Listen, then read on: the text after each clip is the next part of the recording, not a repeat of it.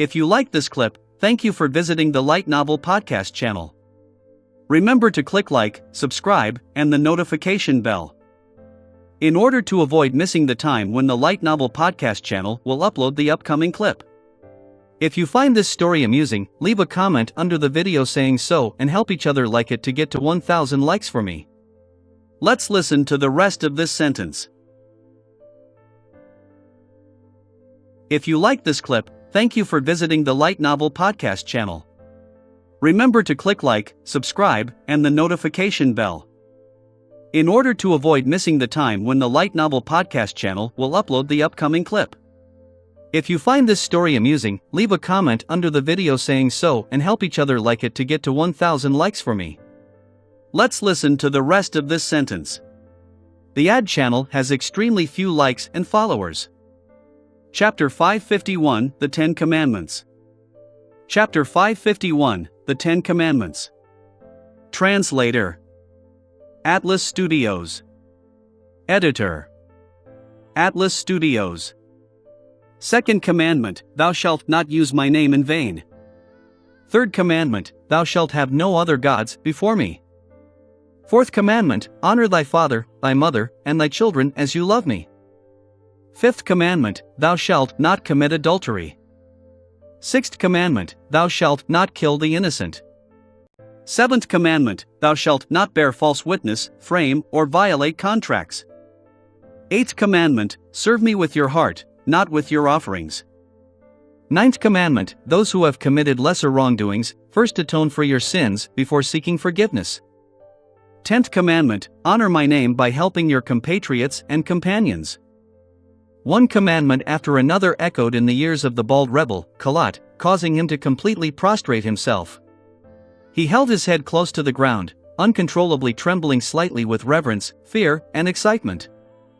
As a mid-sequence beyonder, a rebel who had once been educated in the Fasak Empire, he had sufficient insight to understand that the worship of the sea god was based more on fear of powerful forces, fear of the fearsome natural risks that mankind faced, and many rituals that retained primitive bloodshed. A backward faith that reveled in inhumane and uncivilized practices, something that would be eliminated sooner or later. However, the faith he had developed since he was young had made him afraid to go against the divine revelation. He could only bury the idea of modifying the ritual process deep in his heart and avoid the parts which conflicted with his own wishes as much as possible. Now, the sea god's sudden change left him extremely delighted. It was as if he could see the so-called primitive totem, that outsiders claimed it to be, evolving into a true god. Blessed are we, blessed are the rebels, blessed are the true believers. In his blurred vision, Kalat raised his head, spread his hands sincerely, and placed them against his mouth. I will abide by your teachings as if I am praising your name. The blurry figure in front of him disappeared, the magnificent voice by his ears vanished, and the scene in the cave returned to its original state. However, Kalat knew that everything was no longer the same. He moved his elbows several times and quickly crawled back to his wheelchair.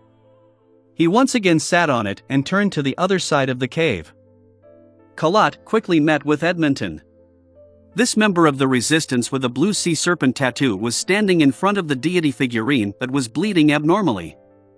His forehead was a mix of scarlet red and black, dirty and gruesome. However, Edmonton's expression was joyful, excited, and satisfied. He looked at Kalat and blurted out, "Did you receive the revelation?" "Yes, it's the aura of God, just like before." Kalat nodded in excitement. Not only has God rebuilt the earth, but he has also rebuilt his covenant. Edmonton let out a sigh of relief. "I was even suspecting that I was hallucinating before. It seems like as long as an outsider touches the holy sword, God will be able to walk the land again. There's no need for it to be completely lifted." Kalat chimed, "Indeed. The reason why the deity figurine shattered and bled is because God has changed his image. We must build a new one. Just like the scenes we saw earlier." God also showed his sacred emblem. Above the symbol of the waves, there was a scepter in the shape of lightning, surrounded by strong winds, Edmonton said as he recalled. Kalat immediately patted the armrest of his wheelchair. "Let's find the high priest right now." he should have also received the revelation. We will usher in a new world. Above the gray fog, Klein put down the sea god scepter and rubbed his temples in exhaustion. He had noticed a problem earlier. The sea god scepter could respond to ritualistic magic, which meant that it could provide a certain amount of strength to help the worshipper complete the ritual and achieve their goals. However, it could only be concentrated within his domain and could not exceed the limit. Whatever could be done was relatively limited. For example, the Evernight goddess could use a method of influencing fate to let her believers naturally obtain the money they needed and pay their debt. As for the sea god scepter, it could at most produce fake money on the altar, and after a while, it would become ineffective and return to its true form.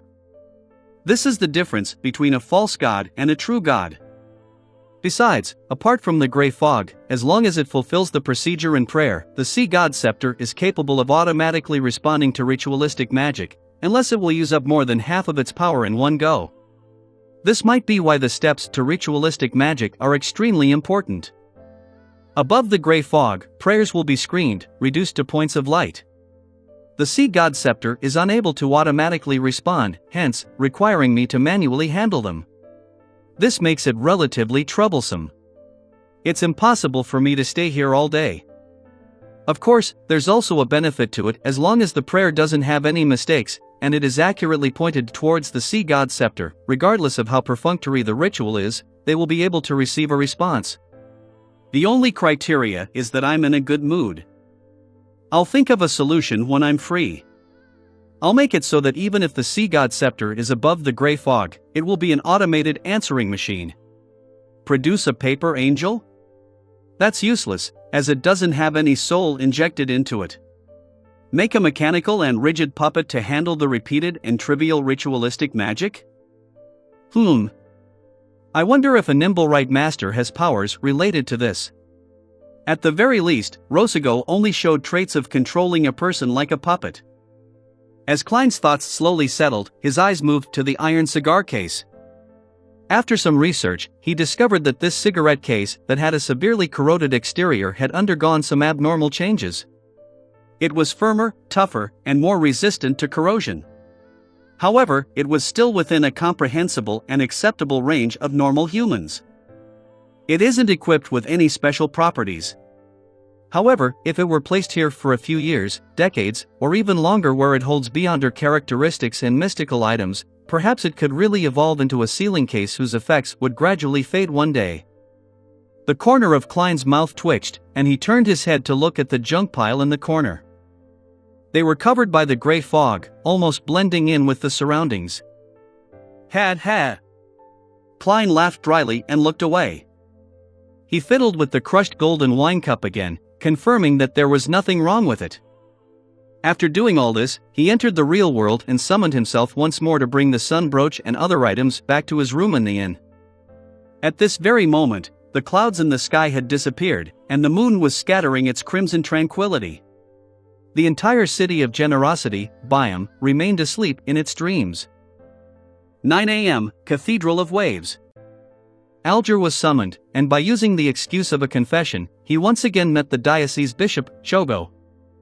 Look for this person. Chogo handed over the portrait in his hand. Another mission. What's going on recently? Alger muttered in his mind as he unfolded the piece of paper. When he saw the contents of the portrait, he almost couldn't control his laughter. It was impossible to tell if the figure in the portrait was male or female, or what they looked like. How was he supposed to find them?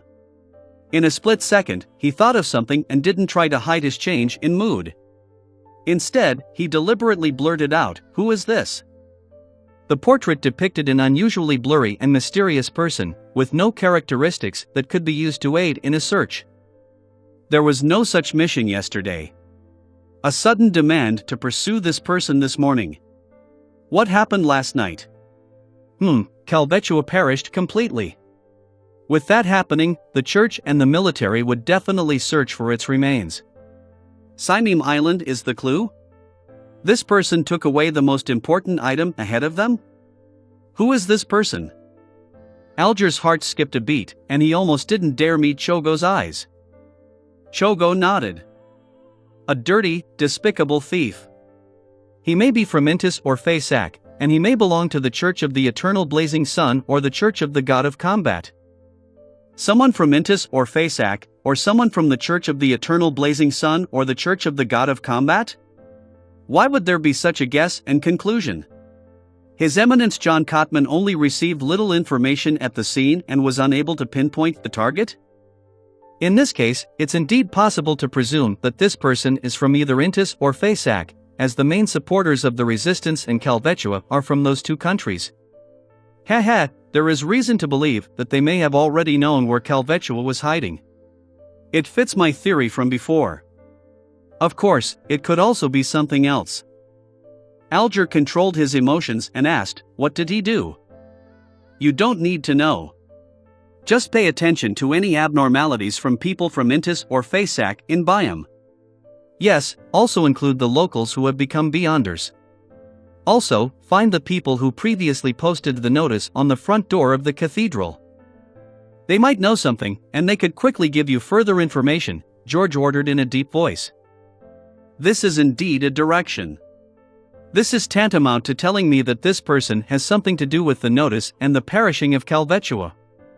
I wonder whose hands Calvetua's Beyonder characteristic landed in.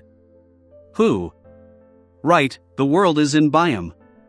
Something happened to Calvetua not long after he came here. Could this be Mr. Fool's purpose? Would this help him in the process of removing the seal and regaining his strength? Alger's pupils contracted as he recalled his conjecture from a while ago. When he woke up, Klein, who had reaped a bountiful harvest last night, was uplifted and in a good mood.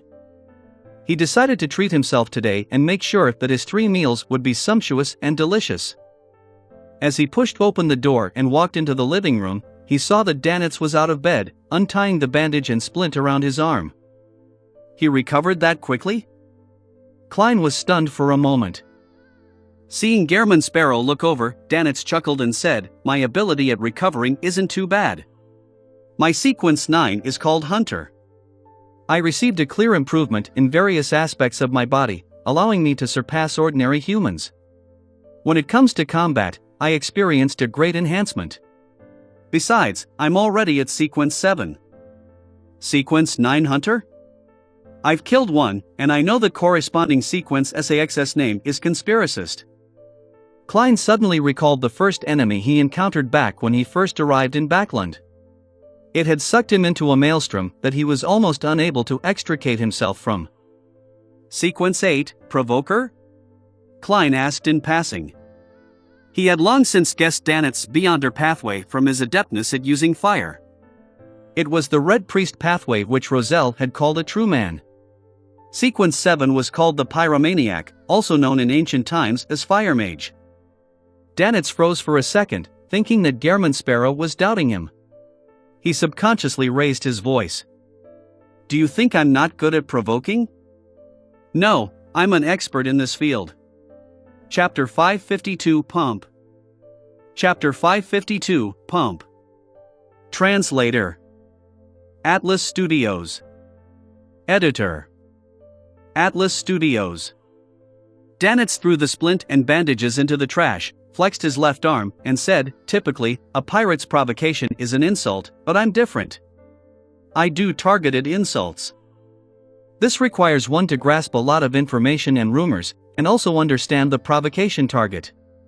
Only by doing this will you be able to make him lose his mind and cause his brain to be burnt out with a single sentence." He paused for a second and said, "Just like with steel.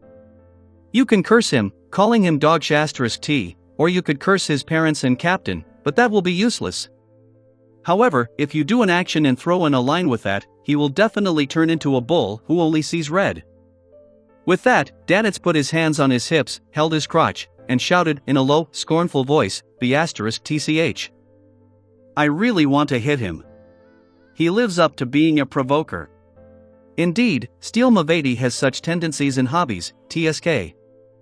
Klein loosened his subconsciously clenched fists. "This is what you call professional provocation." Danitz spread out his hands in conclusion. If I meet a beast, a monster, or someone who cannot be communicated with since they had lost control, I can proactively emit a feeling that they hate. This is a beyonder power. People with such beyonder powers would either be great at receiving beatings, or they would be great at escaping. Clearly, you belong to the latter. Klein cursed inwardly. Without having to worry about his injured left arm, Danitz was in a good mood as he continued, "Actually, I'm very good at setting up traps. It's a pity that you didn't agree with my plan when hunting Steel Mavati." Klein resisted the twitching of his mouth as he calmly replied, "You still have a chance." "What chance?" Danitz asked out of curiosity. "A chance to set up traps for beyonders such as Steel. One by one, I'll introduce you to them." Klein smiled. Danitz was momentarily at a loss for words. He knew very well that traps were often ineffective against a man who wasn't afraid of guns, projectiles, fire, or water. Danitz let out a hollow chuckle and turned to look out the window. "The weather has cleared up. Does that mean that the serpent, Calvetua, is dead?" Klein answered tersely without hiding the truth. Danitz exhaled, hesitated, then said, "Regardless, after the citywide sweep, few pirates will dare come to Byam for some time. This will definitely include Admiral of Blood. Your plan of hunting him with Captain might have to come to an end. The Sonia Sea is so big, so it's very difficult to find a fleet that intentionally hides their whereabouts. Moreover, they can head for the Fog Sea, Berserk Sea, North Sea, and Polar Sea. If it was that easy to kill a pirate admiral at sea, the church and the military would have done it a long time ago. Let me return to the Golden Dream as soon as possible." Danitz lampooned under his breath. "Don't worry, I have a way, and this will be your job." Klein asked without batting an eyelid, "What's your captain's opinion?" He had already spent £12 to obtain a radio receiver through Furs, but he had been too busy with matters regarding the sea god to bother with it. Hence, he hadn't taken it out from the junk pile above the grey fog to bring to the real world. Meanwhile, Klein had received the money from Miss Justice and Mr. Hanged Man, raising his fortune to £7,085 and 5 gold coins. A wealth at this level was enough to buy a rather large and productive manor anywhere. If it wasn't for my revenge and my hope of finding a way back to Earth, I could have already retired. Klein thought in satisfaction. Captain's opinion. Danitz forced a smile and said, "Although Captain and the others should have entered within a 500 nautical mile radius, in theory, allowing the attempt of a soulfall ritual, you should know that the sea routes aren't entirely safe. Pirates have to be careful not to get caught by the military or the church. For this, they often need to take detours. I believe we should wait another day before doing the soulfall ritual so as to prevent any wastage of energy and materials." Okay. Klein didn't give any affirmative answers and had turned towards the washroom. He planned on heading out again today to search for a chance to act as another person. Seeing Gehrman Sparrow's back, Danitz exhaled. "I must first contact Captain in private and persuade her to let me return to the Golden Dream before I can use the soulfall ritual in front of you. Gehrman Sparrow is someone who likes to head out. I have plenty of opportunities and space." Haha, don't tell me that he enjoys shopping? Danitz thought, curling his lips. After leaving the Cathedral of Waves, Alger Wilson went straight for the Ralph Trading Company in Reflection and found the owner, who was reading a newspaper.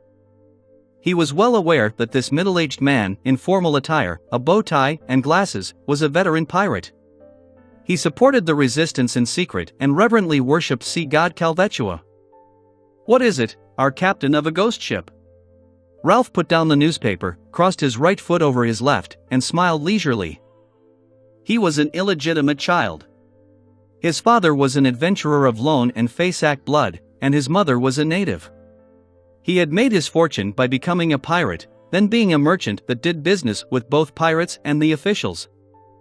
He established a vast network of connections that provided him with help at the Governor General's office, the city council, and the police station. Upon hearing Ralph's question, Alger almost frowned, because the man's attitude and tone were rather abnormal. This abnormality was a state that wasn't in accordance with Alger's expectations. In his opinion, after the fall of sea god Calvetua, he was certain that there would definitely be bad omens in the Rorstad archipelago. The pious believers would definitely sense that something was amiss, either feeling apprehensive or downcast, so how could they still be so relaxed and natural? Alger didn't directly mention Calvetua. Instead, he chuckled and asked, "Do you know where Covaro has been recently?" Covaro was the pirate captain who possessed the beyonder characteristic of the Sanguine Baron. It was said that he was once a sailor aboard the Dark Emperor, and that he was part of the periphery forces of the King of the Five Seas, Nast. Who knows? But he's surely not in Byam, otherwise, he would have been caught in the raids in the past 2 days. Ralph shrugged his shoulders. I heard that his boat went south. Alger actually had an appointment with Covaro on this matter, and he was only using it as a way to start the conversation. Of course, he was well aware that to avoid the tsunami in the waters of the Rorstad archipelago, Covaro had definitely gone far away and would take some time before he returned to Byam. However, Alger wasn't too anxious, as he already knew that Mr. Moon had been given an acceptance draft. If he withdrew the sum before its maturity, he would receive a discounted value and lose a large amount of interest. He deliberately nodded his head and said, "Got it, thank you for telling me."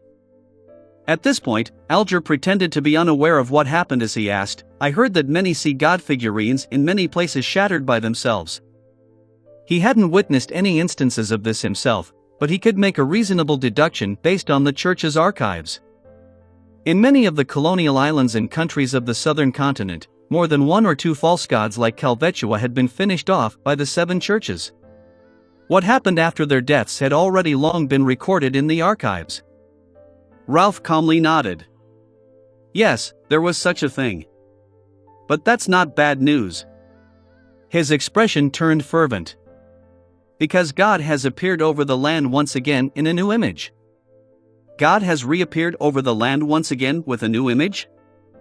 Alger's eyes remained fixed on him, and he felt that this was both reasonable but also unexpected. Judging from the Church of Storm's reaction, he was certain that Calvetua was already dead. Then which sea god was responding to the believers now? Connecting it with his previous judgment, he quickly came up with a bold idea. Is it an embodiment of Mr. Fool? He used sea god Calvetua's perishing to create a new identity? He can release his powers through the seal to directly affect an identity in the real world? Is this the real reason for the world to come to Byam? Hiss, Mr. Fool really does things with pomp. Alger secretly swallowed his saliva and suppressed his excitement. In the Wind of Azurin, Klein, who had yet to leave, saw the stack of cash Captain Eland handed him. Here is your reward for a total of £100. He didn't mention how much Gehrman Sparrow and Danitz each received, but he gave a total amount. As for how exactly they would split the reward, that was something he left to them. The military is really generous. Klein silently mused as he received the thick stack of cash, instinctively taking out 2 5-pound notes and tossing them to Danitz. He lowered his wrist and finally drew another 2 10-pound notes in an expressionless manner. Gehrman Sparrow is still rather just, far more just than just Eland. Danitz put away the reward in pleasant surprise. His wallet that had slimmed down quite significantly over the past couple of days had finally been replenished. Glancing at Gehrman Sparrow in his new clothes, Eland asked, after some deliberation, with his boat-shaped hat in hand, "News from the Church of Storms has revealed that the person who posted the notices on the cathedral's door, informing them of the problem between Letitia and sea god Calvetua, was Blazing Danitz. What do you think about that?" He stared straight into Danitz's eyes and waited for an answer. Ha ha. Danitz gave a hollow chuckle. I don't know him. Klein was silent for 2 seconds before saying, "While fulfilling a dead adventurer's wish, I came across Letitia and her companions at the inn. Snakes invaded our place in the middle of the night, but they easily resolved it. After returning to Byam, I went to purchase some items from the Resistance and discovered that they had taken out their holy sword. Furthermore, there were 2 mid-sequence Beyonders guarding that small base. I felt a crazy will invade my body just by making contact with that holy sword for a moment, and I had nearly lost control on the spot. They were still after Letitia." What Klein said was the truth. It wasn't the entire truth, but it was enough to infer the contents of the announcement. Even if the kingdom's military and the Church of Storms were to investigate further, they would only be able to unearth the fact that Gehrman Sparrow could change his appearance. After listening carefully, Ellen sighed and smiled. If there are such things in the future, you don't have to post notices in the middle of the night. You can come find me directly. This will allow you to reap even greater rewards. He stood up, put on his hat, and said to Danitz, I heard that the bounty for blazing is going to rise again. Chapter 553, Danitz's Hard Work. Chapter 553, Danitz's Hard Work. Translator. Atlas Studios. Editor. Atlas Studios. Bounty. The muscles in Danitz's cheek twitched as he forced a smile, pretending that he wasn't blazing and that he didn't care. When Ellen left, he turned sharply to face Gehrman Sparrow and said, I think we should move to another inn. No, we'd better leave Byam as soon as possible. If I'm worth a bounty of more than 5,000 pounds, I won't be safe anywhere. The pirates and adventurers who are at the same level as me would definitely rush over like sharks smelling blood. Pray that they can finish off while also proving themselves and giving them a high bounty are always very popular. They're worth no less than treasure. Danitz suppressed even more of his inward shouting. Klein didn't agree or disagree, he slowly smiled. Are you worried that your bounty will be too high? Danitz nodded heavily, finally feeling as though the madman, Gehrman Sparrow, was finally saying something sensible. Besides hiding, there are other solutions, Klein said as he walked over to the coat rack. What are they? Danitz asked subconsciously. Klein took off his half-top hat and put it on his head. Raise your sequence. Let your strength match the bounty. He put on his coat, twisted the handle, and walked out of the suite. Raise myself to sequence 6? Become a conspiracist? Danitz paused for 2 seconds, then he frowned and grimaced. When he consumed the sequence 9 Hunter and sequence 8 Provoker potions, he didn't find it much of a problem. In fact, he began to long for finding the legendary treasures, obtain mid or high sequence formulas and their corresponding materials to advance to a demigod, and then become the new king of the sea. However, the intense pain and discomfort brought to him by the pyromaniac potion had left him in fear and apprehension. He didn't dare believe that he nearly lost control despite strictly following his captain's instructions of constantly provoking his opponents. This forced Danitz to consider whether or not he was fine just getting rich so that he could return to Wintus a rich man. He stood there, troubled for several minutes. Finally, he thought of a question. Even if I want to advance by consuming a potion, it's not something I can do in a short period of time. I'll still have to find the formula and collect the ingredients. It wouldn't be an easy task, and the new bounty might be released tomorrow or even today. So, I must change inns and leave Byam as soon as possible. After Alger left the Ralph Trading Company, he casually went to a few places to inquire about the situation. When it was almost noon, he received a new report from the Church of Storms. It's confirmed that the person who posted the notices at the door of the cathedral is Blazing Danitz. Pay attention to his whereabouts. Blazing Danitz. Alger held the slip of paper in his hand and ruminated over the name silently. The corners of his mouth curled up, and he no longer had any doubts in his mind. With ease and certainty, he felt confident about going out to sea to hunt for materials. This was because his quest would happen at sea and because Mr. Fool has a new identity, Sea God. Having missed the morning's blue star, Danitz waited until 4 in the afternoon to attempt the soulfall ritual while Gehrman Sparrow was out. He drew the god of knowledge and wisdom's sacred emblem with familiarity and omniscient eye on an open book with the appropriate altar set up. Inside the wall of spirituality, he lit a candle and picked up the lavender and mint extract before dripping it onto the still burning flame. A refreshing fragrance filled the air, and Danitz burned several more herbal powders. Having done all this, he took a step back and said in ancient Hermes, I pray for the power of knowledge. I pray for the power of rationality. I pray for the God of wisdom's loving grace. I pray that you allow me to communicate with the spirit of Edwina Edwards, the teacher who pursues knowledge, the researcher of spirit world creatures, Vice Admiral Iceberg of the Seas, who hails from Lemberg. Whoosh! Along with the echo of the incantation, the interior of the altar suddenly became cold. Apart from the 3 candles, the remaining brass dagger, the salt plate, the bottle of extract, and the fountain pen and paper all floated in midair. Danitz waited nervously, not knowing what was going to happen next. After nearly 20 seconds, the flames of the 3 candles began to sway, coloring the candles in a pale green color. Danitz's body suddenly stiffened. He felt an icy chill invade his body in an irresistible manner. He saw his feet move uncontrollably, and he took a step forward.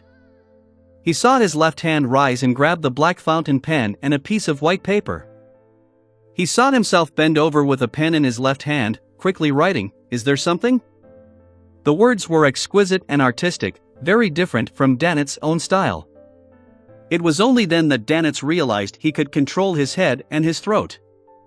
"Captain, see God Calvetua is dead."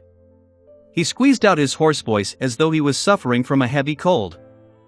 Details. His right hand wrote smoothly. This was the opportunity Danitz had been waiting for. He immediately recounted everything that had happened, including Gehrman Sparrow's visit to Simime Island in order to fulfill some adventurer's dying wish, the possibility that Gehrman Sparrow had suffered the sea god's curse, and how he easily resolved the problem after closing the door. Including the madman's mistake of mistaking the ancient elven ruins as a sea god ruin. Towards the end, Danitz quickly added his own take on the matter. "I believe that Admiral of Blood won't come to Byam for quite a substantial period of time. Most famous pirates wouldn't. It will take at least half a year for this matter to pass. Captain, your hunting plan with Gehrman Sparrow might have to be shelved for the time being. I wish to return to the Golden Dream." His left hand froze for a few seconds before writing, "Continue to follow Gehrman Sparrow, and be my contact point with him. Captain, why you can teach him the soulfall ritual." Danitz yelled hoarsely. His left hand wrote, "This can only be done within 500 nautical miles, and in the case of the person holding the ritual, it would be quite risky for him. And you have our points of contact on the various islands. Those are things that cannot be told to outsiders." Indeed. Gehrman Sparrow is just an outsider. "But, Captain, I really want to go back to the Golden Dream." Danitz racked his brains and said, "Maybe we can invite him to be a guest on the ship." "No, this." Suddenly an idea came to Danitz. "Captain, he has a messenger. He has a messenger. A messenger that travels through the spirit world to deliver letters for him. This should be an unrestricted means of communication, and it should be more private and secure. I don't need to be the contact person anymore." Danitz thought in abnormal delight. His left hand hung in midair for a few seconds before he wrote, "If that's the case, there's no problem. As the New Year holiday is coming to an end, it's indeed time for you to return to the ship. You do have some talent in languages, but you still have quite a few problems in other areas. You need to attend more classes and work harder." Danitz opened his mouth, but nothing came out of it. He suddenly felt that returning to the Golden Dream wasn't anything to look forward to. In the evening, Klein returned to the Wind of Azure Inn. He didn't find a suitable target for acting despite an entire day's work. Due to the sweep from before, many pirates and adventurers that were wanted were arrested.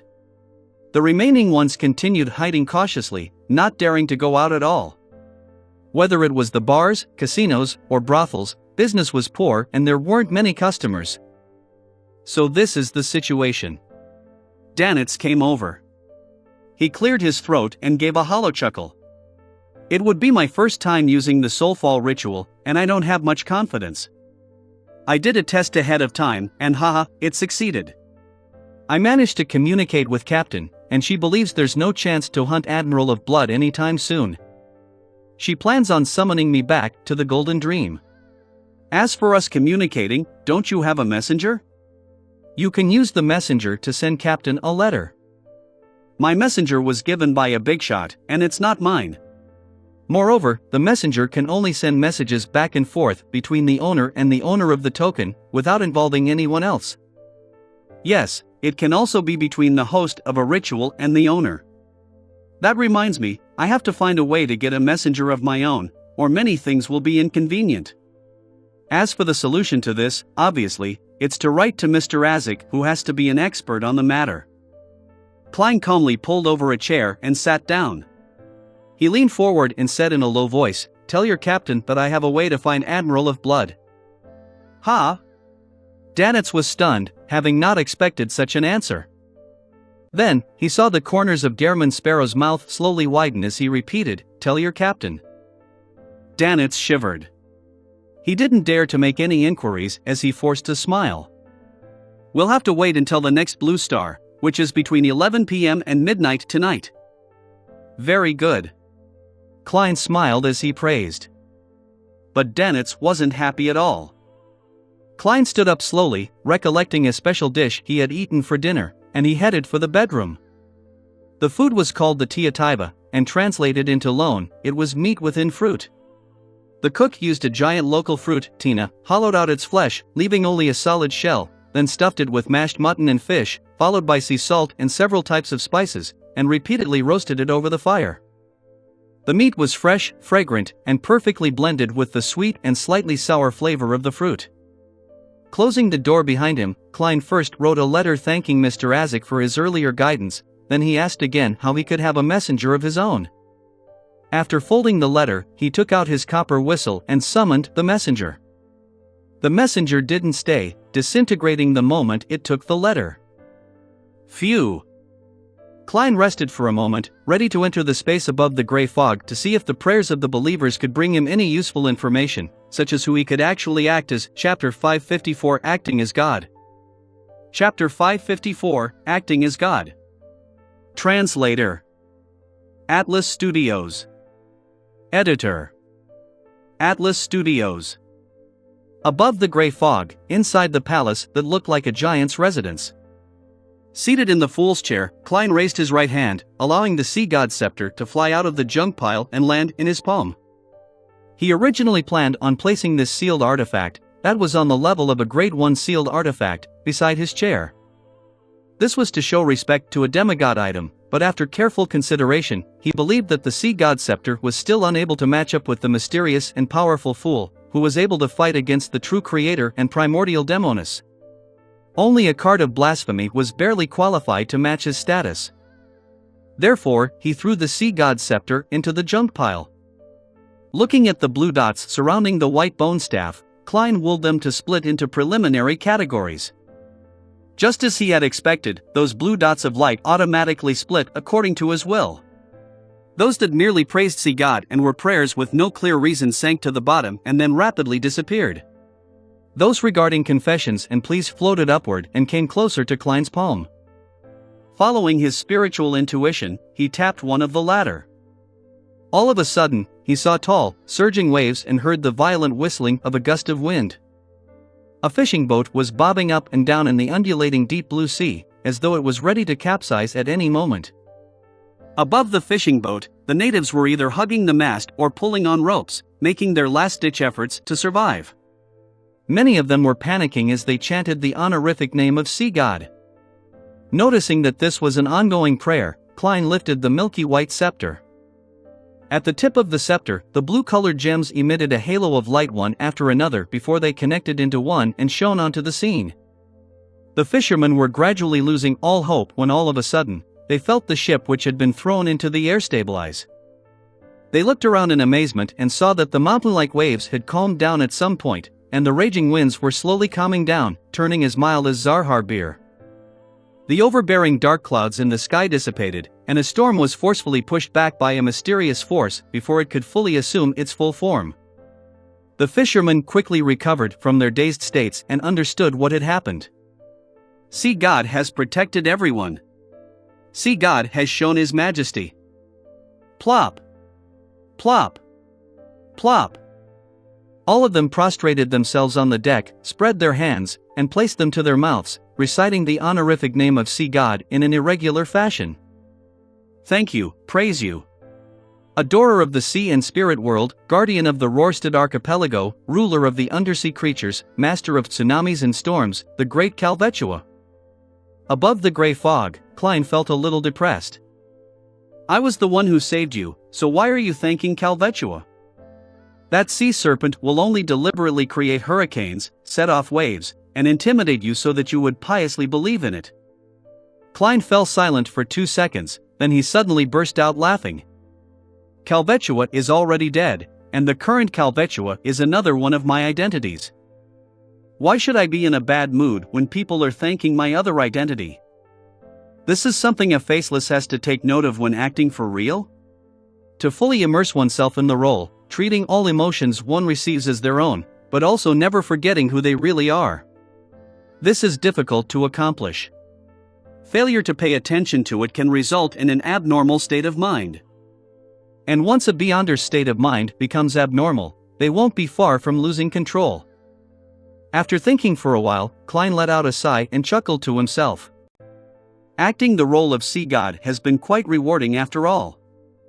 Although such acting doesn't provide feedback due to the gray fog screening in isolation, nor does it facilitate the digestion of the faceless potion, it can provide me with experience and lessons, helping me figure out a safer and more effective way of acting. Wrapping up his thoughts, Klein spread his spirituality to another point of light. This time, the plea came from under a bridge. A woman with tattered clothes and a festering body was leaning against a corner, mumbling the honorific name of sea god as she made her final confession. Through her descriptions, Klein seemed to have witnessed her short life. She was a native woman whose parents believed in sea god. As a result, she inherited the faith of sea god. In the first decade or so, her father worked as a miner, repairing roads and laying the rails, while her mother focused on temporary jobs, sewing, doing laundry, helping out at the docks, and occasionally working as a street girl. Only then did the family barely survive. An abrupt change occurred 2 years ago. Her father had died during a road repair accident, and the Rørsted Railroad Company had offered only a pittance of compensation. This pushed the family onto a path of no return. Subsequently, the girl was sold to the Red Theater by her mother and became a legal prostitute. Although Emperor Roselle had long invented the condom, many pirates and adventurers were unwilling to use one in their desire for momentary pleasure. And since the Red Theater didn't enforce the use of condoms, the girl's resistance was ineffective. All she could do was submit, eventually getting infected with some disease.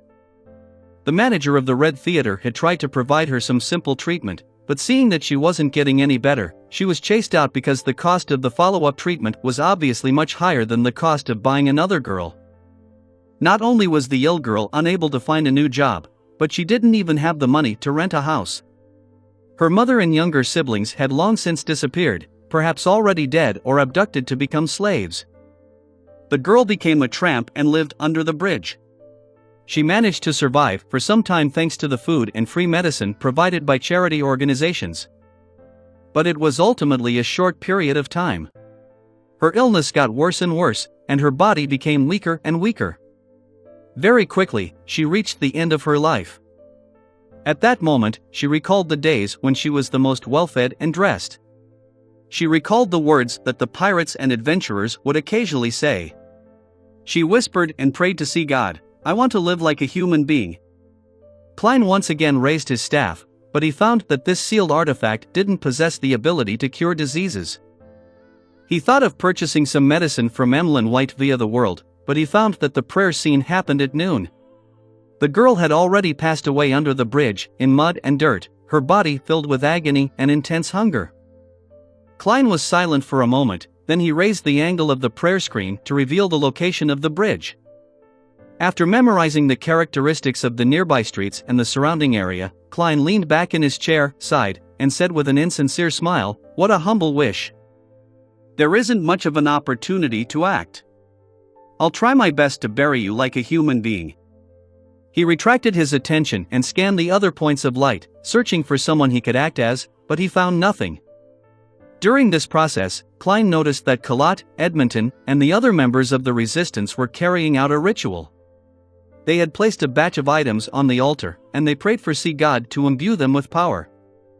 So that's how they received the Beyonder items they use for trade. To be at the level of a demigod is truly different. Moreover, they're used to not receiving any immediate replies. It's as if they plan to leave the items on the altar the entire night. Apparently, that sea serpent, Calvetua, didn't respond immediately either. It depends on its mood, or whether it was asleep or not. Otherwise, it could only respond instinctively, unable to produce any beyonder items in batches. Klein picked up the sea god scepter, making the blue gems shine again. Boundless spirituality magically merged together, gushing into the prayer scene with transcendent vibes and randomly fusing with various items. Some of them are electric shock charms, some that allow people to swim in the sea like fish, some that allow a gale to blow. Within 3 months, their spirituality would gradually decline to nothingness. Klein half closed his eyes, feeling the changes in the items. Although he had only responded twice, he was already rather exhausted despite mainly relying on the power of the sea god scepter. However, the first response had to do with him forcibly dispersing a storm and calming the waves, while the second response was to simultaneously provide an enchantment to dozens of items. They were all at the level of a demigod, so it was rather draining on his spirituality. Even if I frequently used the sea god scepter, I wouldn't be able to last very long. On the other hand, the negative side effects wouldn't be a burden on me. I can attempt to use it at times. Yes, the situation with the resistance reminded me. I can also pray to myself and make a bunch of charms, mainly to allow me to do things underwater. This way, even if I find myself in a sea battle, I wouldn't be so restrained. Alright, I still don't know how to make lightning charms. I need to seek out the corresponding mysticism information, and with it, I can deal with enemies who have air superiority. Klein silently muttered a few sentences and threw the sea god scepter back into the junk pile while swiftly returning to the real world. East Chester County. By the side door of a huge manor in the vast and beautiful countryside. Audrey Hall was dressed in a waist-fitting black riding suit with a simple blouse lining her insides. She skillfully sat on the back of a brownish-red mare without showing the slightest sign of wobbling. Her black leather boots were in the stirrups, with her white trousers slightly tucked into them. She smiled at Susie, who had a leather bag on her back. "I'll wait for you at the edge of the woods." With that, she bent down with the whip in her hand and let the brownish-red mare gallop across the open field. Compared to the gorgeous yet gloomy family castle, Audrey preferred the beautiful manor and the scenery of the countryside. One handsome horse after another came running out. The riders were servants and maidservants, and their only mission was to protect Miss Audrey. Susie was also running happily, a feeling she couldn't experience in Backland. Moreover, she and Audrey would have a little adventure today, and that was exploring an ancient tower in the forest that had collapsed a long time ago. The valuable items there had long been taken away, but there had never been any accidents that happened there. It was a perfect place for an inexperienced person to practice her various abilities. The only problem was that it would be dark in 2 hours, and there might not be enough time. Chapter 555, The Message Late at Night. Chapter 555, The Message Late at Night. Translator. Atlas Studios. Editor. Atlas Studios. East Chester County was still cold in January, with snow often piling up. The branches and leaves of the trees were withered, with beasts hiding themselves, making it appear lifeless. Audrey led Susie around the ancient tower several times while surrounded by her attendants and maidservants, but they found nothing. There were only piles of gray bricks and rotten wood, and in the gaps, there were weeds and the corpses of tiny critters. Audrey had thought she could find some murals on the wreckage of the walls, allowing her to decipher the origins of the ancient tower and use the appearance of wild beasts to secretly practice her beyonder skills such as awe, frenzy, placate, but she was only left very disappointed. This isn't a tiny adventure. It's just a stroll on horseback. She pursed her lips, held her whip, and walked to her horse. Unwilling to resign herself to this, she asked the attendants and maidservants around her when she had traveled half the distance, "Are there any legends of monsters nearby?" Half of the attendants had followed her from Backland to the family castle before coming to this manor. The other half were locals and were usually busy in the manor. There was no doubt that Audrey was asking the latter. The reason why she had come to this manor was because, historically, there was a folk tradition of worshipping dragons in the surrounding areas. A young attendant secretly shot a glance at his noble and beautiful mistress. He mustered his courage, took 2 steps forward, and bowed while saying, "Deep in this forest, there are many fearsome wild beasts. Every year, hunters die there, but no one has ever encountered a monster before. It's just like the situation described in an old folk song that goes around this place." He recounted the folk song, and the general meaning was: monsters are in your dreams. Dragons are in your dreams. The great imagined palace, floating in the air, is also in your dreams. There is the place where you will have everything, all the way until you wake up. Curious children, brave adventurers, go and find the dragon in your dreams. The attendant deliberately left out the last line, because he might be misunderstood as being sarcastic to Miss Audrey. A dragon in a dream. The great palace that is imagined and floating in the air is also in a dream. Audrey carefully pondered for a few seconds before she suddenly felt that this ancient folk song wasn't completely meaningless. According to the information about dragons that she'd bought from Little Sun, the dragon of imagination, Ankwelt, had actually imagined a floating city with massive temple pillars supporting a towering palace complex. The name of the city was Liveseed, meaning the city of miracles. In dreams, the spectator pathway comes under the mind dragons, involving the conscious, subconscious, the sea of collective subconscious, and the sky of spirituality. No matter how you look at it, it certainly involves the dream domain. Perhaps this ancient folk song really is pointing to something. Could Liveseed really exist in the sea of collective subconscious, in dreams? But a dream is purely in the mind. Many thoughts flashed through Audrey's mind. Even when she returned to the manor, she was still unable to come up with a clear train of thought. Entering the room, she glanced at Susie, suddenly having the urge to show off. Susie doesn't know anything about dragons, so she definitely wouldn't be able to detect the peculiarities of this folk song.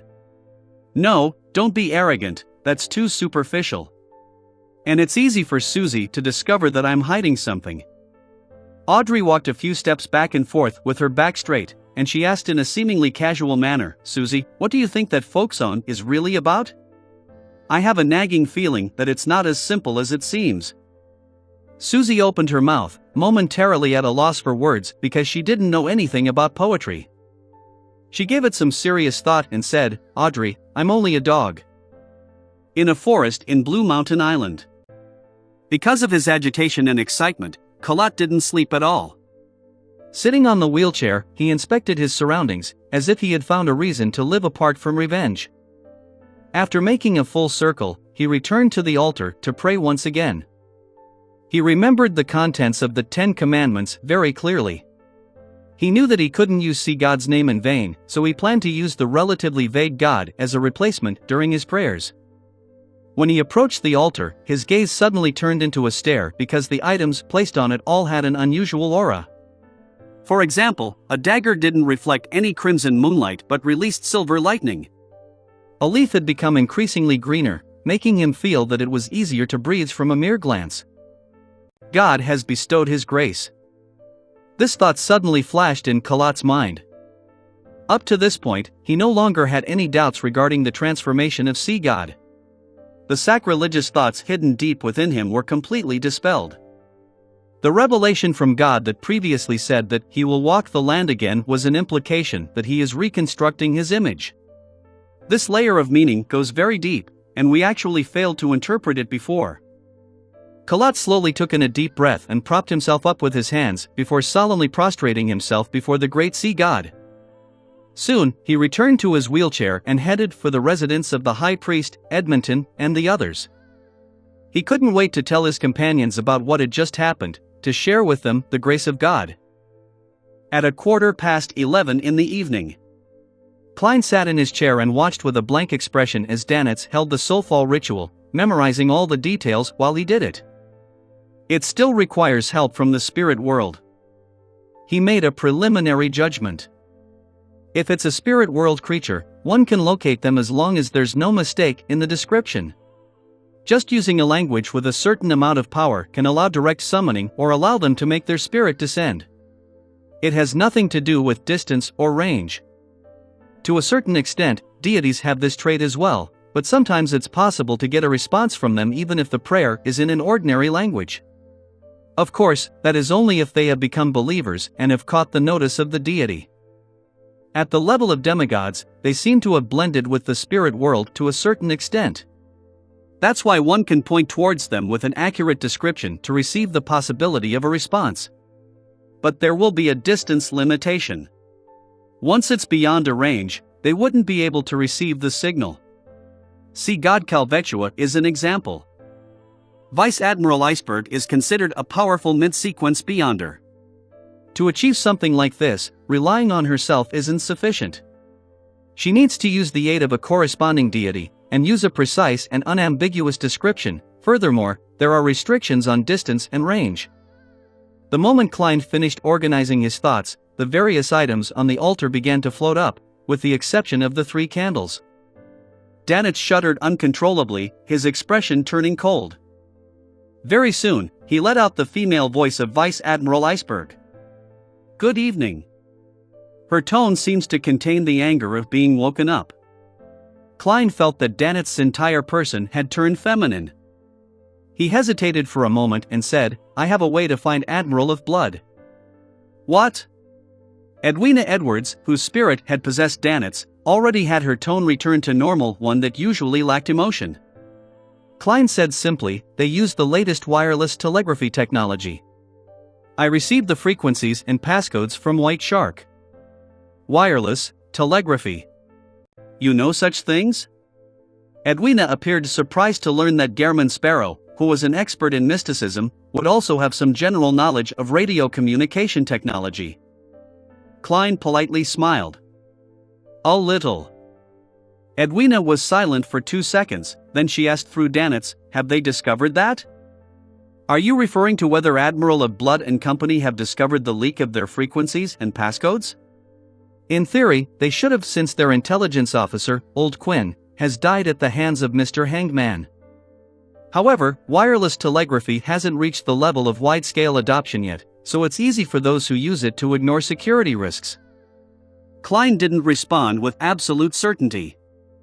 "Perhaps. But we can try.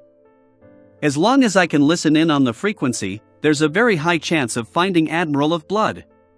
As sea god, even at the level of a demigod, making it difficult for me to know about matters in neighboring seas like the back of my hand, I can still control sea creatures and ask them to seek people out." Klein silently added. Edwina said thoughtfully, "I'll have Danitz help with the surveillance. You know a lot about wireless telegraphy as well." Klein grinned and said, "Okay." When the soulfall ritual was over, Danitz watched Gehrman Sparrow take out a sizable piece of machinery and its corresponding accessories, with mixed emotions. "What is this?" he asked in astonishment. Klein said flatly, "Radio transceiver." Danitz turned agape as he finally forced his question out. "Where did you get it?" Klein glanced at him. "Outside." As he spoke, he tossed the manual and information on the frequencies and passcodes to Danitz and went back to his bedroom to sleep. So this is what he does on his frequent trips out. Danitz felt as though he had understood something. After much reading and experimenting, he finally mastered the usage of the radio transceiver and settled back into his reclining chair. He was soon snoring away. Without knowing how long he slept, he was suddenly awoken, astonished to hear rhythmic clicks. "What?" Danitz rolled to his feet and looked towards the source of the sound. He saw the radio transceiver in the dim room working on its own, spitting out illusory sheets of white paper under the serene moonlight. "What's this?" Danitz conjured flames in his palms as he carefully inched forward. This scene reminded him of the horror stories that pirates often spoke off when they were bragging. "There's a problem with the radio transceiver? It's connected to an evil spirit?" Danitz decided to yell for Gehrman Sparrow the moment he discovered anything amiss. As he approached the radio transceiver, he saw several lines of ancient Fasak on the illusory sheet of paper. "Hello. I sense a familiar but unique aura, but it's about to dissipate." "Hello." Danitz attempted a response. "Who are you?" The radio transceiver produced its clickety-clack again, spitting out a piece of white paper. "My name is Erodes. In exchange, you have to answer one of my questions. Chapter 556 Discriminatory Treatment. Chapter 556 Discriminatory Treatment. Translator Atlas Studios. Editor Atlas Studios. A question? This strange radio transceiver is a little interesting. Danitz cleared his throat. You can ask, but I might not answer. Hee, you think I'm the kind of adventurer or archaeologist who ends up killing himself because of curiosity? Danitz thought with both caution and pride. It took a few seconds for the radio transceiver to produce its clickety-clack again.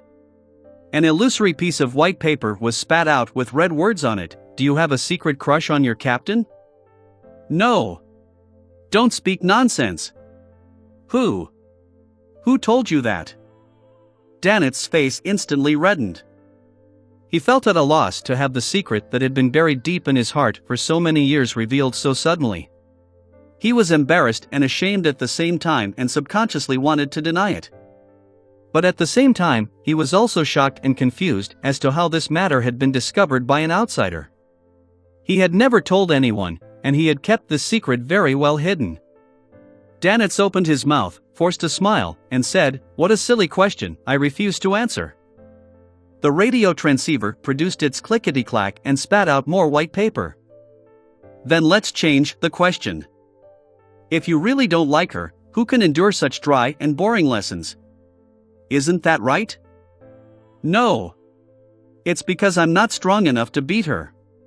Danitz blurted out, his expression twisted. The clacking of the radio transceiver became increasingly brisker and the words on the illusory white paper increased. A lie. Let's change the question. The type of female you like is beautiful, powerful, mysterious, intelligent, and someone who was able to step over you, right? Danitz's lips quivered as he felt as though flames were seemingly rising from his body and smoke was billowing from his head. At this moment, he felt his state of mind explode. It was as if someone had stripped him naked and tossed him into a busy street. Subconsciously, he looked around in panic, searching and avoiding the gazes that might be cast on him. Then, he saw that the bedroom door had opened at some point. Gehrman Sparrow stood there quietly in his white shirt which hadn't been tucked in and his rather loose black trousers. It was unknown how long he had been watching. When did you come out? Danitz stuttered, his face blank. Please tell me that you just opened the door. He prayed inwardly. Klein walked over to the radio receiver that had become paranormal and answered calmly, from the beginning. As a seer, how could I not have sensed the strange activity outside? Even in my sleep, I'll still have my spiritual intuition. Klein chuckled inwardly. Danitz's face instantly turned ashen. He turned his body in a half-circle and rushed toward the radio transceiver that seemed to be possessed by an evil spirit, in a bid to rip up the illusory white paper with the 3 questions. But his hand went through the words without him grabbing onto anything. A scarlet-red fireball formed in his palm again as he thought of blowing up the damn radio transceiver. At this moment, Gehrman Sparrow's cold gaze swept over him. Right, this is his.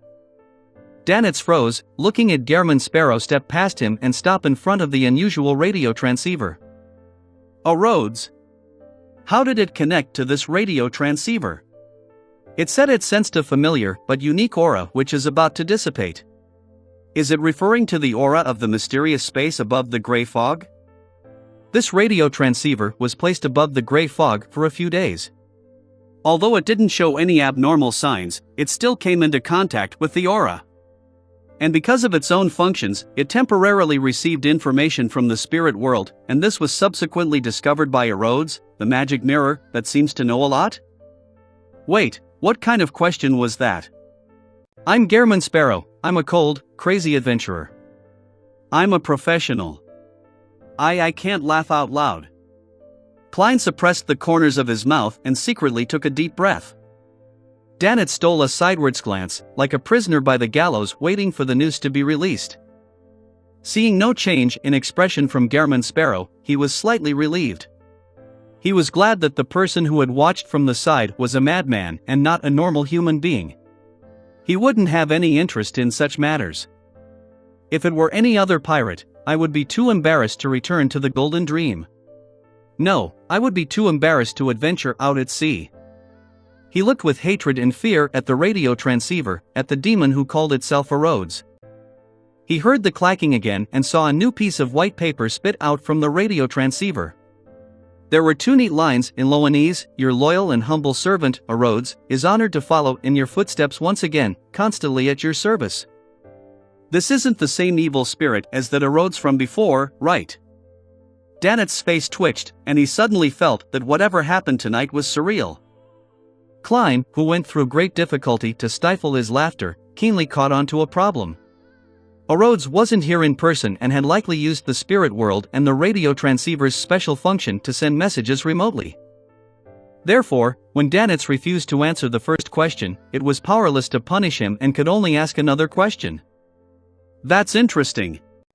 In the future, I'll just need to place the radio transceiver above the gray fog for prolonged periods of time, and I'll be able to make it turn into a unique item that receives spirit world information from ghosts.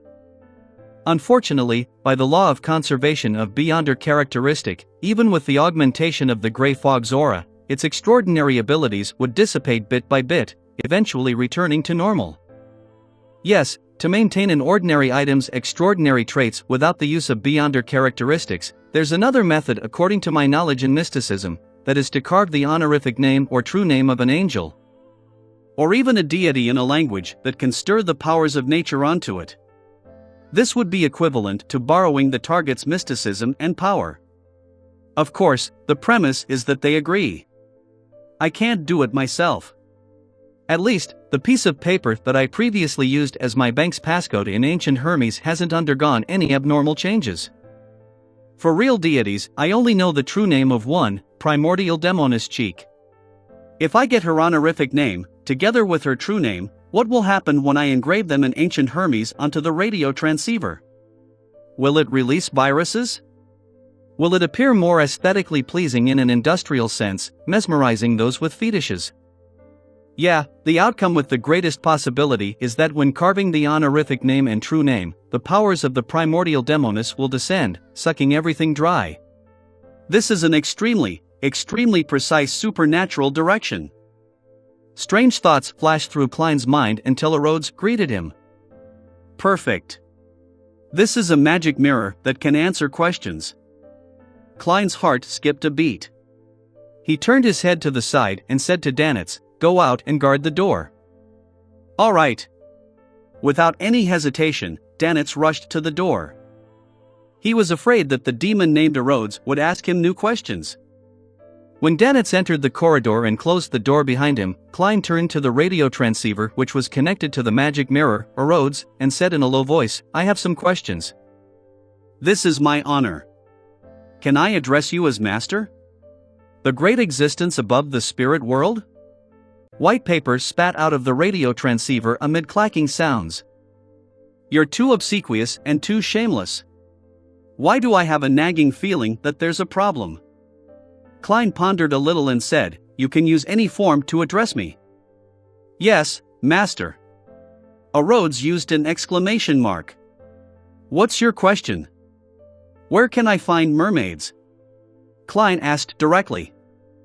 Amid clacking sounds, the radio transceiver answered, "To the east of the Gargas archipelago, sail the sea route for a week and there's a chance of meeting mermaids. However, the mermaids there are all believers of the Evernight goddess." This is a little amazing. It's within expectations, but it's also surprising. Klein realized that his previous speculation had turned into reality in a way he didn't expect. Rhodes continued to type, "If it bothers you, you can continue heading east, but it will be very dangerous. That place is no longer a real ocean, but the ruins of the War of the Gods. Of course, you definitely wouldn't mind that." "Who said that?"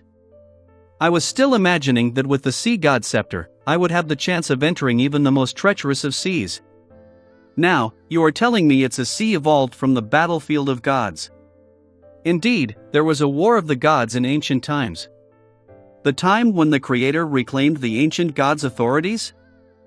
Klein didn't make comment as he watched Rhodes make the radio transceiver produce more words. In addition, there are reared mermaids in the Church of Evernight's headquarters, in the Cathedral of Serenity, as well as the Sleep Cathedral on Dinos Island. In addition to the Holy Cathedral, there are mermaids on Dinos Island as well? The former is too dangerous. They have grade 0 sealed artifacts and powerhouses at the level of angels. The latter can be considered. Transform into a nighthawk or a bishop and sneak in to listen to the singing and consume the potion. That's not right. The church rears mermaids to target faceless beyonders, so how can they not be on guard against this point? I have to think of another way. Klein was about to ask the second question when he saw a new sheet of white paper come out of the radio transceiver.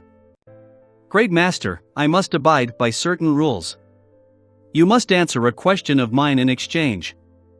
Answer your question? Klein raised his eyebrows slightly and waited for Rhodes to ask the question. He decided to acknowledge the servant, depending on the situation. Amidst the clacking, Rhodes used words to spell out a question. What are you planning to have for breakfast today? Nice question. Klein calmly replied, depends on what the inn offers. A perfect answer. Rhodes was almost short of giving a round of applause. Without waiting for Klein to speak, it continued to type, the aura above the spirit world is about to disappear. I await the next opportunity to be at your service, Great Master. After the illusory piece of paper was spat out, the radio transceiver stopped and lost its gloomy feel. How many days would it take above the gray fog before I can contact Rhodes again? I'll ask it for the method to remove the mental corruption of a Beyonder characteristic the next time. Yes, this method should be used prudently. Rhodes can use the special connection after the radio transceiver is tainted by the aura. Those who are stronger and more terrifying than it might be capable of doing so as well. If I keep doing this, maybe one day I'll get a telegram from the true creator or the primordial demoness. Klein's mind raced as he noticed the hidden risks. Chapter 557, Planting a Q on Herself. Chapter 557, Planting a Q on Herself. Translator. Atlas Studios. Editor. Atlas Studios. Eastchester County, the Hall family manor. Audrey sat at the dressing table and lit a candle. Afterwards, she looked at herself in the mirror across from the slightly swaying light of the fire. Her green eyes gradually became deep, making it impossible for anyone who laid eyes on them to shift their eyes away, as if even their souls wished to drown in them. Audrey, you have to remain lucid tonight in the dream, she said to herself softly. This was a simple psychological cue. The ancient folk song she had heard at dusk had inspired her to explore her dreams and see if she could enter the sea of subconscious sea and the spiritual skies of all living things. This was an experiment that other psychiatrists had never attempted. At least, there was no similar experiences in the reference materials provided by the psychology alchemists, giving oneself a psychological cue to explore their own dreams. Perhaps I might be able to find traces of a mind dragon or even the City of Miracles, Lifeseed. Audrey withdrew her gaze, removed Lie, which was now in the form of a ruby necklace, and placed it inside a jewelry box. She was afraid that the mystical item that amplified her emotions would affect her while in her dream and cause unnecessary harm, therefore, she removed it in advance out of caution. After doing all of this, Audrey subconsciously looked at her reflection in the mirror and saw little blemishes on her face. While wearing Lie, she felt that her beauty was intoxicating. Wake up, Audrey. That's only a lie. She lifted her right palm and caressed her cheek. At that moment, she was very glad that she had chosen the name Life for that mystical item. It kept her constantly alert, otherwise, she feared the day that she would one day be completely dependent on it and not want to face her true self.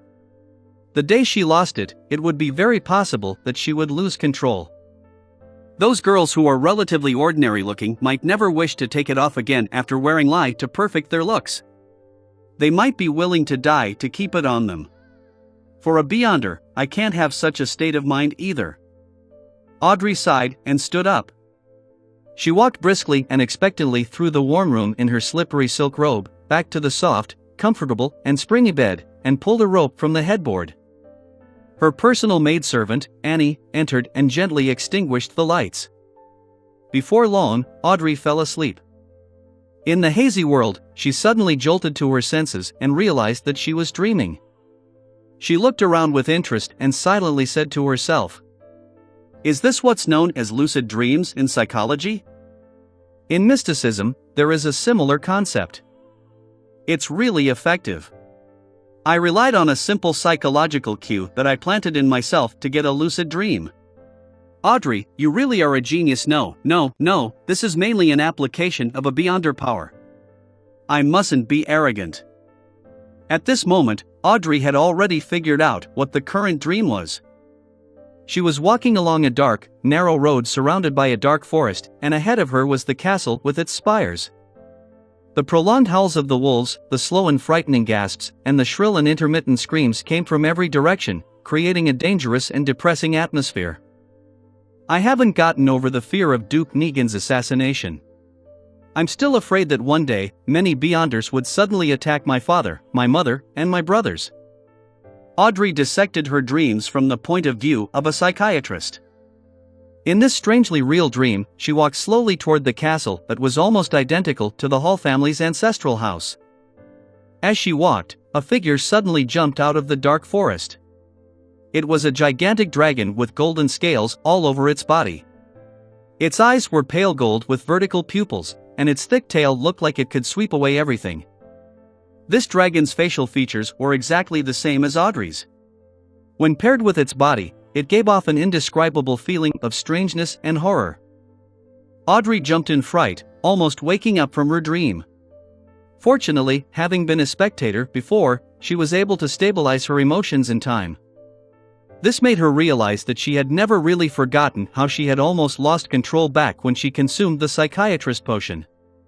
Back then, her self-relief and the improvement in her mood was only superficial. The trauma had already taken root in the depths of her subconscious and would occasionally reflect itself in her dreams.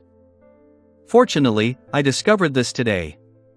In the future, I can try to treat this trauma in my subconscious. I'm a psychiatrist. If I continue to ignore this issue, I might lose control due to this fear when advancing to sequence 6. Audrey examined herself carefully. As she walked and stopped, Audrey's dream kept changing in an erratic fashion. It would have been considered quite an unsatisfactory story. Finally, she arrived in front of the castle and saw an arm-length magic staff sweeping through the air, scattering down specks of light that were as resplendent as starlight. The castle that was shrouded in the light instantly became magnificent, and all the gloom disappeared. The melody of a band came out from inside the castle as one wall lamp after another lit up. This was the most beautiful expectation that I had towards Beyonder powers at the very beginning. It really was a little girl's fantasy. The corners of Audrey's mouth curled up, and her mood turned for the better. She didn't stop, but she walked past the castle to the edge of her dream. She didn't care how the scene behind her changed, or how the story unfolded. After walking for an unknown amount of time, she passed through the barren wasteland and arrived at the top of a cliff. Looking out, the gray, blurry void extended into the distance. The area beneath her was so deep that it seemed to be bottomless. Audrey was keenly aware that this was the boundary of her dreams. Once she left, she had no idea what would happen. And how do I leave? Jump down? Will I fall to my death? Audrey thought awkwardly, not too courageous in taking the risk. After thinking for a few seconds, she slowly came up with an idea. This is a dreamland that originates from the world of my mind. As the mistress of this place, I can use my will to open up a path for myself. With the thought of making the attempt, she tried to conjure what she thought, just like the way she did it above the gray fog. The only difference was that the former needed the help of Mr. Fool, and now she had to rely on herself. Audrey stretched out her right hand, pointing it downwards into the depths of the gray fog. In front of her, the gray fog suddenly surged, revealing layers of stairs that led downwards, without an end in sight. Audrey took a slow breath, lifted her skirt slightly, and stepped onto the first step. Step by step, she continued down the stairs. The surroundings grew increasingly quiet, so quiet that it was almost as if she heard auditory hallucinations. In this place, there was nothing else apart from the gray fog. It was lonely and filled with the unknown. A howling gale blew in from different directions, causing Audrey to sway back and forth. The fear she felt slowly deepened. Before she lost control of her emotions, her green eyes shone with a warm light that seemed to be able to see through the hearts of others. Audrey used her psychoanalysis powers to placate herself. She continued her search. After nearly a minute, a point of light suddenly lit up in the surrounding gray fog.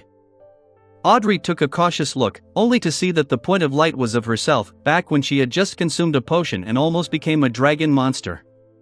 While on the verge of losing control, emotions such as worry, horror, fear, and nervousness were clearly overflowing from her. This is my subconscious, so this is my trauma? Audrey vaguely understood where she was after she left her dreamland. She was in no hurry to resolve this trauma as she continued to walk down, step by step, filled with anticipation. According to the theories of the psychology alchemists, the subconscious was at the bottom of her destination, the sea of collective subconscious for all living creatures. During her exploration, Audrey once again saw herself listening to her parents' storytelling when she was young. She saw herself, someone who valued her image but wasn't actually very elegant deep down. She saw herself participating in the tarot club, only that all the specks of light regarding the latter were tightly wrapped in a gray fog. These are things in my subconscious. They influence my character and behavior? Audrey instinctively analyzed what she saw with her knowledge of psychology. Amidst the coruscating points of light, there were several times where she was pushed to the verge of an emotional breakdown due to the lonely, aimless exploration, but she had used her beyond her powers to placate herself in time. Just as she was about to lose all sense of the passage of time, she saw the last step. In front of the steps was a solid, blurry, gray ground. Above it, there were streams of light and shadows. They were dense and overlapping, like an illusory sea. The sea of collective subconscious. Audrey took a few steps forward and raised her head to look up. To her surprise, the gray fog no longer blocked her vision as the clear high skies appeared. There were countless indescribable silhouettes, 7 of which were of different colors. They were lustrous brilliances that seemed to possess immense knowledge. Audrey pursed her lips and happily said to herself, "The sky of spirituality." Then, she cautiously moved forward, forging the adventure that she could call her own. Those figures of light that formed the sea would flash past her from time to time.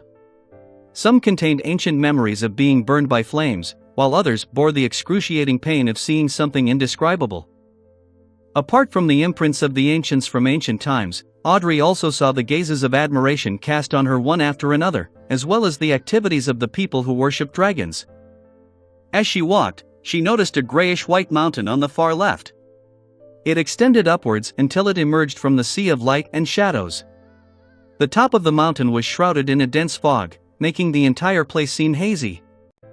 Is that someone else's consciousness? The sea is the subconscious, and beyond the surface of the sea is the ordinary consciousness? Yes, he's dreaming. Audrey suddenly thought of a possible application of a psychiatrist. It was to move closer and climb up, directly affecting the other party's subconscious thoughts, allowing them to naturally act according to her bidding. But it should be very difficult and very dangerous. Audrey looked away, not daring to make the attempt. She clearly remembered that her purpose this time was to seek out traces of the Mind Dragon and the City of Miracles, Lifeseed. Audrey passed by more than 100 other people's consciousness. Gradually, she felt exhausted. It's time to return.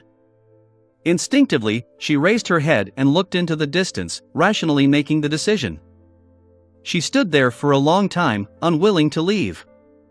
A shadow suddenly appeared in the air just as Audrey was about to turn around. It was a pair of 2 huge gray wings. Under the wings, there was a long lizard-like monster. Its entire body was covered with huge scales that were like grayish-white stone slabs. It had 4 thick and powerful legs, seemingly bathing in the sunlight that didn't exist as it flickered in what seemed like the afterglow of the setting sun. The monster flew over. Its eyes were pale gold with its pupils vertical, looking cold and arrogant. Its grand and epic figure quickly disappeared into the sea of the subconscious of all living beings. Dragon. A mind dragon. Audrey jumped on the spot and looked around, afraid of others noticing her inelegant behavior. She paced around excitedly, feeling very satisfied with her adventure.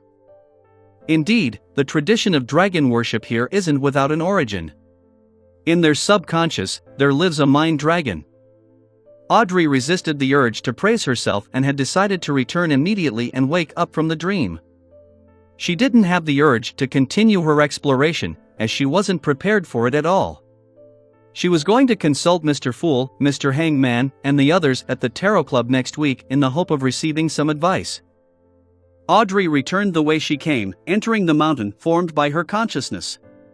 Then, she woke herself up and successfully escaped from the dream. At that moment, Danitz was also permitted to return to his room. He glanced at Gehrman Sparrow and said with an embarrassed smile, "You won't tell anyone what you just saw, will you?" Chapter 558, Search for Abnormalities. Chapter 558, Search for Abnormalities. Translator.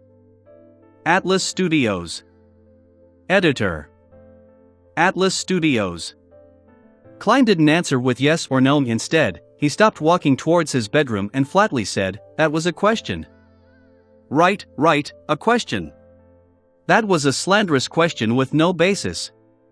Besides, I also gave a negative answer, Danitz responded with delight and had emphasized that he had never admitted to it. Klein gently nodded his head. "I will clarify this with your captain." "Clarify." Danitz stared, then he half opened his mouth, his expression twisted. He was also considered a somewhat knowledgeable person, so he stopped explaining and arguing, and he forced a smile. "Is there anything I can do for you?" Klein took a deep breath and used his clown powers to control his facial expression. "Monitor it well." "Yes, all right." Danitz quickly agreed. Seeing Gehrman Sparrow turn around and walk to the bedroom's entrance, he couldn't help but ask, "You're not going to clarify this with Captain, right?" Klein twisted the handle and replied expressionlessly, "Monitor it well." After he finished speaking, he pushed open the door and entered the room. Before he could widen his mouth into a laugh, he closed the door behind him. The next morning, after breakfast, Klein put on a pair of pantaloons, a thick brown jacket, and a cap. He changed his appearance and went out, leaving Danitz alone in the room to watch the radio transceiver. Along the way, Klein changed his appearance again, making himself look more like a native. He found a special store, bought a pair of linen gloves, a shroud, and a body bag. Then, according to the surroundings he had previously witnessed, he scanned the area around him for landmarks before finding the bridge and the girl who had died amid the mud in a corner. As it was still winter, the weather wasn't too hot, and there were no obvious signs of decay from the corpse, but the festering skin and the stench still made Klein instinctively nauseous. He didn't immediately come to bury the girl who wanted to live like a human being last night. Due to the recent events, Byam was under strict curfews at night, as well as the fact that the cemetery didn't open until dawn. Pulling out a small metal bottle, Klein poured some quelag oil onto his hand and rubbed it at the tip of his nose. A choking sensation invaded his mind. The smell of peppermint mixed with disinfectant filled his olfactory senses, making him sober as if he had just fallen into a sea of floating ice. He was no longer affected by any other smells. Putting away the metal bottle, Klein put on his gloves, took a few steps forward, and crouched next to the female corpse. He unwrapped the shroud and began to gently move the corpse into the body bag. Carrying the bag over his shoulder, he deliberately walked through the most bustling streets of Byam until he reached the outskirts of the city. Along the narrow road where horse carriages couldn't pass, he scaled a mountain to its mountainside. There was a cemetery specially prepared by the Church of Storms and the Governor General's office for the natives.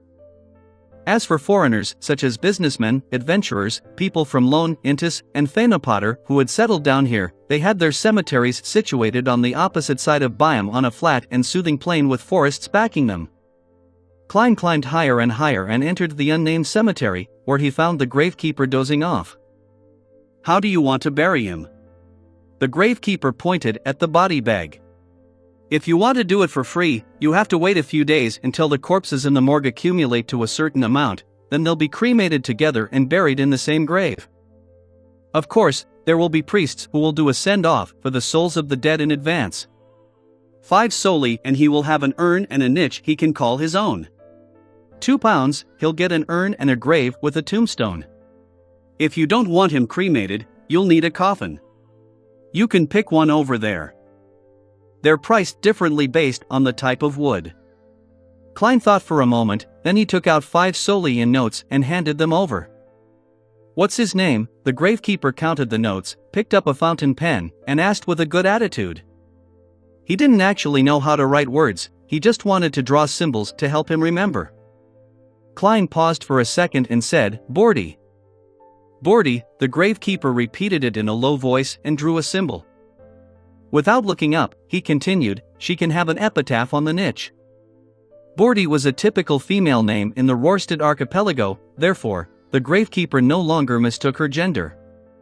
Klein remained silent for a few seconds, then he said in a low voice, she is a human being. She is a human being? What a strange epitaph, the gravekeeper muttered, do you have a picture? I know you don't. Before he could finish his words, he saw the other party hand over a photo. It was a portrait that Klein had drawn using a ritual.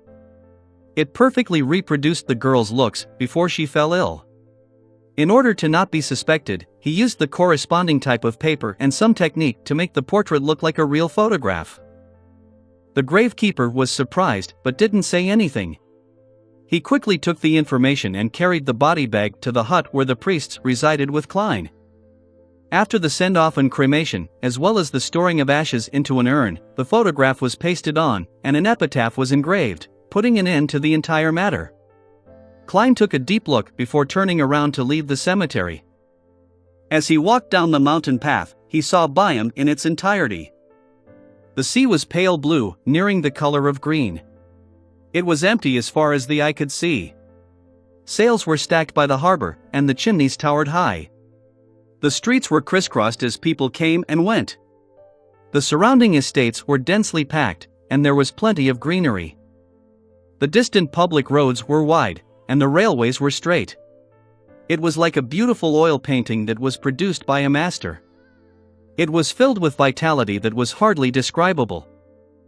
At the top of the clock tower of the Cathedral of Waves, the Church of Storms Cardinal, high-ranking deacon of the mandated Punishers, John Cotman, stood at the edge, looking out over the refreshing sea and the mountain range that stretched out along the coastline. The pollution in Byam was rather low as the mining and smelting industries were located in other cities on the island. The mainstay here was the spice trade, the brothels and casinos, and the accumulation and transit of goods. It lacked a fully formed industry, and there was a limited number of days needed for coal to be burned for heat. As soon as King John Cotman retracted his gaze, he saw a mandated Punisher running up the spiral staircase. Your Eminence, there's new information. The mandated Punisher struck the left side of his chest with his right hand. What is it? The well-built John Cotman turned around and asked. The mandated Punisher handed over the piece of paper in his hand. News from within the resistance. They've received a response from Calvetua.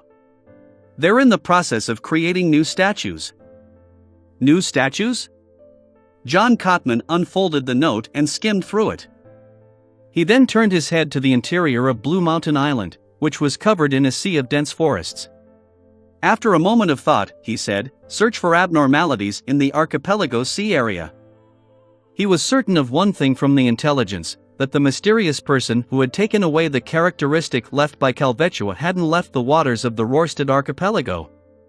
This could be determined from the fact that the person could disguise himself as Calvetua and reply to his follower. Beyond her characteristic left behind by Calvetua, who had gone mad before its death, would lead to severe side effects regardless of whether or not it was reduced to a real item, therefore, it would definitely result in an abnormality in the surrounding area. Moreover, he believed that it wouldn't be easy for the mysterious person to find a proper sealing method. Even if he had found it, there was no way he could control the effects when responding, hence, exposing the problem. This was the clue.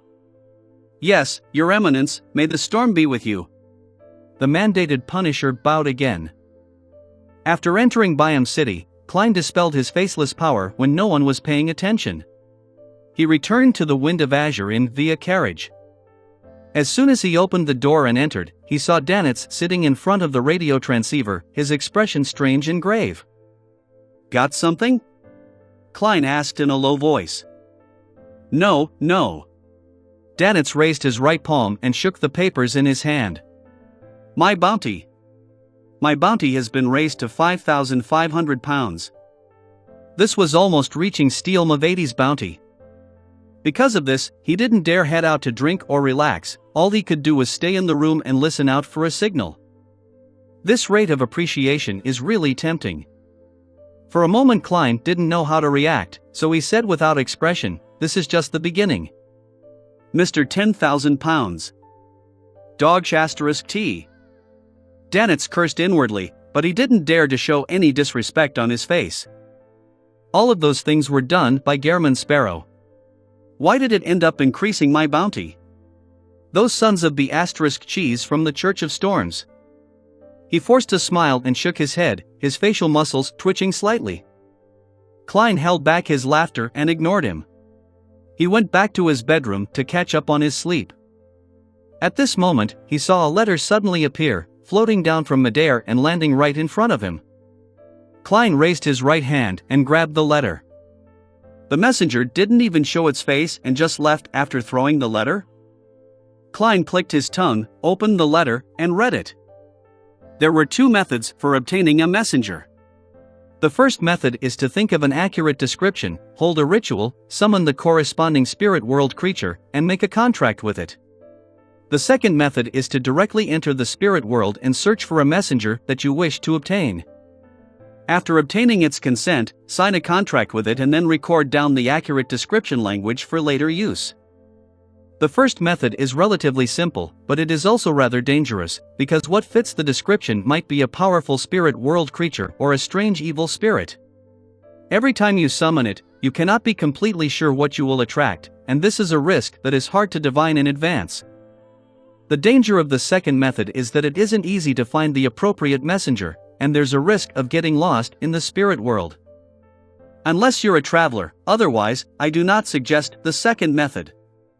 For the first method, I can provide you a description that has been tested and verified.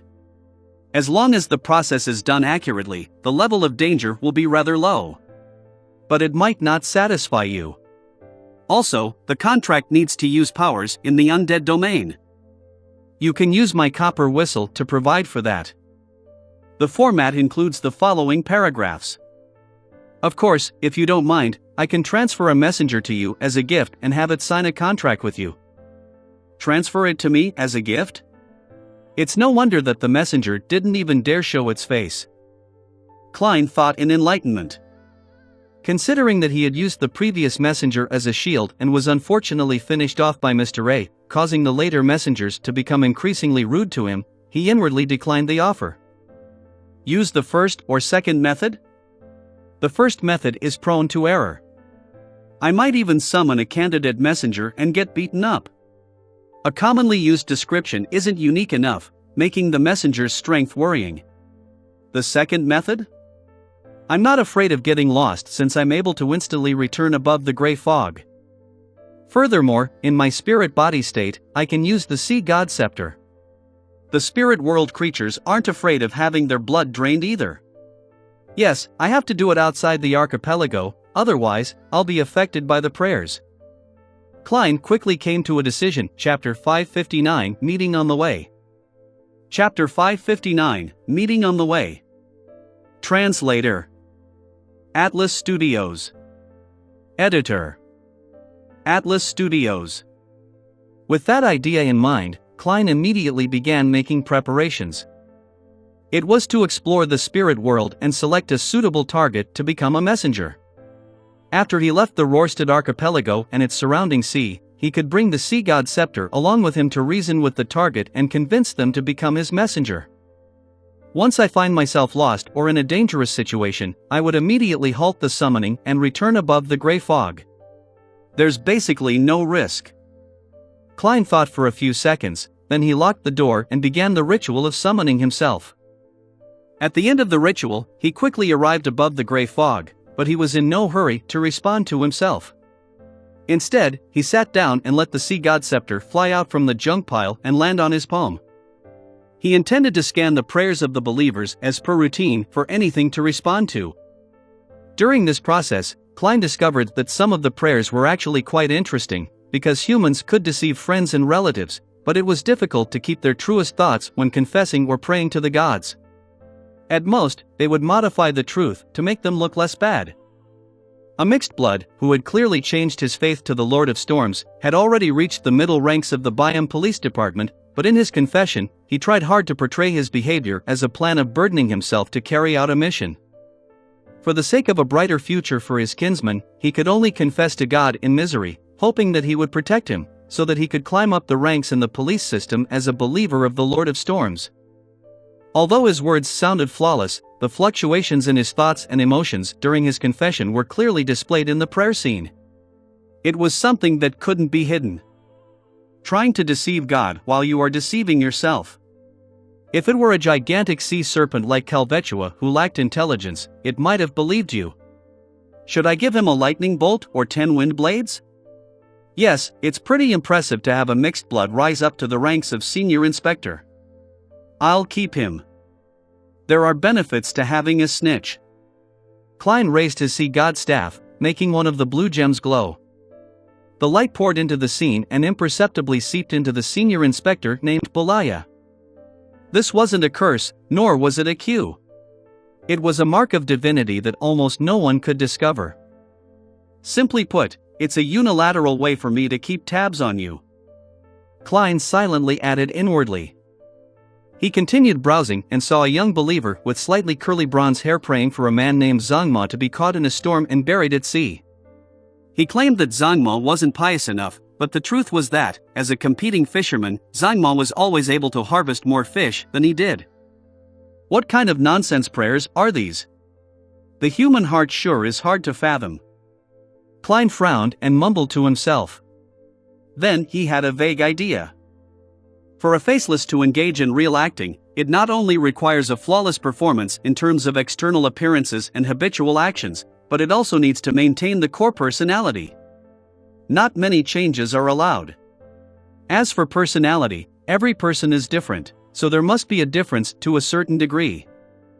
By browsing the prayers of my believers, it's equivalent to me realizing different kinds of personalities and mental states without going through the trouble. When talking about the many masks we wear, it's not only about looks. This will be rather important for my subsequent acting as a faceless.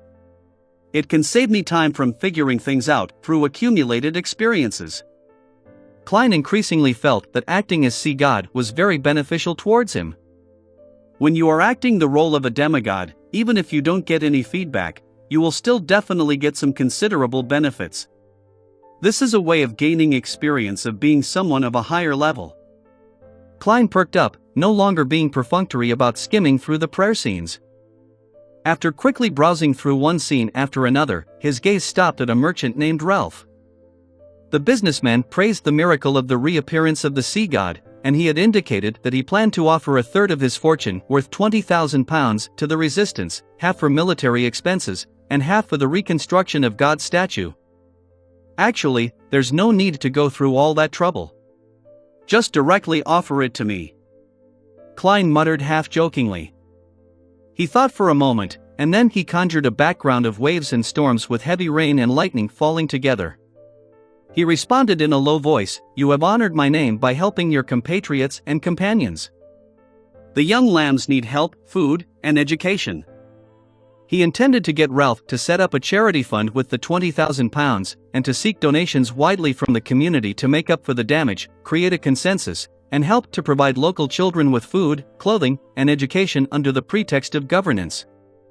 As for the military expenditures of the resistance, Klein understood that in a world with beyonder powers, it was very difficult to rely solely on the opposition from the natives of the colony to succeed. Therefore, they needed the help of foreign countries like Fasak and Intis. Funding was undoubtedly needed. Unfortunately, it's not possible to add a line in the 10 Commandments about boldly and confidently seek funding. That would damage the image of Sea God. The resistance shouldn't be thinking about annihilating the garrison troops. They should just focus on destroying the transportation infrastructure and make it more difficult for the Governor General's office to rule, so as to initiate talks. As a keyboard warrior, Klein wasn't lacking in ideas in such areas. He quickly restrained his wandering thoughts and made a divination to see if it was dangerous exploring the spirit world today. After obtaining the revelation that it wasn't considered dangerous, Klein took the Dark Emperor card, naturally changed his image, and stepped into the door of summoning. After entering the real world, he stuffed the mystical items he needed into his body as a precaution. Then, like last time, he used cogitation to sense the spirit world. Taking a step forward, he passed through an invisible curtain as Klein's illusory figure floated up. Around him, red, yellow, blue, green, and other colors were superimposed, like they were like the most abstract oil painting ever. The concept of direction that humans were used to could no longer be used here. If one used the old means of distinguishing direction and one's location, they would definitely find themselves lost. Klein roamed carefully and casually, sometimes seeing a yellow sun like a child's sketch, sometimes brushing past an incorporeal river that flowed quietly. There was also a flat woman with her upper body naked and a face resembling a smiling moon, a canoe with its end upturned, a tangled ball of thread, and a serpentine staircase leading to the 7 pure lights. In this extremely chaotic world, other than spirit world creatures, all kinds of information existed as abstract symbols. Thus, what one received from a divination process would only be a revelation that required one to interpret it on their own. As for those symbols, there was a chance that they would come to life and become incorporeal monsters. This was the spirit world that couldn't be understood and viewed with common human knowledge. The last time he came in, he had easily discovered spirit world creatures, and he had noticed the creepy gazes from unknown locations that made his hair stand on end. There was the headless woman who carried 4 heads, a round eye with clear blacks and whites, and a giant jellyfish with a skull attached to each tentacle. He had easily encountered all of them back then. But this time, he failed to see a single spirit world creature despite roaming for so long. Even the indescribable figures in the distance had disappeared, as if they had hidden themselves. It can't be that you're afraid of being my messenger, can it? Yes, I entered the spirit world in the form of a soul body. Perhaps the thoughts in my mind will appear in a special, formless manner here, turning into hidden symbols that interact with the spirit world. This then naturally affects my path options? Klein was puzzled, but he couldn't find the reason. All sorts of thoughts flashed through his mind when his body suddenly sank down and he fell freely. After a while, Klein could only see the vivid superposition of the colors and the various symbols that took physical form. What's going on? He began to consider whether he should write to Mr. Azik and ask him about it, or to throw the radio transceiver above the gray fog and get it tainted with the aura, so that he could contact the magic mirror, or Rhodes. While floating, Klein's heart suddenly palpitated as he quickly dodged to the side. A tinge of yellow and green flashed across his eyes as a giant foot that was large enough to squash his entire body landed, stepping into the interlaced red and blue color spots. Above the sole of the foot was a long, festering leg covered in a yellowish-green liquid. The leg was over 3 meters long, and above it was a huge body that was wrapped in corpse oil bandages. Amidst the solidified aura in the area, the 2 legs that were filled with yellow-green pus alternated as they rose up. Carrying a body that was difficult to discern, the legs quickly disappeared into the depths of the spirit world. Klein stood at a distance, not daring to make a sound. Finally, he confirmed that he was fine as he grimaced and thought. The spirit world is really scary. You can accidentally encounter a powerhouse just passing by. A powerhouse among the spirit world creatures? Klein shook his head and continued his search. At that moment, he had no idea where in the spirit world he had wandered to. After drifting for a while, he finally found some traces of spirit world creatures. Just as he was about to switch from flying forward to descending to his left, he was surprised to find that his body continued to move forward uncontrollably at an accelerating speed. In front of him, the chaotic superimposed colors and the grayish-white mist that filled the area suddenly split open, and a large, purely black 3-masted sailboat leaped in. The boat was nearly 100 meters long, and 3 pitch-black sails were hanging high up like flags. On the left and right sides of the ship, there were cannon muzzles and all kinds of sailors were running around on the deck. All of this was so real, so substantial, and so out of place when it came to the spirit world as a whole. However, as the ship entered the spirit world, its black color quickly turned richer, tainting itself with an ethereal vibe. On its deck stood a modeled stone chair that was 2 to 3 meters high, its back facing the cabin. Leaning against the chair's back, a colossal figure that was comparable to an ancient giant sat there. He had a black beard that went just past his neck, and he wore a tall, pointed crown on his head. He wore a gorgeous black robe with silver fringes. The wrinkles on his face looked hardened and filled with magnificence. It made one subconsciously wish to bow their heads. Under the slightly wrinkled forehead and on the high nose bridge, Klein's pitch-black full-body armor and black crown were reflected into those two dark red eyes. As for Klein, he was having trouble stopping his slow flight toward the giant. Their gazes met among the layers of colors and symbols in the spirit world, and then Klein disappeared. The giant on the modeled stone chair didn't withdraw his gaze as he continued staring over in a long silence. Chapter 560, The Hangman Gets Fleeced. Chapter 560, The Hangman Gets Fleeced. Translator. Atlas Studios. Editor. Atlas Studios. Above the fog, Klein took out the Dark Emperor card that he had fused with his spirit body and instantly reverted to his original form. This is called a one-click gear swap. He mocked himself as he recalled what had just happened. He was almost certain that the giant wearing the sharp crown was king of the 5 seas, Nas Solomon. The 100-meter-long sailboat that could sail through the spirit world was the ghost ship named Dark Emperor, which was built by the ancient Solomon Empire. I've always thought that a ghost ship simply means that it can sail on its own and wouldn't sink, making it closer to a strange creature. I never thought that the most powerful ghost ship would be able to turn itself incorporeal and wander through the spirit world. That makes it almost a demigod, right? As expected of the most famous Dark Emperor on the 5 seas. Yes. I can't eliminate the possibility that it sacrificed a traveler during its creation process. For one of the most famous legendary treasures, the Spectre Empire, which carries the final inheritance of the Trunsoist Empire, could it be that the ship also comes equipped with this capability, making it impossible to find? Klein's thoughts slowly drifted without immediately realizing the reason why he had suddenly met King of the 5 Seas, Nast.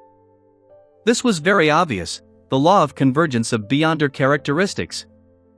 Although the Dark Emperor card didn't contain any Beyonder characteristics, Roselle had added or carved something onto the card when he made it. It allowed the wielder to use the card of blasphemy after they advanced to a high-sequence Beyonder, to subtly sense the Beyonder ingredients that they needed. There was no doubt that such a sensation was mutual. As one sensed the other would naturally sense them too. As for the wielder, they would appear to approach a certain fate before they crossed that step into becoming a demigod. This was something Klein was deeply aware of.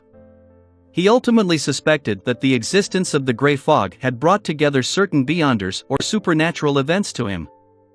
Traveling with the Dark Emperor card in the spirit world makes it easier for such situations to occur. This is because the real world needs to abide by many rules. Even the fate from drawing lots needs to abide by logic, developing bit by bit. It doesn't make sense for me to use the Dark Emperor card in Backland, and for the King of the 5 Seas, Nast, to immediately appear in front of me with the ghost ship. Even if he sensed the attraction force, he would have to go through the process of locating me, and through the process of traveling through the spirit world, take hours or even days to arrive. If he didn't sense it, he would only naturally think of sailing towards the Sonia Sea and head closer to the borders of the Lone Kingdom. In that case, it might take months before we bump into each other. By being in the spirit world, things are simple, there is no concept of distance or direction in there. Locations and distances are all extremely chaotic. Perhaps the King of the 5 Seas, Nast, might have wished to go out on a spin in the spirit world, but he ended up seeing me pass by the moment he entered. This doesn't need to abide by any restrictions or limitations on geographical locations. Klein thought as he wrapped the corner of the modeled table. In addition to this, he was certain that the reason why he was thrown uncontrollably towards the Dark Emperor and at King of the 5 Seas, Nast, wasn't because of the law of convergence of Beyonder characteristics. The effects of the law was only reflected in fate, perception, and desire, nothing too exaggerated, otherwise, there wouldn't be high-sequence beyonders, all of them would be involuntarily drawn by the uniqueness of their respective pathway. Klein could sense that it was a type of beyonder power that twisted and strengthened his intent to move forward, resulting in him being unable to stop. This is a very simple analysis. Even if I had thrown out the Dark Emperor card at the time, I wouldn't have been able to stop. This is a lawyer, which is a beyonder power wielded by the Dark Emperor pathway. Klein leaned back in his chair and decided not to use the Dark Emperor card anytime soon. This meant that he was unable to roam the spirit world in search of a messenger. If he hadn't brought the Dark Emperor card and had used his main body with the Sea God Scepter, he would appear in the spirit world, which was filled with all kinds of revelations and information. He would inevitably leave many clues and could be divined about at any time. In terms of anti-divination and anti-prophecy, Azek's copper whistle couldn't be compared to the Dark Emperor card. If I were to really do that, I might meet 10 people who know that I obtained the Sea God Scepter when buying a beer at the bar. Of course, it was taken by Klein Moretti, so what has that got to do with me, Gehrman Sparrow? Klein shook his head in a self-deprecating manner and decided to use the ritual method to get a messenger to respond. He could find something more suitable later on. After he covered the Dark Emperor card, his figure disappeared from the mysterious space above the gray fog. Early morning, Byam. Alger prepared to take a carriage out of the city and take a detour to a private harbor behind the cliff. That was where his Blue Avenger was docked and waiting to set sail. As a disguised pirate captain, he couldn't dock so openly at the main port of the City of Generosity. That would be sufficient proof that he had close ties with the authorities. It was the same with the other pirates who had to consider their berth in advance before coming to Byam to sell their loot or gain enjoyment. They either went to a small port in the surrounding waters, or to a private port controlled by someone with a deep background or by the resistance. Finally, there are no more missions. I can go out to sea again. I need to first obtain a mystical item that can increase my strength and also square my accounts. After that, I'll head to the primitive island and hunt for the Blue Shadow Falcon, allowing me to advance to Sequence 6 as quickly as possible. Alger was about to walk towards a rental carriage when he unexpectedly saw a familiar figure. The former pirate merchant, Ralph, walked out of the carriage with a ruddy face and looked towards the Governor General's office that wasn't far away. He seemed to be abnormally excited. What happened to him? After a moment of puzzlement, Alger took the initiative to go over and greet him. From his point of view, Ralph was, in a sense, also one of his comrades. They were all subordinates of Mr. Fool.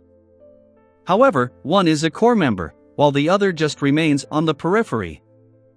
Alger calmly confirmed their identities and positions. What happened to deserve such joy? Alger asked after chatting about the weather. Ralph laughed out loud and narrowed his eyes, saying, "If I were to say that I received the blessings of God, would you believe me?" "I believe," Alger answered in his mind without hesitation. Suppressing his curiosity, he asked, "What are you doing here?" Ralph was about to answer when his eyes suddenly lit up. He looked around, and after confirming that there was no one around him, he said in a deep voice, "Didn't you say that you also believe in God?" In order to befriend him, Alger had lied, saying that his faith lay with sea god, Calvetua. In any case, this was common among pirates, so it wouldn't arouse suspicion at sea. The weather was usually more frightening than any enemy, so most pirates, adventurers, ship crew, and sailors had great respect for gods who controlled similar fields, believing in them to a certain extent. Of course. This time, Alger's answer was firmer than ever. This was because he knew that the sea god that the other party believed in was the embodiment of Mr. Fool. Ralph nodded in satisfaction, revealed a smile, and whispered, "I received a revelation yesterday. God sent me to help his young lambs. I intend to establish a charitable fund for this purpose. This is the will of God. As his believer, I think you would be happy to provide some assistance." He held out his right hand and waited for the donation. Alger's expression stiffened, and he was momentarily unsure of how to respond. Although his present fortune was worth £3,245, he was preparing to buy a mystical item, making his overall financial situation somewhat tight. Of course, he could still donate quite a bit if he skimped and saved. If the sea god was still Calvetua, Alger, who claimed to be a believer, wouldn't have hesitated to find an excuse. But now, he had to seriously consider the deeper motives of Mr. Fool. Noticing Alger's reaction, Ralph's eyes darted schemingly before he said, "We want to help children who are suffering from unnecessary discrimination because of their bloodline.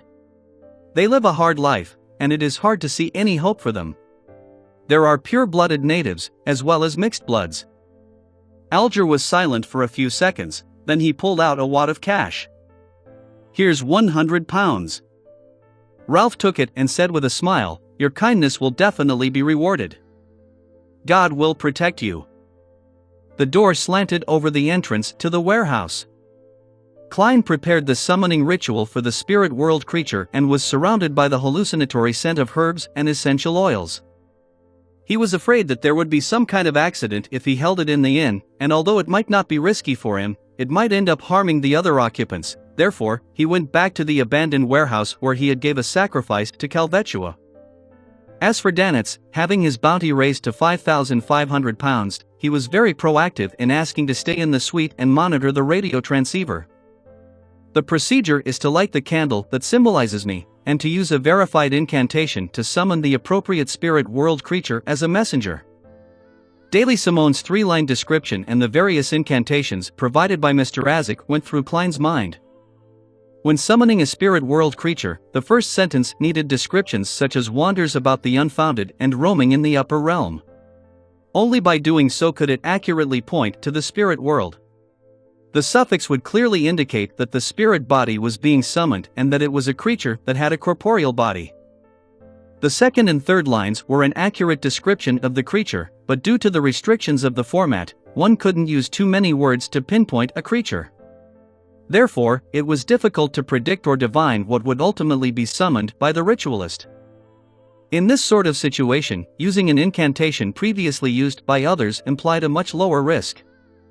Then, after signing a contract, the description of the third sentence, "the messenger that belongs to whomever or contract companion of whoever," could be made, allowing the three-line description to accurately summon the corresponding messenger. "Yes, my messenger has to run very fast, otherwise, it might be killed by some malicious creature in the spirit world, resulting in the loss of important letters." Klein's mind raced, and he came up with a clear plan. He took a step back and said in ancient Hermes, I summon in my name the spirit that wanders about the unfounded, the friendly creature that can be subordinated, the creature whose speed surpasses imagination." Whoosh! There was the sound of wind, tainting the candles to a dark green and turning the surroundings cold and creepy. Klein saw a blurry figure rush out, too fast for him to see anything. After that, he couldn't find the fellow ever again. Chapter 561, Recruitment Fair. Chapter 561, Recruitment Fair. Translator: Atlas Studios. Editor: Atlas Studios. That's way too fast. Did it already circle the planet several times?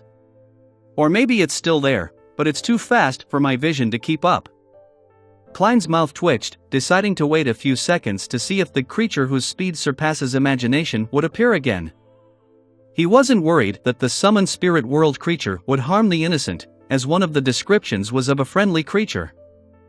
Besides, as long as he forcefully ended the summoning and stopped the ritual, the creature would be immediately sent back to the spirit world, no matter where the creature whose speed surpasses imagination went. A few seconds later, Klein inhaled after failing to see any response from him waiting. He said with ancient Hermes, I end this summoning in my name. The chilling air around him instantly vanished as the swirling cold wind died down and the candle flames returned to their normal color. Klein stepped forward and extinguished the candle, intending to revise the last sentence and try again. As for the two phrases, the spirit that wanders about the unfounded, the friendly creature that can be subordinated, he had no intention of changing them. The first sentence was directed at the spirit world, and it could only be replaced with synonyms, so it didn't matter if he changed it or not. The second sentence was a prerequisite for Klein to ensure his own safety, otherwise, it would have been a horror story instead of a hilarious one. I don't need to use surpasses imagination as an adjective. But others might not meet my needs. Perhaps. I can change my train of thought. A messenger doesn't have to run that fast. A normal speed is fine. There are other ways to ensure safety. I just need to get malicious beings to ignore it and neglect it. I'll try a spirit world creature that's easily neglected. After 2 or 3 minutes of deliberation, Klein held a ritual again. When he was done with the preparations, he chanted a new incantation, I summon in my name. The spirit that wanders about the unfounded, the friendly creature that can be subordinated, the being who is easily neglected. The interior of the warehouse became abnormally quiet. There was no wind, nor did it turn cold within the wall of spirituality. Even the color of the candle remained unchanged. Klein waited, watching, hoping for a good messenger. After about 10 seconds, he sighed and looked around. There's nothing. The description was of no effect this time. He didn't wait any longer and followed the procedure of ending the summoning and extinguishing the candle. To his puzzlement, the candle flame even shook a few times in the end. Did I miss something? Klein frowned, and then he relaxed, throwing the matter to the back of his mind. He reconsidered the question of how to modify the description and continued targeting the third sentence. I'll switch to another train of thought. If a messenger is especially good at enduring scuffles and has great survivability, it's still okay. No matter what, a messenger that can deliver the letter to the target is a good messenger. Klein pondered for a moment, then he held the summoning ritual for the third time. Amidst the fragrance of herbs and essential oils, and under the dim light of the candlelight, the shadows on his face darted about as his mouth gaped open and closed. I summon in my name. The spirit that wanders about the unfounded, the friendly creature that can be subordinated, an extraordinary creature who has extremely high survivability. The flame of the candle flared and stretched, illuminating the bright red interior of the altar. In Klein's spirit vision, white bones drilled out from the ground, overlapping to form what looked like a safe. I've finally summoned something I can see. Furthermore, it's a creature with extremely high survivability. It looks very much like a safe. Just one look is enough to tell that it's good at taking a beating. Klein breathed a sigh of relief and spoke in the ancient Hermes, "Are you willing to be my messenger?" The skeletal creature that looked like a safe quickly indicated its willingness. Then it wriggled the bones beneath it and crawled toward Klein slowly, very slowly. It took 10 seconds to crawl a centimeter. This is way too slow. Klein's smile froze on his face. Although messengers completed their mission by traveling through the spirit world, that didn't mean that they didn't need speed. Within the spirit world, distance and orientation were chaotic. The most important thing was to find and lock onto a location. As long as an accurate, clear, immediate coordinates were provided, such as the summoning ritual just now or a simplified ritual that involved blowing a whistle, then no matter where the messenger was in the spirit world, it would immediately appear within the altar. When the location wasn't that immediate and only had a contractual connection or a previous anchor point, the messenger needed to spend time to distinguish the location, roam the spirit world, and search for the target. This required a certain amount of speed. If it were to deliver the letter, the recipient might not even receive it by the time they die. Klein helplessly thought as he looked at the slowly crawling skeletal creature. He let the smile reappear on his face. After some careful consideration, I think it's best I don't trouble you. Thank you for your willingness. The creature made of illusory white bones stopped. Compared to before, it appeared as though it hadn't moved at all. Klein quickly cancelled the summoning and rubbed his forehead. He was a little depressed and had decided to abandon himself to despair. He decided to use a less troublesome method to find messengers, which was public recruitment and interview selection. After taking a deep breath, Klein calmed his mind and began the ritual seriously. Looking at the candle flame that was quietly burning, he took a step back and said, I summon in my name. The spirit that wanders about the unfounded, the friendly creature that can be subordinated, a unique being that is willing to be my messenger. Whoosh! The wind blew fiercely inside the wall of spirituality, and Klein's half-top hat almost flew off of his head. The candle flame shook and expanded to the size of a human head. It was so pale that it seemed to have lost its body temperature. A translucent head slowly emerged, as if it had just broken through a thin membrane. Its hair was a light gold color and was smooth. Its eyes were blood red, and it had an imposing appearance. "Looks a little familiar," Klein silently muttered. The head had fully shown itself, but what followed wasn't its neck, but an illusory hand that held the end of the head's hair. Behind the palm were complicated patterns, but the color of the cuffs was dark. The summoned spirit world creature appeared at an increasingly rapid speed, and soon, it was before Klein in its entirety. It was indeed a familiar person. It was the headless woman that Klein had met standing at the top of a castle while he was on his way to Calvetua's ruins at the bottom of the sea. She was no longer as large as a castle like she was before. She was now a tall, ordinary woman. Of course, there were still only cuts on her neck and 4 identical heads in her hands. "Did you summon me?" The headless woman in the complicated black dress stood there quietly. Her 4 drooping heads spoke one after the other in ancient Fasak. She can directly communicate through words. The level of this spirit world creature isn't low. "I remember you having a castle. You're already a property owner, so why are you applying for the job of a messenger?" Klein sighed with emotion and lampooned. Then, he looked down at the candle behind the headless woman. He was disappointed to find that no other spirit had emerged. He had originally imagined that many spirit world creatures would be willing to be his messenger as they swarmed over, having to form a line to be interviewed. In the end, only one had responded. It should be a problem with the summoning ritual itself. It's considered a relatively simple and basic summoning ceremony, so it's impossible to summon multiple targets at once. Klein looked at the headless lady and solemnly nodded. "Yes." Without waiting for the other party to speak, he added another question. "Can you roam the spirit world at a relatively fast speed? How good is your survivability?" The head which the headless lady lifted answered, "Yes. Not bad." As she spoke, she floated upwards and then quickly descended, displaying her speed. Phew. Klein decided to stop making attempts, which led to unknown results. He asked in a serious manner, "Are you willing to sign a contract and become my messenger?" The headless woman's dress fluttered slightly, and her 4 heads with blonde hair and red eyes nodded at the same time. "Yes. Every time. 1 gold coin." "Ah. A gold coin for each letter sent?" Mr. Azik didn't mention that spirit world creatures have such hobbies.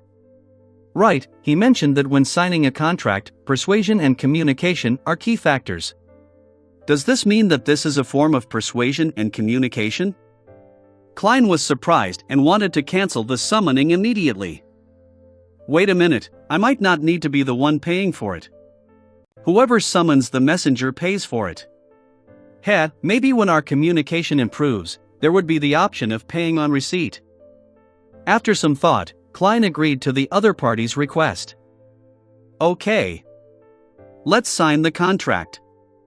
He picked up a dark red, round fountain pen and yellowish-brown goatskin parchment that he had prepared earlier, and he quickly wrote down the contract in the language which could stir the forces of nature, ancient Hermes.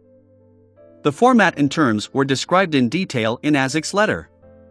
They were concise and to the point, and they contained clauses such as the messenger not being allowed to look at the letter, not discarding the letter, or endangering the life of the contractor. Of course, if the contents of the letter were related to the messenger had to be informed in advance. In addition to these, Klein added a clause to send 1 gold coin for each letter, specifying that it could be borne by the contractor or by the receiver of the letter. In order to ensure the effectiveness of the contract, the final part used the honorific name of the deity in charge of this domain. It was an undead contract, and normally it meant using Death's honorific name, but Death had long perished with no response from him. Hence, Azek mentioned that it could be replaced by using the description of someone high in the undead domain or the underworld itself, but the binding force wasn't that strong. Without a doubt, Klein chose the underworld, which had a close relationship with the Big Shot. The home of all death, the hell hidden deep within the spirit world, the witness of the decay of all living things, one that solely belongs to the kingdom of death. After penning these 4 sentences, the yellowish-brown goatskin parchment began to burn with a green flame, illuminating the gloomy surroundings. After he was done with the text, Klein took out Azek's copper whistle, placed it on the goatskin, and wrote his current name, Gehrman Sparrow. This didn't necessarily require a real name, because his aura would enter the contract. The name was only used for summoning, which was to say, using the messenger that belongs to Gehrman Sparrow worked, but the contracted creature of Klein Moretti wouldn't. When Klein finished signing, the goatskin floated up, carrying Azek's copper whistle and the dark red fountain pen, and flew to the headless lady. The headless lady held the head with golden hair and red eyes, let it bite down on the fountain pen and wrote her name, Rionette Tynker. The green flames quickly gathered together, wrapping around Azek's copper whistle and the yellowish-brown goatskin parchment. A few seconds later, the goatskin was reduced to ash, and the copper whistle fell into the palm of Klein's hand. The headless woman, Rionette, collectively blinked with the eyes of her 4 heads, and her body rapidly faded away into the pale candle flame. After the contract was made, Klein no longer needed to undo the summoning. He could do it with his own will. Phew, I finally have a messenger. The spirit that wanders about the unfounded, the friendly creature that can be subordinated, the messenger that belongs to Gehrman Sparrow. Well, when there's an opportunity, I'll get an artisan to create something like the copper whistle, so that I don't have to summon my messenger every time via a ritual. Klein cleared up the mess in a rather good mood. Over the next few days, Byam gradually returned to normal, but Dannett still hadn't been able to receive any telegrams from Admiral of Blood's pirate crew. On Sunday morning, he flipped through the newspaper and suddenly lowered his voice as he said to Klein, "There's a Beyonder gathering tonight. Want to attend?" Chapter 562, Helene. Chapter 562, Helene. Translator. Atlas Studios. Editor. Atlas Studios. Beyonder gathering? Klein thought for a bit, then he nodded and responded, "Okay. I should bring forward to the collection of the supplementary ingredients of the Nimblewright Master Potion. I can also see if I might meet an artisan." He subconsciously started to make arrangements in his mind. Upon seeing Gehrman Sparrow agree, Dannett breathed a quiet sigh of relief, unable to contain his joy. For the past few days, having had his bounty raised significantly, he had obediently stayed in the suite to monitor the radio transceiver. He was so bored that he yearned for the evening to arrive immediately. The Beyonder gathering that Dannett mentioned was at the Amiris Leaf Bar, where pirates, informants, and adventurers were active.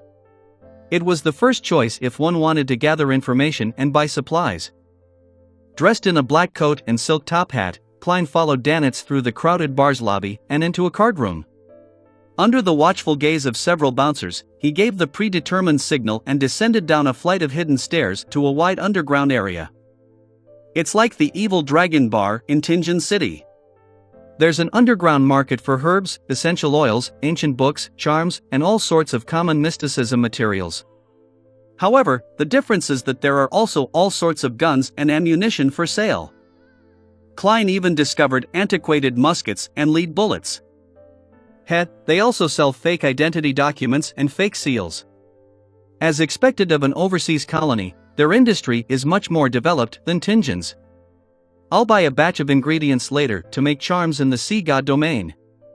There will always be some discounts if I purchase them in large quantities. Klein slightly turned his head from side to side to take in the situation in the underground area. Next to him, Dannett, who was already doubtful about his own disguise skills, had deliberately put on a cap, keeping the front of his cap down to cover half his face. With great familiarity, he led Klein to the other end of the underground market and knocked on the closed door with 2 long knocks and 4 short knocks. Behind the door, there was only a single candle. It swayed on the lampstand on the side wall, scattering yellow light onto the tiny room. Dannett pointed to the long robes, masks, and other items which were hanging or placed on a table, and said to Klein, it's up to you to decide whether you would don a disguise. You can also choose not to. Klein looked around, his gaze sweeping past the bouncers in the room. I don't need it. I am now an informant for the kingdom's military, and the Church of Storms also knows of my identity, so there's nothing for me to be afraid of. If the pirates and adventurers have any malicious thoughts about me because of my lack of a disguise, and if they attempt to attack me, hee. Klein suddenly pictured bounty rewards flying towards him one by one. Danitz curled his lips secretly, picked up a black iron mask, and wore it. Then, he and Klein passed through a dim corridor and into another room under a bouncer's lead. The place was lavishly decorated. The floor was covered with a thick carpet from the southern continent, the walls were decorated with shining lampstands, and the fresh smell of candles could be caught as they suffused with light. Klein glanced around and, without Danitz's help, found a brown leather sofa and sat down on it. He leaned back and crossed his right leg. There were already more than 20 people of various genders gathered here. Some were in hooded robes, while others showed their faces. According to Danitz's description in the morning, not all of the people attending this gathering were Beyonders. There were spokesmen for certain factions, as well as adventurers, pirates, and mysticism enthusiasts who wanted to become Beyonders. Time slowly passed in that quiet environment. About 7 or 8 minutes later, the old man who was sitting on a reclining chair straightened his back and crossed his hands. He chuckled. Everyone, let's begin. Because he was old, his white hair was sparse, leaving only a thin layer. However, his light brown eyes weren't turbid, with them being bright and sharp. The organizer of the gathering, Strongman Ozil, a famous pirate in the past, and now the secret boss of the Amiris Leaf Bar, Danitz leaned slightly and introduced the man to Klein with a suppressed voice. He'd actually mentioned it in the morning, but he was afraid that Gehrman Sparrow failed to match a name to the face and would later vent his anger on himself. It's a sorrowful matter to have a secret grasped by others. Danitz sighed inwardly. Klein nodded indiscernibly as he silently watched the transactions happen. There were potion formulas for warrior, sailor, mystery prior, and others, but no one bought them. The expectant sellers were disappointed again and again. Danitz glanced at Gehrman Sparrow, who wore an expressionless face. He then leaned over and explained in a low voice, "There is no notary at this gathering, nor any powerful seer. The authenticity of the potion formula cannot be guaranteed. It's too easy to fake such things, and even if people recognize that the formula is fake, the seller cannot be punished because he might be a victim as well." I know. This is one of the reasons why potion formulas fail to be widely spread. Klein uncrossed his right leg, leaned forward slightly, and said in a voice that was neither loud nor low, "I need the remnant spirituality of an ancient wraith." He didn't mention the eyes of a six-winged gargoyle, the spring water from Sonia Island's Golden Spring, or any other supplementary ingredients. He was worried that others would guess that he was a faceless who was preparing to advance to Nimblewright Master. When he was in Tingen, Klein had relied on the purchase of supplementary ingredients to accurately suspect that Daxter Udirian was a prospective spectator, and thus, he figured out his identity as a member of the Psychology Alchemists. It was impossible to deduce any more from the remnant spirituality of an ancient wraith alone, as many of the rituals in the undead domain would use it. Although Klein didn't disguise himself, he still had to be careful. The room was silent for 2 seconds. Then, a slightly hoarse voice sounded. "How much do you need? Someone really has it?" Klein controlled his expression and didn't let his joy show on his face. He tilted his head to look at the speaker and saw that he was a man in his 30s who was clearly of native blood. The man's skin was bronzed, but he had a dull luster from chronic malnutrition or a lack of light. His face was thin, his cheekbones protruded, and his eyes were sunken, more white than black. A small bottle. Klein pulled out a small metal bottle as an example. The thin, dark man was silent for a moment before saying, £500. That's reasonable. Klein originally wanted to haggle, but he caught a glimpse of Danitz sitting beside him out of the corner of his eye. "I'm Gehrman Sparrow, a cold, crazy adventurer." Klein repeated this line 3 times inwardly, quietly took a deep breath, and calmly nodded. "Okay." He took out the large stack of cash he had prepared, and he counted out a sum of £500. The man with the mostly white eyes took out a glass test tube from his pocket, threw it at Klein, and said, "All the spirituality will be gone after a year." He wasn't afraid that the other party wouldn't be unable to catch it, because even if it were to break, it wouldn't affect the material itself. It would only be a matter of changing the container. Klein raised his right hand and accurately caught the glass tube. He saw many phosphorescent spots floating in the tube, and when they touched the glass wall, they would strangely expand, forming a face with blurred features that opened to form a mouth that screamed silently. "It's real." Klein nodded to himself and handed the thick stack of cash worth £500 to the attendant, who approached and handed it to the seller. The trading continued, most of it failing with only a small number succeeding. At the end of the day, the gathering's organizer, Strongman Oziel, laughed and said, "I have a request." As he spoke, he pulled out a photo from his inside pocket. "The reward for finding the person above is £1,000 or some other common beyonder ingredient of equal value. Remember, do not hurt her." £1,000?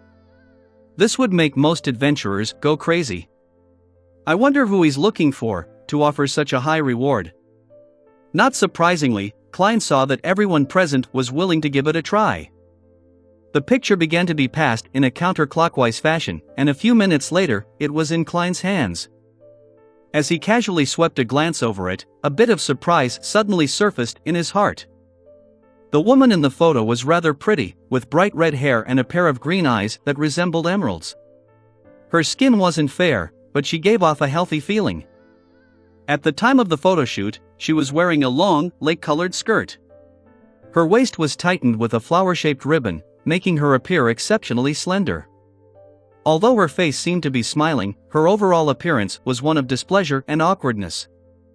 A girl with a good family background. Who would pay £1,000 to find her? Furthermore, the premise is that she cannot be hurt.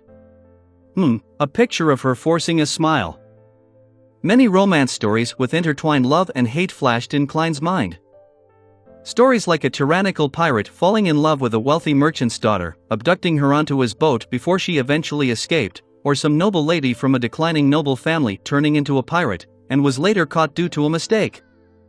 Only to have a sinful relationship with a mid- or high-ranking mandated punisher or military officer, thus escaping from her predicament and imprisonment. How a newly advanced demoness accidentally fell into a debt of love when giving someone pleasure.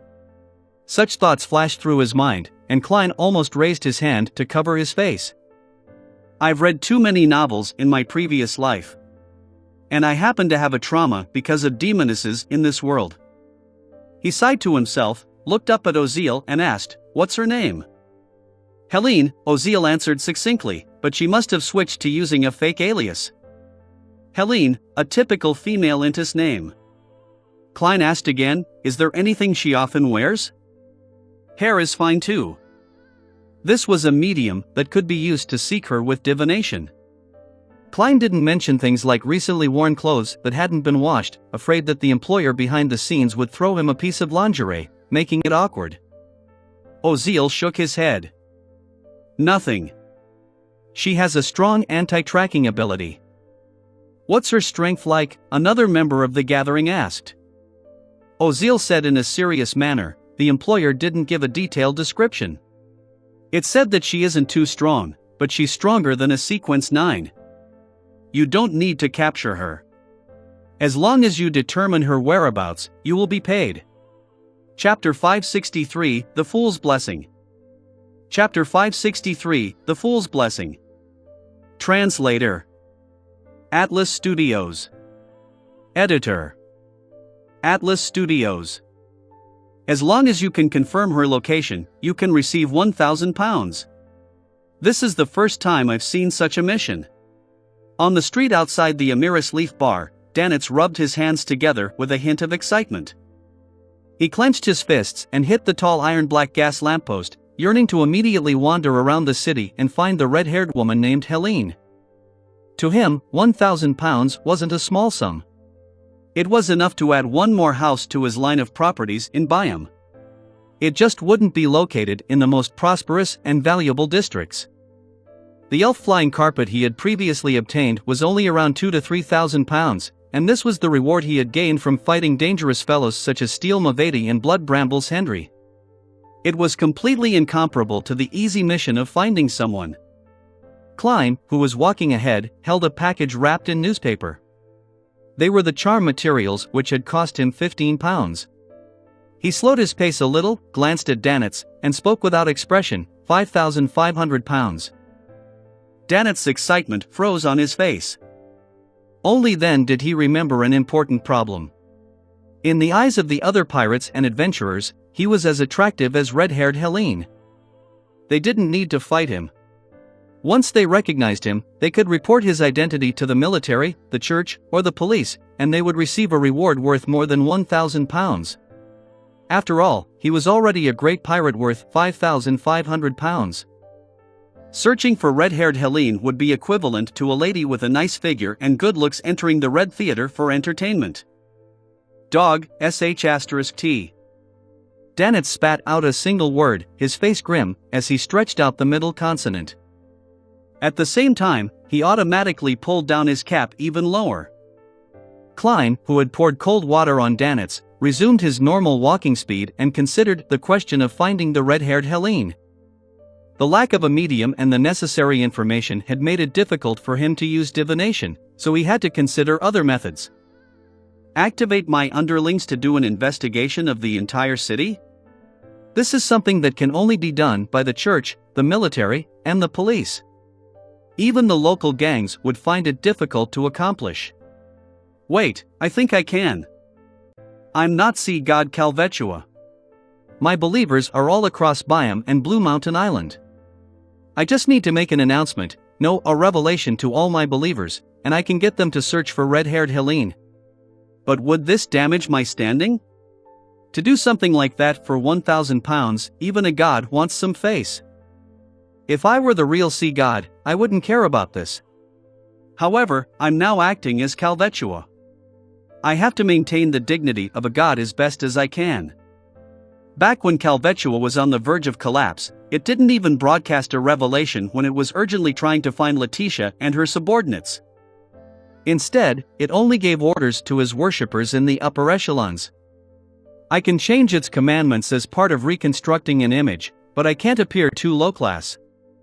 Well, that should also be a requirement of true acting. It would be difficult to organize an investigation just by giving Colot, Edmonton, and the others a revelation.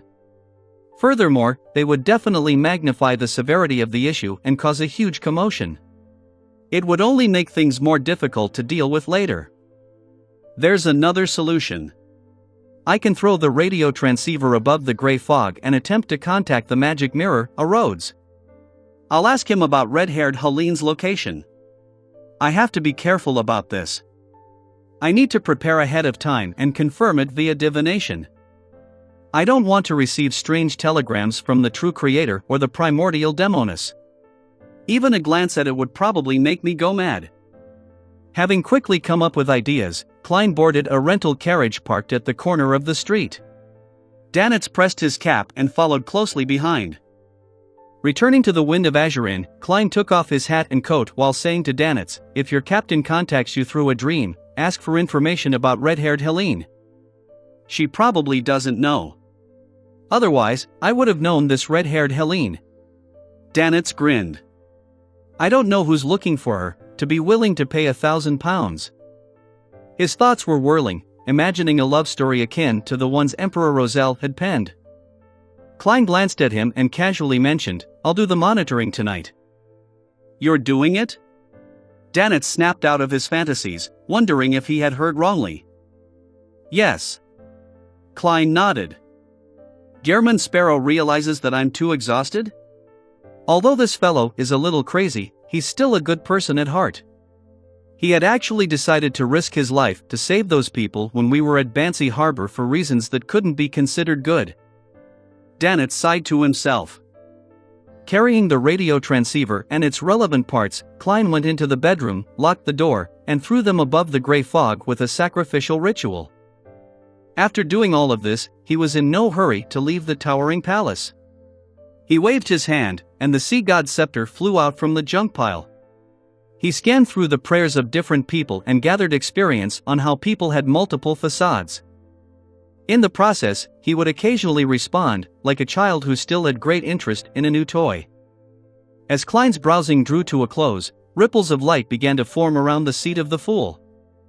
"Someone is praying to me, to the fool, and not to see God." Klein raised his eyebrows and emanated his spirituality, scanning the scene within the rippling light. En Matt Harbor, in a room with closed curtains. Dressed in a classic black robe, Ed Sheeran resisted the impulse in his heart and said to the sweet, young girl, "Denise, the gift of God is in our bodies, but if we want to obtain it, we must have a teacher guide it out. Your soul is pure and beloved by the gods. I will personally guide you. In the process, no matter what happens, you must trust me and listen to me. Before that, do you have any questions?" Ed Sheeran was a swindler. His specialty was to establish a cult to cheat others for money and sex. He would then decisively flee before it reached a certain scale that would garner attention from the police.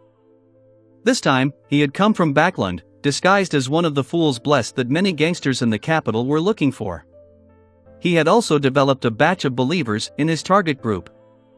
He falsely claimed that the fool was the incarnation of the Lord of the Storms and that he would come to save the faithful during the apocalypse. This was a secret that could not be widely publicized and could only be spread in secret, otherwise, it would attract the attention of the gods of the other churches. Only those who were chosen would be able to believe in the fool in advance and be the first batch of the redeemed. To make himself appear more persuasive, he spent a lot of money in Backland, buying a piece of paper with the honorific name of the fool written on it. As for what was on the piece of paper, his comment was, "It looks like it's real." Denise asked with both fear and anticipation, "Lord Adorer, why didn't we get a response when we read the honorific name of God? Aren't we blessed who have been selected and should bathe in God's grace?" "I'll immediately give you God's grace." Ed Sheeran took a deep breath and suppressed the tantalizing images in his mind. 2 reasons. First, you haven't discovered the grace of God which is hidden in your body. I will help you complete that later. Second, you are not devout enough. Don't argue, I can see right through you. After you do all of this, you will be able to recite the honorific name of God and receive a response, just like me. Under Denise's idolizing and curious gaze, Ed Sheeran picked up a pen on the table beside her and scribbled a line of words. It was the Hermes language used for a sacrificial offering.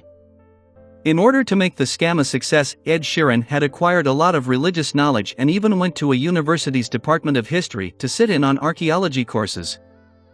Holding the paper in front of Denise, he proudly recited the words he had written in Hermes, "The fool that doesn't belong to this era. The mysterious ruler above the gray fog. The king of yellow and black who wields good luck." Following that, with half-closed eyes and open arms, he said dreamily, "I feel the blessings of God." At this moment, a streak of silver lightning descended from the sky and landed right on Ed Sheeran's head. With a sizzling sound, the tiny electric bolts snaking across his body scurried. With God's blessing, he fell to the ground and his body quickly charred while his muscles twitched violently.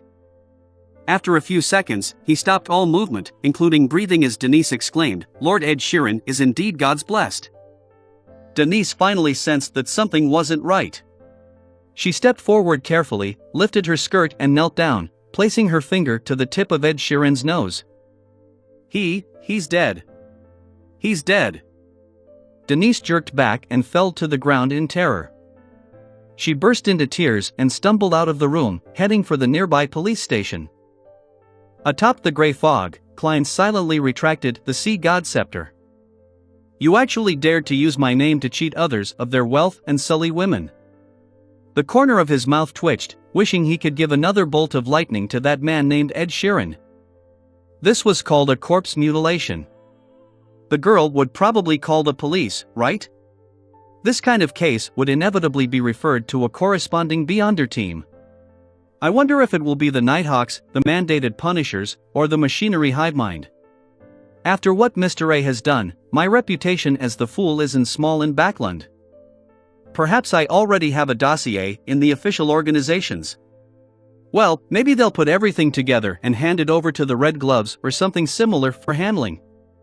Klein's past identity and insight as a Nighthawk had allowed him to consider the possible future developments.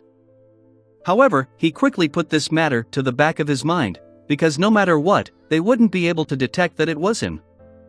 Klein threw the Sea God scepter back into the junk pile, ready to return to the real world. Suddenly, one of the dark red stars that were quietly floating in the boundless gray fog had lit up all of a sudden, emitting a light that was as bright as water. It swelled and shrunk repeatedly in an abnormally conspicuous manner. This was a crimson star that didn't belong to any member of the Tarot Club. What a busy day today. Who could it be? Like Miss Justice, Mr. Hanged Man, and Little Sun, someone is relying on a certain object to connect with the gray fog? Klein's spirituality spread out as he thought. He didn't respond and only observed Chapter 564, Knowledge Pursuer. Chapter 564, Knowledge Pursuer. Translator. Atlas Studios. Editor. Atlas Studios. As Klein's spirituality made contact, the constantly expanding and contracting crimson star presented the images and sounds contained within. A black-haired woman in a classical robe had fallen to the ground, writhing in pain. She held an ordinary-looking celestial globe in one hand, and in the other, she held a short scepter that wasn't even the length of a small arm. Her strong will to survive almost broke through the binding of the crimson stars and directly entered Klein's ears. Like Justice and the Sun, this woman's figure appeared rather blurry, making it difficult to discern her exact appearance, but there were some things Klein could clearly see, such as her facial features, such as her splitting cheek muscles and the flesh inside that was contracting into eyeballs. Other features included her ears stretching outwards like a trumpet, or her fingers which were scratching at the floor to create bright streaks of blood, as well as a pair of cold, lashless eyes that were almost transparent and were situated above her. The black-haired girl's mutation didn't decline. Her body was tenaciously healing itself, causing the flesh and blood which resembled an eyeball to melt away. Her ruptured muscles fused together, and her extended ears shrunk inward. Every detail was in a repetitive seesaw-like struggle between the two states. Klein was dazzled by the illusory, lashless eyes. It was as if he had returned to Tingen, back to the time when he had first mastered spirit vision. Back then, he had seen a pair of eyes like that on old Neil's back. Hidden Sage? Klein leaned back in his chair, stretched out his hand, and took hold of the Sea God scepter that once again flew out of the junk pile. He planned to lend a helping hand and smite those evil eyes with a few bolts of lightning. However, after careful examination, he sharply realized that the black-haired woman's abnormality had stemmed from the crazy ravings that no one else could hear. This was because the source of everything was in her ears, deep within her spirit body, her soul body. It's very similar to the situation when Miss Magician suffers from the ravings of the full moon. Fortunately, I'm experienced, otherwise, I would have given the wrong response. Klein thought for a moment and thought of a way to save her. It was to pull her spirit body above the gray fog and directly block out the crazy ravings. As long as the source of the power was gone, the mutation would be quickly dealt with by the lady's self-recovery powers. As for whether she was worth saving, or if she harbored malicious intentions, the current him was no longer as troubled as he was in the past. If the black-haired lady had committed a heinous crime to a certain degree and had already established a connection with the mysterious space above the gray fog through the crimson star, Klein could give her a few lightning bolts at any time and let her be thrown back to where she belonged. If she really has any kind of malicious intentions, or if she causes any accidents, I, who possess the Sea God Scepter, the Dark Emperor card, and am capable of using the gray fog's power to some degree, wouldn't lack the ability to resist. Klein held onto the white bone scepter in his right hand and pointed at the remote star. His spirit energy surged and poured into the crimson red light that was like flowing water. This time, he was able to establish the mysterious and stable connection with ease. The black-haired lady's figure instantly appeared at the side of the long bronze table, sitting on a chair that didn't belong to any of the current members of the Tarot Club. As for Klein, he could see from the final image of the crimson stars that the mutation on her body had weakened significantly. He nodded indiscernibly, patiently waiting for the other party to speak. The black-haired lady was still somewhat adrift. 1 second, she was struggling in extreme pain, with her vision gradually turning black, and the next second, she was inside a towering domed palace. Beneath her was an endless and silent gray fog that extended outwards endlessly. How couldn't she be taken aback? After a brief moment of silence, she turned her gaze to the figure leisurely sitting at the very end of the mottled long table. She asked with an ethereal voice, "Is this the underworld?" "You aren't dead." Klein laughed.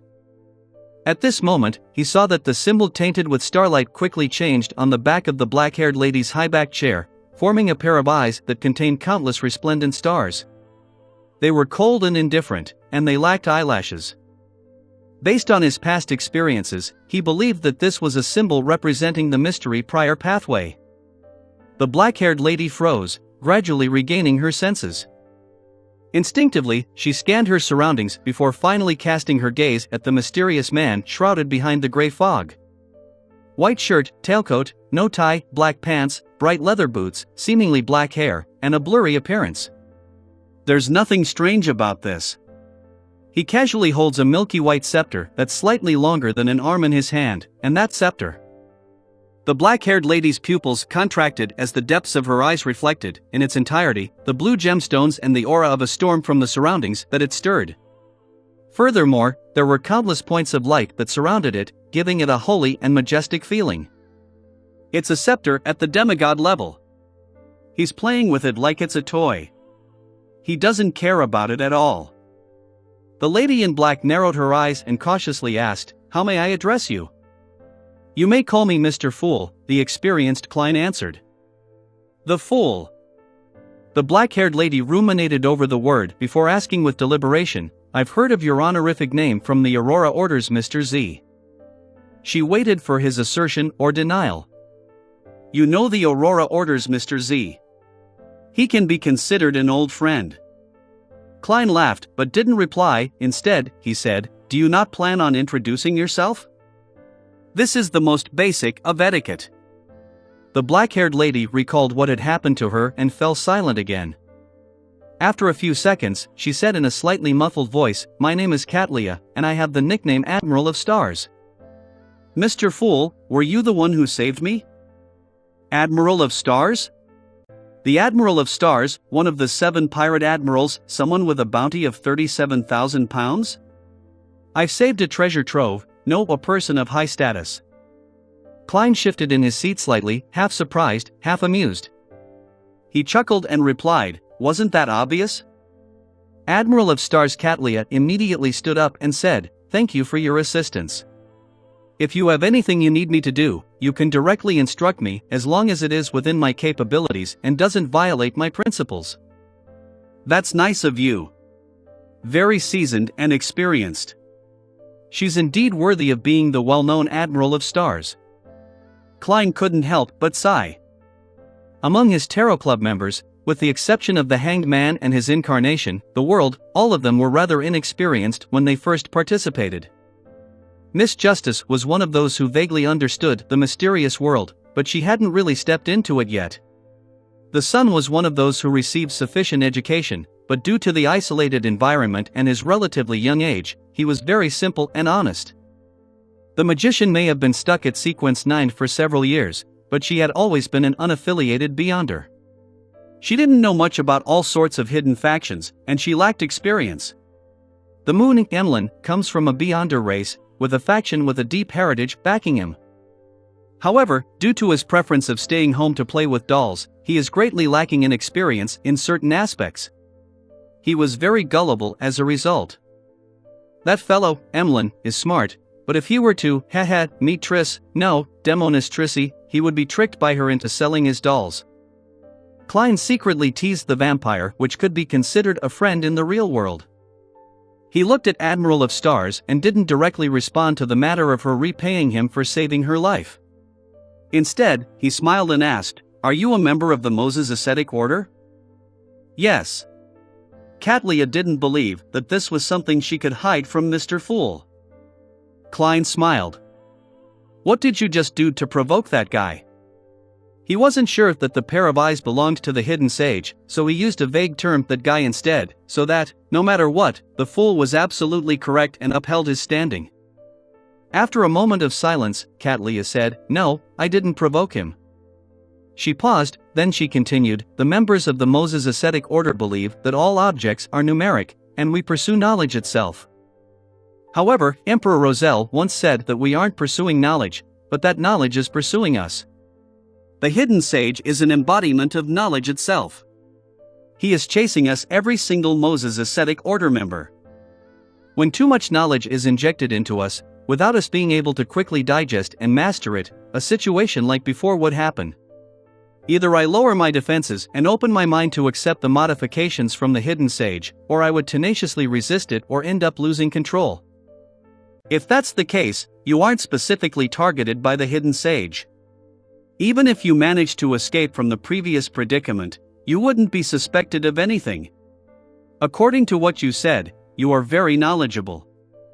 Back then, old Neil only wanted to obtain the knowledge of human body refining and of a perfect revival. Klein suddenly sighed, but he didn't show it on his face. The reputation of Admiral of Stars isn't too bad. She's the kind of pirate with a code of honor.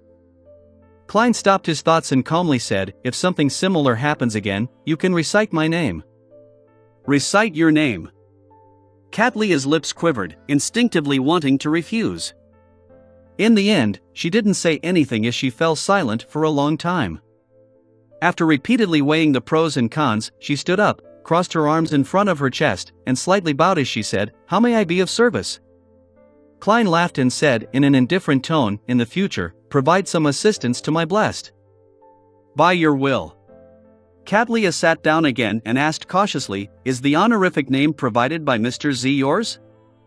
She then repeated the honorific name of the fool to him. Klein nodded his head, indicating that she was right. Catlea looked at the other empty seats and asked after some deliberation, Honorable Mr. Fool, will there be others here as well? Klein laughed and replied, people like yourself. They set up a regular gathering, and I bear witness. After a few seconds of silence, Catlea asked, can I participate? She thought that since she wasn't connected with the mysterious existence known as the Fool, it was better to know more than to do nothing. Of course, you have money, knowledge, influence, and needs. Klein casually leaned against the back of the chair. Sure. Without my permission, you are not to leak this matter. All right. Catlea answered without hesitation. Klein tapped his left index finger and revealed the rest of the tarot cards on the bronze table.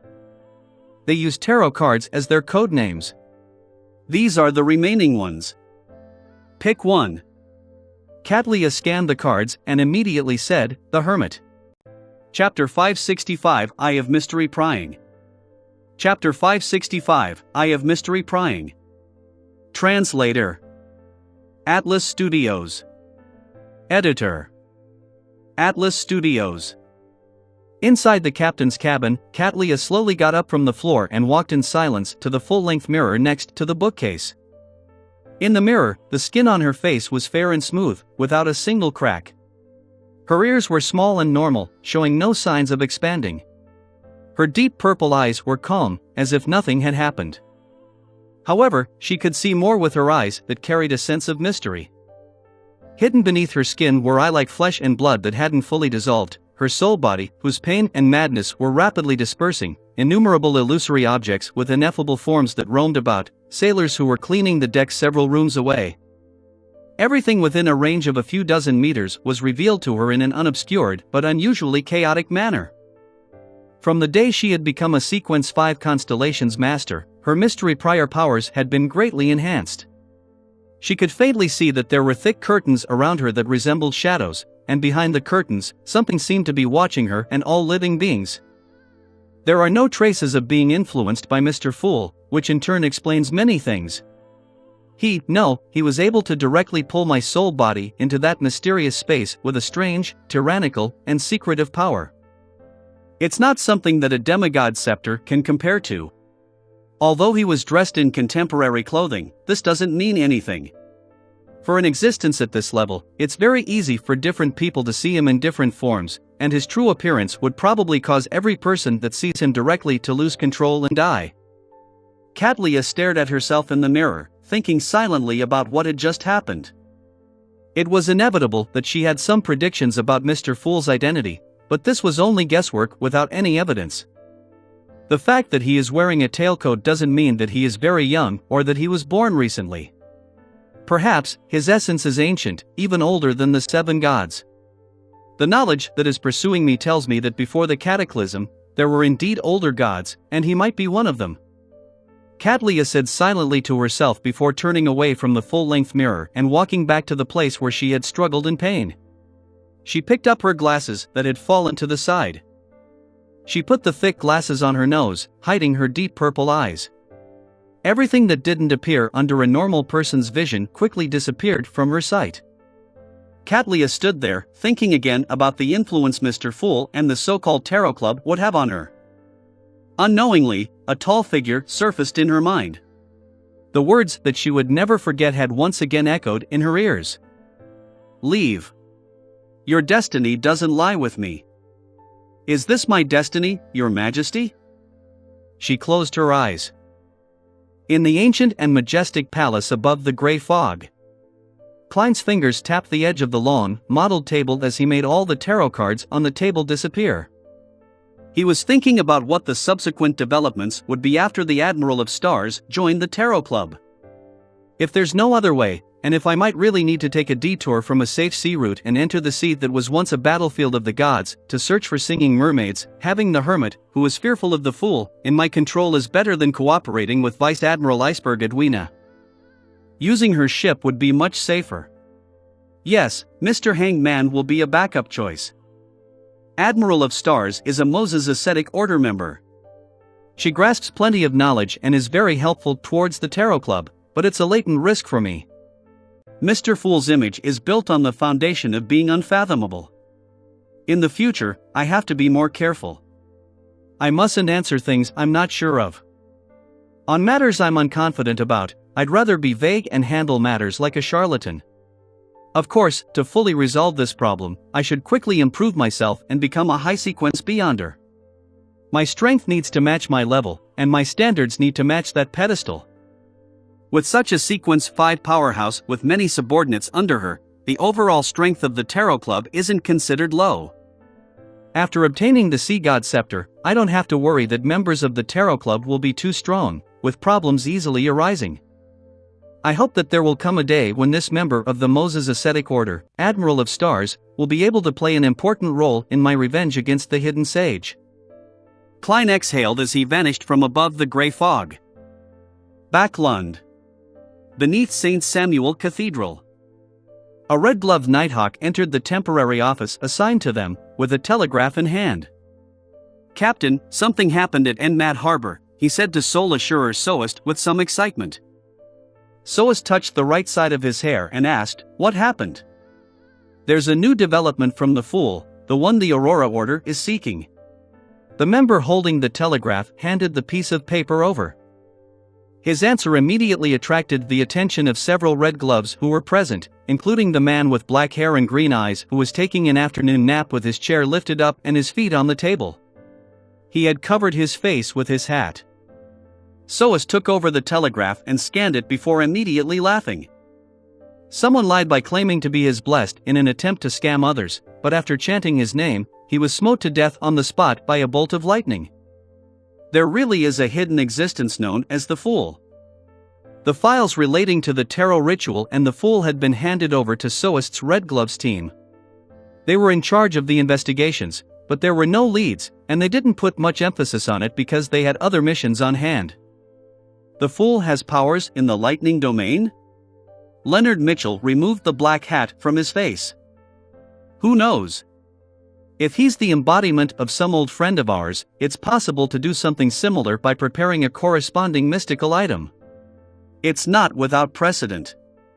This is especially so for the fake gods in the southern continent and the colonial islands. Holy Lord of Storms, those cheats claim that the Fool is another manifestation of the Lord of Storms. This might also be why he was smitten to death. Soest leisurely threw the telegraph aside. Leonard glanced at it, lowered his feet, half-turned, and chuckled. "Aren't we going to perform some investigations?" "How? Are you going to feign ignorance and recite his honorific name?" Soest sneered. This has a high probability of catching the tail of the fool, but I will basically be bidding farewell to this world. My digestion of the nightmare potion has been going pretty well, and I just got another good item. There are still plenty of sequences up ahead which are waiting for me. How can I enter into an eternal sleep so soon?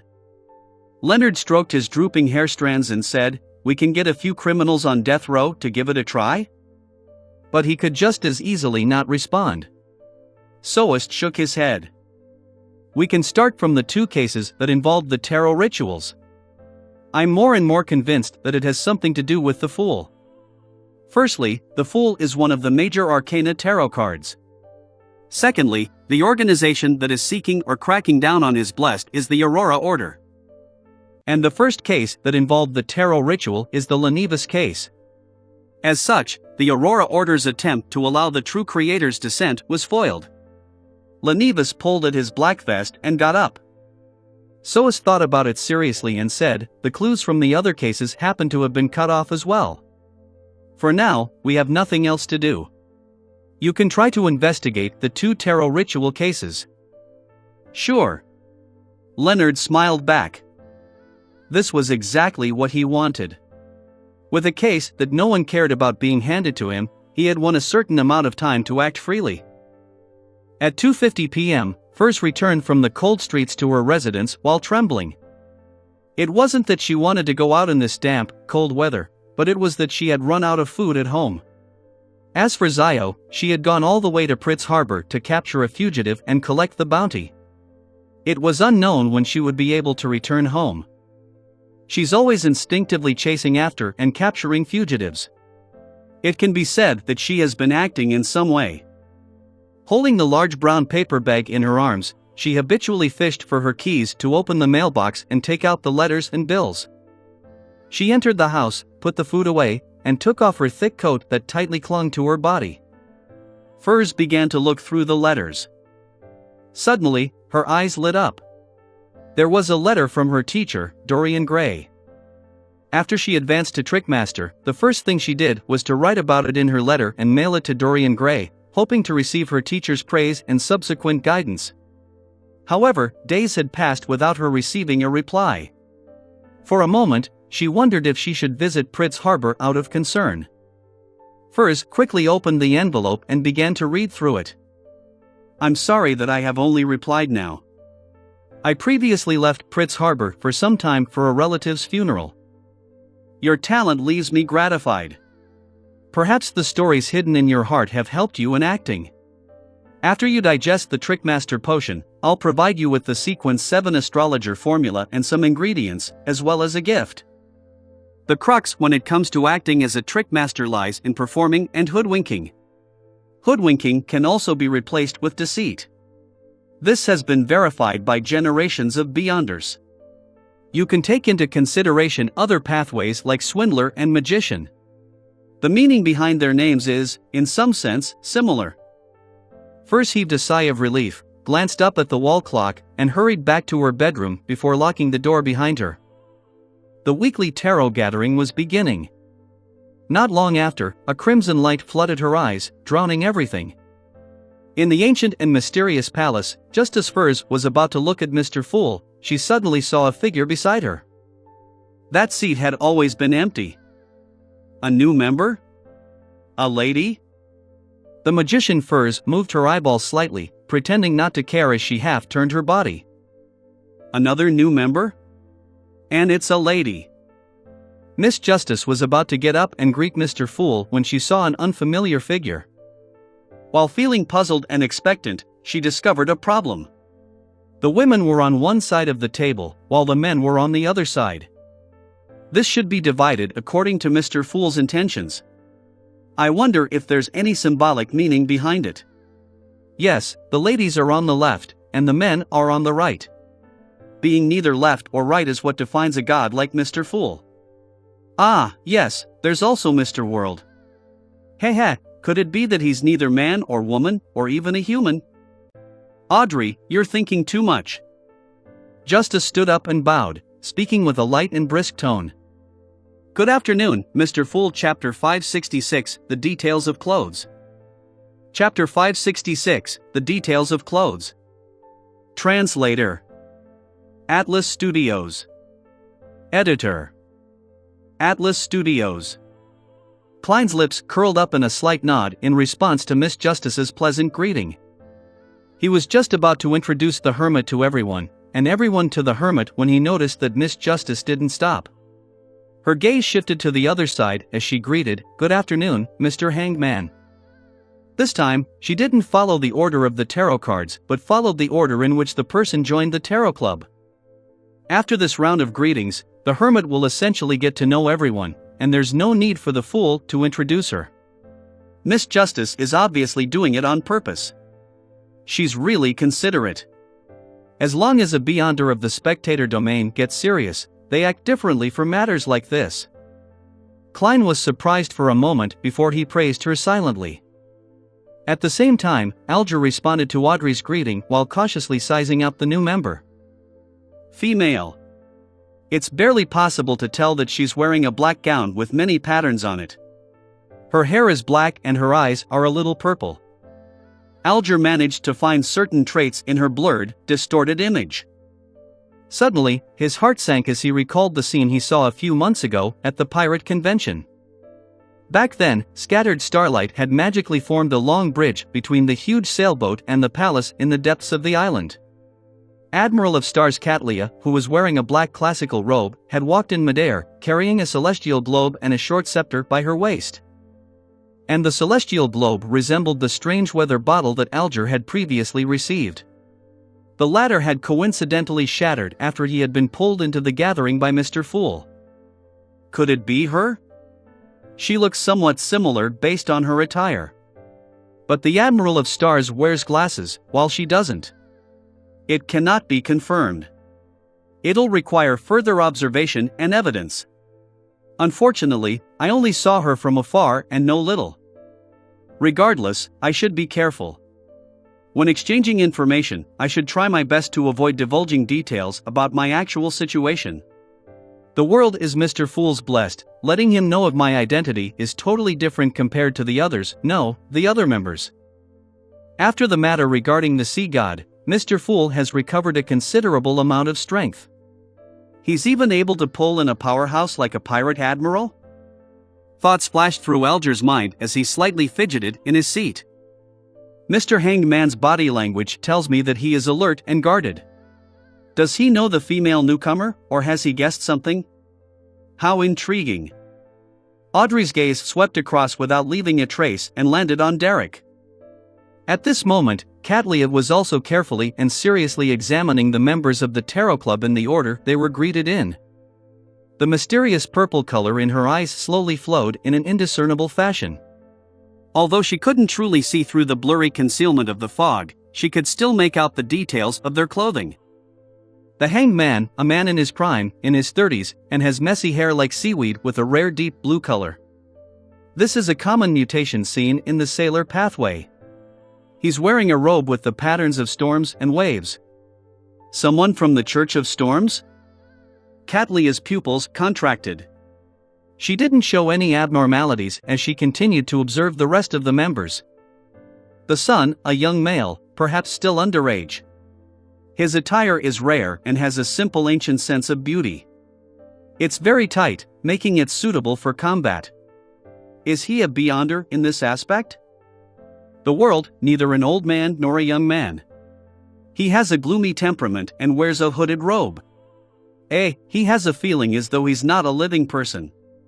Is this something similar to Senor or Steel Mavedi? Or some other sequence I'm unaware of?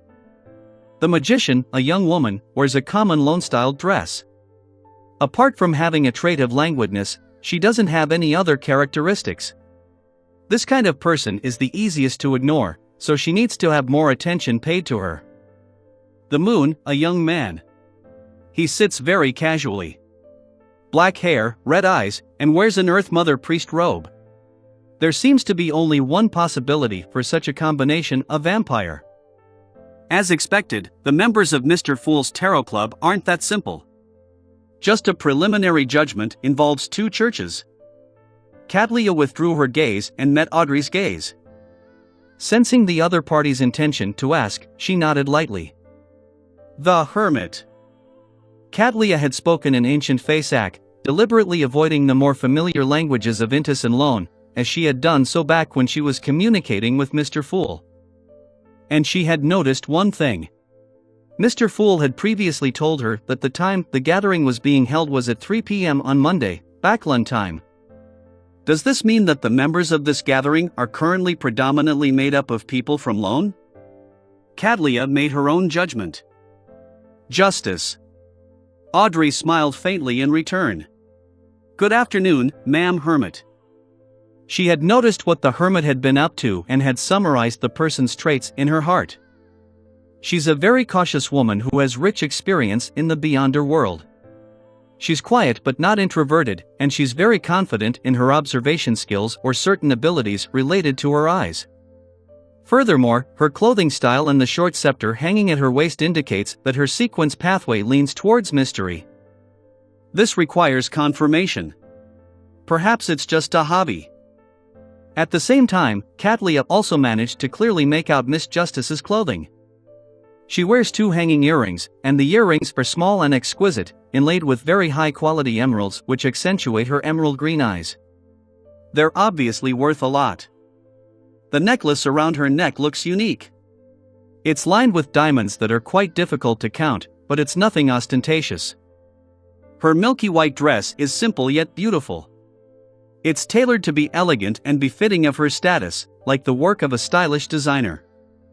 As she went through the details, Cadlia couldn't help but close her eyes. A 17 to 18-year-old girl. Very rich. The way she moves and her etiquette makes her highly suspect to be a noble with high status, a lone noble? Cadlia didn't know why she sighed in her heart. After a round of greetings from Audrey, there was no need for Klein to introduce the original members of the Tarot Club to the hermit or the hermit to the rest. Just as she sat down, Audrey once again turned to the very end of the long bronze table. Mr. Fool, I'm out of town and have only managed to find 1 page of Roselle's diary. At the last gathering, she had provided 2 pages, so she was 2 pages short of paying off the debt. However, with her being in the manor, even if she often went to the city, all she managed was to collect 1 diary page. In addition, due to the addition of the new member, Hermit, she was careful not to mention the psychology alchemists. She didn't mention Backlund or East Chester County at all. Roselle's diary. Diary. Cadlia almost lost control and couldn't help quickly turning her head to look at Miss Justice, who sat on the same side as her. She clearly remembered that the tall and beautiful figure had once sighed. It's not a notebook. It's his diary. However, other than him, no one else would be able to understand it. The members of the Tarot Club know that Roselle's notebook is a diary? Mr. Fool is collecting Roselle's diary? Is he trying to crack it to find the secret hidden in that part of history? This is more like a revived ancient god. All sorts of confused and shocked thoughts surfaced in Cadlia's mind. She maintained her staidness, just turning her head in a normal fashion to observe the first transaction. After experiencing many things and trudging her way towards becoming one of the 7 great pirate admirals, she understood that the most important thing for her to do after joining the Tarot Club was to listen more and speak less. Mr. Fool, I received 3 pages, First said with a smile. They had been mailed by Dorian Gray. At last week's gathering, as she hadn't received her teacher's response, and due to the cold weather, she hadn't attended any Beyonder gatherings, so she couldn't provide a single page. Derek followed immediately, Mr. Fool, I've copied a new legend of the ancient gods. TSK, he's always using the legends of ancient gods as a perfunctory payment. Emlyn glanced contemptuously at the sun. Suddenly, he thought of something. Although the sun claimed that the one they worshipped was the Lord that created everything, he had never tried to cover up the influence that Giant King, Ormer, had on them. However, he had never mentioned that Giant Queen Omabella was who the Kingdom of Silver originally believed in. Could it be that the City of Silver isn't equal to the Kingdom of Silver? I'll wait a minute and try it out. Emlyn had never been able to get over the sun's earlier slandering of the Sanguine. 4 pages of Roselle's diary, a legend of the ancient gods, that's pretty good. I wonder if it contains information about the High Elf, Kohinum. Alas, after Mr. Hangman learned that the world is a blessed, I cannot make the world ask questions without any qualms. Klein thought quickly and said with a chuckle, very good. He helped Miss Justice, Miss Magician, and Little Sun conjure their respective content, which flashed into the palm of his hand as he casually browsed through them. Mr. Fool doesn't seem to be deciphering it. He can read Emperor Rozel's diary? What's his background? What is his true identity? A sense of indescribable terror and dread suddenly welled up in Catlia's heart. She quickly retracted her gaze and looked at the long bronze table, as if she was memorizing the simple patterns on the table's surface. The reaction the hermit showed when realizing that Mr. Fool is able to read Rozel's diary exceeded my imagination. Is she concerned with this matter, or is it somehow related to her? Audrey pursed her lips thoughtfully. Although the other party hit it quickly and naturally, this was still obvious enough for a sequence 7 from the spectator pathway. Klein sensed the abnormality of the new member, the hermit, because he also wanted to see how this member of the Moses ascetic order, who had a great deal of knowledge, would react to it. The result left him surprised. Isn't that a little too intense? Klein didn't have the luxury of time to think about it as his gaze fell to the first page of Rozel's diary, chapter 567, Source of the Matter. Chapter 567, Source of the Matter. Translator. Atlas Studios. Editor. Atlas Studios. April 4th. I just returned from Countess Warenka's masquerade party when I suddenly felt an emptiness in my heart. One woman after another. The monotonous and mechanical movements, the indistinguishable smell of perfume, and the warmth from the entanglement of their limbs, all these in exchange for a few seconds of pleasure, followed by endless boredom, disgust, emptiness, and numbness. What pleasure is there in such a life? Is the meaning of life to just do this every single day? I can't go on like this. I have to get out of this sorry state. Also, I need to remind myself that I shouldn't habitually write Arabic numerals. Emperor, there are actually times when you reflect on yourself and act like a hipster? This doesn't fit with my image of you. Klein almost pricked his brows up. He looked down at the second entry of the diary. April 4th, Countess Warenka invited me to a private salon, and she told me that Ma'am Julia would be there, too. Ha, will this conservative blonde girl who had come to loan because of her marriage participate as well? I really look forward to it. I've been imagining her in bed for a long time. I hope her husband, Viscount Delene, doesn't mind. Emperor, have you forgotten what you wrote a few days ago in your diary? TSK, how nice, isn't it? Also, you have a typo. Mind. Klein couldn't help but lampoon. April 14th. I've been attending too many events recently, and the flesh is weak even though the spirit is willing. But that's nothing. Although I'm still young, I should be careful about the risk of retrograding. Temperance. Temperance. The archaeologist sequence has improved my physique and effectively enhanced a certain degree of my powers. However, this isn't its area of expertise, but just something that comes with it. As I continue raising my sequence, the changes from the previous potions will also intensify. This is my motivation. Apparently, apothecaries can concoct medicine that lacks side effects. Perhaps, I should ask a few of them. Also, I really have to control myself. Unrestrained behavior will only lead to continuous increases in the threshold, and the degree of satisfaction wouldn't be like how it would normally be. After calming down and thinking about it carefully, there are many things that can be done. Humans are always like this, bound by desire, unable to see what's of value. Why did I transmigrate over here? What secrets lie hidden in the depths of the stars above my head? Where did the original consciousness come from, and if self-cognition purely comes from one's consciousness, then who was I before I had the identity of Huang Tao? Who does the essential part belong to? Emperor, are you describing to me what it means to be a pervert and philosopher before and after the deed? So you do have worries about such matters. I thought you were already fixed in certain traits. Thankfully, you didn't teach Chinese to your children. Yes, you likely didn't teach them. Otherwise, what would they think after seeing such content? Zeradol prophesied that your eldest daughter, Bernadette, would be at odds with you and betray you. It's not without reason. Of course, not teaching them is more of a form of protection. Klein was successfully amused by Rozelle's diary entries, but he didn't show it on his face. To him, the diary of Emperor Rozelle was both a book of knowledge and a collection of jokes. With this thought, Klein turned to the next page of the diary. October 2nd, Zeradol came to visit me again. Now that I've become a demigod, he wishes that I can honor a promise. He wishes to steal the dangerous sealed artifact from the church. That is a Grade 1 sealed artifact, the Antigonus family's notebook from the Fourth Epoch. At this point, Klein's pupils contracted uncontrollably. This was likely the notebook that the secret order lost later on. This was likely the notebook that led to Klein Moretti's death and how he, Joe Mingrue, had used Klein Moretti's corpse to successfully awaken in this world. This was the source of everything. It turns out that it didn't fall into the hands of the secret order from the very beginning.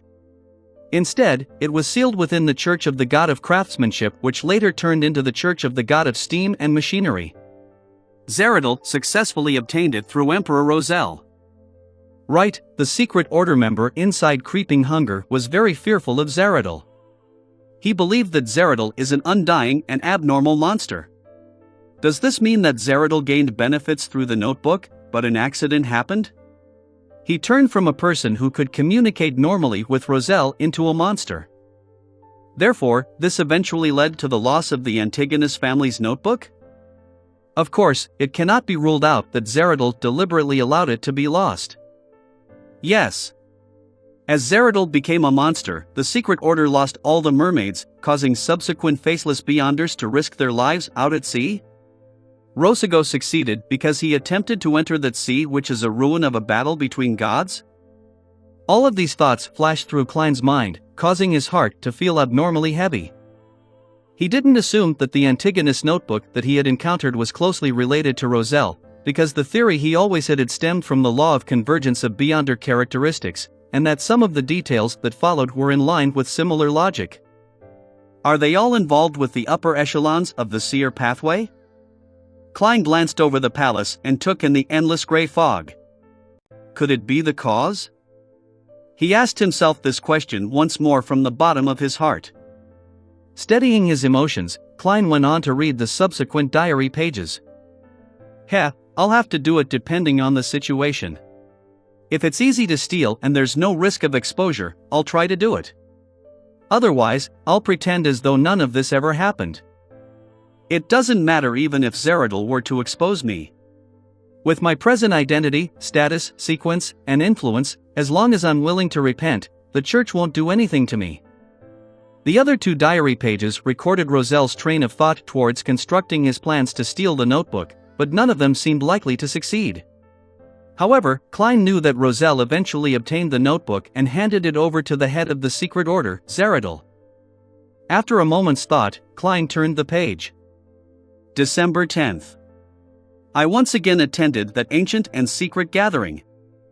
At the gathering, I discovered that they were unanimous in being extremely hostile to the Solomon Empire of the Fourth Epoch. I raised the question, which Mr. Hermes quickly answered. In the Fourth Epoch, the ally and supporter of the Solomon Empire was the true creator. This is very real. I resisted the urge to ask what exactly our organization had done in the history of the Fourth Epoch, but as I left the palace and returned from my dreams, I found that Mr. Hermes's route this time coincided with mine to a certain extent. This ancient man who lived since the cataclysm definitely knew more. I built up a rapport with him and earnestly asked him the question: is that why the organization hates the true creator? Is it solely because he had used the creator's holy name in his name? Mr. Hermes chuckled and said that they weren't such superficial creatures. He asked me in return if I knew what the actual abilities of the shepherd were. Of course, was my answer. He asked again in a profoundly meaningful manner, who do you think would be most likely to develop in the direction of being omniscient and omnipotent among all the present gods? This The first thought that came to me was the shepherd pathway, which could engage in devouring and grazing, so as to control the souls and characteristics of other beyonders. So that's the reason. This page only had this diary entry, but it contains a lot of information. The Solomon Empire originally came under the true creator's camp. Yes, in the Tudor family's underground ruins, there are humanoid statues of the 6 true gods. Although it isn't certain whether they were worshipping or desecrating the gods, one thing is certain. The 6 gods were involved in the affairs of the 3 empires, and they later had a close relationship with the Trunsoist dynasty. Did the 3 great empires represent 3 different camps of gods? Klein tried to use his archaeological discovery and historical knowledge to decipher the hidden truth of the previous epoch, but he was still shrouded in fog. Towards Hermes, the oldest master of mysticism, Klein's answer came close to Roselle's. As a Beyonder sequence was raised, the saints and angels of the shepherd pathway were able to engage in the grazing of more souls, gaining more and more Beyonder powers. In the end, if the true creator had finished grazing the other 21 Beyonder pathways, he would be, to some extent, the omnipotent and omniscient creator. There are still a lot of secrets hidden in the sequence pathways. Klein turned to the 4th page. This diary page recorded the actions Roselle took after he consumed the savant potion. He read a lot, studied a lot, tamped down on his foundation very firmly, and increased the scope and depth of his knowledge to a whole new level. In this period of time, he had almost no entertainment. Learning was his greatest form of entertainment. In one of the diary entries, he wrote, "When a person knows with certainty how much he will gain after putting in the effort, and is able to directly tell how much he gains, then he will certainly work as hard as I am now." Isn't this the fundamental attraction of many games? Klein turned over the last diary page and read the legend of the ancient gods provided by Little Sun. During the entire process, the majestic palace was completely silent. Be it Justice or the Moon, they were both considering what to trade and communicate later on. It was the first time that the hermit Catlia had encountered such a situation, but she didn't feel uneasy or uncomfortable at all. Instead, she carefully analyzed the information that the scene revealed. This isn't the first time this is happening. Mr. Fool has the habit of reading Roselle's diary at the tarot gathering. The members will proactively or passively search for the pages for him. However, it can't be confirmed if there were any advance payments. He really can read Roselle's diary. He's searching for secrets that have sunken in the river of history? Just now, that Sun mentioned that the information he handed in was about legends of ancient gods.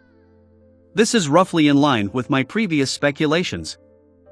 At this point in time, Klein had roughly finished reading the new piece of information regarding ancient gods. In the second epoch, in those dark years, every ancient god had a god attached to them, just like the dragon of imagination Ankwelt and his child, the dragon of nightmare, Alzahad. Chapter 568, Subsidiary Gods. Chapter 568, Subsidiary Gods. Translator: Atlas Studios. Editor: Atlas Studios. In the information provided by the Sun, there were detailed examples of some typical subsidiary gods, but most of the information didn't provide their true names, only their titles. These included the god of beauty and the goddess of life, who were subsidiaries to vampire ancestor Lilith, the goddess of misfortune, and the god of the dead, who were subsidiaries to annihilation demonic wolf Phlegria, the god of luck, and the queen of calamity, who were subsidiaries to elf king Saniathrim, and so on and so forth. Queen of Calamity. Klein suddenly thought of the Book of Calamity and the golden wine cup he had taken from the ruins of the High Elf. The name Kohainum and the word calamity was engraved on it in Elvish. This caused him to make the connection that Kohainum was the Elf King's subsidiary, Queen of Calamity. Unfortunately, I can't directly seek confirmation with Little Sunday. I'll have to wait for further information from him. Klein sighed silently. At the same time, he made some theories about the fact that these titles didn't correspond with their true names. The City of Silver was originally the Kingdom of Silver that came under the Giant King's court's rule. Other than having sufficient understanding of its own forces and enemies, the information regarding the other ancient gods will only come from legends and rumors, and they aren't that detailed. Compared to the simple and easy-to-understand titles, a god's true name can consist of complicated and difficult words to remember, which can make it harder for them to be spread. The information provided to Klein when he turned over the page confirmed his theory. However, it gave him new doubts. The dragons also had a dragon of wisdom, which was the equivalent of a god in the city of silver, called Haraburgen, and under giant King Ormur, there was also his eldest son, the god of dawn, Bad Halbrun, and his queen, the goddess of harvest. Why doesn't the goddess of harvest have a real name? Isn't she the queen of the giant king's court? The city of silver should have records of it. These so-called subsidiary gods are equal to the angels or king of angels of later times?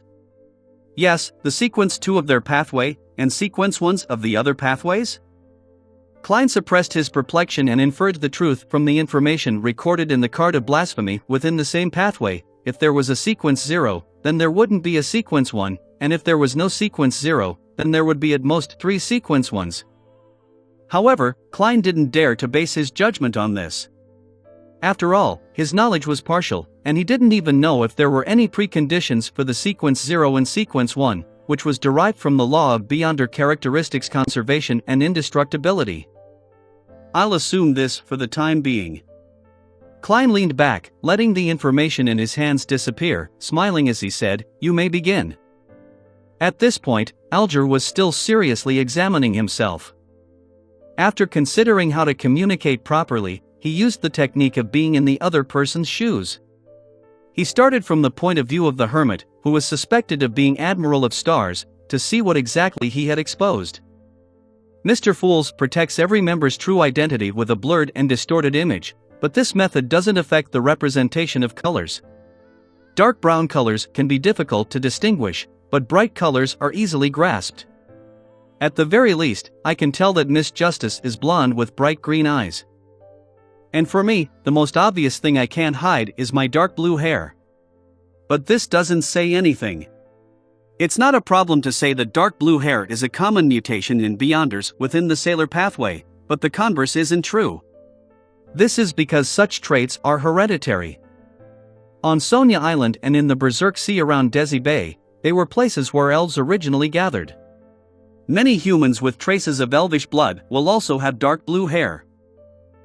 It's the same for districts where there are a certain number of Church of Storms Beyonders. Ignoring any other trait, it's difficult for the hermit to determine any further information based on the situation. Just as Alger heaved a sigh of relief, he caught sight of the storm robe he was wearing. After returning to the Blue Avenger, not only was he the captain of the ship, but he was also the bishop of the sailors. He often needed to wear the corresponding clothes to celebrate Mass.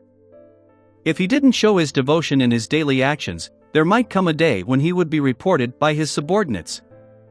The Church of Storms has always been wary of those members who had been drifting out at sea for a long time, as prolonged acting as pirates might one day turn them into real pirates. In any case, the Lord of Storms has never given a revelation to exclude pirates from his followers. Under the cover of that blurred distortion, it's hard to see the details of one's clothing clearly. This isn't a problem. However, I still have to pay attention in the future. During tarot gatherings, I should change into a set of ordinary clothes. Although I can't be sure, I still have to treat her as a pirate admiral. I can't afford to be careless. Alger thought cautiously. At this moment, he heard the seemingly suppressed voice of the Moon Emlyn, which was a result of him being unable to hide his emotions. "Mr. Hanged Man, I've done the preparations. When can you obtain the inheritance of that sanguine baron? You mentioned before that it's in the hands of some powerful pirate?" You didn't have to say the last sentence. Alger's body instantly stiffened. Powerful pirate. The hermit's eyes swept over the hanged man once again. Alger's expression didn't change as he turned his head to the moon and asked, "Have you obtained the funds?" "Of course." Emlyn raised his neck. He originally wanted to wait until the 3-month maturity was up before he went to the bank to withdraw the money, but he soon discovered that he was in a completely different mood after deciding to buy the Sanguine Baron's inheritance. He no longer had any qualms or hesitation. He was filled with expectation and desire, wishing that he could get his hands on it immediately.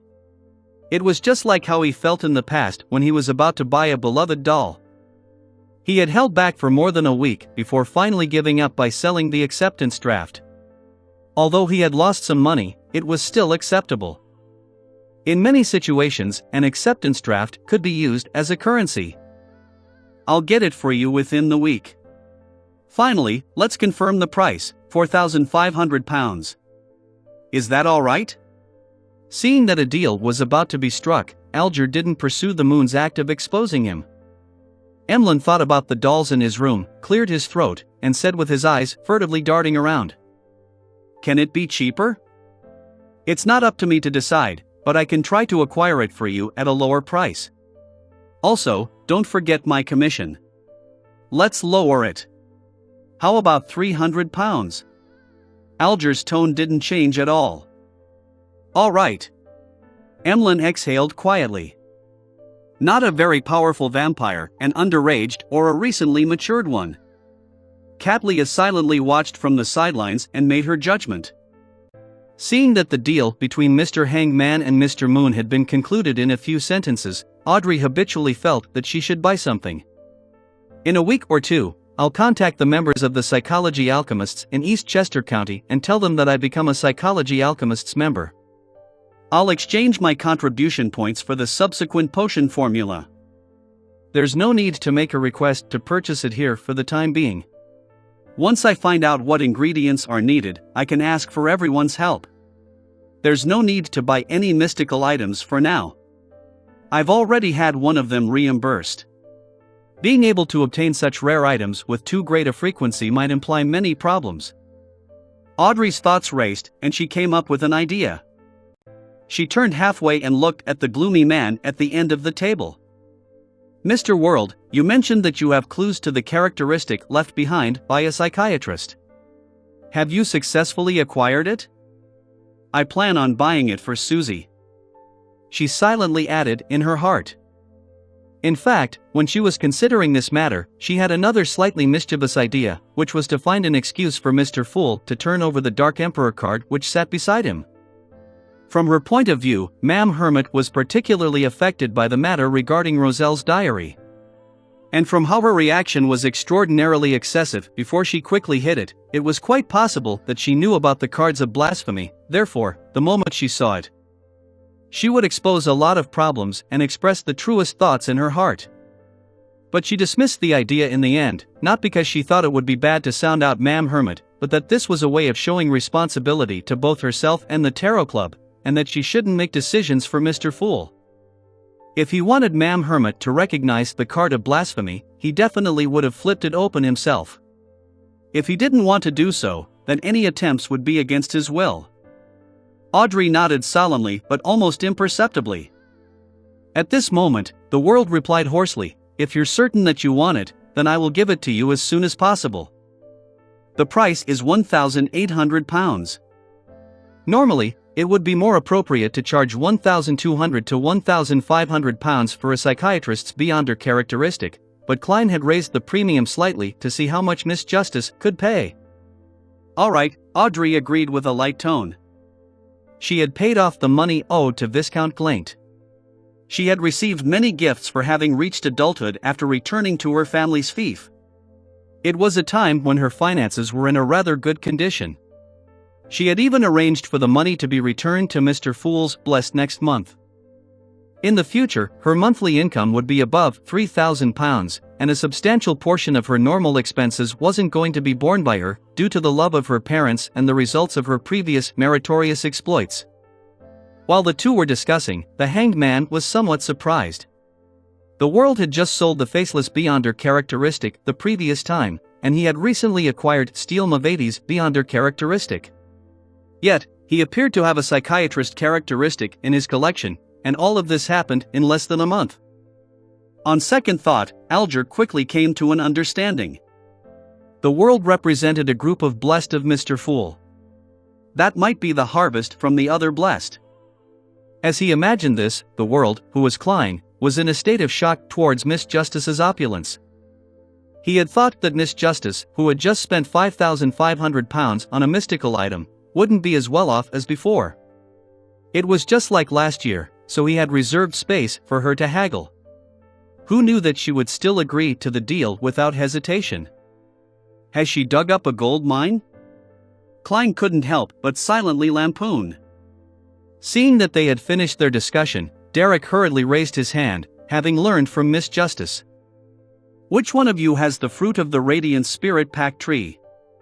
He had rather successfully collected the other ingredients of the solar high priest potion. Just as Katlia had initially figured out that Miss Justice was a yet-to-advance psychiatrist, she heard this request. After a few seconds of silence, she said, "I do." "What can you provide in exchange?" After observing for a long time, she decided to intervene in a small transaction to gain a deeper understanding of how the Tarot Club operated. I can use the history of the City of Silver or the history of dragons, elves, and other dark creatures to barter, Derek said sincerely. Ma'am Hermit, this is a list of commonly seen monsters around the City of Silver. You can choose any ingredients you need from it. How honest. Klein almost looked up at the dome of the magnificent palace. What is he talking about? Katlia frowned slightly, momentarily failing to understand a single word from the Sun. Chapter 569, A straw will show which way the wind blows. Chapter 569, A straw will show which way the wind blows. Translator. Atlas Studios. Editor. Atlas Studios. After a brief moment of consideration, the hermit Katlia made the choice that benefited her the most. She said without betraying her emotions, "I'll make a decision after seeing what the commonly seen monsters are around the City of Silver." Another person who gains something without risking anything of her own. Are the people who spend too much time at sea good at fleecing others? Or is little son in such a state that makes it impossible to resist fleecing him? Klein instinctively excluded himself from the group of seafarers. All right. Under Justice and Company's scrutiny, Derek didn't hesitate to agree to Ma'am Hermit's request. He recalled the content and conjured it, recording the most commonly seen monsters around the City of Silver into a list. However, it wasn't as detailed as before, and there were quite a few missing.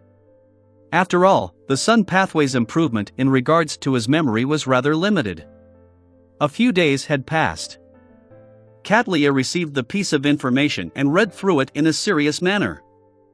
The more she scanned through it, the more alarmed she became. This was because the types of monsters had far exceeded her expectations by nearly 100 times. Most of the names used were ancient names. If not for her being a Moses Ascetic Order member who had been pursued by knowledge, and having reached Sequence 5, making her experienced and knowledgeable, there was no way she could have known what these names would really be referring to. But even so, there were still a few monsters she had never heard of. They were like shadows who would never reveal themselves in dreams or imaginations, forever lurking in the depths of the darkness. Where exactly is the City of Silver? Why are there so many monsters? 10 seconds later, Katlia raised her head without a change in expression. She said with a staid tone, "Use the history of your City of Silver in exchange." All right. Derek's eyes lit up as he seemed to see hope in advancing. He soon conjured the historical materials of the City of Silver with the help of Mr. Fool. Having had ample experience, he knew that even more complete and detailed information was worth more than the fruit of a radiant spirit pact tree, hence, he retained some of what he knew. Katlia knew that she wasn't Mr. Fool, so it was impossible for her to let the members patiently wait for her to finish reading. Therefore, she casually flipped through it. After confirming its value, she deliberated and asked, "How should I hand over the fruit of the radiant spirit pact tree to you?" Just as she said that, she suddenly thought of something. With a guess, she looked to the end of the long bronze table. "Mr. Fool, is it done by a sacrificial ritual?" This left Audrey, who had prepared the answer, to be clearly stunned. She swallowed the words that she was about to say. Ma'am Hermit is very impressive and knowledgeable. She directly guessed that it's done via a sacrificial and bestowment ritual. Audrey controlled her minute facial expressions as she clicked her tongue and sighed inwardly. Yes. Klein gently nodded without going into detail. He believed that it was impossible for a pirate admiral, a Sequence 5 powerhouse of the Mystery Prior pathway, to not know how a sacrifice was made. This was even something they were good at. Furthermore, she knew the fool's honorific name, so she didn't lack any of the necessary conditions. Indeed, with a godlike existence bearing witness to a gathering, a sacrificial and bestowment method is the safest and most convenient way of trading. And a conversation through the soul body can result in direct knowledge transfer. Cattleya thanked him before saying to the sun, "I'll do it as soon as possible." Although she didn't show any abnormalities, her heart was in no way calm. From her casual flipping of the information provided by the sun, she discovered that the city of silver was truly filled with oddities. It included matters about being forsaken by the Lord, how it didn't have a sun, resulting in a state of eternal darkness and high and low frequency lightning. Matters like how strange and terrifying monsters hid in the darkness when there was no light, and how they survived thanks to black-faced grass. It mentioned that they had survived for more than 2,000 years since the Dark Ages. All of this exceeded Cattleya's expectations. As a powerhouse at sea who was knowledgeable and had acquired many secrets, she instantly connected the time and descriptions to a famous concept in history, the cataclysm. Following that, she followed this line of thought and made a further inference. The forsaken land of the gods. Suddenly, the figure she looked up to surfaced in Cattleya's mind once again. A sentence filled with an emotive sigh surfaced. He had always been searching for the forsaken land of the gods back when he was alive. He said that the ultimate answer towards everything is hidden there. The sun comes from the forsaken land of the gods which Emperor Roselle couldn't find despite all his efforts. Mr. Fool can connect to that place directly? No, perhaps he awoke from that place. Cattleya thought in alarm and solemnity. She had previously belittled the Tarot Club because the moon, justice, and the sun were of low sequences. She believed that with Mr. Fool having awoken only recently, he was obviously unable to pull members of significant strength. However, she now had to re-evaluate matters. It involves the forsaken land of the gods, the Church of Storms, the Church of Mother Earth, the lone aristocrats. Perhaps, it's precisely because they're low sequences that these members can be nurtured to be able to reach higher ranks in their respective circles without being suspected. This will allow them to play a more important role. As for me, is it because of the Moses Ascetic Order or Her Majesty? Cattleya seriously analyzed the motives of Mr. Fool. At this moment, the transactions were nearly coming to an end. The moon, the sun, and justice had all confirmed their respective transactions. As for the hermit Cattleya, she was still observing. Out of caution, she didn't rashly open her mouth to expose more information about herself. Alger had originally planned on making a request to buy the Sequence 5 Ocean Songster's potion formula so that he could make the subsequent preparations, but with the addition of the hermit, he became especially wary. He gave up on his decision at the last minute and prepared to push it back until he had really advanced to Windblessed.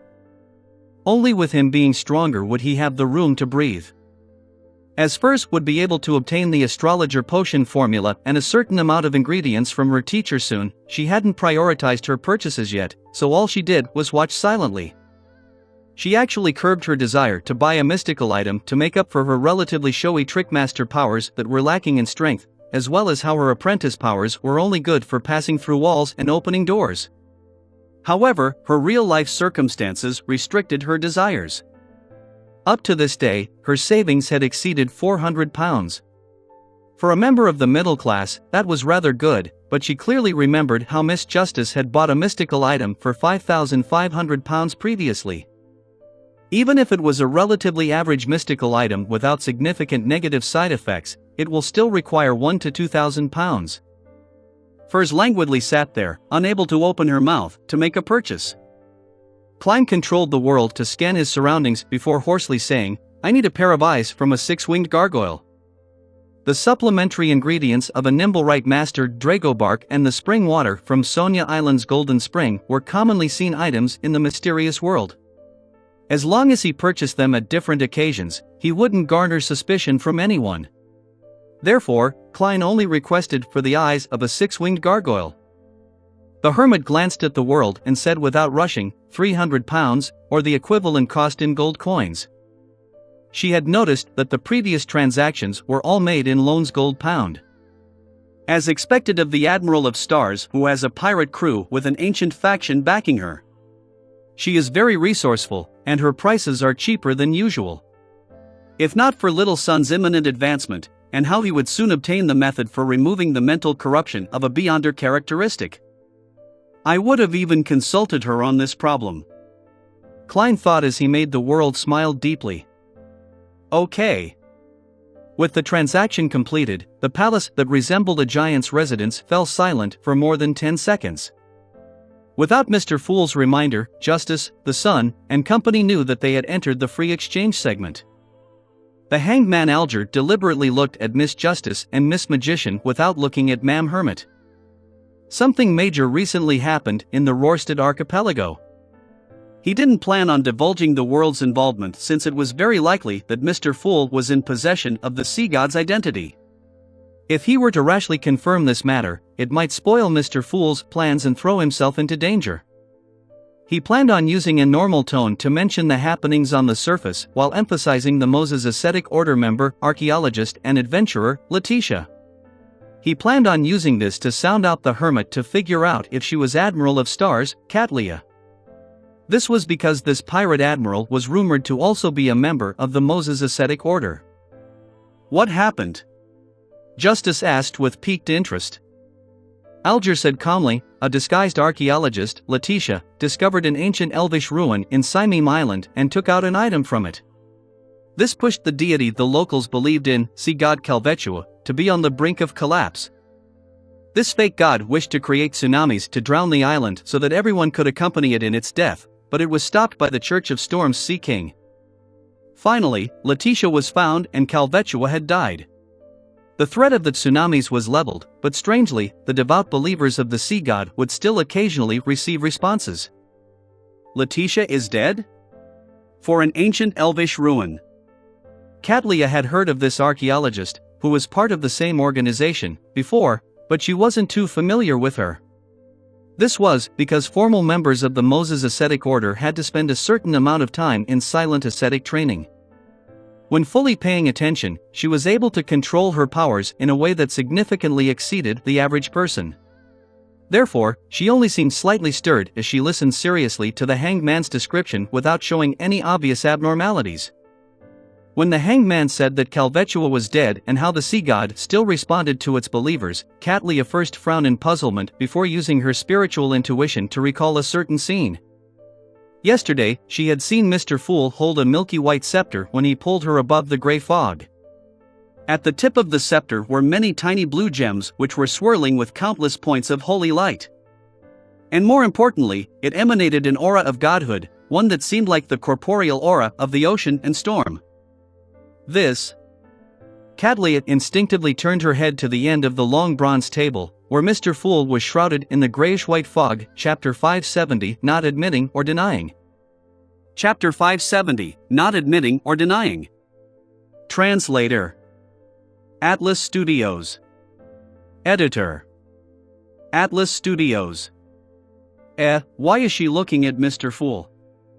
Audrey sharply noticed the hermit's subtle motion. This left her somewhat suspicious.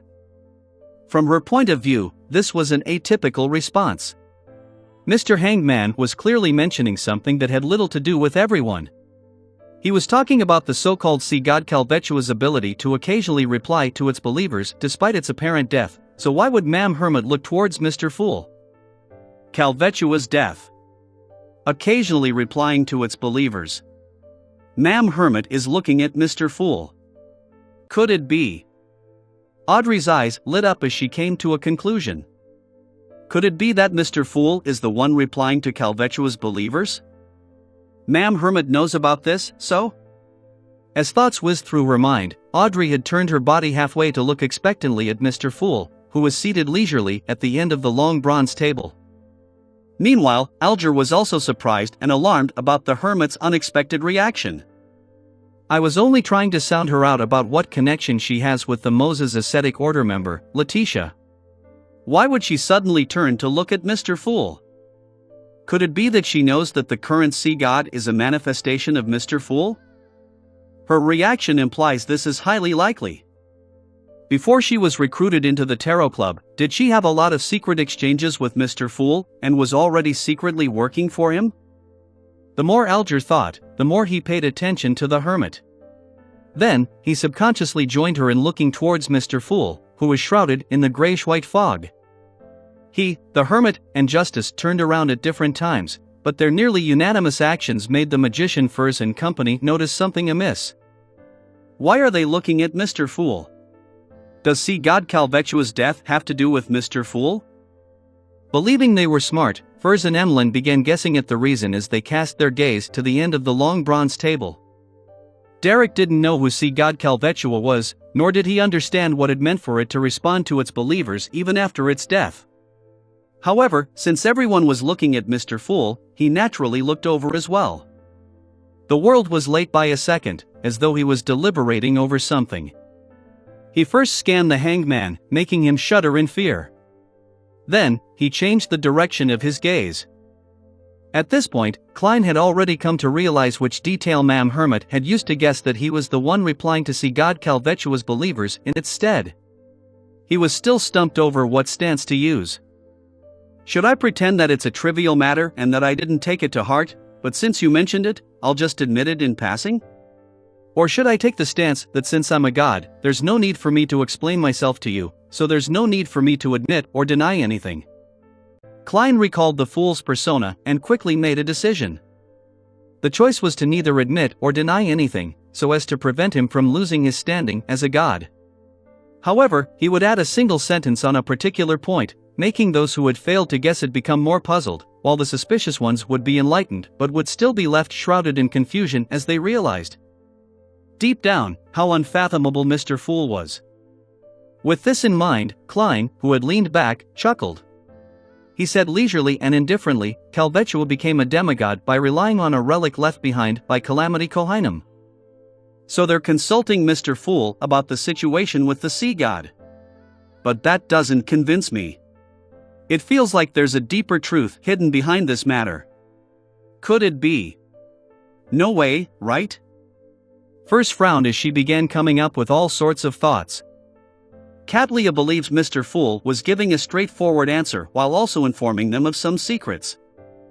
That demigod scepter is Calvetua's characteristic or Calamity Kohinum's relic, or is it something that covers both definitions? Who is Calamity Kohinum? The name sounds elvish.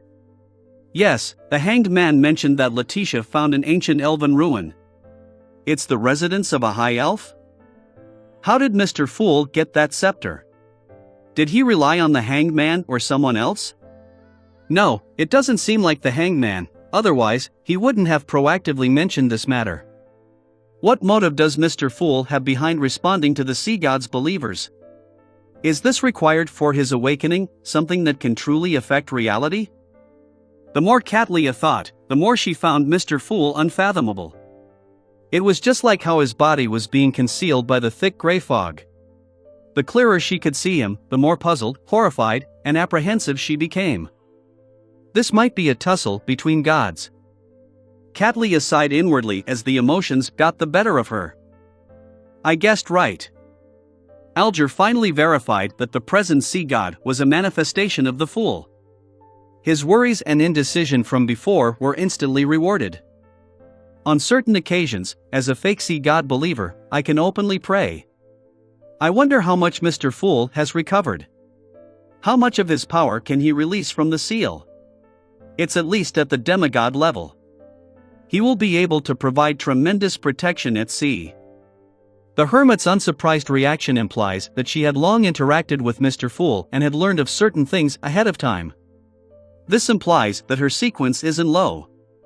She might really be a powerhouse at the pirate admiral level. This is both good and bad news for me. The good news is that I have an additional powerful faction at sea supporting me. At times, we can tacitly cooperate and complete matters that were previously deemed unimaginable. The bad news is that a lot of my news and research channels will be overshadowed by hers. My purpose in the Tarot Club will drastically decline. Of course, that's under the premise that she really is Admiral of Stars. Yes, I have to adjust my focus from gathering news and resources and align it towards the church. This is something she can't supplant me. Alger thought with joy and wariness. That sea god is really Mr. Fool. No, it should be said that the present sea god is Mr. Fool's manifestation. He has truly begun interfering with the real world? This is great. In the future, I can pray to see God directly and receive a response when I'm out traveling at sea? Audrey felt surprised, overjoyed, and proud. According to what she knew, the churches didn't do fixed ritualistic magic internally. The ones who received responses by solely praying to the deities were mainly priests or a chance occurrence, otherwise, they were blessed who just numbered at a handful. As for receiving a response from every prayer, they would be an extreme exception, even among blessed. But I can. Mr. Fool is returning to his throne, one step at a time. Replacing Sea God is one of those steps. Audrey didn't hide the changes in her emotions as she smiled, sitting straight and elegantly. Kohainum? That's an elf's name. I think I've heard someone mention it before. Emlyn attempted to recall, but it was in vain. As for Calvetua's death and how the sea god still replied to its believers, as well as the reason why the hermit, Justice, the hanged man had looked towards Mr. Fool, he had made a slight guess without thinking too deeply about the matter. What has this got to do with me? It doesn't affect my saving of the sanguine, nor is it anything of interest. Anyway, I can just pray to Mr. Fool if there are any problems. Emlyn mumbled to himself, showing disdain towards the emotional changes the others had. Calamity? Queen of Calamity? But there are no records that say that her name is Kohainum. Derek turned his head to the left very slightly, a common tic he did when he recalled things. From the looks of it, Little Son isn't sure if Kohainum is the Queen of Calamity, otherwise, he wouldn't have such a reaction.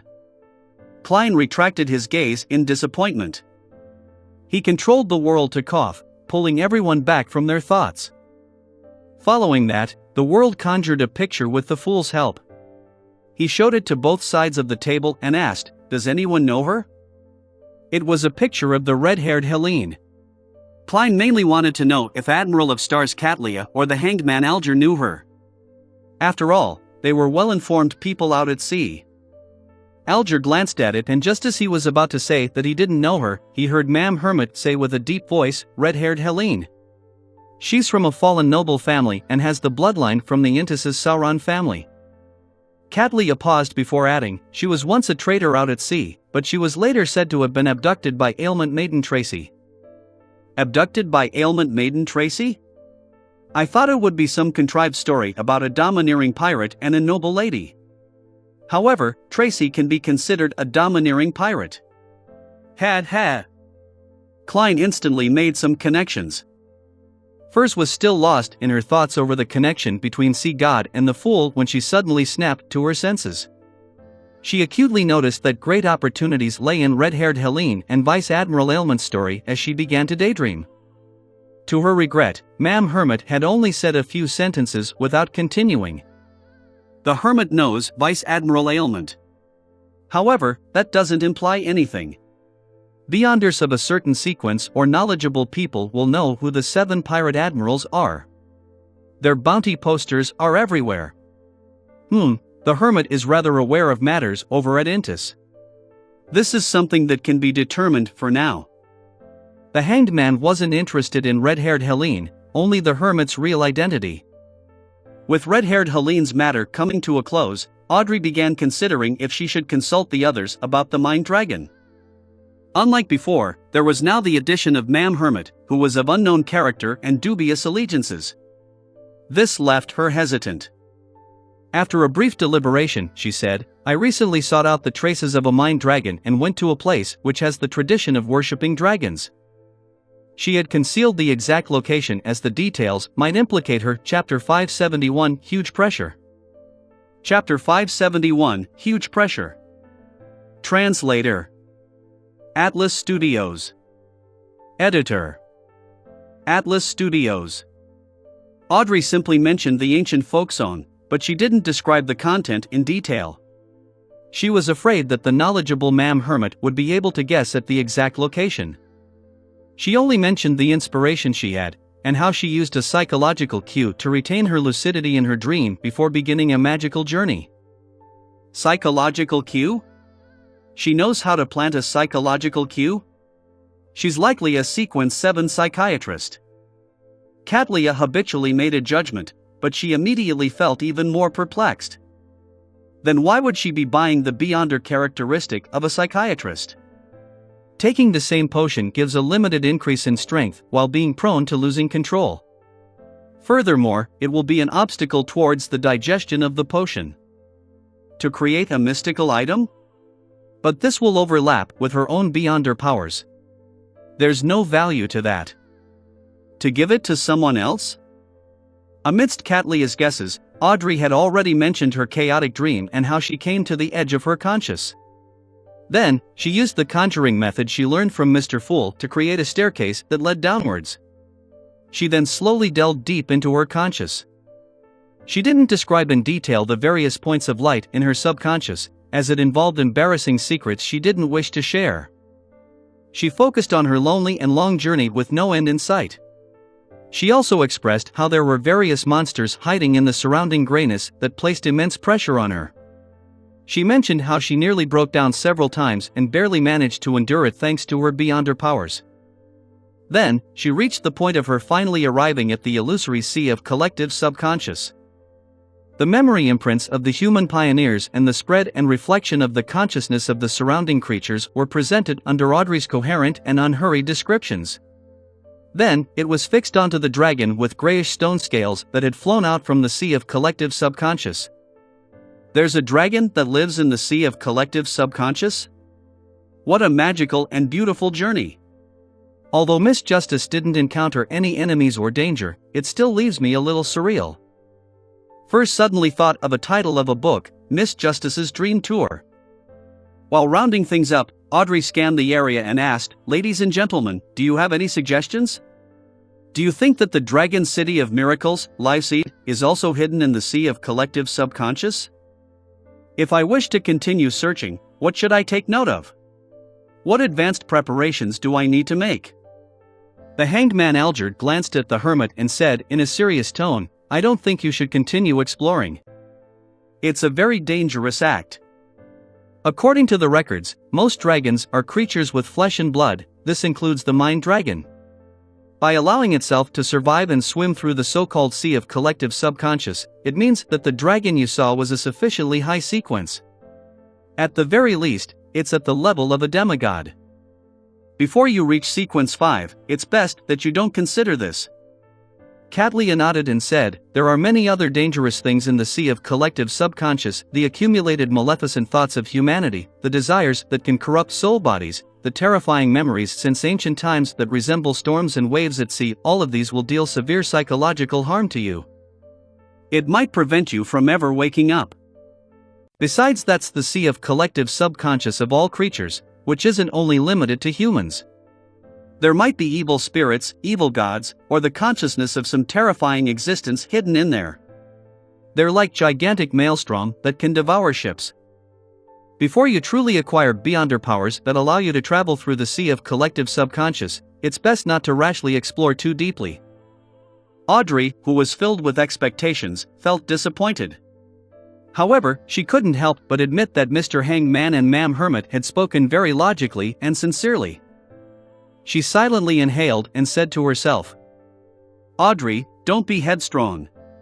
Wait till you're sequence 5 before making the attempt again." She totally didn't consider how difficult it was to become a sequence 5. At that level, one could even compete to become one of the 7 pirate admirals, or even make the 7 become 8. From Audrey's point of view, with Mr. Fool and the Tarot Club, as long as she was careful and calm, she would definitely be able to successfully attain that level in a year or two if she didn't take unnecessary risks. Only the gate to being a demigod was hard to push open. Ma'am Hermit knows a lot and is very knowledgeable. Audrey clung onto the last sliver of hope and looked towards Mr. Fool at the end of the table, hoping that this godlike existence would provide a suggestion that was different from Mr. Hanged Man or Ma'am Hermit. "Don't look at me. I have no idea." Klein tried his best not to blink. His understanding of the conscious, subconscious, and the collective subconscious was still stuck at a theoretical level that spirit medium Daly had described. He didn't understand anything more. Despite having his dreams intruded frequently, he had never thought of exploring the world outside the dream despite retaining his lucidity. Therefore, how was he to provide any suggestions to Miss Justice? In fact, he had a natural idea regarding this. However, he wasn't sure if it would work without having done any verification. In the past, even if he lacked the confidence, he could vaguely make a comment, but now, with Admiral of Stars Cattleya sitting at the side, watching, it only made it easier for him to make mistakes the more he spoke. The less he spoke, the fewer mistakes he would commit. And there was no chance of making mistakes by keeping silent. What a pressure-inducing new member. Klein sighed inwardly. He didn't say a word and maintained his faint smile. If not for him being above the gray fog and how he existed in the form of a spirit body, he suspected that such highly difficult acting would make the muscles around his eyes spasm. Mr. Fool doesn't have any suggestions. Audrey retracted her gaze in depression. She stopped fantasizing about exploring the sea of collective subconscious so soon. At this moment, the Moon Emlyn, who was already turning impatient, cleared his throat. I've seriously researched the history handed down by a sanguine. Sanguine. He really is a vampire. Nurturing vampires and pulling vampires into the church is really a tradition of the Church of Mother Earth. Cattleya nodded as she looked like she was listening seriously. Meanwhile, she felt that some of her conclusions needed adjustments. The moon directly expressed his identity. Does this mean that Mr. Fool has a potent deterrence, even in the outside world, that the members aren't afraid of information being leaked? It seems like I don't have to completely hide my circumstances. Emlyn paused and looked at the sun before tipping his chin. Before the cataclysm, there was no city of silver, only the kingdom of silver. If it were anyone else who had thrown such doubt on him, Derek would have hastened to retort, expressing the fact that the people of the City of Silver were descendants of the Kingdom of Silver and that he hadn't lied. However, after glancing at Mr. Moon and sensing his smugness, Derek turned his head to the side, feeling that an explanation was beneath him. Why must I let an arrogant vampire who doesn't acknowledge the City of Silver's history believe me? He thought silently to himself. From his reaction, Emlyn could tell that the City of Silver was indeed related to the Kingdom of Silver.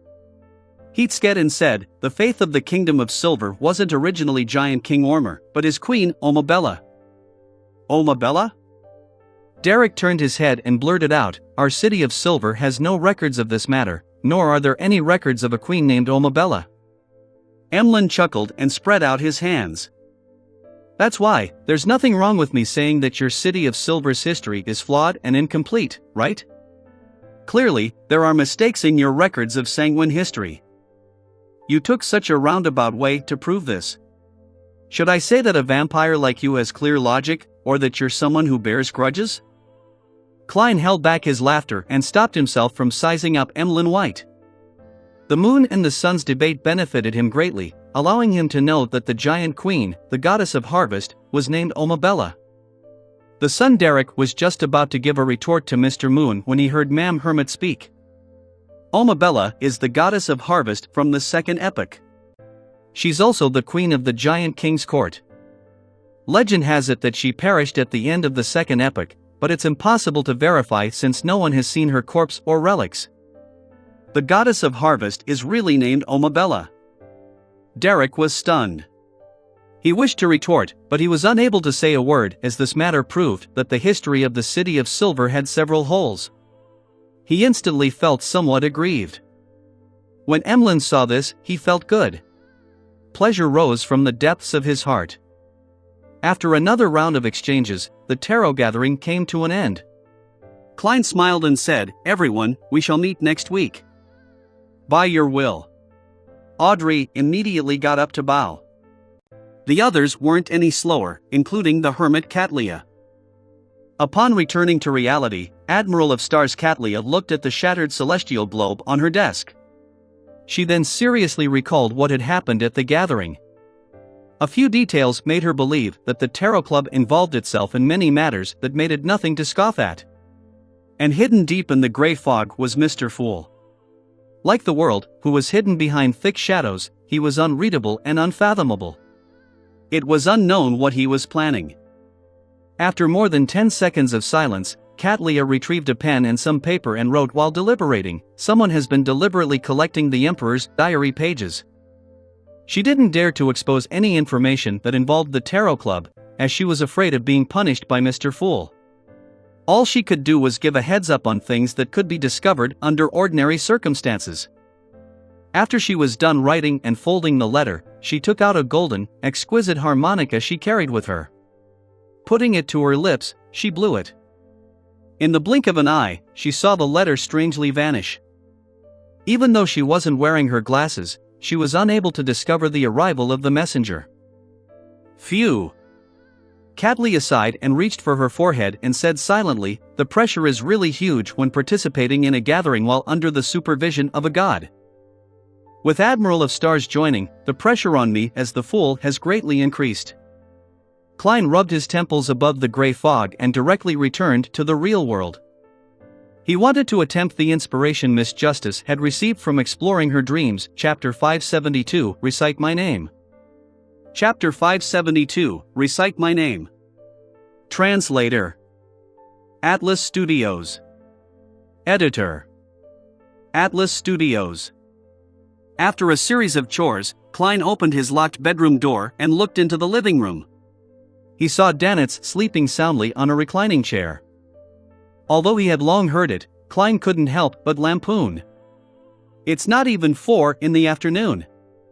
Has this guy completely let his hair down now that he doesn't need to monitor the radio transceiver?"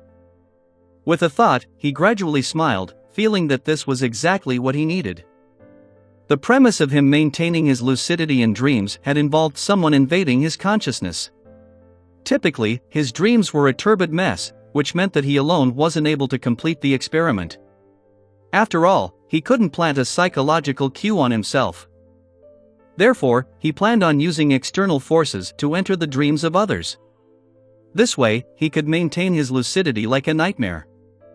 He originally planned on heading out to find a suitable target, but Danitz's posture was in such a perfect state that he could hardly stop himself from kicking him. "No, I should be experimenting." Klein corrected his thoughts.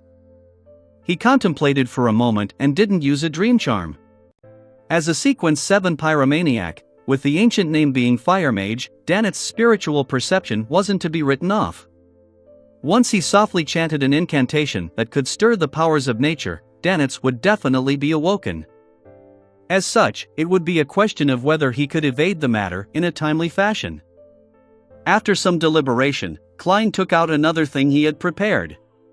It was a gem-like object that seemed dark and deep. It was the Beyonder characteristic left behind by a nightmare. It could be used to a certain extent, just like Nimblewright Master Rosego's all-black eye. However, the effects were inferior to one that was from a mystical item. For example, this Nightmare Beyonder characteristic didn't allow Klein to pass through the dreams of someone across the city from his inn suite, nor was he able to forcefully pull people into a dream. However, it was still simple enough to perform the most basic form of intruding into someone's dream at a close distance. Klein held the dark gem and spread out his spirituality. The illusory darkness rapidly spread before his eyes, filling his vision. Everything before his eyes were blanketed over, including Danitz. There was no longer a humanoid figure but an ellipsoidal blob of light. Klein immediately extended his spirituality out and made contact with it. Without any warning, various scenes flooded his surroundings as they flashed rapidly. Finally, it came to stop on a ship that was dozens of meters long. It had a smoke-churning chimney and large sails that were fully raised. The deck was polished abnormally bright, shimmering with the glimmer of a gold coin when sunlight hit it. Danitz stood under the main cannon as he had his arms crossed. He was leisurely rushing the sailors, shouting from time to time, "Scrub that area again. T, do you wish to copy down the ancient Fasak dictionary? This fellow is quite impressive on the Golden Dream." Klein ignored the owner of the dream and flew to the other end of the ship. He found a hidden spot and landed on the deck before preparing to test his spiritual perception.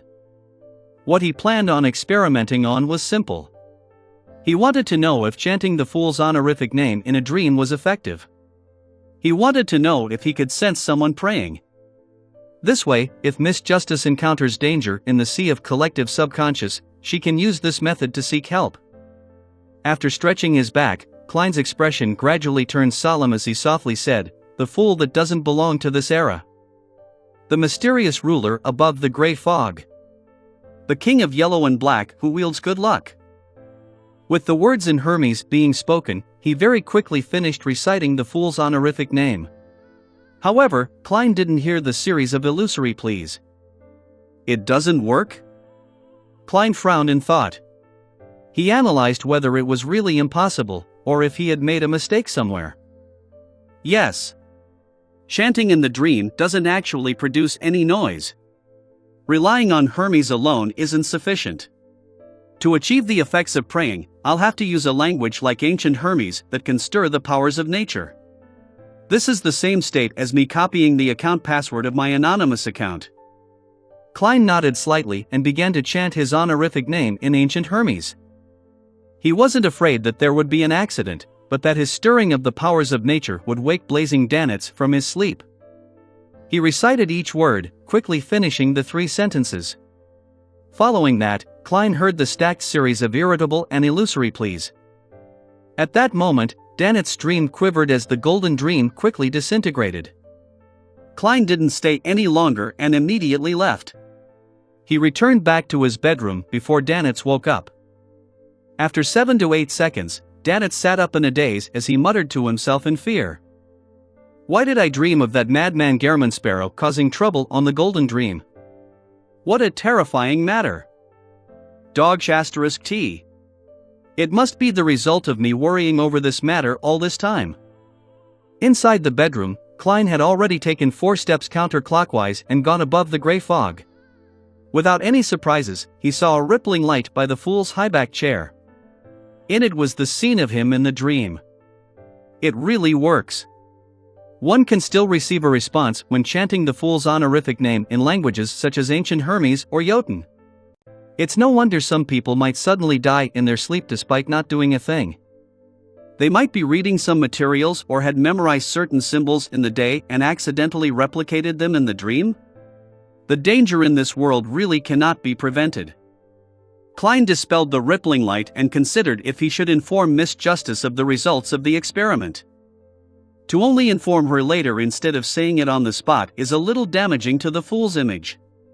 But Miss Justice is the kind of girl with a huge sense of curiosity. Although she has been warned by Mr. Hangman and Admiral of Stars, and even if she's a little more mature now, there's still the chance of her taking risks. Of course, if anything were to happen, it's on herself and it has nothing to do with me. Klein couldn't help but recall Miss Justice's adoration of the fool and the thought of her optimism and cheerfulness that brought him happiness, as well as her contributions towards the Tarot Club all this time. Finally, he sighed and said in a self-deprecating manner, I still need to inform her and give a warning. This is the treatment a VIP gets. After making the decision, Klein didn't hesitate to spread out his spirituality to touch the crimson star representing Miss Justice. In a room of the huge manor in Eastchester County, Audrey had her legs leaning sideways as she sat before her dressing table. She was recalling the words Mr. Hanged Man and Ma'am Hermit had said. After being warned by 2 senior Beyonders, she suddenly realized something. It wasn't that the mid and upper echelons of the psychology alchemists wasn't aware that one could explore dreams, the icy mountain of the subconscious, and the sea of collective subconscious by using a self-induced psychological cue. The reason why they didn't tell me anything is because it's too dangerous for a psychiatrist. Many people have already died in such explorations. But they should warn me. Ah, right. From their point of view, I'm only a sequence 8 telepathist. I'm not equipped with the powers of a psychological cue, so there was no need to warn me. Audrey finally understood the perplexing matter. Just as she was about to let Susie enter the room to calm the disappointment in her heart, she suddenly saw thick gray fog spew out, instantly flooding her vision. In the middle of the endless grayish-white, a figure sat in a high-backed chair. Looking down at her, it said, "Do not make attempts without careful consideration." Before Audrey realized what was happening, she heard the deep and majestic voice sound out again. "If you encounter dangers in your dreams, you can recite my name." "Recite your name?" Audrey's eyes widened as she became overjoyed. "Yes, Mr. Fool." Seeing that Miss Justice was excited instead of showing any doubts, Klein secretly heaved a sigh of relief and chuckled. "Use ancient Hermes." With that said, his figure faded away and the gray fog vanished. Audrey sat there stunned for 2 seconds before hurriedly pursing her lips, afraid that she wasn't on her best behavior. "Mr. Fool actually specially warned me. He even permitted me to recite his name in my dream." Audrey excitedly took a few steps on the spot, believing that she had really become a blessed of God. Of course, she also remembered Mr. Fool's warning. She planned to understand more from the psychology alchemists and make another attempt only when she was sufficiently prepared. The corners of her mouth curled up slightly as she randomly tapped her chest, saying silently, "May Mr. Fool watch over me." Above the gray fog, Klein began to consider another matter. Red-haired Helene, who had a reward worth £1,000, was actually related to Vice Admiral Aylmont Tracy. Tracy took over Kalangos' crew and changed his flagship to the Black Death. As for Kalangos, he previously plundered a tycoon named Jimmy Necker. That tycoon had previously obtained parts of Death's chronicles. It came from a Balam royal family's mausoleum. This information came from that nightmare inside Creeping Hunger. It should benefit Mr. Azek to a certain extent. I can also investigate the matter in passing. Klein found another reason to look forward to finding red-haired Helene. He originally planned on using the magic mirror, a Rhodes, to find her, but now, he planned on mobilizing See God believers to perform a search. In the past, it's quite demeaning to send a revelation for just £1,000. But now that it involves a pirate admiral, it can barely make people guess that there are secret motives behind it. Klein conjured red-haired Helene's photo and summoned the See God scepter. He had never done a mass revelation, so it was possible that it would be a burden that he couldn't withstand. He chose higher-ups like Kalat and Edmonton. With waves reaching high into the sky as a background, he said in a deep voice, "Find her and protect her. Be careful of Tracy's forces." Klein didn't provide further explanations as he broke down this scene along with red-haired Helene's photo into many sets before projecting them into the corresponding dots of light. Chapter 573, Teaching a Lesson in Reality. Chapter 573, Teaching a Lesson in Reality. Translator: Atlas Studios. Editor: Atlas Studios. In a forest in Blue Mountain Island where the Resistance base was located. Sitting in a wheelchair, Kalat raised his bald head and looked towards the sunlight that was scattering at the cave's entrance. His eyes couldn't hide his joy. He acutely sensed that ever since God reappeared over the land and stated his 10 commandments, the previous bloodshed and chaos had changed. From time to time, he would provide them with guidance which was filled with wisdom. Furthermore, he would observe all creatures and proactively interfere with the situation at sea in a bid to help the Resistance and everyone in Rorstad, allowing them to pass through a difficult, thorny path while still being able to see some hope. Perhaps this is the true meaning behind his reappearance over the land. Kalat recalled the revelation he had just received and guessed that the red-haired woman named Helene was like a fulcrum for Vice Admiral Aylmont Tracy and the forces out at sea. She was the key to spoiling the balance between the countries, and only by making the world's situation more chaotic would the people of Rorstad receive the opportunity of being liberated. Kalat drew in a breath and quickly set up a ritual to pray to See God, conjuring Helene's picture. After doing all of this, he instinctively turned his head to the side and wore a somewhat mixed expression. Living in that direction was the high priest of the Church of See God, a priest who was a high-ranking member of the Resistance. Although they don't dare go against the revelations and have made tremendous changes, in many ways, they're still immersed in the past. They're obstinate, conservative, backward, and savage. They refuse to embrace a more civilized church. If this goes on, they'll one day be abandoned by God. Kalat couldn't hide the smile in his heart while he felt a strong sense of anguish. After scanning through all the believers' prayers and picking a few to respond to, Klein returned to the real world. He planned on heading out to search for a chance to enact true acting. When his right hand gripped the door handle, a ridiculous but possible thought came to his mind. My true goal is not to find red-haired Helene, but to use this opportunity to get to Vice Admiral Ailment Tracy and figure out what happened to Tycoon Jimmy Necker, so as to get to know the location of the ancient chronicles of death. That is to say, I only need to lure Vice Admiral Ailment Tracy out with red-haired Helene. As for whether she's the real person or not, that doesn't matter. I can make myself red-haired Helene and let Danitz send me to Strongman Ozil, get the reward, and easily meet Vice Admiral Ailment Tracy. What an impressive sequence of actions. Klein suddenly shook his head as he found a reason to reject the idea. Although I'm a faceless, I can't accept wearing drag. Could it be that overcoming my inner resistance is also one of the principles for acting? Furthermore, I don't know red-haired Helene. Acting is her wooden work. I would just be like her on the surface, and I wouldn't be able to fool people who are familiar with her. That way, I won't be able to meet Vice Admiral Ailment Tracy. Yes. The person searching for red-haired Helene might not be Tracy, but an enemy of hers. I don't know Vice Admiral Ailment Tracy's background. Rashly doing such an act would result in immeasurable danger. It's best to be safe and abide by my wishes. I'll first search for red-haired Helene, and after determining the details, I can consider the subsequent actions. At that moment, Klein suddenly felt that something was amiss in the living room. Danitz's snoring had softened, and the time between each snore shortened. Vice Admiral Iceberg is here? Klein turned the handle and opened the door to the bedroom. While making this silent action, Danitz sat up with his eyes open. He tried hard to hide his smile as he said, "Captain came. She said that Admiral of Blood's crew was sighted at Longtail Island and is continuing south. His destination seems to be the Berserk Sea. The source of the news is trustworthy." Longtail Island? The island at the southern end of the Rorsted Sea? From the looks of it, Admiral of Blood previously planned on coming to Byam, but the fight between Calvetua and Sea King John Cotman scared him away. He circled around the area and headed straight for the Berserk Sea.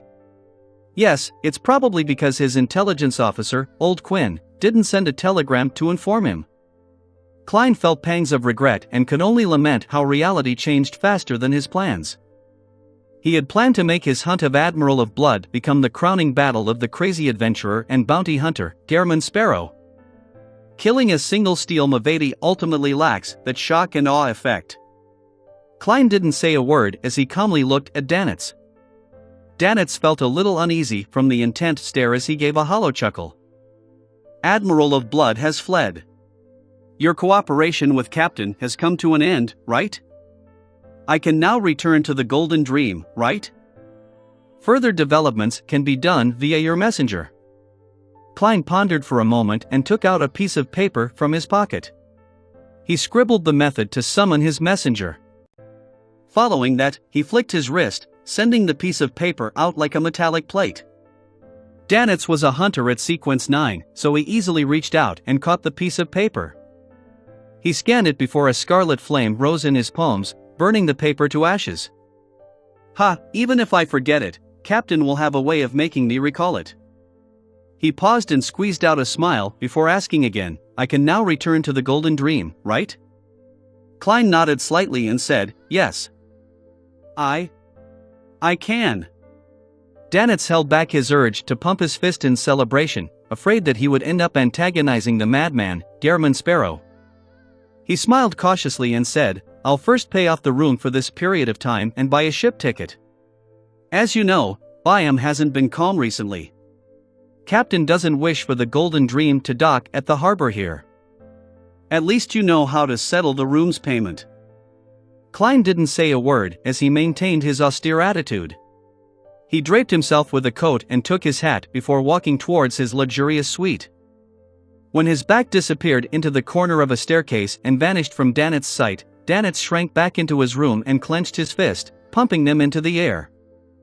Wonderful! Wonderful! I'm finally free!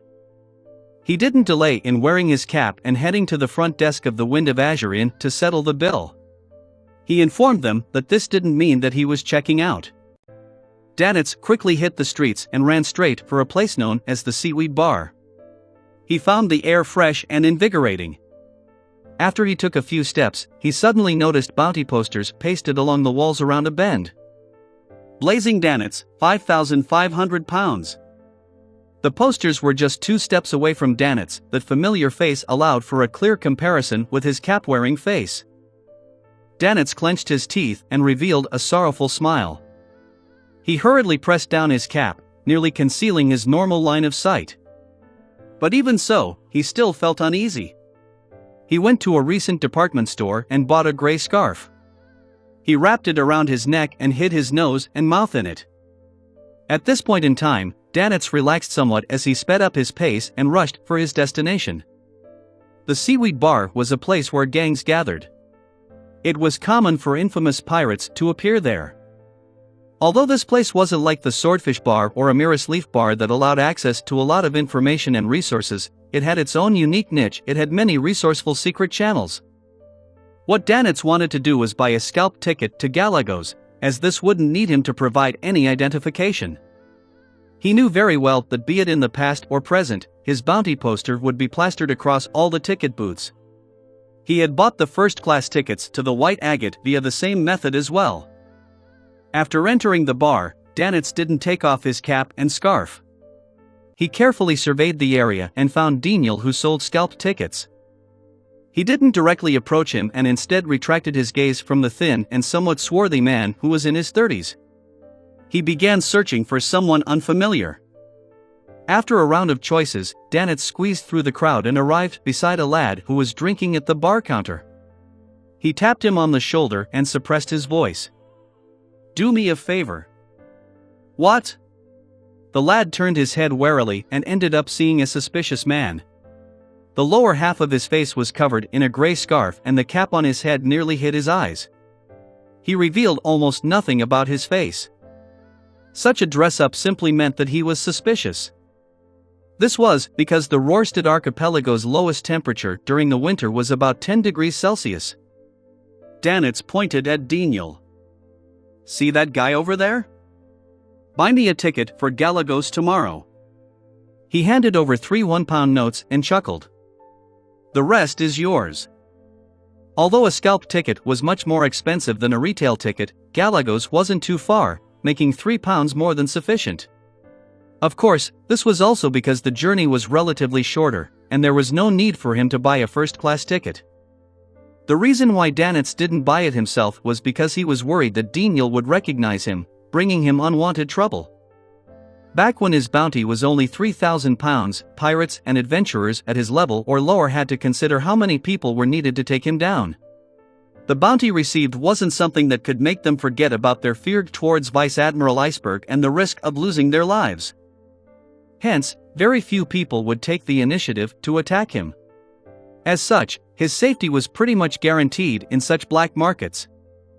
But now, his bounty reward had already reached £5,500. Even if several people joined forces, the amount of money each of them could get was a sizable sum. Furthermore, there were many people out at sea who were desperados. Apart from that, there would be people who found their own bounties too low and wished to prove their strength. These people would definitely challenge a target like Danitz, who was infamous but was of little risk. It was precisely because of this that Danitz was afraid that Daniel would betray him. Therefore, he hired a random person to buy it on his behalf.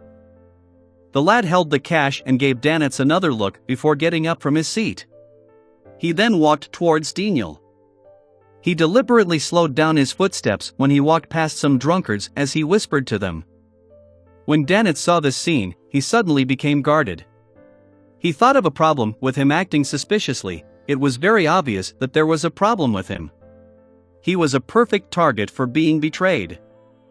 "Heh, do you think my reputation as blazing was bought?" Danitz planned on teaching the lad a lesson after he obtained the ticket.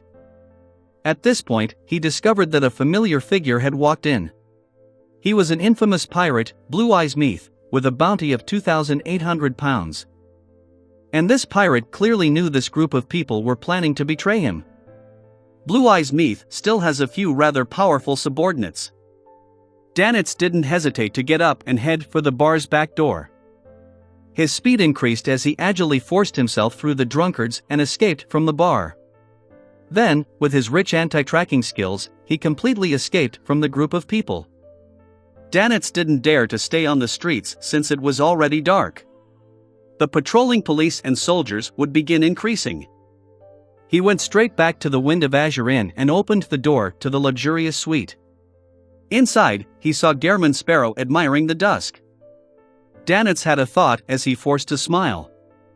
"There's something. I forgot to mention it just now. Captain wishes to ask if you have any interest in meeting her at Galagos?" This was a question he had previously kept secret. He had planned on returning and telling his captain that Gehrman Sparrow wasn't interested. But now, he realized that he had a low chance of surviving in Byam once he was separated from the crazy adventurer. Chapter 574 Fail to Accomplish. Chapter 574 Fail to Accomplish.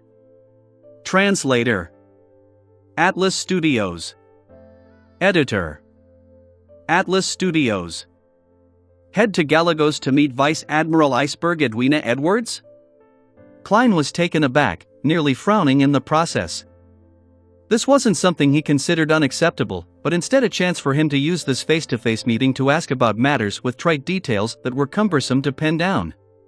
It was possible for him to be inspired and gain information for his subsequent advancement and high-sequence potion formulas. One more friend, one more channel. Klein silently muttered this sentence before taking out a heavy gold coin. He divined if there was any danger in front of blazing Danitz. The shiny gold coin flipped into the air and tumbled down into Klein's palm, tails facing up. This implied a negative response, which meant that there wasn't much danger meeting Vice Admiral Iceberg Edwina in Galagos. Klein shifted his gaze upwards at Danitz and calmly said, "Okay. On the captain's behalf, I thank you for accepting the invitation." Danitz heaved a sigh of relief and beamed, his brows easing. Klein took a look at the wall clock and said, "I'll first head to the washroom." "Head to the washroom? You mean you plan on heading out later to buy a ticket for me?" Danitz's gaze followed Gehrman Sparrow's body as he sharply read in between the lines. After using spirit dowsing to confirm things above the gray fog, Klein washed his hands and left the washroom and said to Danitz, "Let's go." "Me?" Danitz pointed at himself.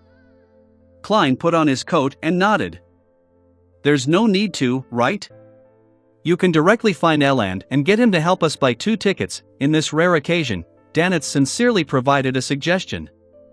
Klein coldly swept his glance across him and didn't say a word. He wore his hat and went out the door.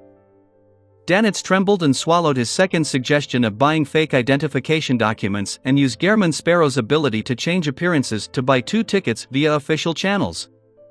He wrapped the scarf around him once again and pressed down on his cap before quickly following Gehrman Sparrow. After nearly 20 minutes, Klein pointed ahead where there was a noisy commotion.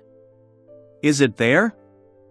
That was the seaweed bar where Danitz had failed to accomplish the purchase of scalped tickets. Yes, Danitz never expected them to circle over and was momentarily stunned. Along the way, he had roughly described his early experience. Therefore, he wasn't sure why Gehrman Sparrow would return here. Amid his thought, he suddenly had a guess as he blurted, "Hey, are you going to seek revenge for me?" This fellow might be crazy, but he's quite nice to his friends. His act of venturing out into Bansi Harbor for Eland and the others is an example. Danitz couldn't help but reflect on the matter. Klein shot him a glance and didn't say a word. He widened his strides and walked into the seaweed bar. "There's really no need," Danitz followed behind as he weakly persuaded him. To him, if he wasn't afraid of escalating the matter, he would have baked those bunch of backstabbing B****stards in cement and sank them to the bottom of the sea. The bar was noisy and lively, with local music reverberating through it, bringing about a trance-like feeling. Danitz seriously surveyed the area in an attempt to find the bunch of backstabbers, as well as the infamous pirate, Blue Eyes Meath. "That's Daniel," Danitz casually introduced the black market merchant. "What a pity that this place is just too chaotic. I've no idea if that group of people are still around," he thought with some regret. Klein traced his gaze and touched creeping hunger with his right hand. He turned his head and looked at Danitz, saying with his usual expression, "Take off your scarf." His tone was akin to instructing Danitz to buy a glass of beer. Ah! Danitz was left stunned on the spot as he wondered if he had heard wrong.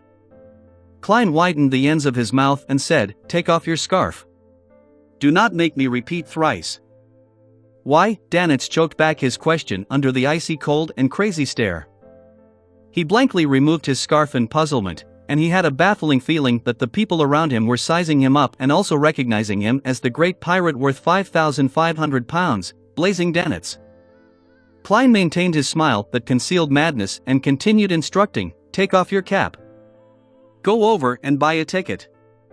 In an instant, Danitz felt as though he had been struck by lightning. He nearly leaped up. "I'll be recognized." Under Gairman Sparrow's stare, his voice became softer and softer. At this point in time, he had already understood what Gairman Sparrow was up to.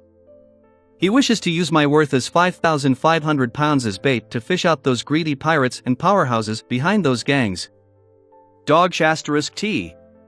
To think I thought he was nice to his friends a moment ago. No, why would I even consider him my friend? This son of a *TCH. Danitz kept cursing inwardly with vulgarities. He couldn't put up any resistance since he knew how crazy Gairman Sparrow was.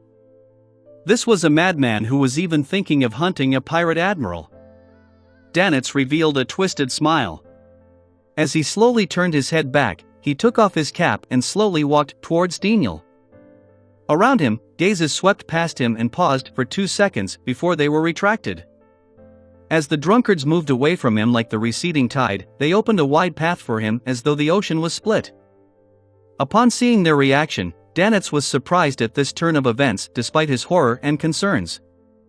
This is the might of a great pirate? This is what it feels like to be the center of attention? Damn it, I heard someone say my name. Someone is whispering Blazing. Danitz knew he had been recognized. As he walked forward anxiously, he hung his hands down and prepared to do battle. Among the crowd, Blue Eyes Meath blurted out, "Danitz?" "Blazing Danitz."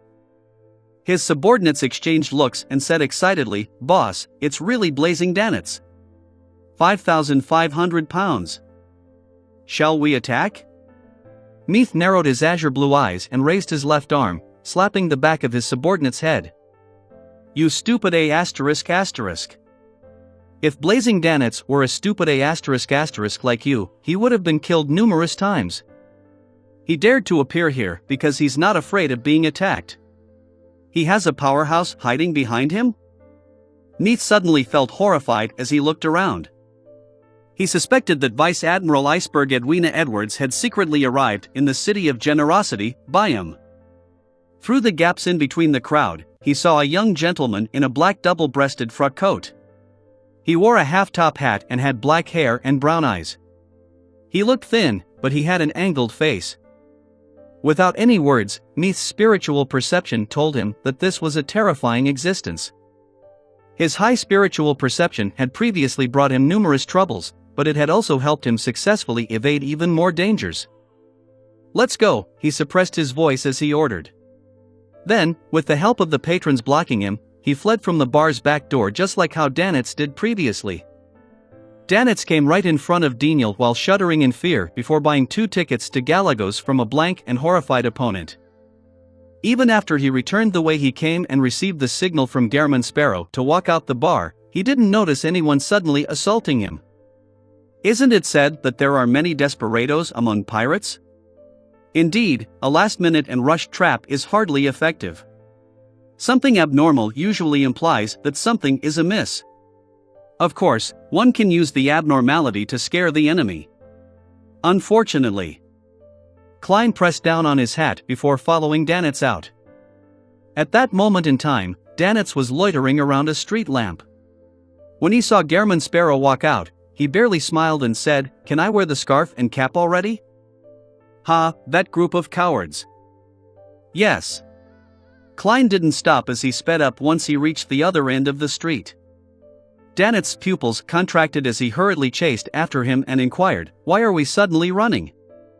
Klein didn't turn his head as he calmly said, "Do you wish to stay here to be invited back by the mandated punishers?" As he spoke, he took out a paper figurine, threw it out, and burned it to ashes. Only then did Dannett snap to his senses. Although that group of cowards didn't dare to attack him, they definitely had the courage to report him. If he was successfully taken down, they still had a chance of receiving parts of the reward. They ran all the way into a secluded alley before Gairman Sparrow stopped. Only then did Dannett have the time to wrap his scarf properly and wear his cap. "Where are we heading now?"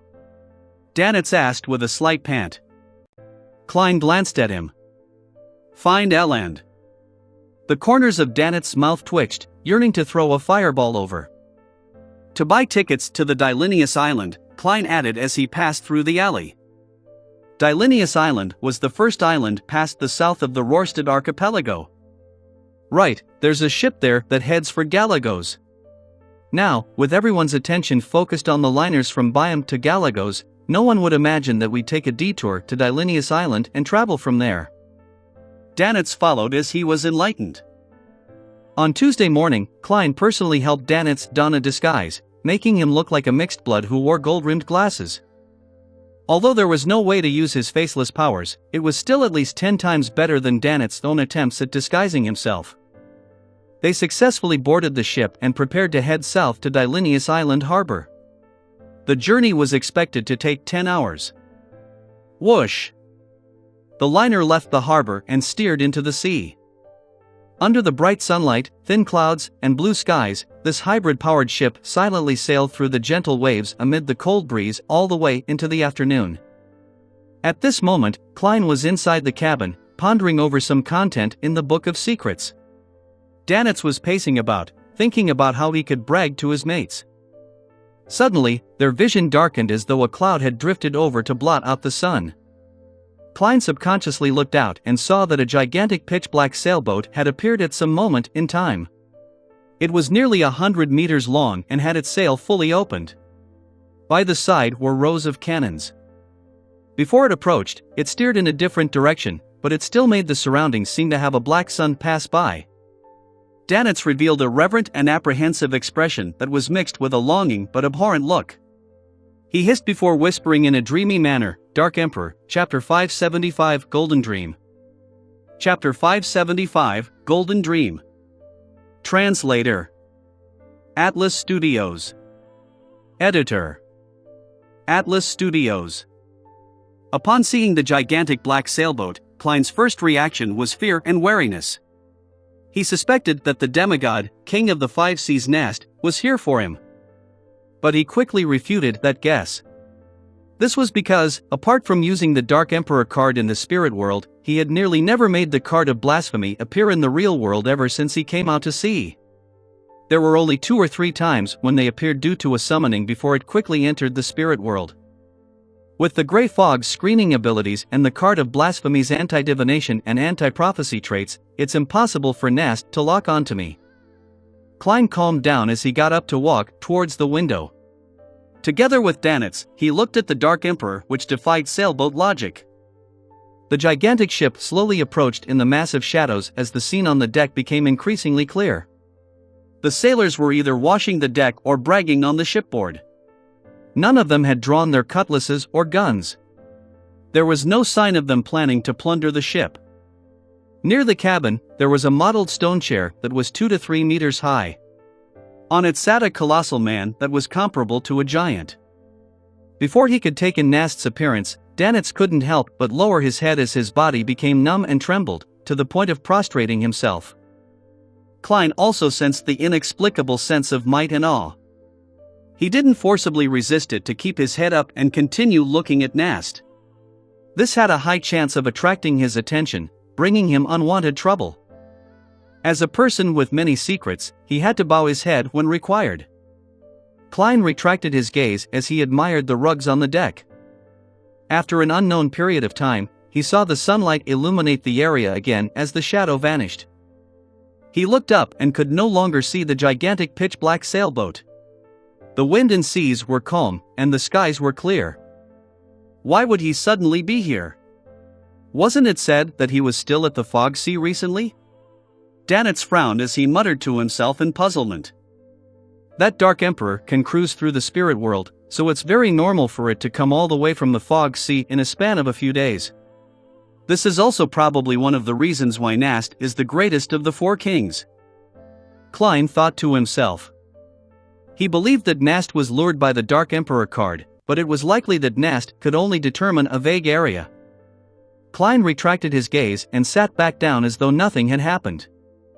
The straight line distance between Biam and Dylinius wasn't great, but a sufficiently safe sea route was filled with twists and turns, so it took the liner until sunset before it reached the dock. After that, Klein changed his appearance and used a fake identity to buy 2 early tickets and set off before it got dark. They arrived at Gargas at dawn. Danitz didn't enter the city and instead brought Klein on a detour to a private harbor. They then took a simple fishing boat and set off to sea. After nearly 2 hours, Klein saw a sailboat which was dozens of meters long. It was clean and produced a golden luster from the sunlight reflected on it. Compared to similar sailboats, it appeared extremely special. Along the central axis was the main cannon, which was stacked with symbols and patterns. Faint but pure light swirled around it. That's the cannon of purification. It can only be used 10 times before 6 priests of light are needed to hold a ritual. They will pray to the corresponding deity to fill it up with spirituality, Danitz introduced smugly. A gigantic version of a charm?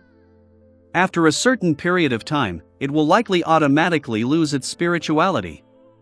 Backing Vice Admiral Iceberg is the Church of the Eternal Blazing Sun? Or one that can nurture priests of light? Klein remained stoic as he mumbled inwardly. Back when he first saw the Golden Dream in Danitz's dream, he wasn't too surprised by the main cannon. After all, dreams didn't need to adhere to logic. Perhaps Danitz had seen an ironclad warship and its main cannon had left a deep impression on him, causing him to reproduce it in his dream.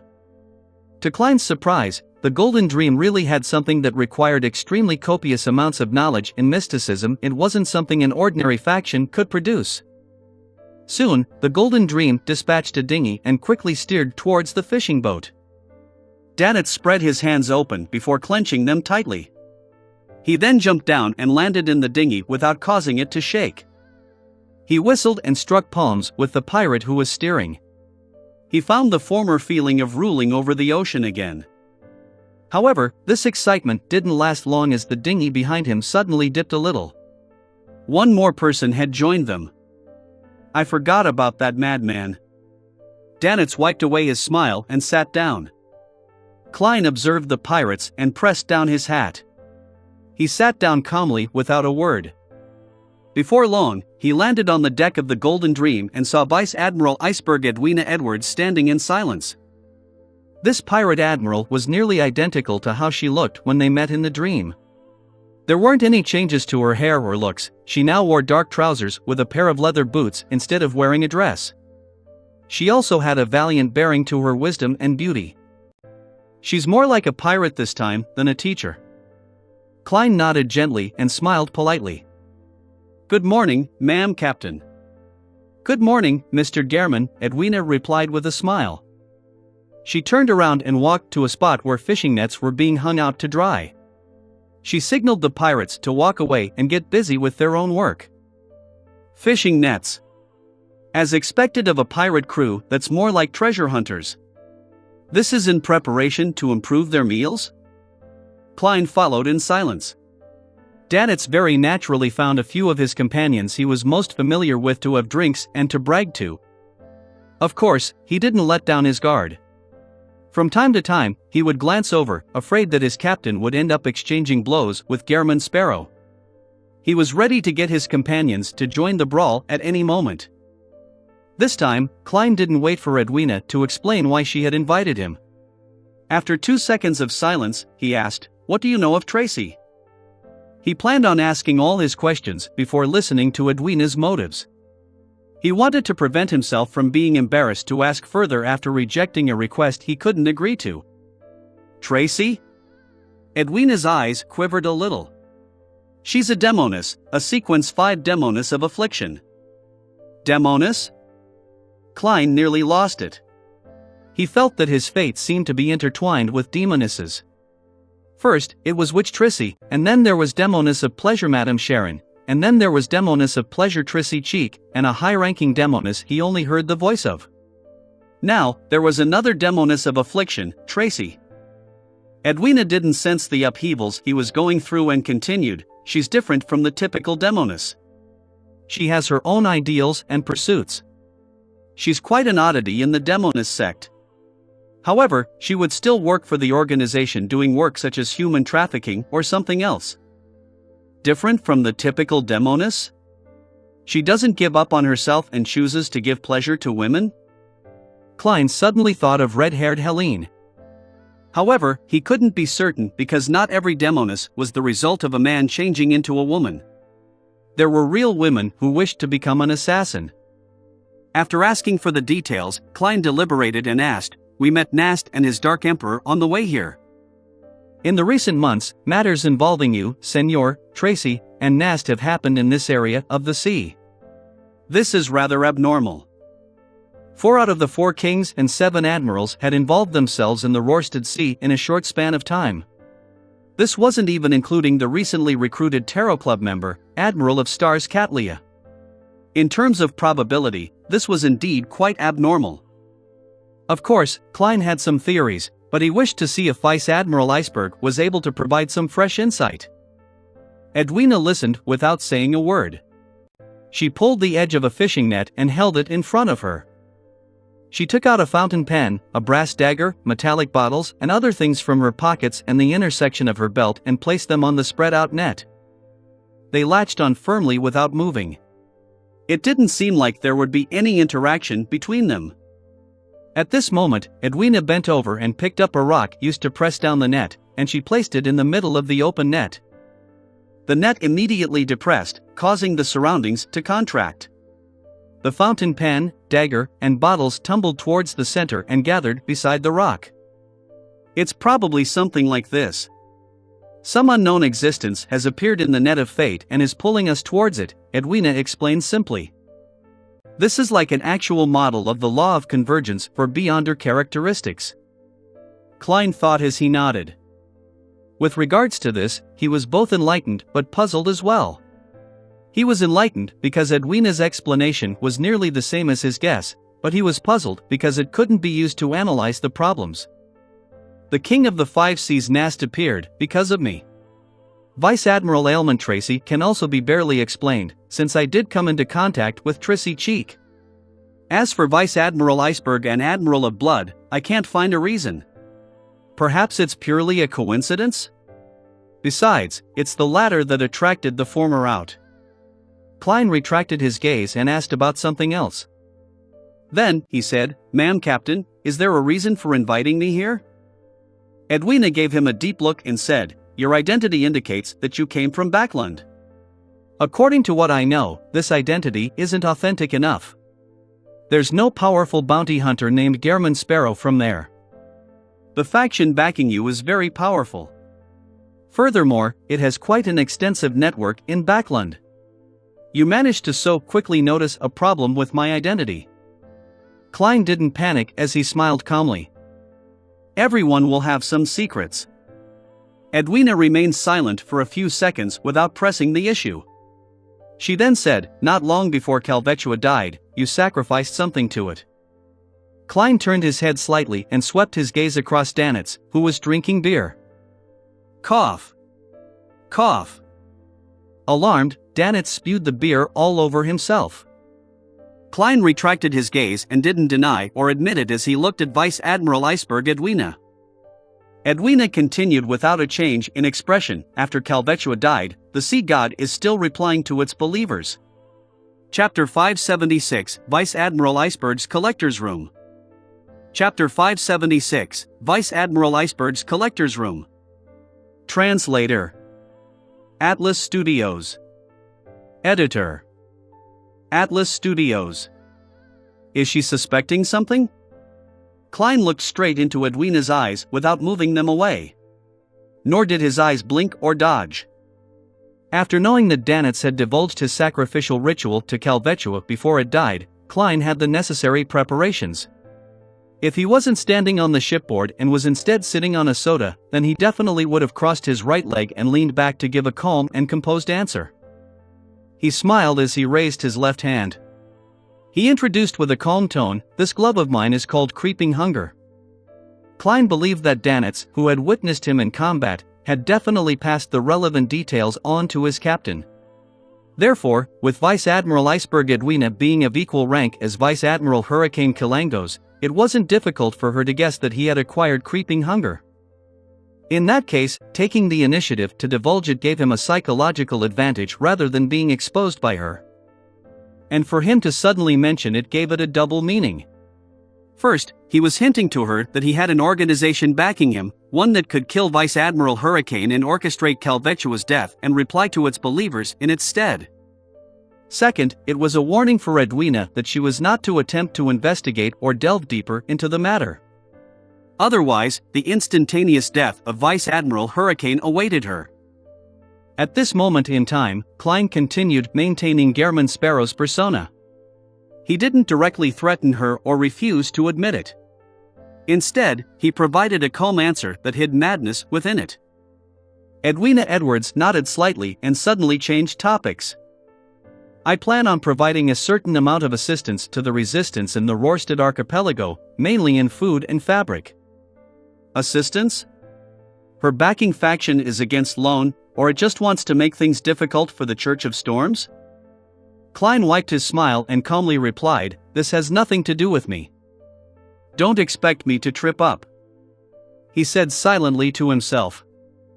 Edwina turned her head and raised her arm to point to blazing Danitz, who was drinking while secretly stealing glances. "I will entrust him to handle it, including contacting the resistance and confirming the time. We'll arrange for a private harbor, and I wish you can provide sufficient help." "But..." Danitz spewed out a golden waterfall from his mouth. "Ha ha. Put. Bam. Bam.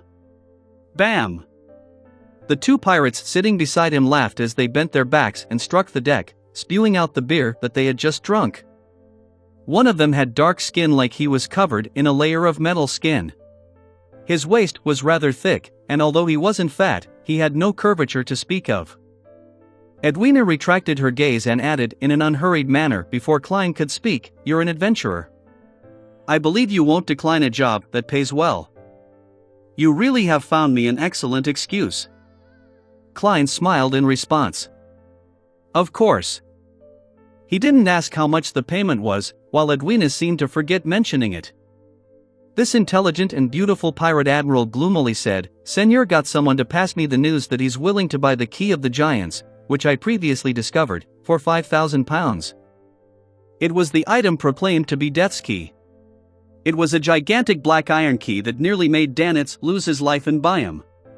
Klein suspected that it didn't originate from the Dark Second Epoch, but it was something that was connected to the Giant King's court. "She's hinting at me to offer a price?" Klein was first taken aback before he came to a realization. He couldn't help but inwardly mumble. £5,000? I don't even know if the key is of any use, or if it really involves the Giant King's court. If it doesn't have anything to do with it, can I return it for a refund? Besides, there's no prior information about it. Even if I take it above the gray fog to divine it, I wouldn't receive any effective revelations. Yes, a simple inference is that if it doesn't involve the Giant King's court but some other treasure that I have no idea about, then it would be useless if I buy it. The only benefit is that it will disrupt Admiral of Blood's plans. It harms him without benefiting me. If it involves the Giant King's court, Admiral of Blood is unlikely to find the target location even if he bought it, as it's located in the Forsaken Land of the Gods. Besides, I plan to hunt him. When the time comes, I can obtain the key without spending any money. It's equivalent to having him buy it for me and watch over it for some time. Although such thoughts are very idealistic, it's not impossible. Klein pondered for a few seconds and said, "It might be hiding a huge secret." He deliberately mentioned this to make Vice Admiral Iceberg unwilling to sell the gigantic black iron key to Admiral of Blood Senior. It was to prevent the latter from rapidly strengthening himself after obtaining the treasure and step into the demigod realm. That would bring a considerable calamity upon Klein. Edwina listened silently and didn't continue on the topic. She turned her body halfway around and pointed at the cabin's entrance. "Breakfast has been prepared for you." "Thank you." Klein took off his hat and bowed. As he followed Vice Admiral Iceberg into the cabin, he quickly recalled the conversation they just had and sought out the true motive behind Edwina's invitation. From Gehrman Sparrow's identity problems, to the mystical item suspected to be creeping hunger, to the matter of the sacrifice to Calvetua while the Dead Sea God continued responding to believers, all of these matters put together does allow one to imagine that I have a secret organization backing me, one whose motives are unknown. As for the faction that Vice Admiral Iceberg belongs to, it's very wary, guarded, and interested in this matter. Therefore, it got her to probe me in person to see if they can obtain something. They're still rather friendly at the moment. Extending their assistance to the resistance is a way to convey their intentions. It seems they're leaning towards cooperating with the organization backing me. Of course, the unknown always leaves others afraid. Without grasping the situation, the chances of Vice Admiral Iceberg and company attacking me is very, very low. Heh, if they realize that the secret organization backing me was established only about half a year ago, including the World and Miss Sio, whose connection has been established but not recruited, there aren't more than 10 people. I wonder if they will get so infuriated that they end up losing control. As his thoughts raced, Klein entered the cabin and followed a dim passageway, passing through one wooden door after another. He followed Edwina up some stairs and arrived at a brighter second level. Before entering the pirates' dining hall, they passed by a half-open room. Klein casually glanced inside and saw a gigantic black iron key sitting on a wooden table. These items are evidence from our various treasure hunting expeditions. Most of them are mementos, while others have yet to show their value and require further study. Edwina appeared cold, but her explanations were in great detail. It had the feeling like she was afraid that he wouldn't understand her or was left puzzled. And when she mentioned the word study, her aqueous blue eyes clearly lit up a little. Evidence of the various treasure hunting expeditions? Klein couldn't help but look inside carefully. At this point, Edwina pushed open the door and walked in. She then introduced in passing, "This is a gold coin from the 4th Epoch Solomon Empire." Klein's gaze shifted over and saw a coin placed inside a frame. It was entirely dark gold in color, as though it was combined from two semicircles of different dimensions. It looked extremely asymmetrical, and there was a sharp crown engraved on its surface. It looked very similar to the crown worn on the King of the Five Seas, Nast. Edwina was like an owner who liked to flaunt her collection. She began introducing the items in the room, making Klein recall a familiar person, old Mr. Eye of Wisdom, the great detective, Isengard Stanton. In regards to the trait of flaunting collections, they're very similar. Is this a tendency of people with huge collections? Wait, Mr. Stanton had studied in Lemberg for 4 years. Vice Admiral Iceberg's description includes information that Edwina Edwards that hails from Lemberg. Lemberg's capital is the headquarters of the Church of the God of Knowledge and Wisdom. Mr. Stanton also admitted that he converted his faith to the God of Knowledge and Wisdom while studying abroad. Could the faction backing Vice Admiral Iceberg be them?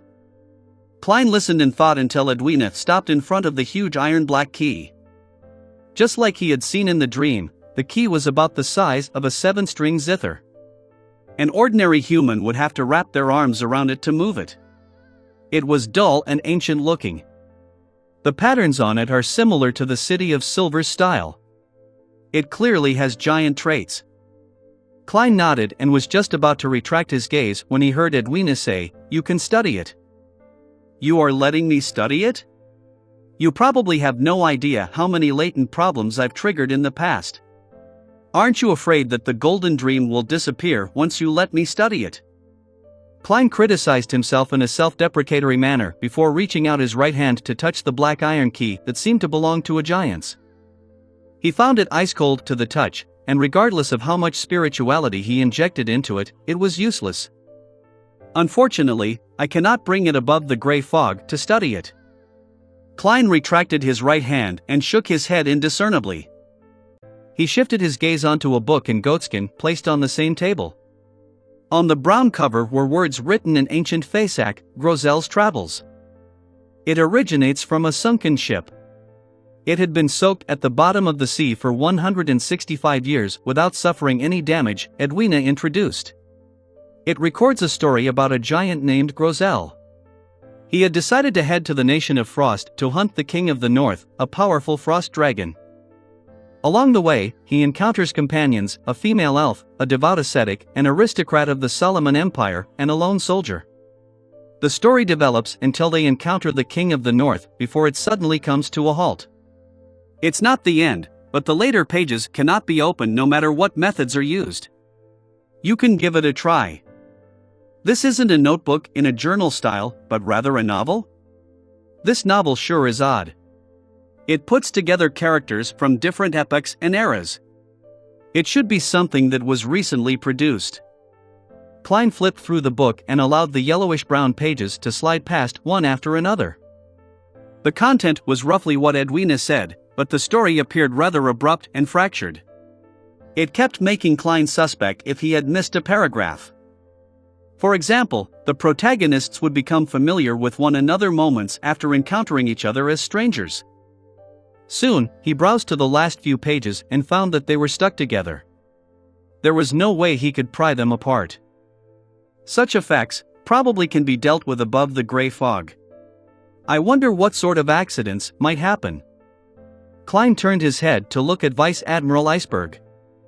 Edwina fell silent for a moment before saying, "If you wish to have it, I can sell it to you. I've studied it for years without gleaning anything from it. However, I have a condition." "What is it?" Klein returned with a question. Edwina pursed her lips and said, "If you figure out something, you have to tell me the result, so that I won't have to be puzzled over it. As long as you agree to this condition, I can sell it to you for cheap." Klein's interest was suddenly piqued. "How much?" £8,000, Edwina said calmly. Klein deliberately pondered as he nodded indifferently. "I'll consider it. I'll consider how to pretend that this never happened." He thought silently to himself, Chapter 577, book from more than 3,000 years ago. Chapter 577, book from more than 3,000 years ago. Translator: Atlas Studios. Editor: Atlas Studios. Vice Admiral Iceberg. Edwina didn't show any changes in her expression when she heard Gehrman Sparrow say that he needed to consider it. She nodded calmly. "No hurry. She seems to feel that I'm unable to make the decision regarding a transaction of this scale and that I need to seek advice from the secret organization backing me. Is this a problem of me not being able to make the decision? This is a problem of not having the money." Klein lampooned and closed Grozel's Travels. He asked in a deep voice, "Do you know who the author is? What happened to the people who last possessed this book?" Edwina walked in front of him and reached out her right hand.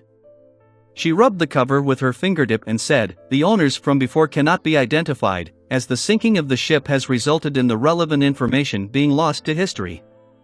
Similarly, we are unable to confirm who the author is." "Oh, the book doesn't include the author's name. I've used some mystical arts to study it and discovered that the goatskin was created at least 3,000 years ago, before the cataclysm. This is why I believe it's worth at least £8,000. A book from 3,000 years ago. There's a dragon, an elf, and a human ascetic, a Solomon Empire noble, and a lone soldier. These are all concepts from years later. A magical book that contains the power of prophecy? Or did someone specially use an ancient goatskin to create it? But it's meaningless to do so. It's purely a hoax?" Klein deliberately curled the corners of his mouth without any intent of smiling. "The giant's name is Grozel. Could the author be Roselle?" "No, Roselle's name originated from a root word in Jotun. When ancient Fasak evolved into Intis, there was a second change, making it have a different meaning. Edwina explained in detail the origins of Roselle's name. It left Klein stunned as he felt like he was back in school. He nodded gently and said in an unperturbed tone, "If it's an ancient piece of work, I'm very curious as to why a frost dragon would be named the King of the North. What sequence and pathway does it correspond to?" Edwina raised her gaze from Roselle's travels and looked at Klein. Before the appearance of the first blasphemy slate, there was no concept of sequences and pathways. Furthermore, many creatures didn't abide by such arrangements. In that epoch, chaos and mania was the basic attitude to everything. Some dragons might gather many Beyonder characteristics related to frost, just like a Demoness frost, a zombie's frost, and a weather warlock's frost. As such, it would possess rather powerful strength and a relatively high level. Of course, such a gathering would definitely lead to death and a loss of control. This means that if it doesn't die, it would definitely lose control and become a monster. However, a dragon is a monster in and of itself. If there are many similar products of this sort from the dragons, giants, and elves, then it can be understood why the second epoch is known as the Dark Epoch. Klein pondered for a moment and inquired, as though he was talking to himself, "This results in the wastage of Beyonder characteristics?" Edwina looked at him for a few seconds. Emperor Roselle once said this. "Whatever separates will definitely converge, and whatever converges will definitely separate." The Emperor said that before? I understand the first part. That's another form of saying the law of convergence of Beyonder characteristics. But what does the second part mean? After the convergence happens to a certain extent, it would tend to separate and dissociate? When one doesn't belong to a particular pathway, the extremely chaotic convergent mix will cause a dissociation? The more chaotic it is, the more repulsion there is between the characteristics? Such words aren't likely to be said to anyone. It definitely isn't something that's spread out in the public. Last time, I guessed from the Vice Admiral's usage of the Roselle's dream spell and her last name that she's a descendant of one of the four horsemen of the apocalypse, Edwards. It's extremely possible. After the Emperor perished, their family escaped to Lemberg and gradually converted their faith to the God of knowledge and wisdom? What a good teacher. She answers any question. Klein didn't speak further as he continued admiring Vice Admiral Iceberg's collection.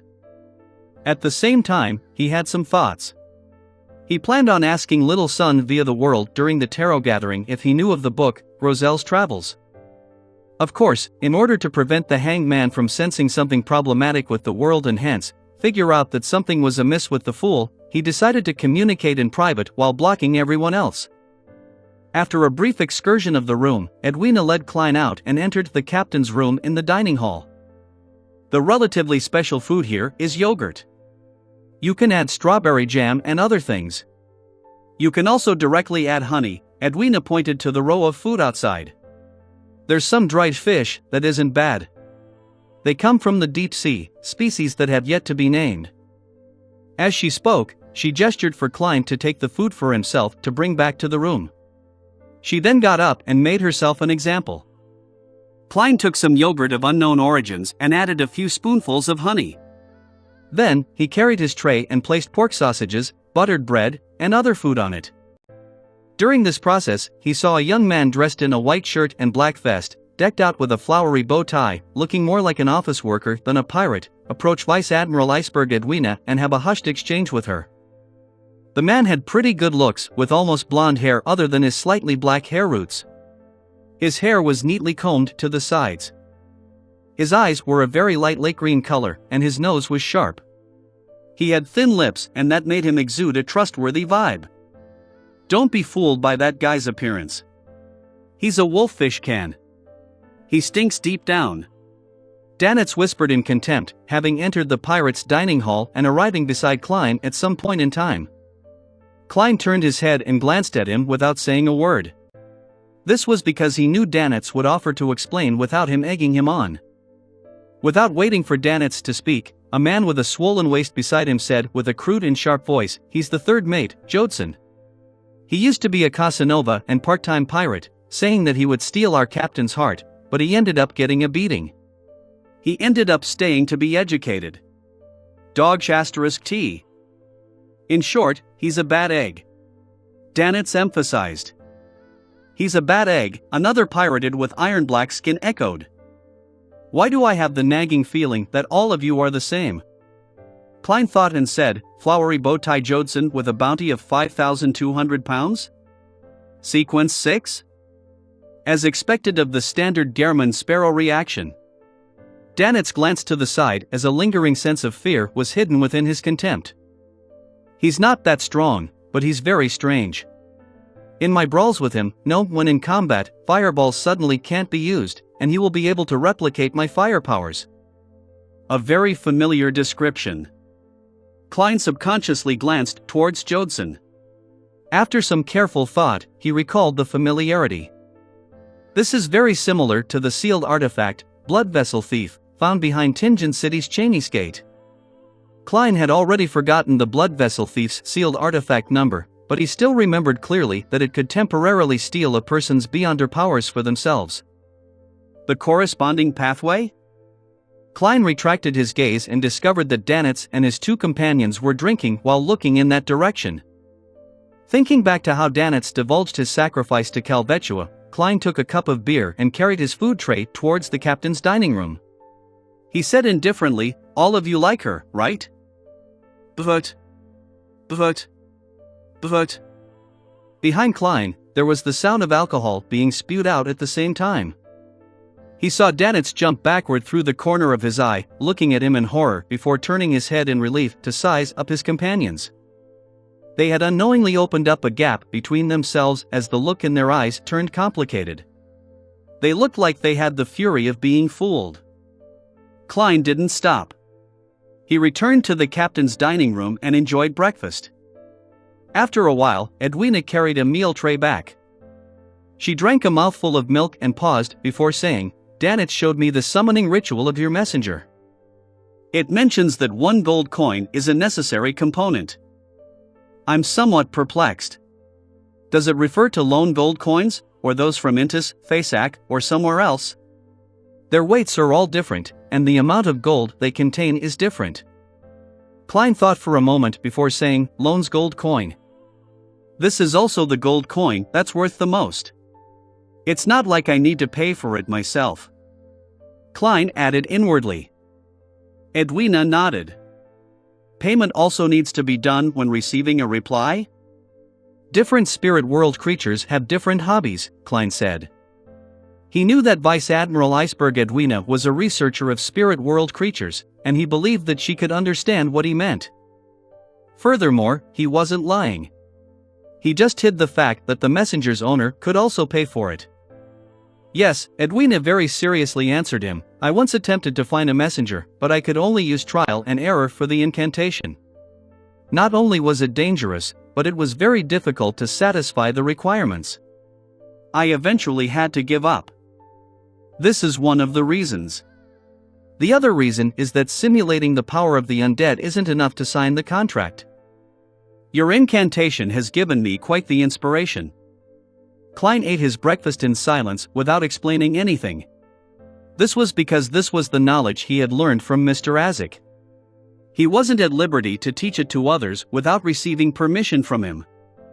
After a delicious and quiet breakfast, the Golden Dream approached a private harbor and dropped Klein and Danitz off. Danitz looked back at the glimmering golden ship and suddenly sighed. I feel like my friendship has sunk into the ocean. Klein pressed down on his hat and calmly said, losers can always form alliances among themselves. Danitz was unsure whether he should be happy or sad. After changing their identities and creating fake identification, they successfully bought tickets back to Byam and boarded the ship. Klein finally had a private space for himself. He entered the washroom and went above the gray fog and began scanning through the believer's prayers. This time, the first thing that appeared before him was the bald member of the resistance, Kalat. Honorable God, we have discovered the whereabouts of red-haired Helene. She's currently hiding in the Intis embassy. This has been confirmed by a laundrymaid and gardener. Chapter 578 Abduction. Chapter 578 Abduction. Translator. Atlas Studios. Editor. Atlas Studios. In the Intis Embassy of the City of Generosity, Byam. Helene sat in front of a dresser, looking at her beautiful yet somewhat frail reflection. She sat there in a daze for several minutes. Her escape from the Black Death had been filled with anticipation and torment. She was afraid that any tiny mishap would cause her to be discovered by pirates or adventurers, causing her to be caught by Vice Admiral Aylmont Tracy once again and making her lose all her freedom. She would then never be able to return to her hometown and return to the life she originally enjoyed. Only when she used the meager connections left by her family did she manage to hide inside her country's embassy and obtain a ticket to leave the sea, providing her a little relief. However, this still wasn't enough to make her feel at ease. She believed that everything would only be truly over when she stepped onto the northern continent.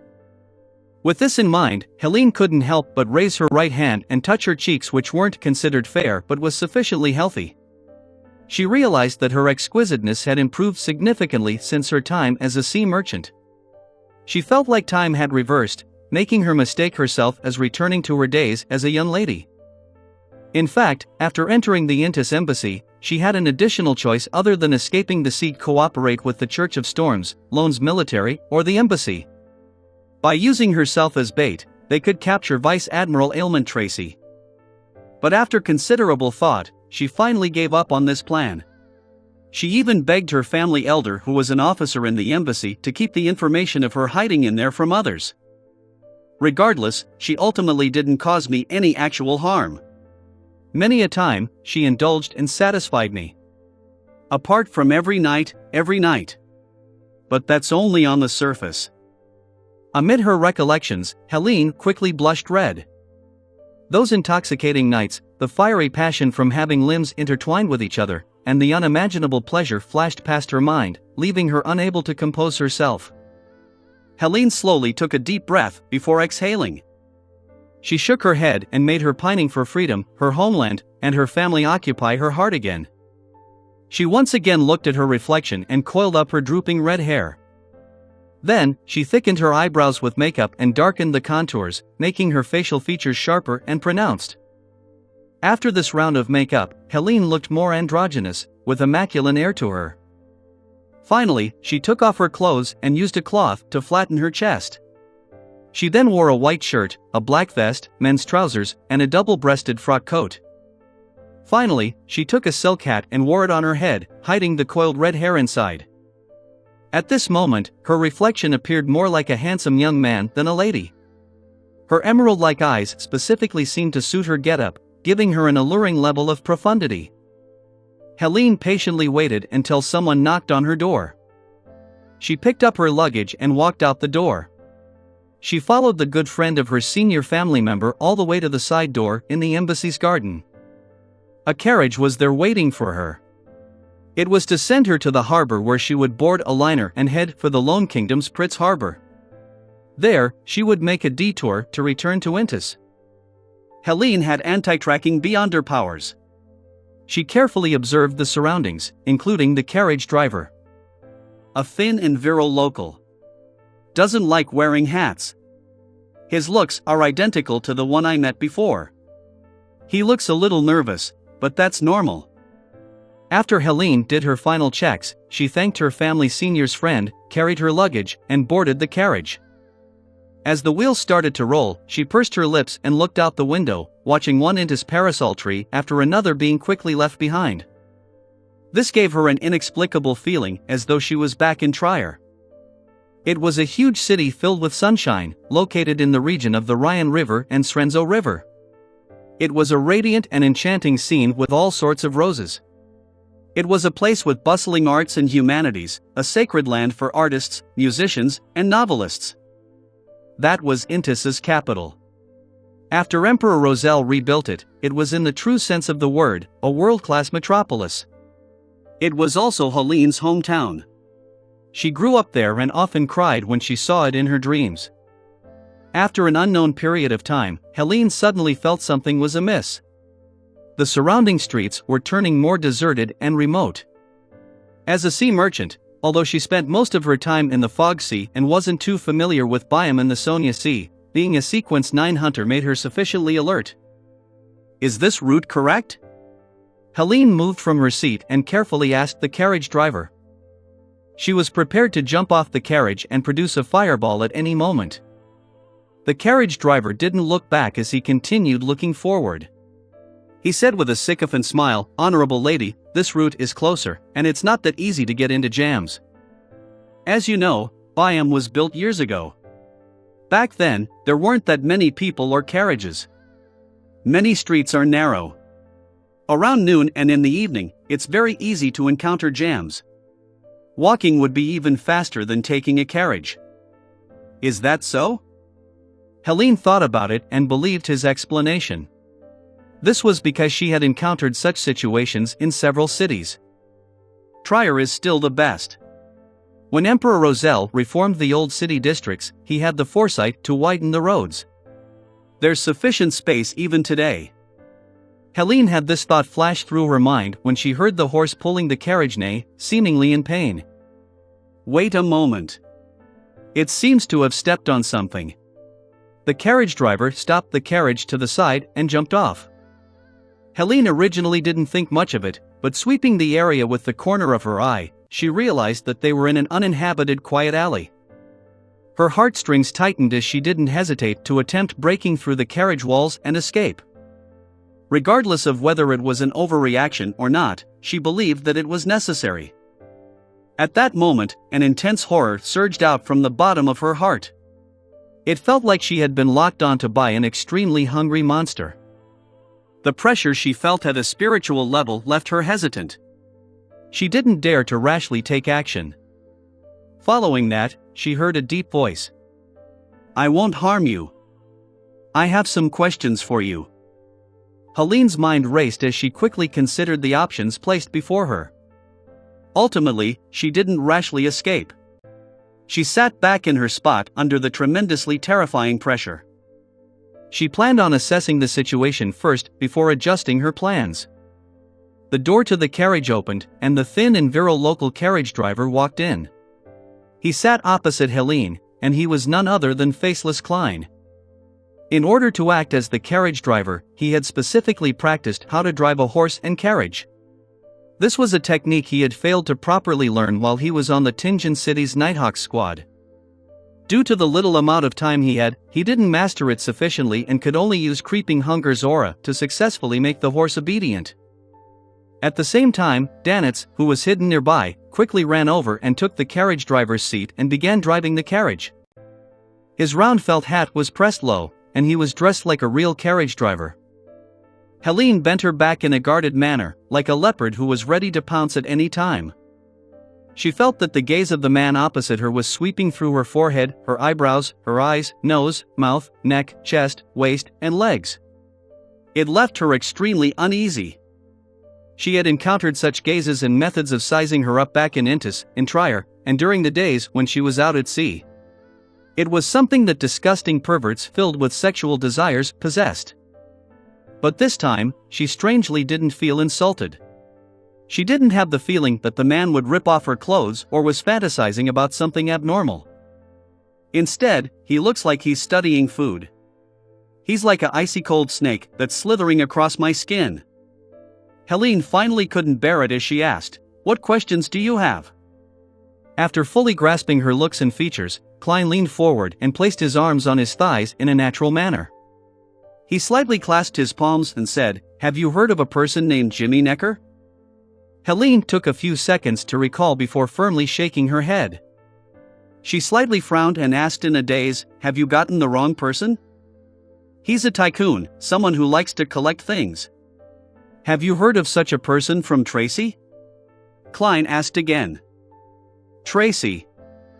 Helene sighed secretly and replied seriously, "No. She never mentioned a tycoon who likes collecting." Klein looked at the red-haired lady's eyes and said with an unhurried tone, "Then, does her room have any ancient documents regarding the southern continent's Balam Empire?" "No. She's not someone who enjoys reading documents. She hates reading. She even gets me to read novels to her." With that said, Helene revealed a bitter smile. "What novels does she read?" Klein asked without a change in tone. "Those classics by Roselle, as well as any contemporary romance stories, Helene answered frankly. Klein nodded. Does she have a collector's room? Yes, but apart from her and a few mysterious visitors, no one is allowed entry, including me, Helene said as she recalled. Klein fell silent for a few seconds as he maintained an unchanging posture. Tell me your story. Mine? Helene pointed at herself in surprise. Klein nodded gently without repeating himself. Helene said after momentarily being dazed, my story is very simple. My father is a member of the former Sauron royal family of Intis.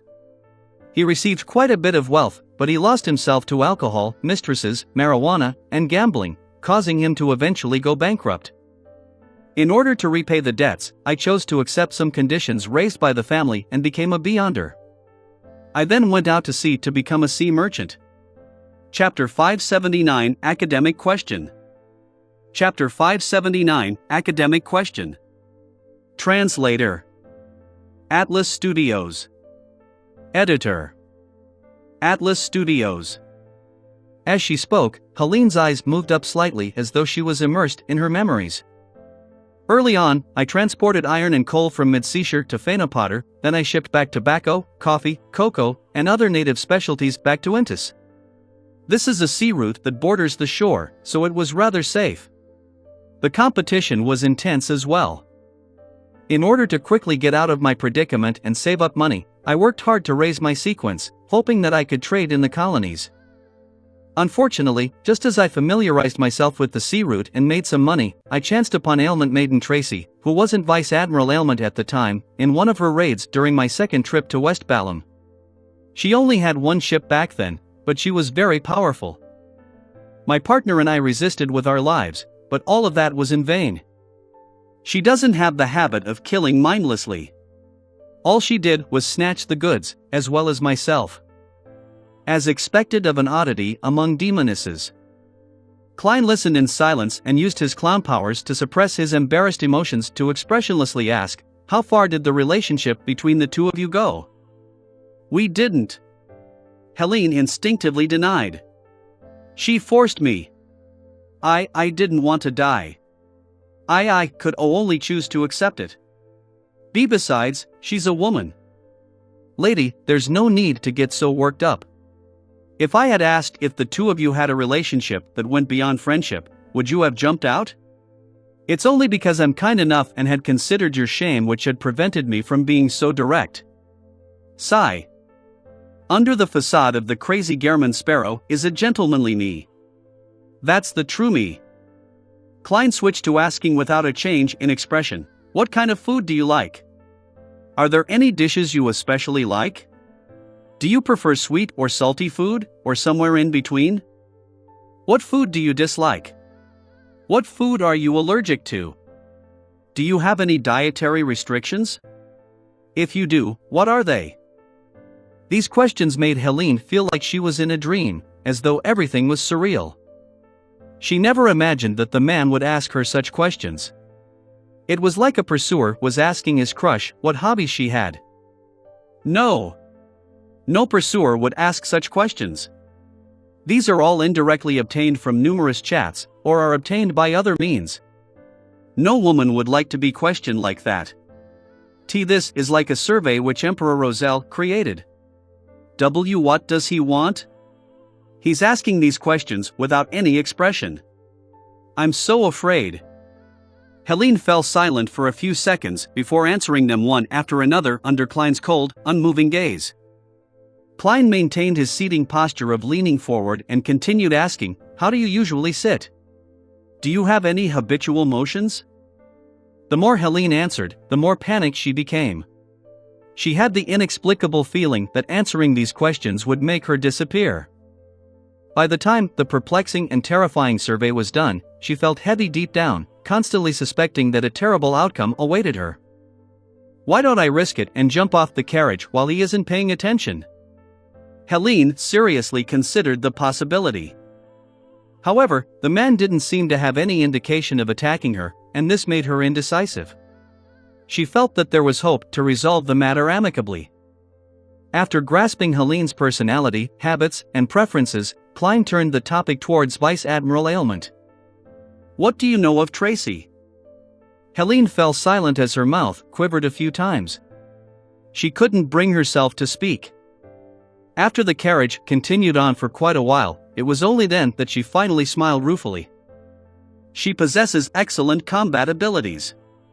She's good at infiltration and curses, with her being capable of turning invisible and becoming light. She grasps the means of swapping bodies with a mirror or magic staff, as well as black flames and frost. She can make enemies in a certain range suddenly fall sick, including colds, pneumonia, gastroenteritis, and other illnesses.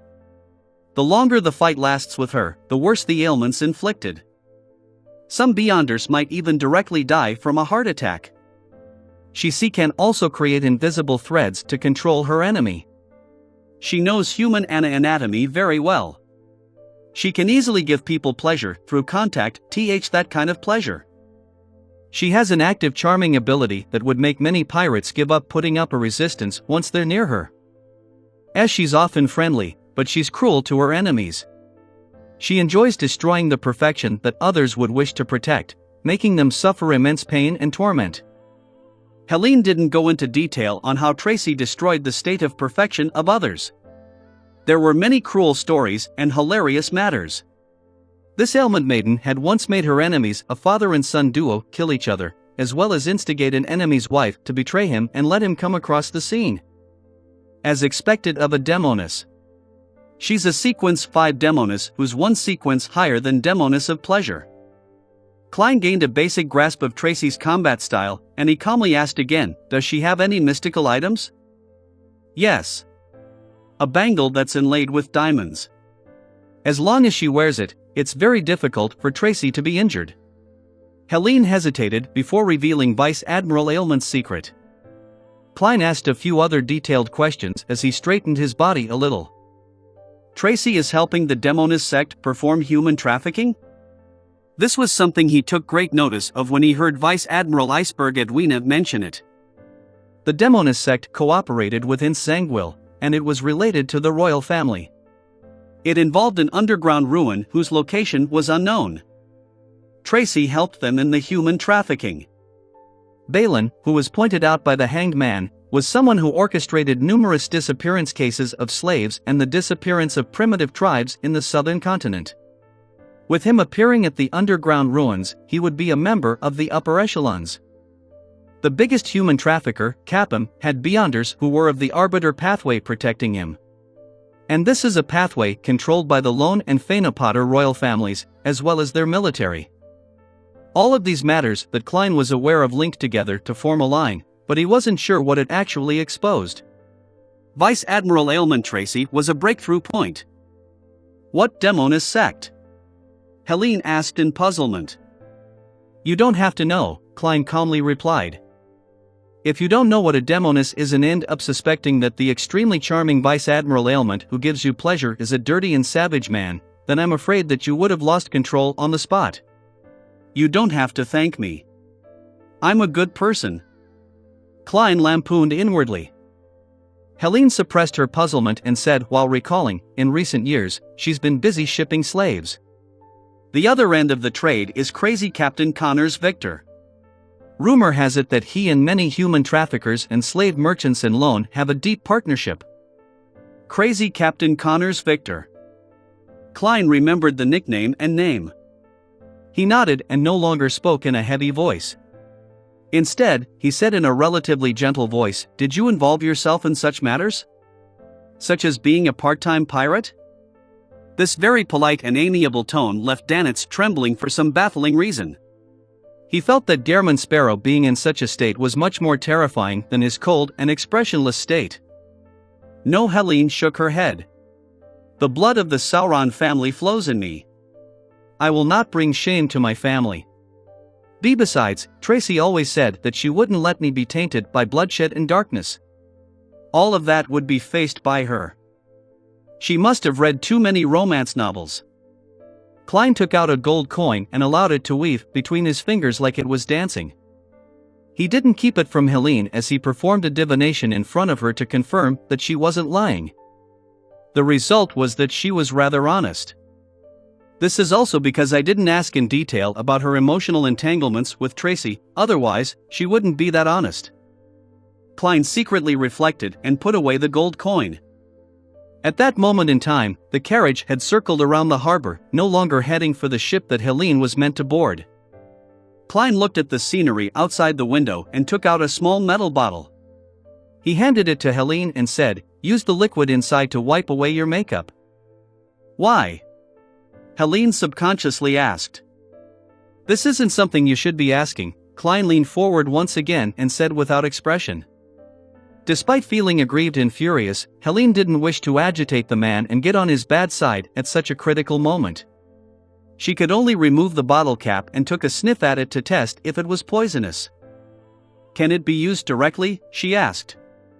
Klein tersely acknowledged in the affirmative. Helene took out a white handkerchief and dabbed it with the bottle's liquid. Then, she began wiping her face and quickly cleaned away her prior disguise. Her aesthetically pleasing masculinity vanished and her contours became softer as Helene's original looks were presented before Klein. After careful observation, Klein calmly said, "Take off your hat and let down your hair." Helene furrowed her brows and had a nagging feeling that what followed would be unacceptable instructions such as taking off her clothes. She took a deep breath, removed her hat, and released her coiled red hair. Immediately, she appeared extremely feminine. Klein straightened his body and leaned back on the carriage wall before calmly instructing, "You can put on your disguise again." Is he a madman? After all this, he wants me to revert to how I was before? Helene didn't dare to voice her displeasure, afraid that the man would raise unacceptable requests. She hurriedly opened her suitcase and took out a mirror to look at herself. The makeup has been removed so cleanly. She was stunned for a moment before she quickly put on makeup and coiled her hair. When the carriage came to a stop, she was already looking like a handsome young man. Klein nodded indiscernibly and looked out the window before retracting his gaze. "One last question." "What?" Helene asked nervously. Klein raised his line of sight a little as his facial muscles moved. "How big are your breasts?" Helene was first taken aback before her face flushed red. This wasn't a redness caused by embarrassment, but an anger from wanting to punch the man in the chin. Klein didn't move his gaze as he calmly added, "It's an academic question." Noticing no sexual intent from his eyes, Helene inhaled and closed her eyes to answer the question. Klein secretly heaved a sigh of relief and took out a boat ticket and a stack of papers. New identification, tickets to Tiana Port. Once you're there, buy tickets to Pritz Harbor. Helene glanced at him vigilantly before receiving the tickets and documents.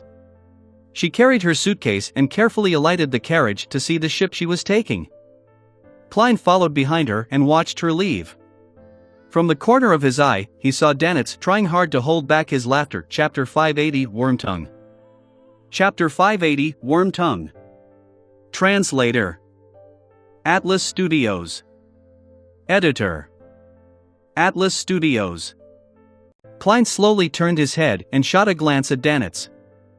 The pirate with a bounty of 5,500 pounds immediately shut his mouth and clamped up. It was as though nothing had happened. After confirming that Helene boarded the liner without issues, he turned around and walked to the side of the carriage.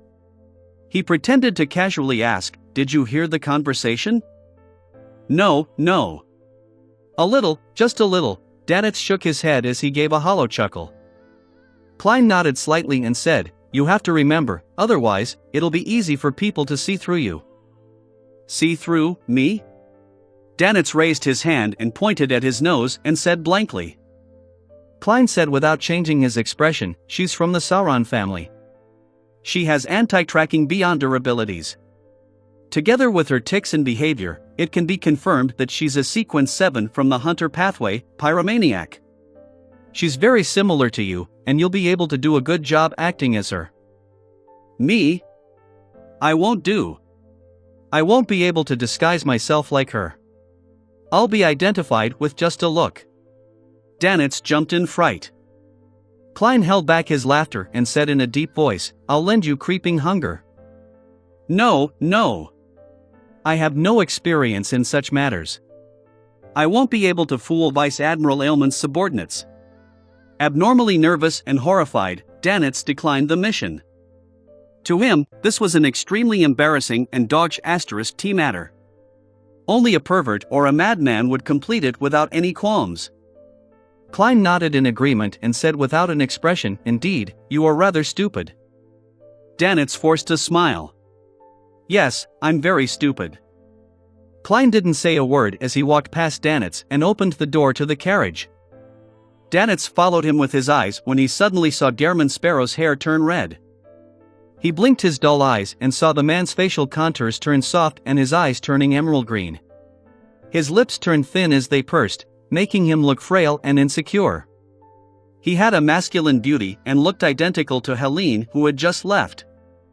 After watching German Sparrow enter the carriage, Danitz turned his head back as the corners of his mouth twitched.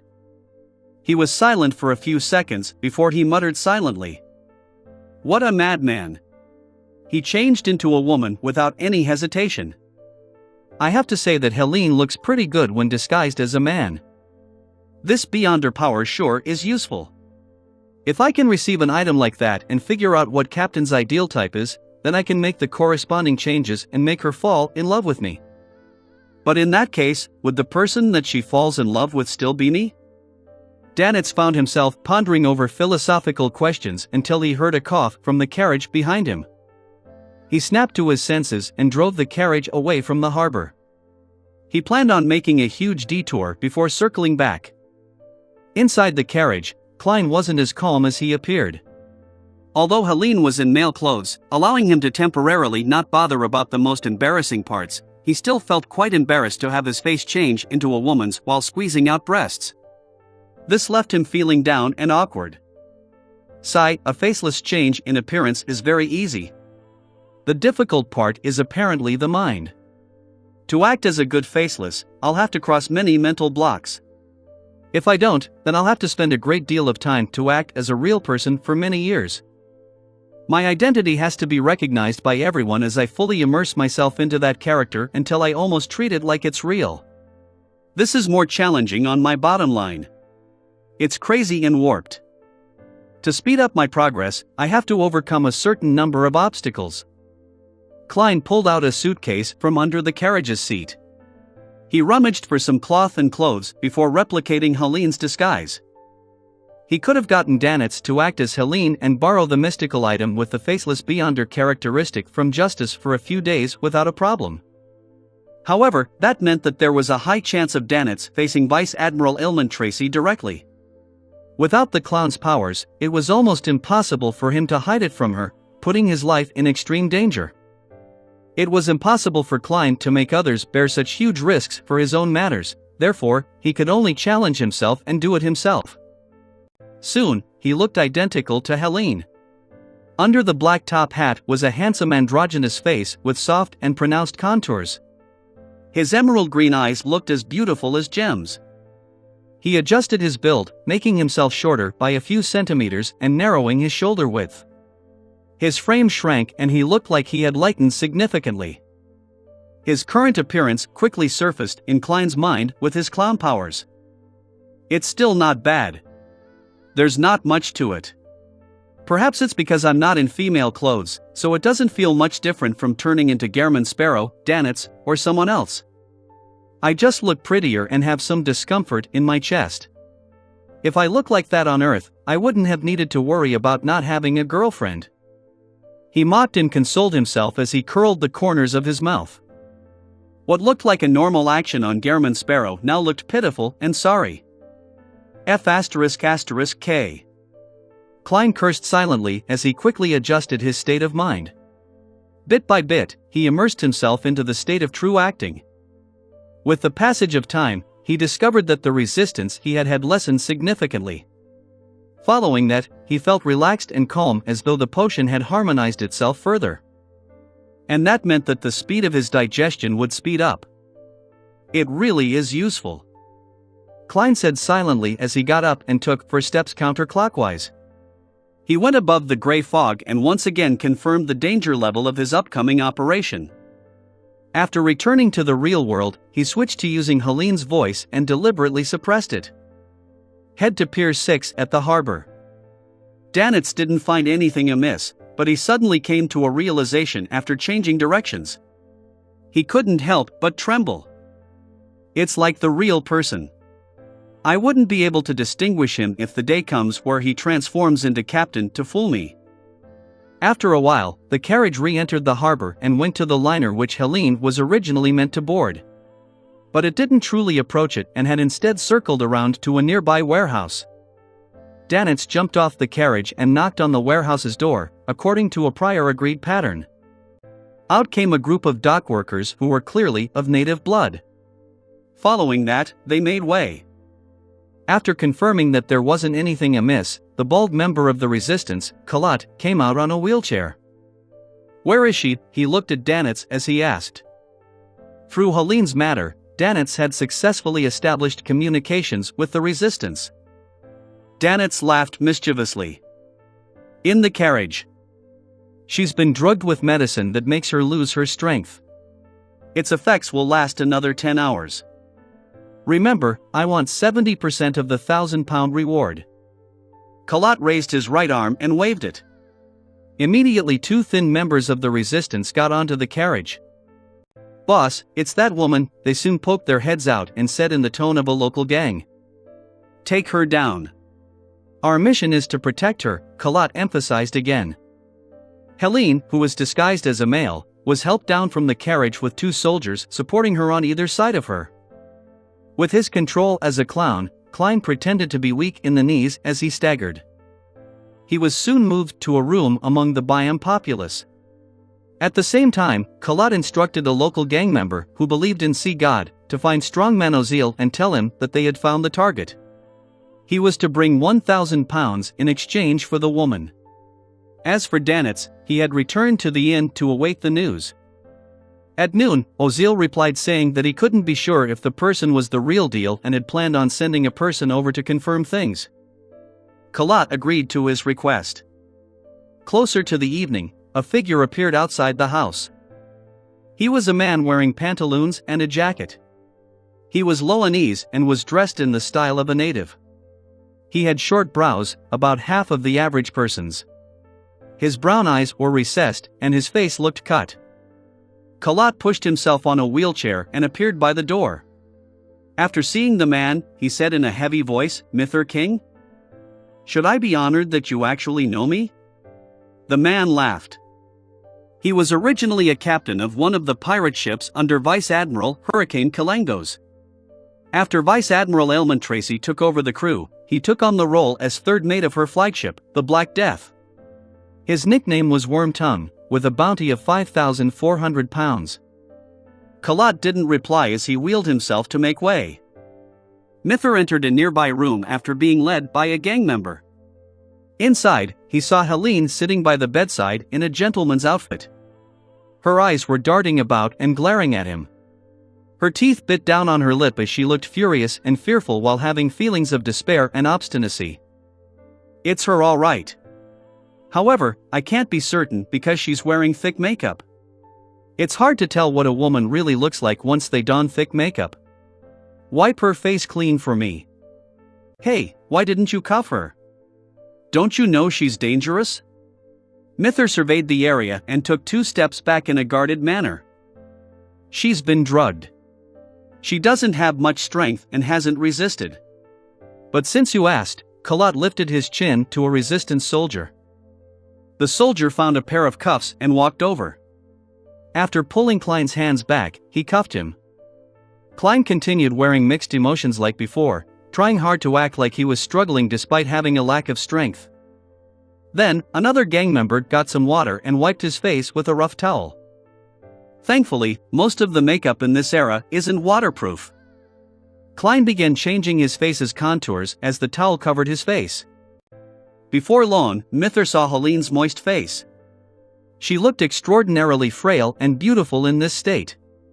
Her emerald green eyes shot out with intense hatred and a look of perplexity. "Unfortunately, she's captain's." Mithur's throat moved. As a man and a pirate, he often fantasized about Vice Admiral Aylmont Tracy and red-haired Helene falling into his embrace at the same time, but of course, it was only his imagination. The way he looks at me is disgusting. Klein nearly pooped. Although he knew that it was targeted at red-haired Helene and had nothing to do with him, he couldn't help but feel goosebumps. In that instant, he got to know the real him a little deeper. He knew what things he couldn't accept at all. It really is her. Mither turned his head and said to Kalat, "This is your reward." He threw the tiny leather bag in his hand over to him. Kalat did a brief inspection and threw it to his subordinate. He pondered for a second and said, "We still need your help."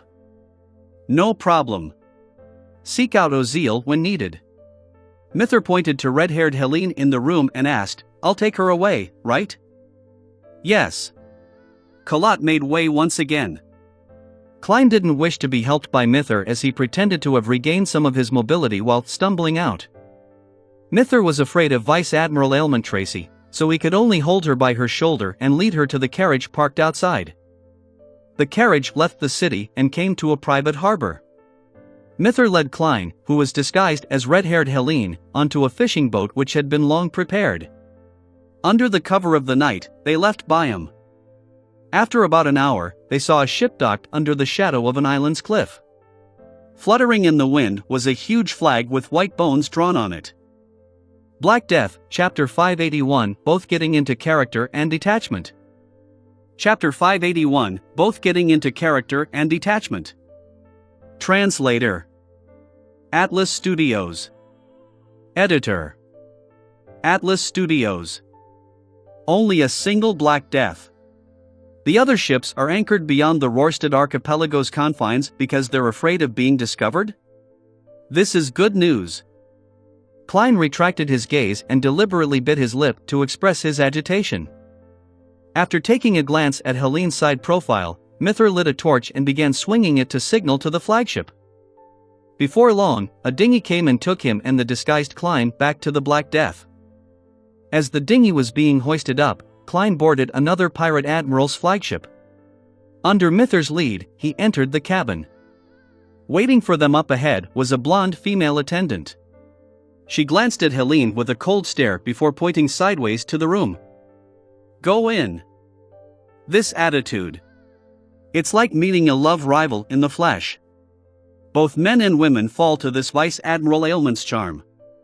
The cuffed Klein instantly increased his vigilance as he wore a heavy expression and followed the blonde female attendant into the room. He originally believed that he would immediately meet Tracy and obtain a chance to meet her in private. He was already ready to strike, but apart from a wardrobe, sofa, and full-body mirror in a cramped carpeted room, there was nothing. Could it be that Tracy has deliberately given Helene the cold shoulder to express her anger? Klein recalled the romance novels and contrived television serials he had previously watched while contemplating the reason for the ailment maiden's actions. The blonde female attendant shot a glance at Helene's male attire that lacked the androgynous beauty to it due to the lack of makeup, took 2 quick steps, opened the wardrobe, and pointed to the dresses inside. "Captain doesn't like your present attire. Change. F***K." Klein cursed inwardly. He originally imagined that he could be granted a meeting with Vice Admiral Aylment Tracy while looking like Helene and dressed as a male. He was thankful that he didn't need to overly humiliate himself to achieve his goal, but in the end, he didn't manage to escape this outcome that he wanted to avoid. Seeing Helene standing there in a daze, the blonde female attendant glared at her. "You have 2 choices. Either you change yourself, or I'll help you." Klein did one of red-haired Helene's habitual motions and inhaled slightly. "Remove my cuffs." He turned his body sideways and gestured with his chin towards the door. "And go outside." Conniving whore, the blonde female attendant cursed under her breath and used the key given to her by Mither to release Helene from her cuffs. After she left the room and closed the door, Klein walked to the wardrobe and stood there in a daze for 20 seconds. Suddenly, he closed his eyes and extended his right hand. After an unknown period of time, he came in front of the full-body mirror and saw Helene's red hair cascading down in the reflection. Her green eyes shimmered while she wore a golden-red dress. By her waist was a ribbon tied into a flower. It was pulled tight, accentuating her slender waist. Helene's beautiful face was flushed red as her lips were tightly pursed. Her expression was heavy, looking very identical to the picture from before. Klein looked at his present image and first felt somewhat embarrassed. However, he had gotten over it to a certain extent while changing. Besides, there wasn't anyone inside. Second, he gradually found a different feeling. This wasn't to say that he was gradually liking such acts. Instead, while overcoming his mental aversion, he gained some form of detachment from his self-awareness. It felt like his soul had flown out of his body, allowing him to calmly observe Helene dressing up in female attire and adjusting her clothes through the mirror with a calm attitude. He believed this was a necessary step in his mission and that there was nothing embarrassing or odd about this. Klein felt a baffling sense of familiarity as he tried hard to recall and compare this feeling, in a bid to fix it in place and gain an understanding of it. Soon, he found the source. This was similar to him playing role-playing games. In it, he could choose a female character, carefully choosing the facial features and attire of the character, allowing the beauty to please his eyes.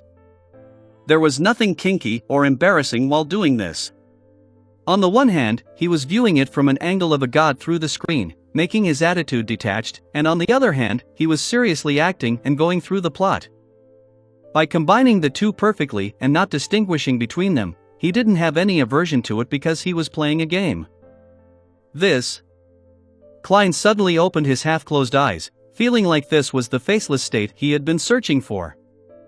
He could act as anyone, but he was still only himself. As he got into character and worked hard to act, he could detach his feelings and observe things calmly. By making comparisons, he could figure himself out and find his true self. It's both getting into character and detachment.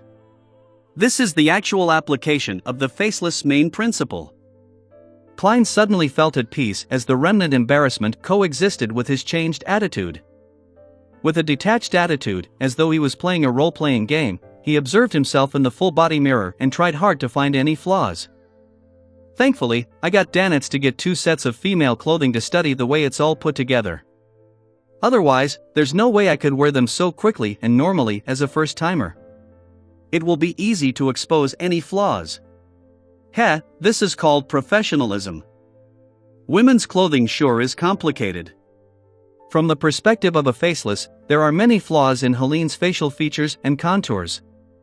She might be beautiful, but it's definitely nothing I call stunning. Yes, with this state of mind, I can clearly feel the potion digesting. Klein looked at himself in the mirror as though he was looking at a character named Helene. Thump! Thump! Thump! The blonde female attendant banged on the door and asked impatiently, "Are you not done?" Klein's face instantly sank, as though she hadn't returned him the 10,000 pounds she owed him. He maintained this state as he walked to the door and pulled it open. The blonde female attendant shot him a glance and raised the handcuffs. "Put your hands to your back. You're now a prisoner." As red-haired Helene was on the Black Death, she wasn't afraid that she would bring her any harm. All she wanted was to humiliate her as much as she could. Klein grunted and half-turned his body, putting his hands to his back. He felt relaxed because the woman wasn't paying too much attention to his attire. After putting on the cuffs, he was led by the blonde female attendant to the entrance of the captain's cabin. The door was half open, allowing a fragrance of warmth emanate outside. It wasn't too strong, but it was sufficiently long-lasting. It was a scent that kept pulling one back as they would involuntarily wish to head to bed for pleasure. The blonde female attendant knocked on the door and was just about to say a word when a gloomy but sufficiently beautiful female voice sounded from the inside. "Let her come in alone." The blonde attendant's face instantly sank as she pushed open the door, signaling with her eyes for Klein to enter. The moment of truth is here. Klein took a deep breath and stepped into the room. The door behind him closed with a thud, isolating the inside from the outside. Klein walked across the thick carpet and, using the candlelight from the golden candle racks, saw a rather beautiful lady sitting behind a desk while leaning back. She was wearing beige trousers with her feet extended diagonally while crossed. Her brows were long and straight, and her azure blue eyes were sharp and bright. She wore a white linen shirt, allowing her intimate body to faintly peek through.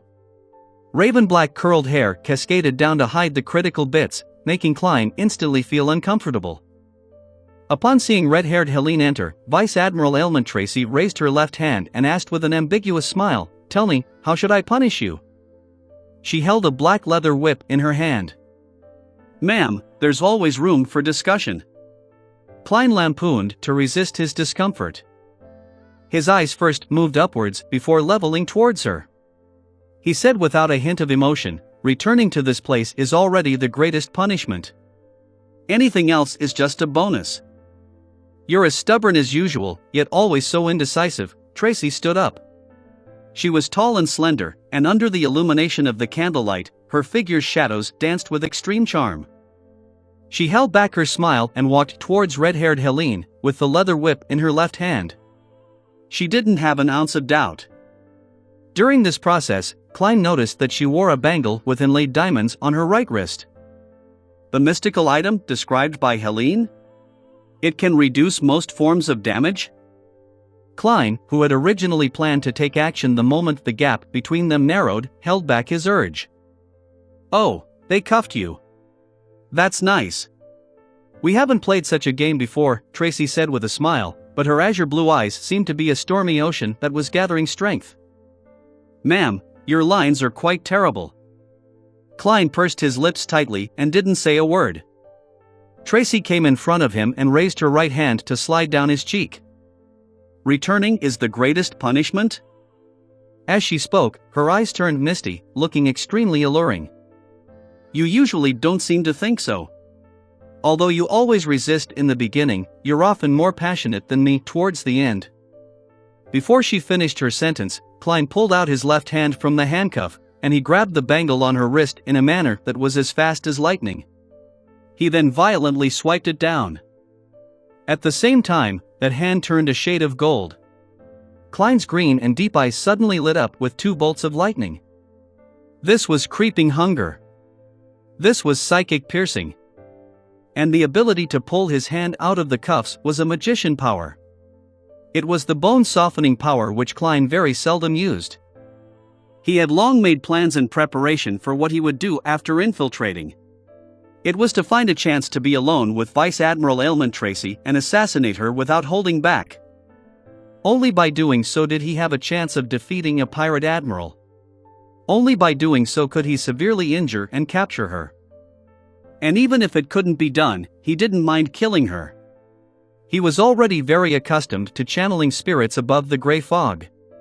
He wasn't afraid of not being able to obtain the intelligence he needed. A human trafficker didn't deserve any pity. In addition, in order to prevent himself from tripping himself up, he only brought the most difficult to detect creeping hunger, which was good at disguising itself. The other mystical items were placed in the mysterious space above the gray fog. Furthermore, he was on the Black Death with several opposing Beyonders on board. He had to finish the battle as quickly as possible. This was also to avoid being taken down by Tracy's ailment powers. The longer he fought her, the worse the ailments inflicted on him would be. In that instant, the bangle with inlaid diamonds was removed from Tracy's wrist. Klein's green eyes flashed with lightning while the beautiful and charming Vice Admiral Ailment remained in a daze. All she did was instinctively dodge. She couldn't believe that Helene would attack her, or dare believe that she possessed such reactions and abilities. Chapter 582 Provocation.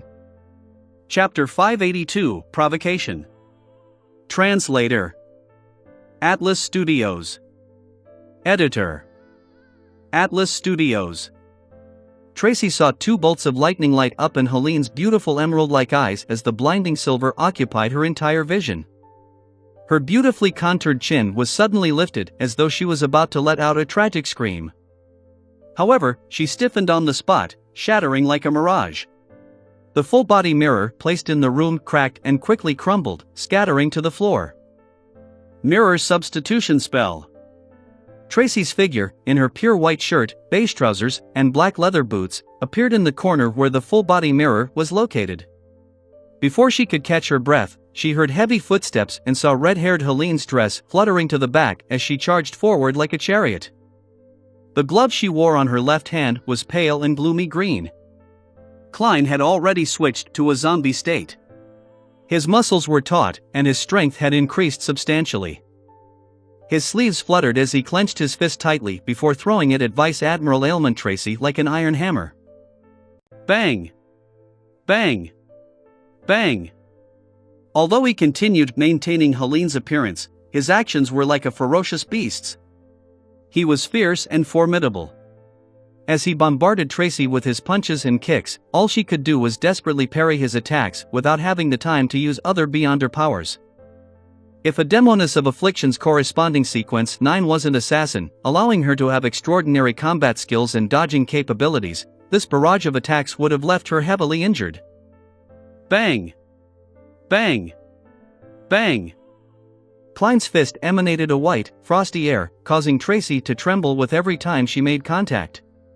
Gradually, ice began to form on the surface of her body. This was a zombie's mastery of frost powers. Seeing her blood gradually stiffen, Tracy didn't hesitate and took the blow. Her lips turned pale as her mouth opened slightly as she let out a formless scream. Accompanied by this scream, a blue illusory halo surged out from her body. It left stacked layers of frost in its wake. In just 1 or 2 seconds, both of them found themselves in a frozen world. They were surrounded by thick and transparent ice, and there was loose frost blanketing the exterior. The two looked very close to one another, but they needed to break through the various obstructions to fight each other. A smile appeared on Tracy's gallant and brilliant face as a silent black flame ignited within her body. It quickly melted the surrounding ice as it began to launch a counterattack, allowing Ailment Maiden to grasp the advantage. At this moment in time, she saw Helene, who was often frail and indecisive, snap her fingers without an expression. A matchstick she hadn't noticed lit up as scarlet flames leaped. Instantly, it enveloped the red-haired figure's dress. Tracy's pupils constricted as her spiritual intuition gave her an extreme sense of foreboding. In the silent black flames behind her, Klein leaped out in the form of Helene. He extended both his arms and hugged Tracy, locking her arms in the process. At the same time, he opened his mouth and shouted, "Bang!" A formless air bullet shot out with might that exceeded that of a revolver. It was comparable to the latest rifle models. It passed through the void and accurately hit the back of Tracy's head. Oof! The bullet drilled through her skull, but Vice Admiral Ailment's figure suddenly contracted, turning into a broken black staff. Magic Staff Substitution Spell. Tracy rapidly appeared diagonally across him. The buttons on her shirt dropped as she revealed a mesmerizing view of fair skin. However, what caught Klein's attention wasn't that but the blood on her palm. While Klein restrained Tracy, she had clawed behind her, ripping off a piece of fabric and injuring his thigh. At this moment, Tracy quickly opened and closed her mouth twice as illusory black flames appeared from her palms to burn the blood. This was black magic, a witch's curse. Klein couldn't help but tremble. A black flame ignited from within, from his soles to the top of his head. He was rapidly reduced to paper shreds. Just as he appeared in another corner, he felt countless invisible spider webs swirl towards him. Some were hard and attempted to bind him, while others were soft, in a bid to stimulate different parts of his body. Klein, who was a Beyonder who acted extremely calm during combat, felt his heart race as his ears heated up. His body turned numb and sore, having the discomfort of a cold while having the urge to have his blood surge downwards. Compared to Madame Sharon from Tingen City, Tracy's spiderweb was far more terrifying. Klein didn't dare to underestimate it as he immediately snapped his fingers. The snap ignited all the surrounding spiderwebs as scarlet flames extended from where they came from and surged towards Tracy like a tidal wave. Back in Tingen, Klein already knew that the spiderwebs from a Demoness of Pleasure were weak against fire. Instantly, the middle of the room became a huge ignited web. Tracy was caught by surprise as the flames swept towards her. Humph! She exhaled as an eerie blue illusory light surged outwards and froze her within a transparent but gigantic crystal. The scarlet flames surged over and kept melting the ice, but it gradually weakened. Klein didn't pick up the diamond-inlaid bangle, because he wasn't sure what negative side effects it might have. To rashly use a mystical item without sufficient comprehension of it was highly likely to be harmful rather than beneficial. He straightened his body and opened his arms, letting his left glove be dyed in the lustrous glow of the sun. Priest of Light. At that instant, Tracy, who was hiding inside the ice, felt that extremely familiar Helene wore a holy luster. In between her brows, an unprecedented tenacity surged out. She was pretty and no longer frail. Like a blooming sunflower, she was like a flower of war stained with blood. Tracy shouted with a clearly hoarse voice, "Who are you? Why don't you dare to show yourself? While wearing a dress, using my own looks would look so odd. It's more suitable to use Helene's appearance." Klein detached himself as this thought flashed through his mind. Following that, he praised the sun. A magnificent pure beam of light descended with golden flames swirling around it. It completely blanketed the ice and Tracy. As the ice rapidly melted and vanished at a discernible pace, the bright and holy light dimmed before disintegrating. The color in Tracy's face drained as she did a somersault and agilely dodged Klein's psychic piercing from his switch to the interrogator's soul, letting whatever damage she received happen inside the beam of light. The light of holiness was strong against the undead and corrupt, so it was only considered an ordinary sequence 5 strike on a demoness. Bang! Bang! Bang! Tracy did multiple somersaults and dodged Klein's air bullets, leaving holes in the carpet. As she rolled, her figure vanished from her enemy's sight. A demoness invisibility. Klein bent his back slightly as he was on high guard. He then used his spiritual perception and his sense of danger as a clown to seek out Tracy's location. However, he was unable to find her in that short amount of time. Furthermore, his forehead was heating up and his lungs were burning. His throat hurt and itched. He nearly couldn't keep himself from coughing any longer. No, I can't let this drag out any longer. Klein's thoughts raced as he suddenly laughed deeply. He then used a stiff male's voice and said, "Helene told me your secrets. She also told me all of her secrets." Before he finished his sentence, his spiritual perception was triggered. This was because he discovered an intense emotional fluctuation in a particular corner. The emotions of rage and hatred were impossible to hide from him. Klein immediately turned around and looked over. Instantly, layers of golden scales appeared on his left glove. His eyes were tainted with a pale gold color as his pupils turned vertical. Silently, Tracy's figure was outlined as she wore a painful and twisted expression. Her extremely feminine raven-black curly hair grew uncontrollably as they spread in every direction. Psychiatrist's frenzy. Tracy, whose emotions had been stirred, nearly broke down when faced with such an attack. She temporarily lost her reasoning. Klein took the opportunity and snapped his fingers. An air bullet crossed the distance between them, heading straight for Tracy's face that remained beautiful despite the twisted expression. Suddenly, a wisp of thick, raven-black hair swept over, changing the trajectory of the air bullet. It struck Tracy in the left shoulder, causing her clothes to tear and blood to spurt. Even her bones were exposed.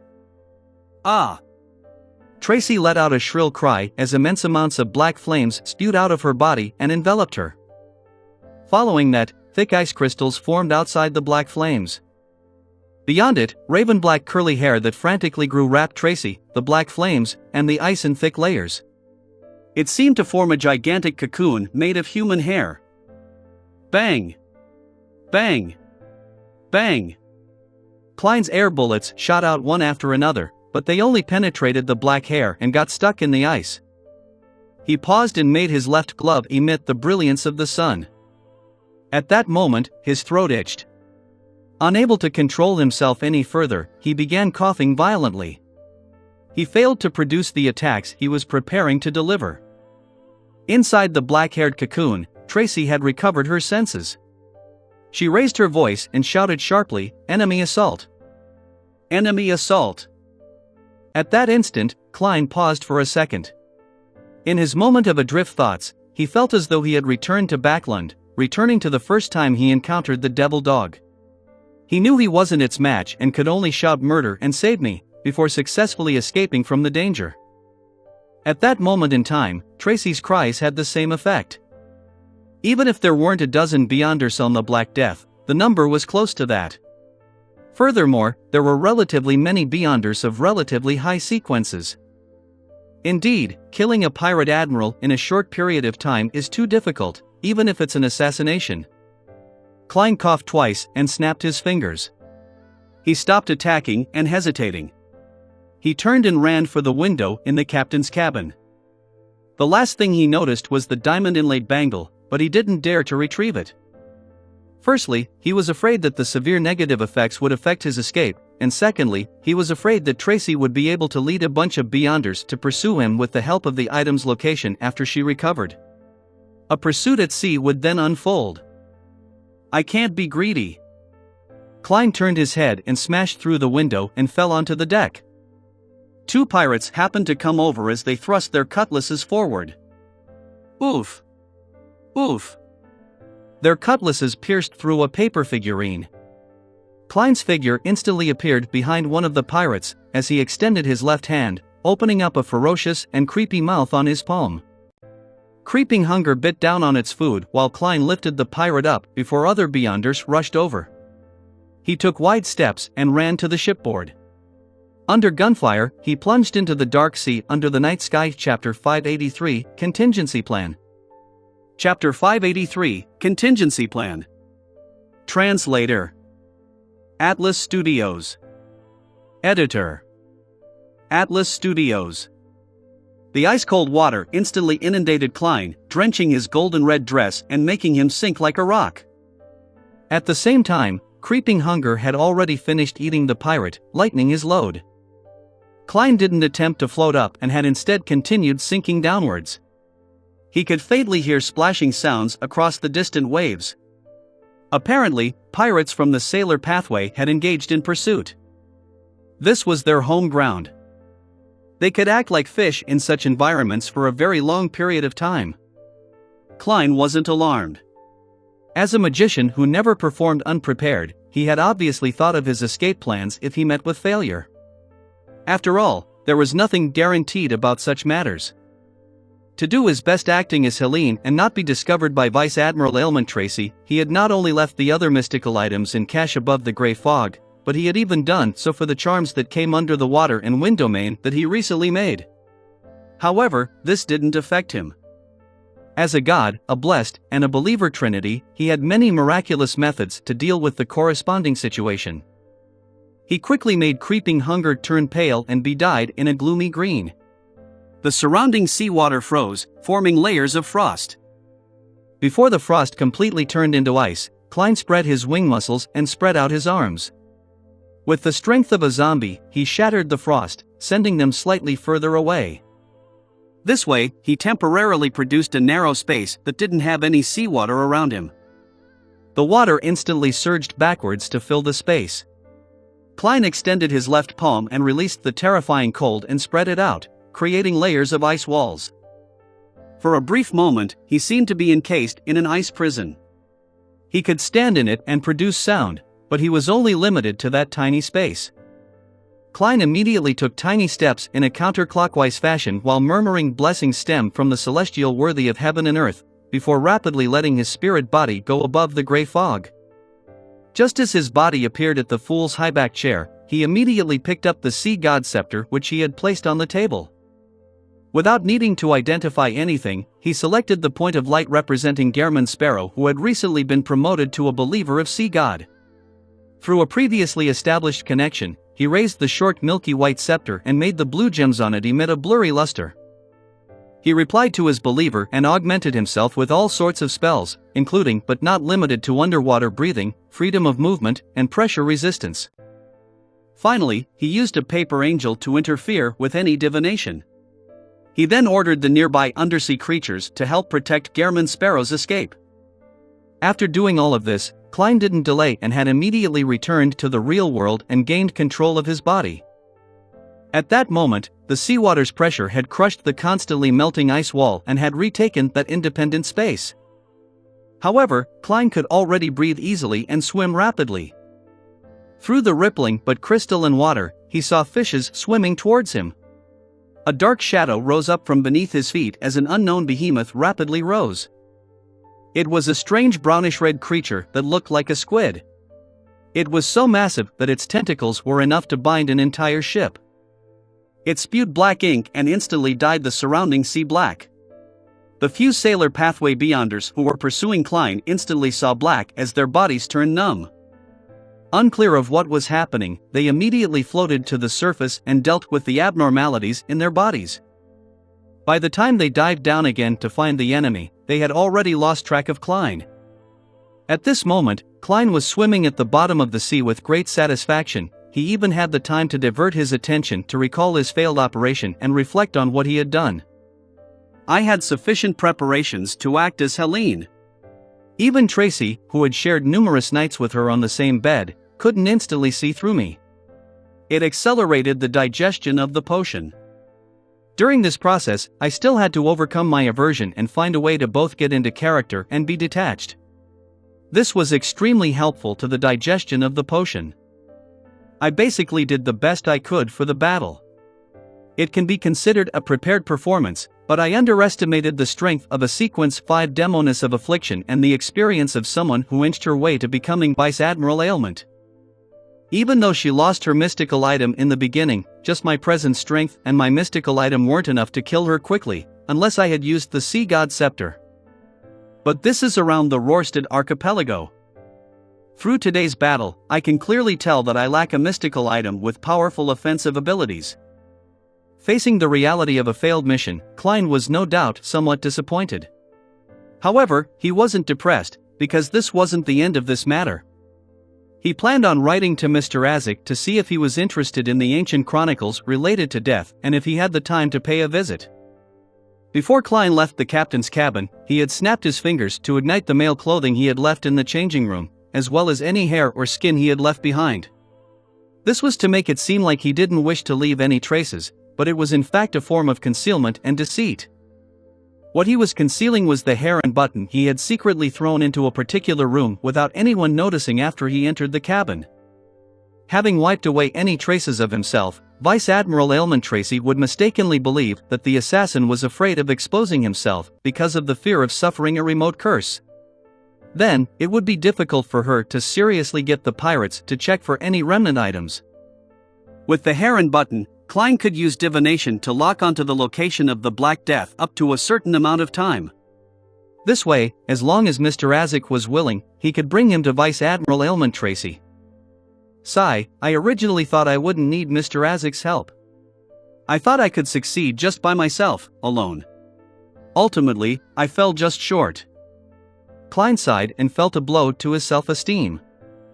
This was one of the reasons why he didn't seek Mr. Azik's help in the beginning. The other reason was that he wasn't certain that Tracy was in possession of the ancient chronicles related to death. If she really didn't have it, it would be rather awkward to have Mr. Azik make a trip for nothing. Furthermore, he was worried that even with Mr. Azik's help, that he would still need to act as Helene to find the Black Death and Tracy. He still needed to wear her clothes and use himself as bait. That would be too embarrassing to do it in front of someone he knew. In fact, if it wasn't to obtain intelligence and solely to eliminate Vice Admiral Ailment Tracy, it would have been a lot simpler. Once I swim back to Byam and go above the gray fog, I simply need to lock onto their location and use the Sea God Scepter to create a storm. This isn't to say that a huge area of attack blast will definitely kill Tracy on the spot, but it will attract Sea King John Cotman's attention. When the time comes, the Black Death's location would be exposed to the Church of Storms. Sea King will happily take down Ailment Maiden. Klein shook his head with self-deprecating mockery. With his seer's spiritual intuition guiding him, he rapidly swam towards the shore. On the Black Death, Tracy removed her layers of defense and walked to the diamond-inlaid bangle in her damaged, blood-stained clothes. She bent down to pick it up. What a cautious attacker. I might not even be comparable to her back when I was an assassin. No, him. Tracy suddenly clenched her teeth.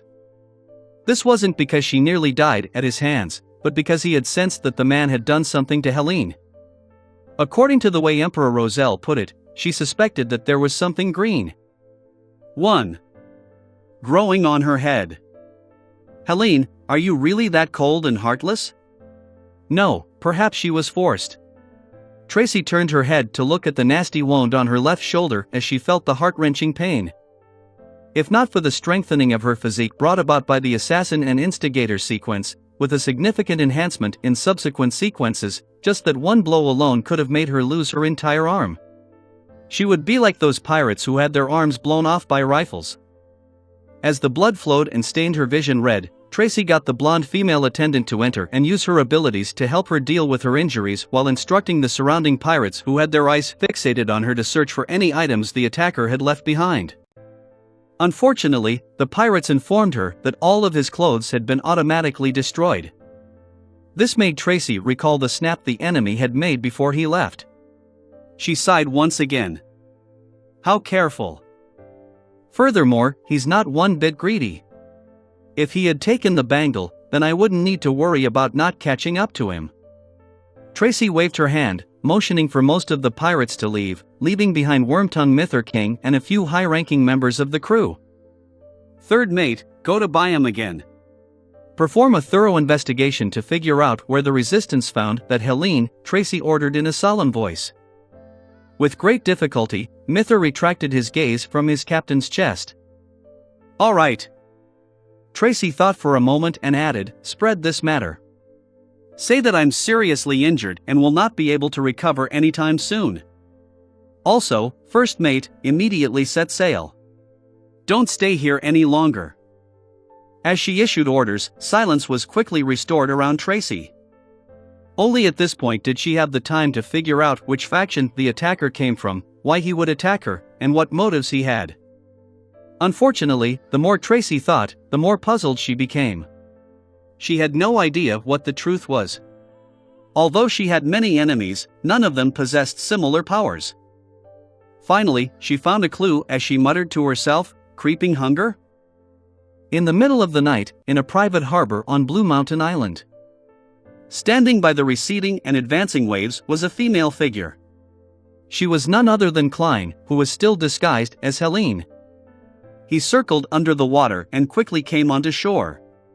He infiltrated the house of a nearby fisherman and got some tattered clothes to change into before changing back into Garamond Sparrow. Leaving behind the rather expensive dress as compensation, Klein rapidly left the private harbor and returned to the city of Generosity, Byam, before daybreak. He wasn't in a rush to meet up with Danitz. Instead, he found a random motel to stay in. He used a ritual and brought back Azek's copper whistle, other mystical items, and cash back to the real world. After confirming that he could divine the location of the Black Death, he blew the copper whistle. Chapter 584, Scapegoat. Chapter 584, Scapegoat. Translator. Atlas Studios. Editor. Atlas Studios. After lowering the copper whistle, Klein had already activated his spirit vision. He saw illusory white bones being weakly thrown up from the ground as they slowly formed a gigantic figure. If the past scenes were like a fountain in a fantasy setting, then this was more like the flow from an ordinary reverse tap.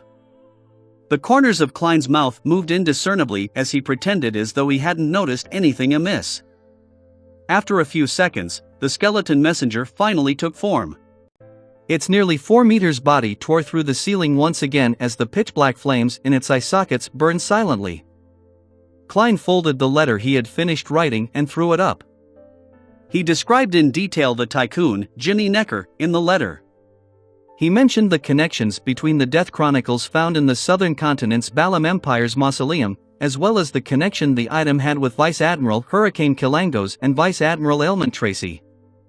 He also mentioned how he had successfully sneaked in, and although his assassination had failed, he had left behind something that could be used to determine the location of the Black Death. Of course, he didn't go into detail how he sneaked in. He had only roughly recounted Vice Admiral Elmont Tracy's combat techniques and style. After the messenger caught the letter with a swipe that could send an adult human flying, Klein coughed and cleared his throat. I already have a messenger.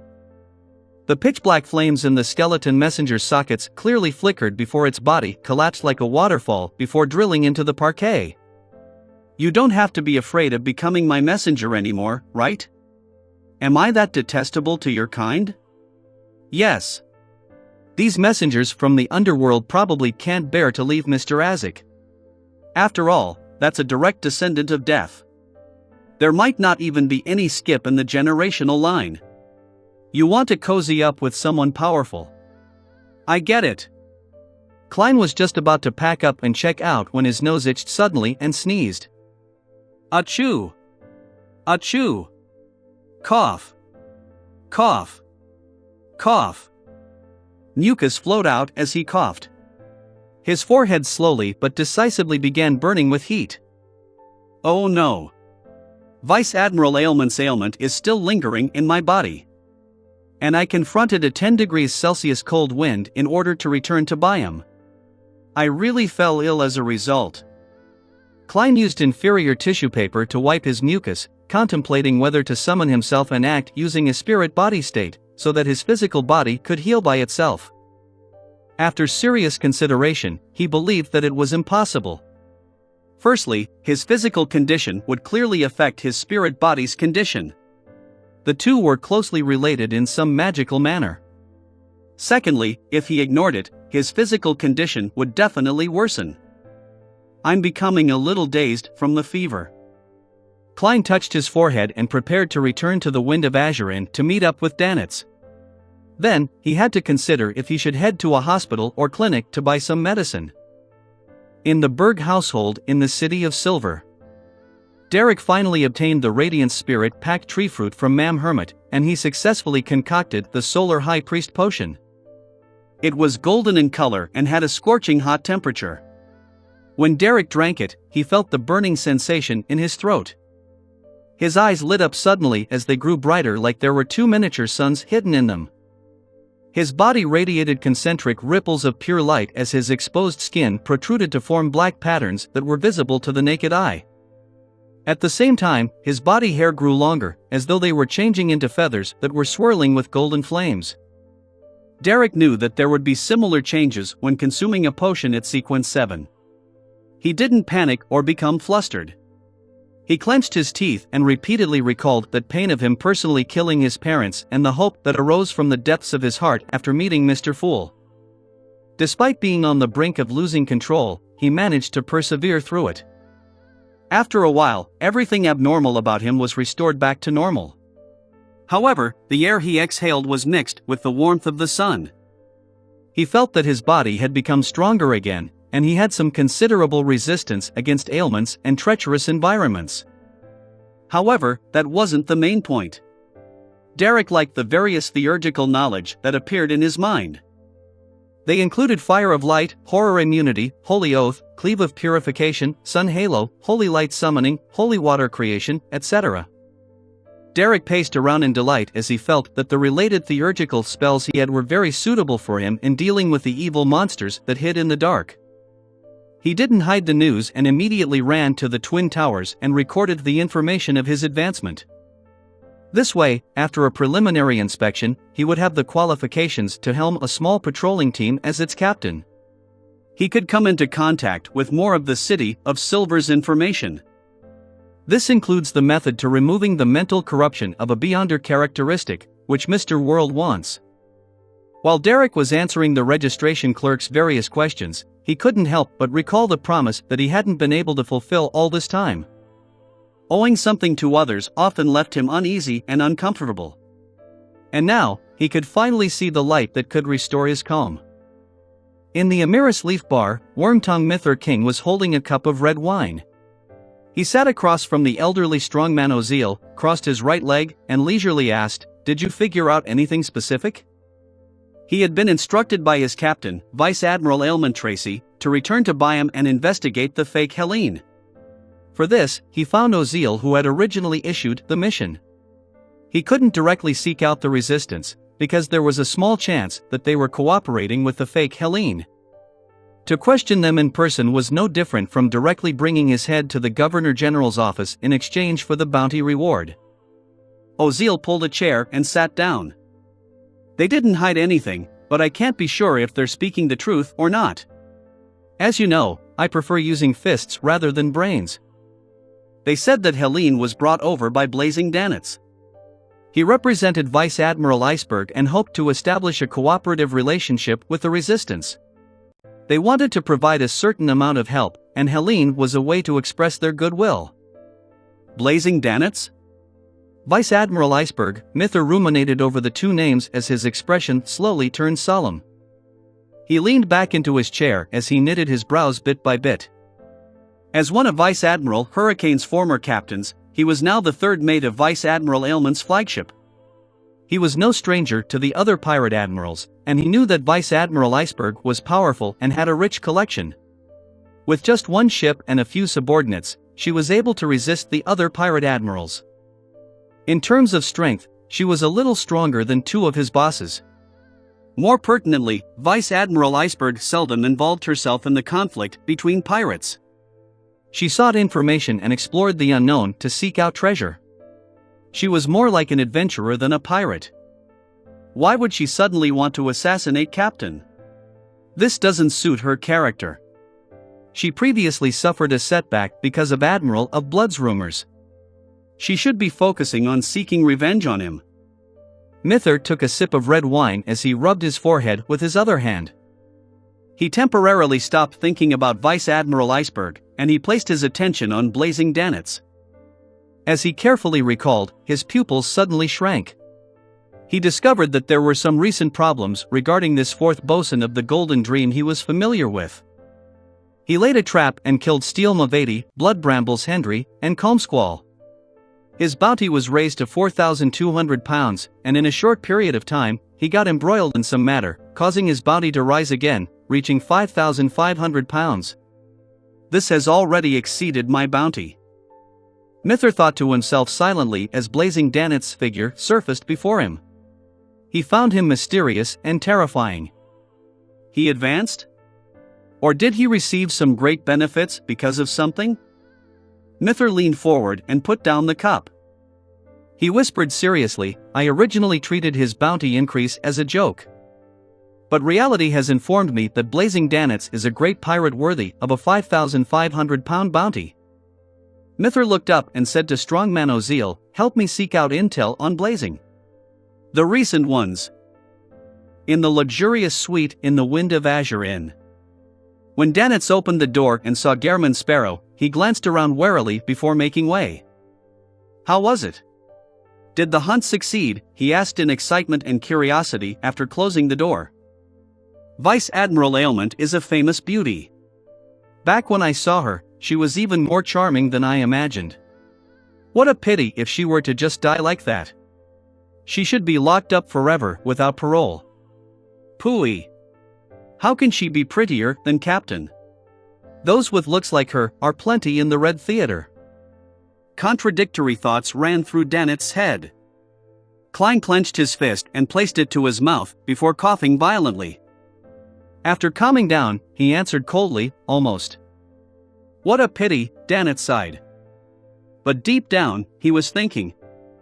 This madman, Gehrman Sparrow, is really strong. He infiltrated the Black Death to assassinate Vice Admiral Aylmont but was only just fell short of success. Even though he failed, he successfully returned almost without any injuries. One had to know that the reason why every pirate admiral was famous throughout the 5 seas, being second only to the 4 kings, wasn't only because they themselves were strong, it was also because they represented a crew, a force to be reckoned with. They had many beyonders under them. To be able to escape from the Black Death after a failed assassination had indicated that Gehrman Sparrow was in no way weaker than any pirate admiral. Is creeping hunger really that powerful? No, even if I were in his shoes and had creeping hunger, I wouldn't be able to go that far.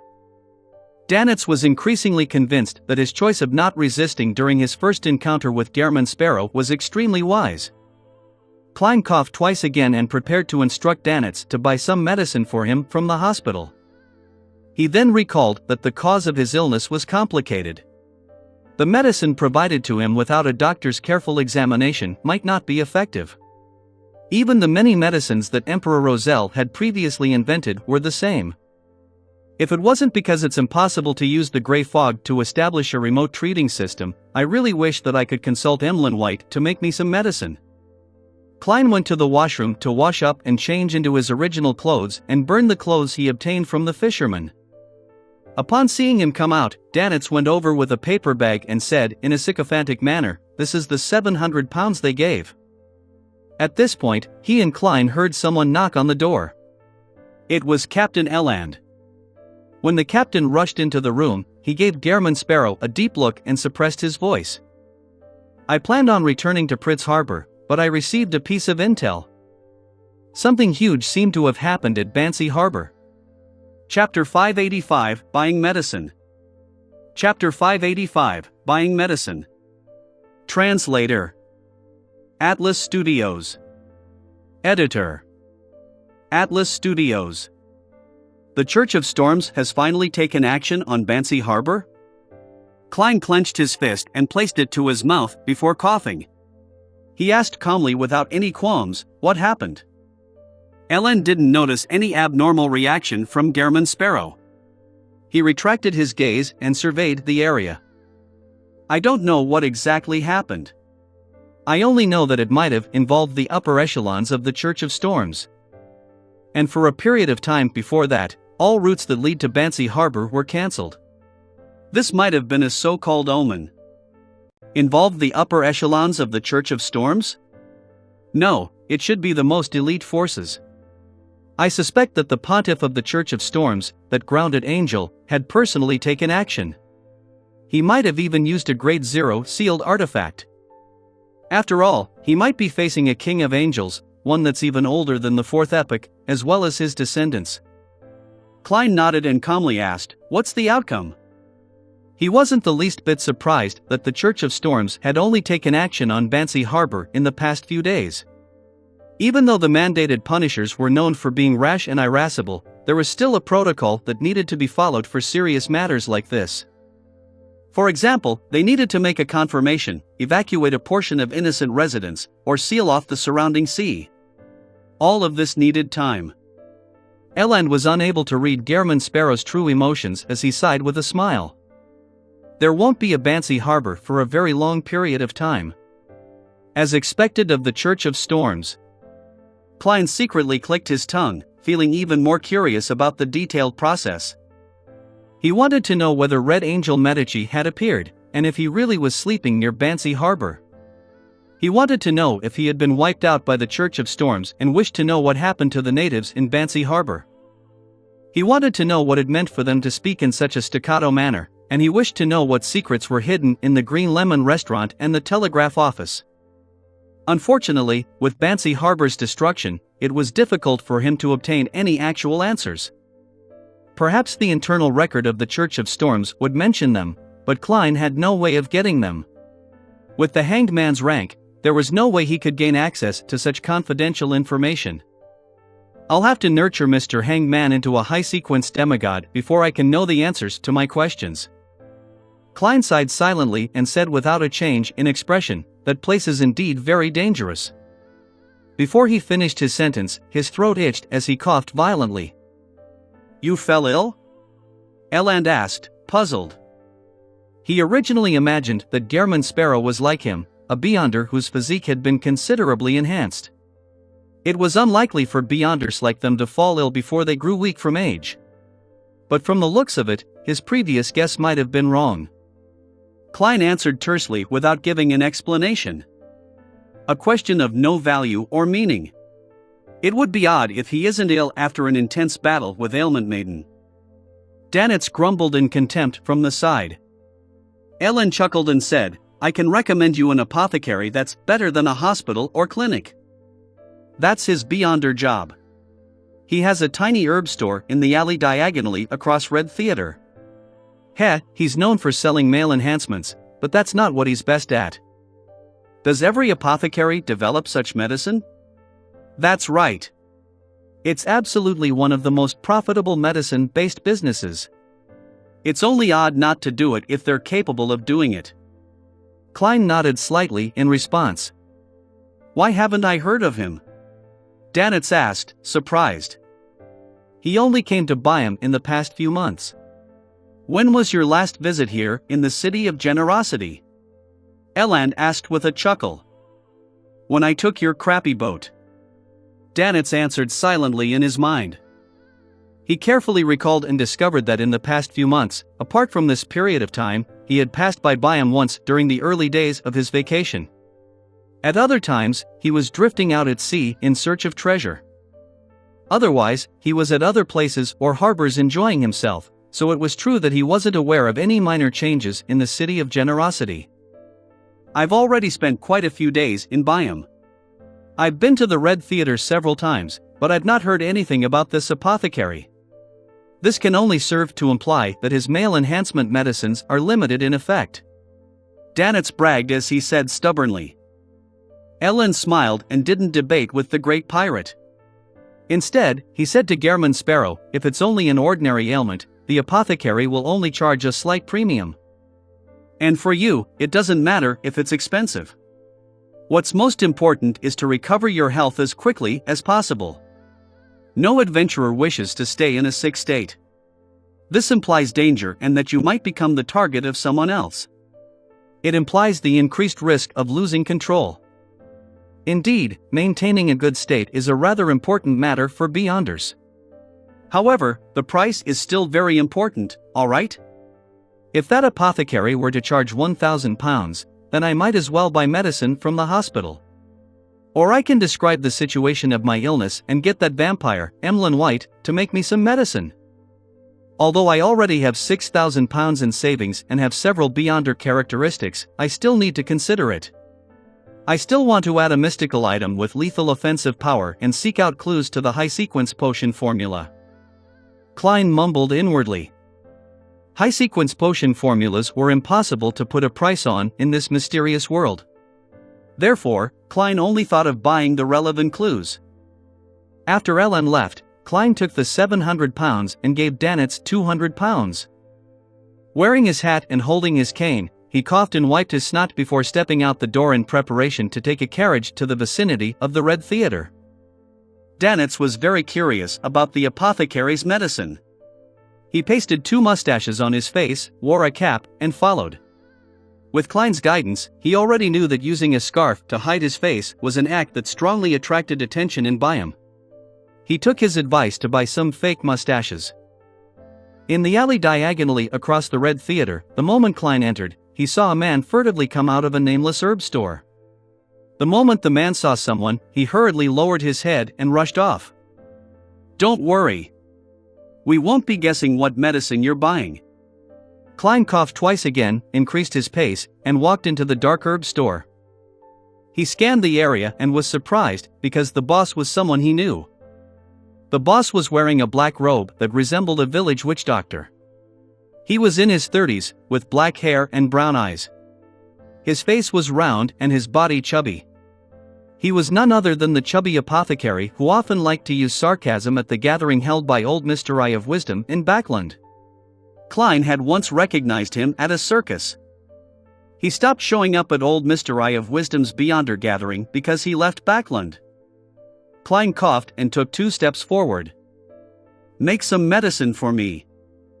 On the chubby apothecary's shoulder stood a round-eyed owl. The man and the bird looked up at the same time at Klein. After a brief examination, the chubby apothecary revealed a warm smile. Friend, it's cold outside. Don't do those deeds out in the open, although it's true that it can be rather exciting. What the hell? Klein was first stumped before he understood what he was getting at. When batting Tracy, I was influenced by her pleasure powers. Blood flowed down to my nether regions, and my desires undulated. This resulted in my body emptying out, making it faster and easier for the ailment to strike me. When escaping, the ice-cold sea was fine since I had theurgical spells protecting me. But the wind on the way back was rather cold. It worsened my sickness. In conclusion, doesn't this look like getting sick as a result of having pleasure out in the open? As expected of an apothecary, he has sharp eyes. Klein maintained a composed expression and just looked at him without answering him. All he did was wait for him to concoct the medicine. Danitz turned his head to look out the herb store as he held back his laughter with great difficulty. What dog *T apothecary is this? He can't even distinguish the ailments released by ailment maiden, he thought in glee. When the chubby apothecary didn't get a response, he dully opened some cabinets, took out some common or strange herbs and insect carapaces, stuffed them into a paper bag, and handed it over.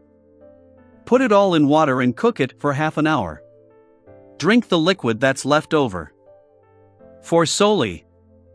It's a little expensive. Klein glanced at Danitz. The latter immediately took out the money automatically. As the chubby apothecary collected the money, he bent his back and suppressed his voice to say with a chuckle, "I have medicine that can make you stand out in that area. The kind that has mummy powder added. Need it? I guarantee you that you'll be satisfied. I know you might be very strong, but men always seek to be stronger. Firstly, I need to have a girlfriend." Klein coldly shook his head and rejected the chubby apothecary's recommendation.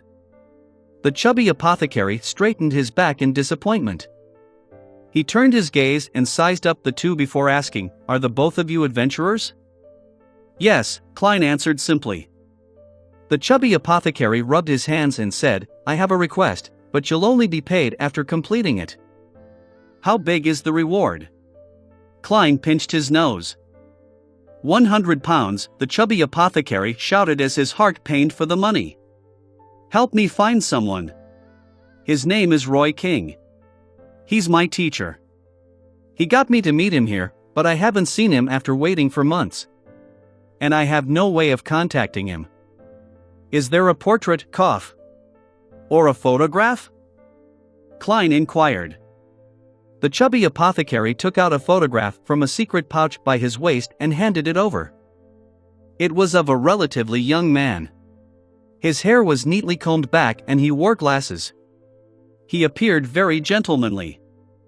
"Your teacher?" Klein asked. "I might believe it if you're the teacher." The chubby apothecary coughed dryly and said, "He's at least 60, but he looks young." "A beyonder power or a mystical item?" Klein nodded in thought and began asking about the specifics.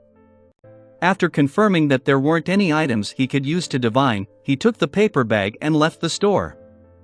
After he disappeared from the alley, the owl standing on the chubby apothecary's shoulder suddenly said, "Dark Will, that guy might know you." Chapter 586, Farewell and Goodbye. Chapter 586, Farewell and Goodbye. Translator. Atlas Studios. Editor. Atlas Studios. What? He knows me, the chubby apothecary, Dark Will, was alarmed as he whispered back. The owl's round eyes looked ahead and said, "I noticed that he clearly paused for 2 seconds the moment he saw you when he came in. Perhaps he thinks someone like me doesn't match his image of an apothecary," the chubby apothecary retorted.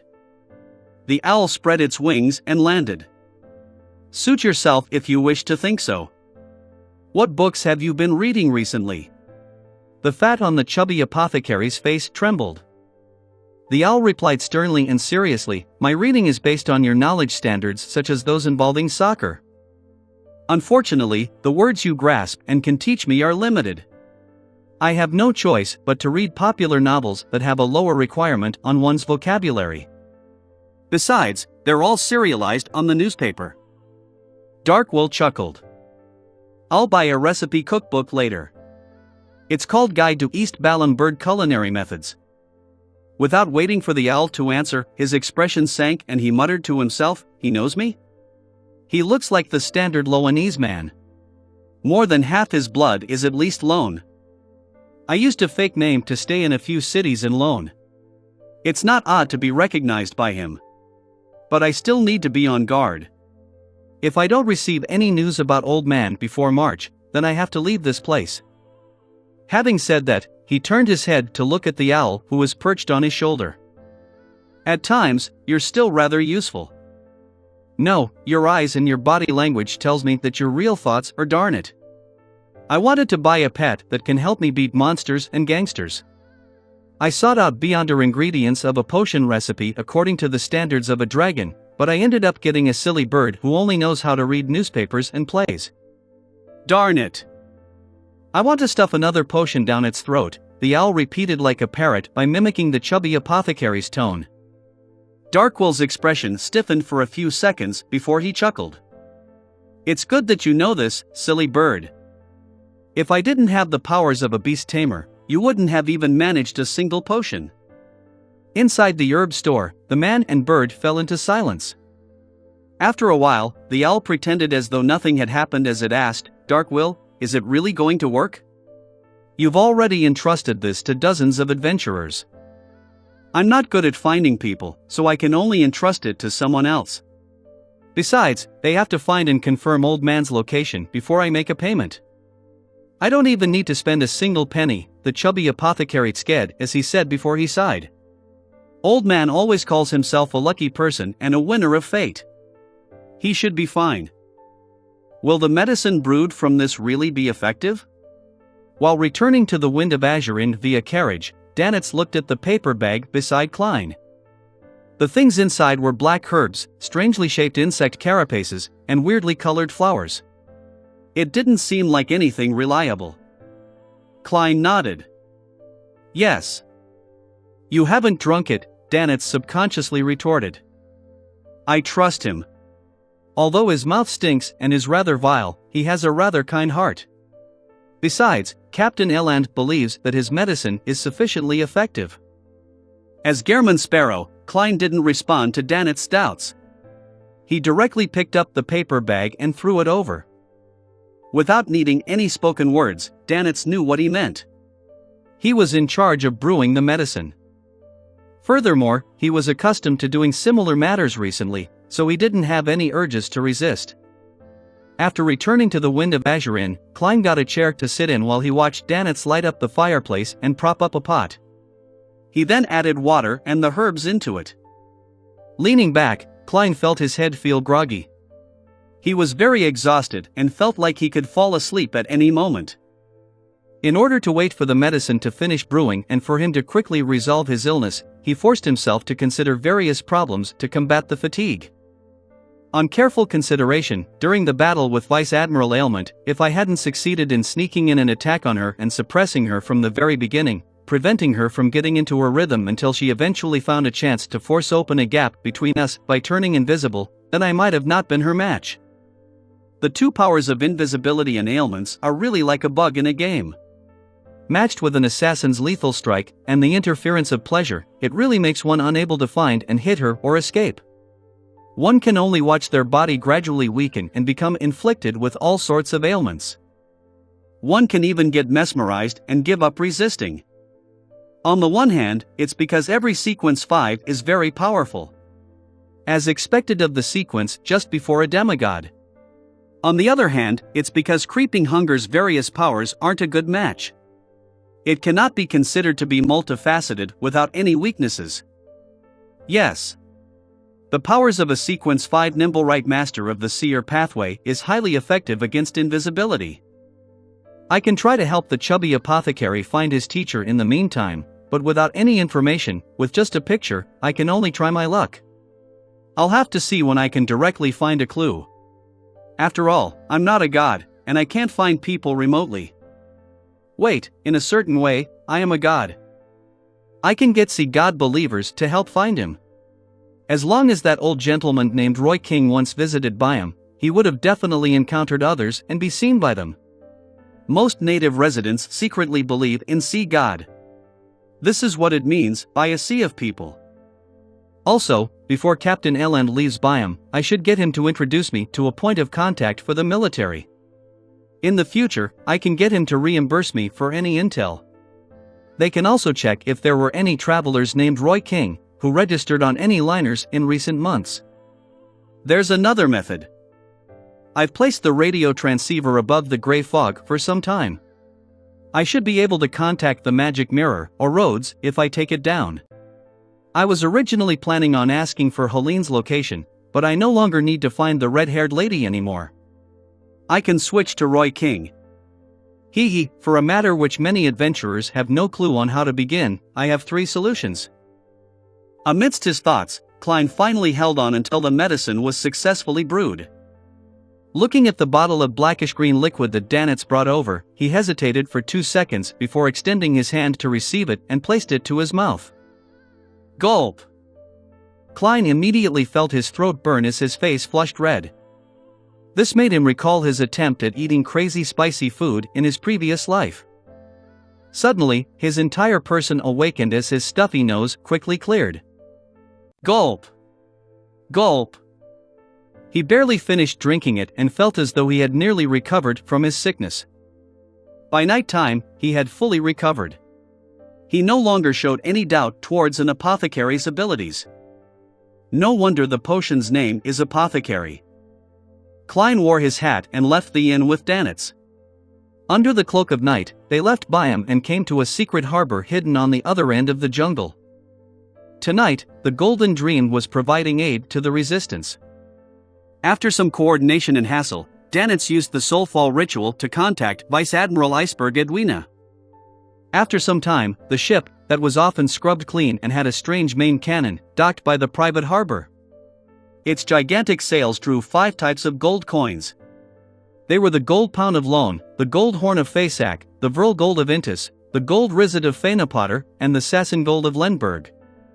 This was the flag of the Golden Dream. It was also the symbol of this pirate crew. It's still not professional enough. If it were me, I would add Porter gold from Mason, Zloty from Seeger, motif gold coins from Balam Empire, etc.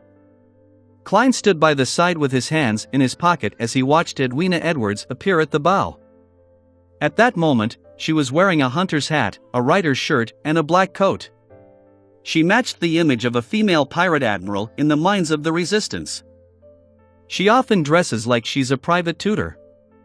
Klein mumbled and took a few steps back, allowing Danitz to run around and busy himself. This pirate worth 5,500 pounds did the liaison, sending a batch of food and fabric to Kalat and the resistance before the transaction came to a close. Danitz secretly inhaled and came to Klein's side and forced a smile. There's nothing else, right? I can now return to the Golden Dream, right? Also, how do you plan on settling the hiring fee? That's only an excuse your captain and I used. In a particular sense, this batch of food and fabric is my payment. Klein nodded. Your captain has already paid. You can return. For real? Danitz found it unbelievable. Although Vice Admiral Iceberg Edwina wasn't far behind him, he was still afraid that Gehrman Sparrow would suddenly have a crazy fit. Klein didn't reply and turned around, walking straight towards the path that led out of the private harbor. Danitz exhaled silently and held back his excited feelings before briskly running back to the Golden Dream. Only when the Golden Dream steered far away into the night, with the private harbor that belonged to the resistance slowly shrinking in size, did he really believe that he was back on the Golden Dream. At that instant, he felt that he had experienced just too many things over the past half a month or so. It was an unprecedented level of exhilaration, as though it was an interesting dream. At this moment, a sailor came close and asked out of curiosity, "Boss, was Steele Mavady really killed by you?" Danitz immediately laughed out loud and secretly stole a glance at Captain Edwina before saying to his subordinate, "I contributed greatly to this deed.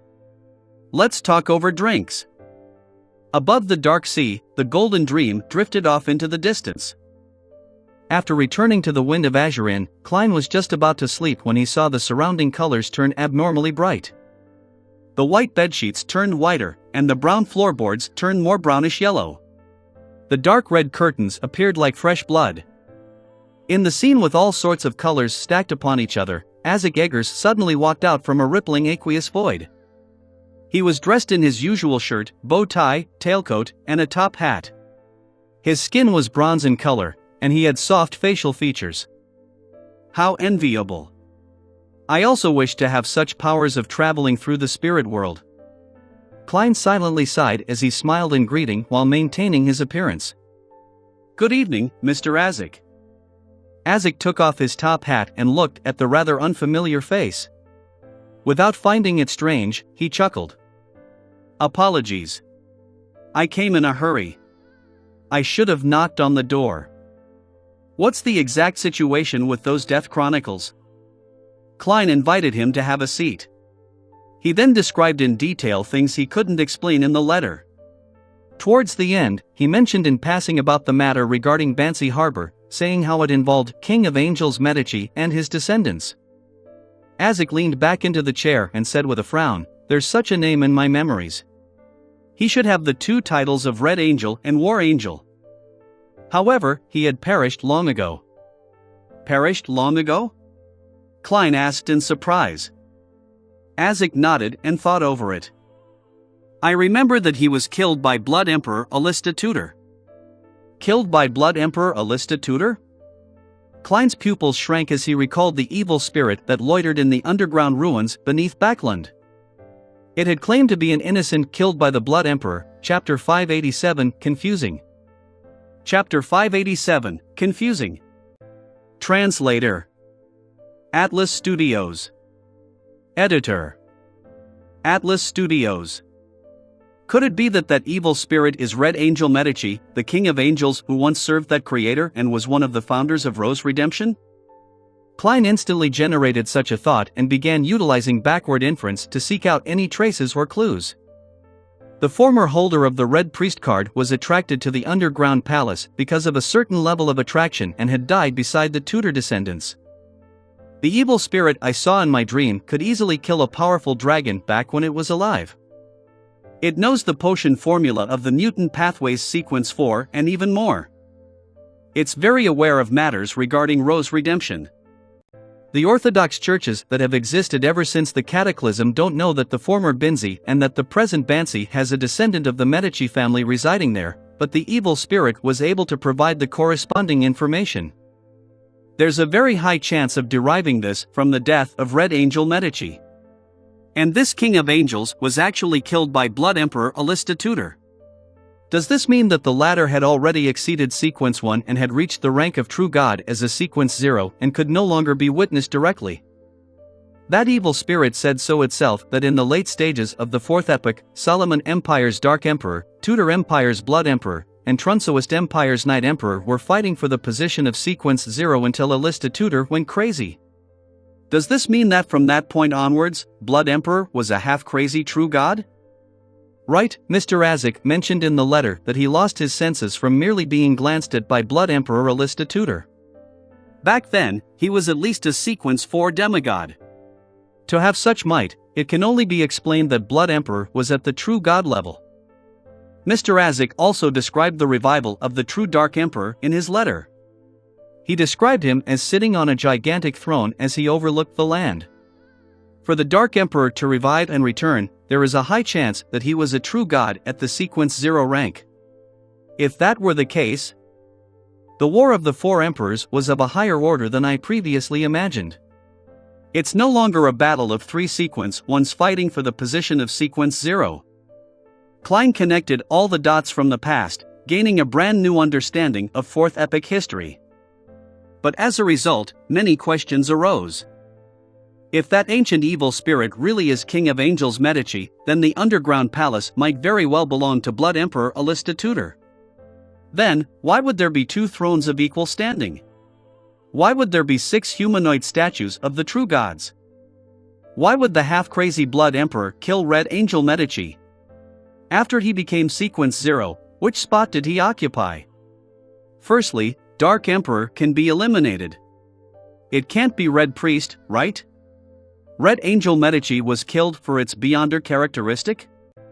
But Red Priest and Dark Emperor do not seem like neighboring pathways that allow exchanging. I can basically confirm that the former is paired with the Demonis pathway. Yes. Captain mentioned before that consuming the potions of other pathways might not mean death, but there's a high probability of going mad and obtaining warped but terrifying powers.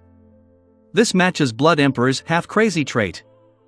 In his final step, as there was no hope for Dark Emperor and any neighboring pathways, he took the craziest choice and switched to another pathway that's completely unrelated, becoming half-crazy as the price? But the same problem arises. Advancing to Red Priest requires King of Angels Medici to be killed, but before advancing, Alista Tudor wouldn't have been able to complete it by himself. Unless he had more Sequence 1s helping him or other Sequence 0 true gods. Upon realizing this, the statues in the underground palace suddenly flashed past Klein's mind. the Evernight goddess statue who used the moon as a pillow, the Earth Mother statue that hugged a baby in her bosom, the Lord of Storms statue that had lightning flashing behind him, the handsome eternal blazing sun statue, the tall and royal god of combat statue, and the god of knowledge and wisdom statue who wore a hood all cast ice-cold gazes at him from the darkness. At that instant, Klein couldn't help but tremble. However, he remembered that the 6 gods supported the Trunsoist Empire, not the Tudor Empire. The history of the 4th epoch becomes more harrowing and confusing the more you delve into it. Klein sighed secretly. "What are you thinking about?" Isaac Eggers noticed his pause. Klein said in passing, "I was only thinking that since Red Angel Medici had long perished at the hands of Alista Tudor, then who is the god of weather who has a following in Banksy Harbor during the recent centuries? And what's the reason for their odd behavior?" With this in mind, Klein came to a pause. This was because the matter regarding Banksy Harbor was unlike what he imagined. He originally believed that Red Angel Medici was asleep there, but to his surprise, he had long perished. In that case, the secrets underlying the Green Lemon restaurant and the telegraph office became even more indecipherable. He had no way of deducing anything without any further information. The more he thought about it, the more horrified he became. Could that evil spirit have expected such an outcome when he indicated Binzi Town? That might have been a required step for him to escape the seal? Should I tell this matter to Mr. Isaac and gain his opinion? Yes, I'll let Miss Magician, who's in Backland, to monitor the area and see if there's any abnormalities. If there's none, it can wait till I return to Backland and contact Miss Sharon. After seeking her opinion, I can inform Mr. Isaac. After all, it's a ruin we explored together. I have to respect her opinion. If there are any abnormalities, then the matter can only be expedited due to the seriousness of the issue. Klein quickly made a decision. When Isaac heard his question, he laughed. "Don't think about such matters. They've definitely been buried by the Church of Storms. To forcibly seek out the reasons will only bring about extreme danger. Even at the level of an angel, there's still a chance of perishing. In the mysterious world, curiosity is often the leading cause of death." Klein recalled the matters he had experienced and heard of in the past. He switched to saying, "Mr. Isaac, I already have a messenger that I can call my own." "Much faster than I imagined," Isaac said with a smile. Klein simply explained how he changed the incantation and how he completed the summoning and ended up encountering an oddity in the spirit world. When summoning spirit world creatures, there's indeed a chance of such things happening when it's not done by someone of the corresponding job. It requires repeated trial and error before obtaining the desired result. But repeated attempts make it easy to encounter danger. Even if you add descriptions like friendly, it isn't absolutely safe. The spirit world creature which is summoned might not have any malicious intent towards you and wouldn't wish to harm you, but it doesn't mean that its very existence won't hurt you. Perhaps just the aura it has can reduce you to a pile of blood. After Isaac heard about the creature whose speed surpassed imagination, the being who was easily neglected, and the creature with extremely high survivability, he laughed and warned him. After that, he asked, "How did you succeed in the end?" Klein said in embarrassment, "I changed the final sentence to a unique being that is willing to be my messenger." Isaac was taken aback for a second as he curiously looked at Klein. This description is too generic. Typically, it wouldn't succeed. "Perhaps I was rather lucky," Klein cautiously described his messenger's appearance and even hid the matter of her request for a gold coin.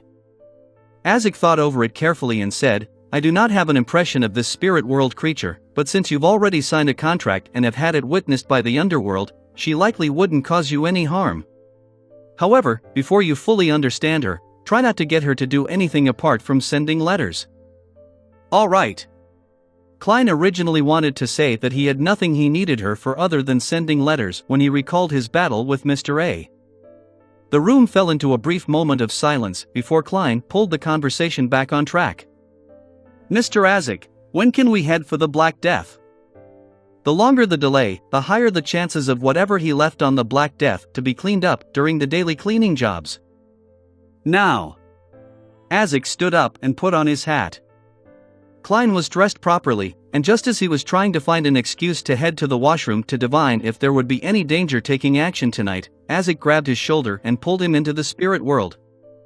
Amidst the stacked colors and nearly formless figures, he heard Mr. Isaac say, "Let's begin." That direct? Don't you need to confirm things? Perhaps a big shot has his own way of determining the level of danger. Klein silently mumbled and held up his cane and began divining the location of the items he left behind. The cane flew automatically as it tumbled ahead. Isaac followed closely behind with Klein in tow as they smoothly passed through the spirit world. Before long, the black hardwood cane paused with thick black and stacked shadows ahead of it. Through this abstract scene, Klein could vaguely identify it as something resembling the Black Death. At this moment, Isaac's body came to a pause as he solemnly said, "The spirits here tell me that there is danger." There is danger? Something that can make even Mr. Isaac find it dangerous? Vice Admiral Ailment got help? A high-ranking member of the Demonist sect?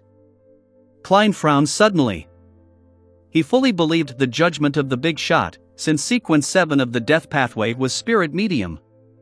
After advancing to the realm of demigod, being able to notice this was considered very normal. Isaac half closed his eyes for 2 seconds before opening them. But the problem isn't serious. Let's enter. Problem isn't serious. That's probably the case when it's directed at you. The corners of Klein's mouth twitched as he decided to change his looks. This way, even if he was no match and had to flee pathetically, he didn't have to be afraid of someone coming to knock on his door. In an instant, Klein possessed a distinctive broad chin and cold blackish-green eyes. His hair turned brown and was tied into a bun at the back of his head like an ancient warrior.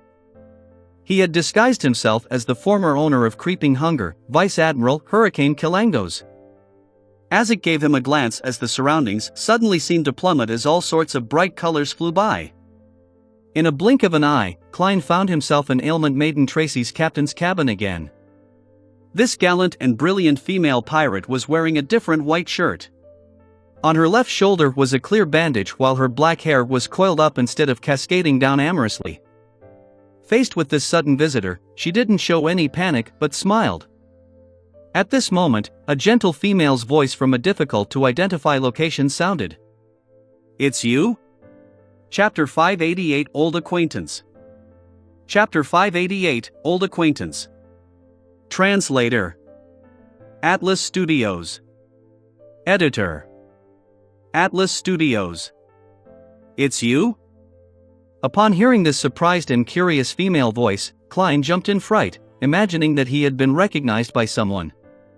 He immediately composed himself because he had already changed his appearance to that of the deceased Vice Admiral Hurricane Kilangos.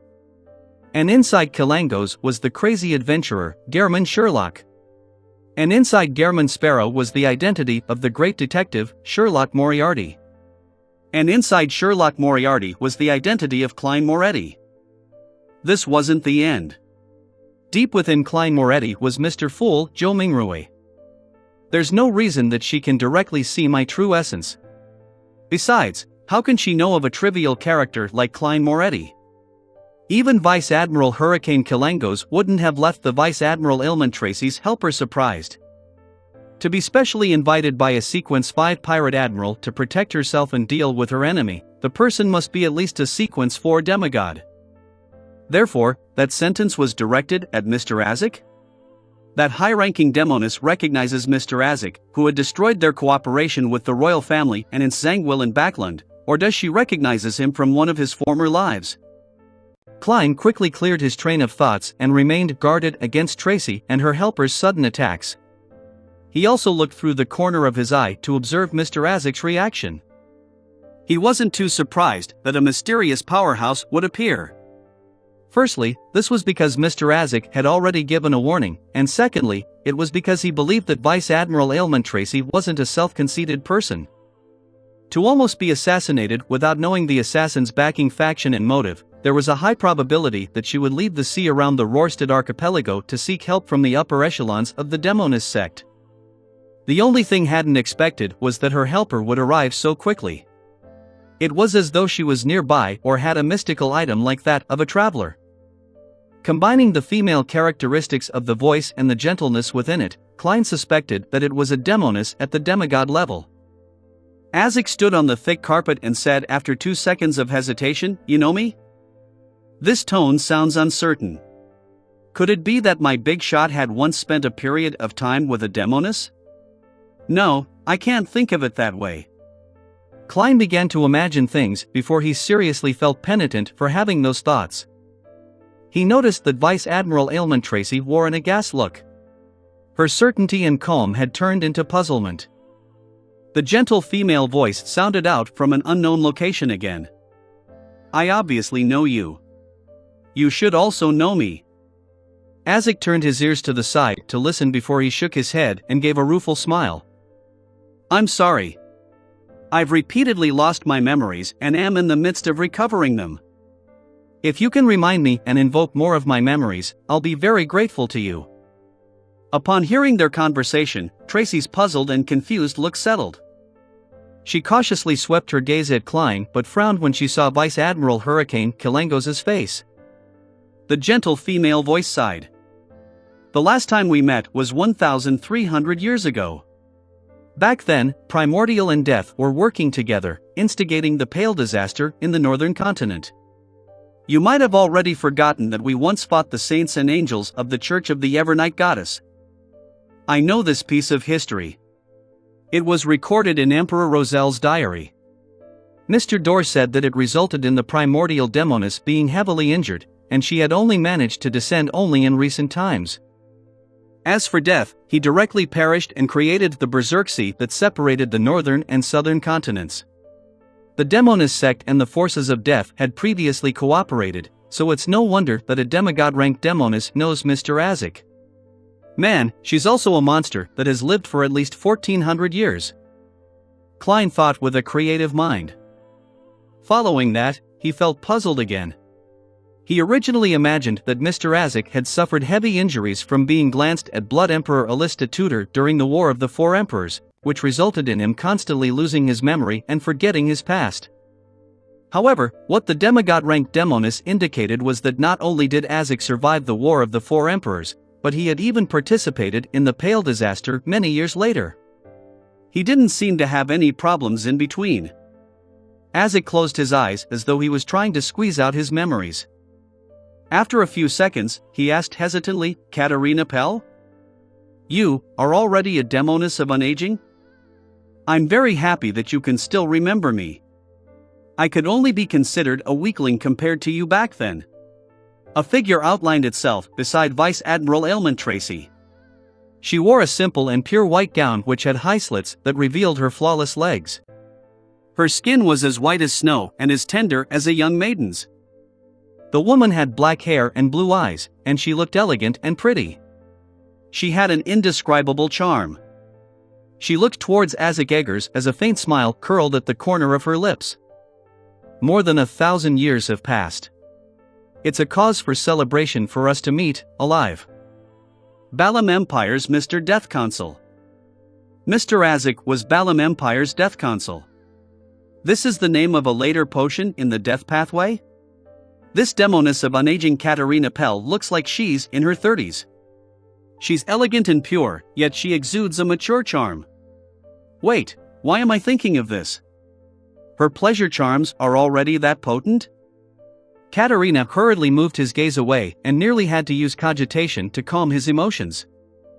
Without waiting for Azek to say a word, Katarina Pell said with a melodic voice, "I'm curious over why you would still be constantly losing your memories. I remember that it only happens for your pathway during the undying stage.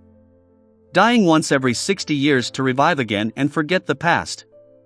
However, you have long advanced past that and escaped from that curse.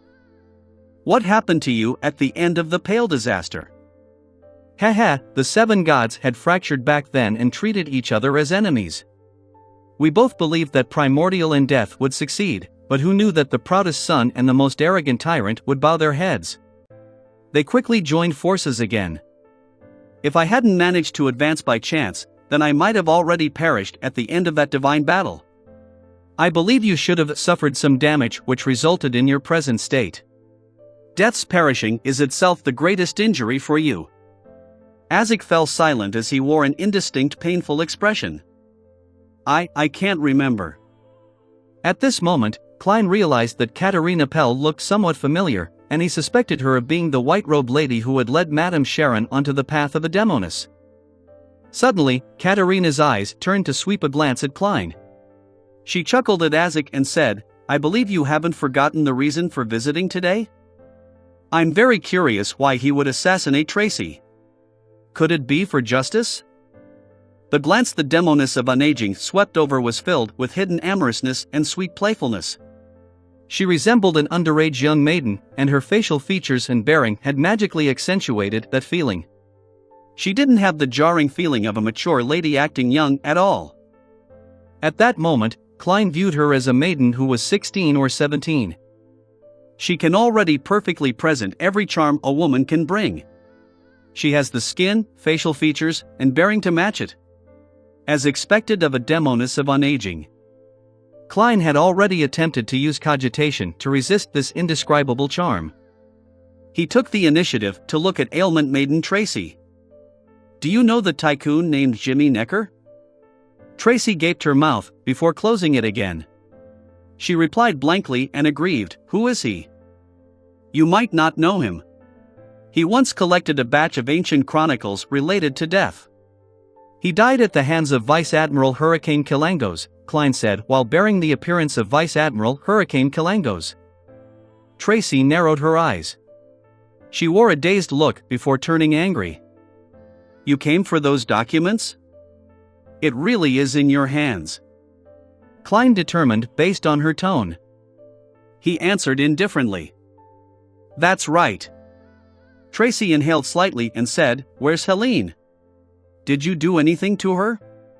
I know she's still alive. If something happens to her, my spiritual intuition will tell me. Klein didn't attempt to speak ambiguously as he directly answered her, She has already returned to Intis to lead a brand new life.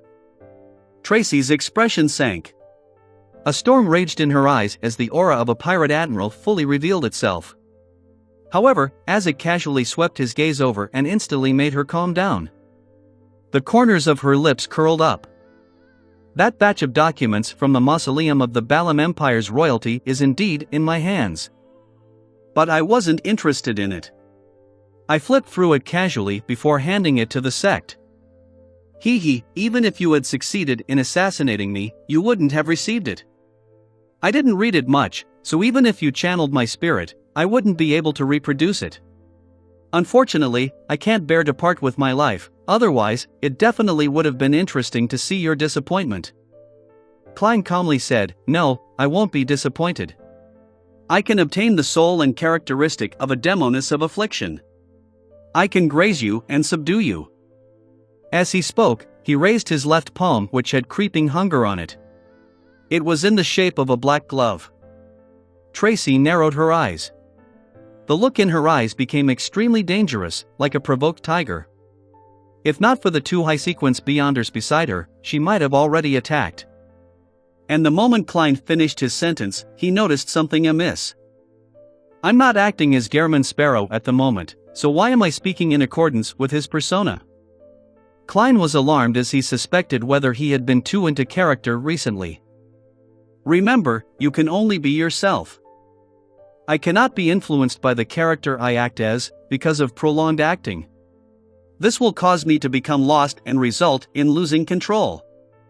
He quickly reflected on himself and added his conclusions into the acting principles of a faceless. Noticing his brief silence, Isaac looked at Katerina Pell and said in his usual tone, Can you copy a set of those documents for me? That's not a big problem. Katerina gave Tracy a glance. Any requests? Tracy stared at Klein and said with a clearly hoarse voice, Tell me where Helene is. Klein withdrew his thoughts and looked at her before looking at the pure Demoness of Unaging, Katerina. He had already made his decision, but he couldn't help but feel hesitant. He turned to look at Mr. Isaac and discovered his warm smile. He wasn't urging him or forcing him. Klein retracted his gaze and simply said, I refuse. Chapter 589, Sowing Discord. Chapter 589, Sowing Discord. Translator. Atlas Studios. Editor. Atlas Studios. For an instant, Klein imagined that Tracy would directly attack him, as her face was already flushing red with anger. Her blue eyes had turned dark like the surface of a sea before an impending storm. But eventually, Tracy didn't act rashly. She looked towards Katerina Pell and awaited the decision of the Demoness of Unaging.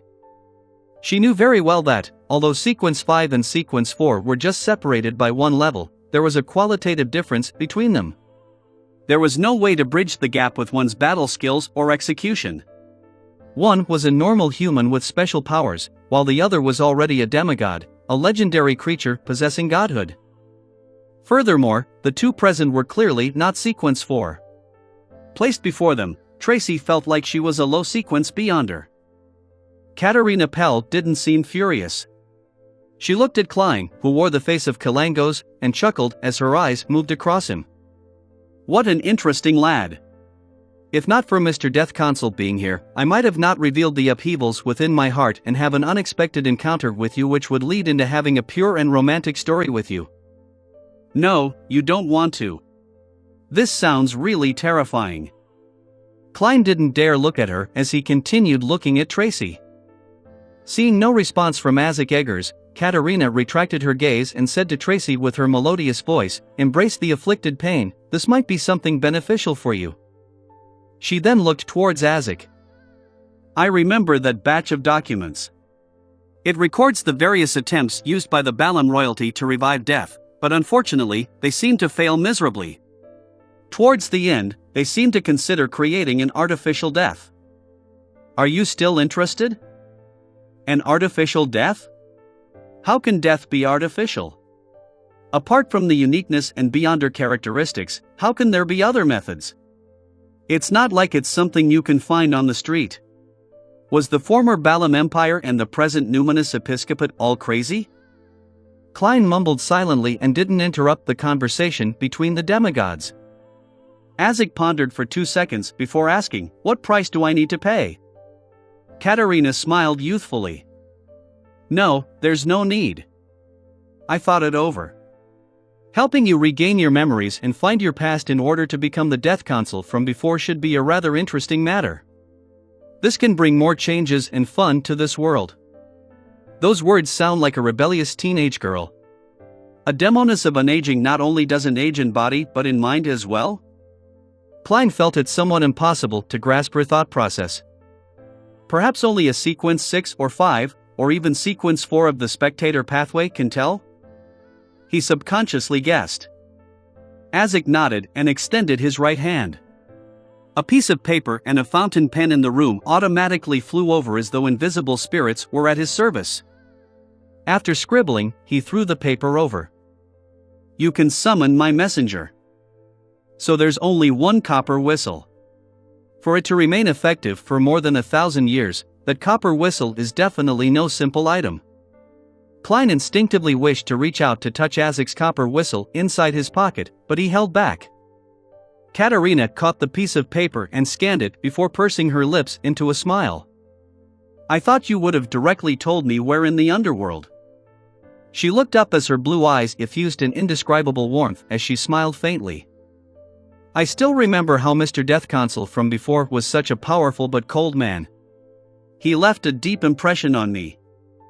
I'm also curious as to why you would become so soft. Isaac held his fist to his mouth and shook his head with a bitter smile. I'm immortal, but that doesn't mean I don't age. Once a person ages, they will often become placid.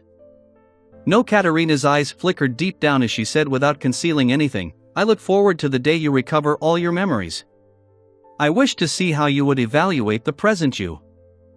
Upon saying that, she curled her lips slightly and winked at Klein. Perhaps we will release an existence more evil than a devil. This is her trying to sow discord, right? Klein muttered inwardly, but he couldn't help but recall the Pale disaster recorded in many historical books and church tomes. It had caused a large number of casualties and had turned the northern continent into a living hell. And this disaster was mainly led by Death and the primordial Demonis, with Death's entourage and the Demonis sect from the southern continent. In this entire matter, Mr. Azek, who was known as Death Consul, definitely played a rather important role. Azek fell silent for a few seconds as he grabbed Klein's shoulder and pulled him into the spirit world and traversed it. Instantly, there was only Demonis of unaging Katarina Pell and Vice Admiral Aylmont Tracy left in the Black Death's captain's cabin. The latter looked at the spot where the two had disappeared, and after taking a while to calm herself, she clenched her teeth and said, "I'll never forget this matter." Katarina resumed her pure demeanor and smiled faintly. Feel the afflicted pain. The more pain you feel, the more you will realize how weak you are. When the pain reaches a threshold, the desire to change yourself will reach a certain intensity, allowing you to withstand the potion and obtain godhood during the ritual to become a demigod. When Tracy heard this, she suddenly thought of something. Her expression froze as she blurted out, "Helene was able to escape the Black Death because of..." Katarina smiled mildly. "You are my youngest child, but you are the one who's most promising at becoming a demigod. As a mother, I will naturally want to help you." Tracy's facial muscles twitched as she said with a warped expression, "That's right. I have a mother like you, and a mom. Why didn't you tell me the truth in the beginning? You clearly knew the mid and low sequences of several other pathways." Katarina turned her body as her white gown fluttered. She said ethereally, "We all need to approach the primordial. We are all her children." As she spoke, surging but silent black flames soared over the huge sailboat, which was dozens of meters long. The flames covered every corner as they burned silently without injuring any of the pirates on the Black Death, as though they were clearing up any accumulated dust. The stacked colors quickly receded, and the indescribable transparent figure went far into the distance. Klein's spirituality suddenly stirred as he felt that the items he had left on the Black Death had all vanished. As expected of a Demonis of unaging. Klein sighed. Just as he was about to say something, he felt himself plummet. He had left the spirit world with Azek. He found themselves in a mountain valley with a river flowing. There were fertile fields with a manor and town that was built in a Loanese style. Klein looked around him and discovered that he was standing in a dark cemetery that had long been abandoned. "Mr. Azek," he shouted in puzzlement. Azek walked to a grave with a broken tombstone that was covered in weeds. He said solemnly, "After meeting Katarina Pell, I recalled some matters again. I once told you that in a particular dream, in one of my lives, I had a daughter. She had soft black hair and enjoyed sitting in a swing I made myself while requesting sweets from me. When traversing the spirit world, I suddenly sensed the call of my bloodline." Klein was infected with his emotions as he asked solemnly, "Is this her?" Azek nodded and crouched down. He touched the halved tombstone as his bronze face wore a gentle, sorrowful, and confused look. "This is her grave. If I recall correctly, she's been dead for 926 years. 926 years. Klein wanted to say something, but he was stopped by that extended period of time. If it wasn't for the churches compelling people to be buried in cemeteries and providing a certain degree of surveillance, it would have been hard to find this grave and tombstone, since there hadn't been any all-out wars since the Fifth Epoch. A human's life was on the order of decades, but this was 926 years. After a long moment of silence in the cemetery, Azek got up again and grabbed Klein's shoulder. "I'll send you back first." After a few minutes of traversing the spirit world, Klein saw the white bedsheets and yellowish-brown floorboards. Azek pressed down on his hat and said in a deep voice, "I'll continue my journey while you continue on your adventures." Klein nodded. Just as he was about to say something, he saw Mr. Azek curl his lips and smile. "Were you afraid that I would become an evil person like a Demonis after fully recovering my memories?" Before Klein could reply, Azek sighed. "I'm also very worried. But I have a greater desire for discovering myself." After saying that, the surrounding aqueous void around him rippled as he vanished from the room. For a long period of time, Klein stood in his spot, silent. He shook his head and laughed silently as he consoled himself. "Perhaps when the time comes, I'll already be a powerhouse at the level of Angel. I can establish a treatment facility that treats antisocial personalities and have Miss Justice be the head doctor. Retracting his thoughts, Klein sat down and habitually reflected over his operation.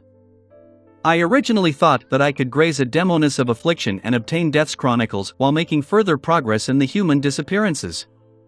Who knew that the development and outcome were completely out of my expectations? I only managed to complete the initial goals. Sigh, I cannot incite Mr. Azek to take action since he hasn't completely recovered. Furthermore, the person we were facing was a demoness of unaging.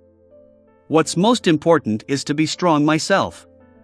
Relying on myself is better than asking for help from others.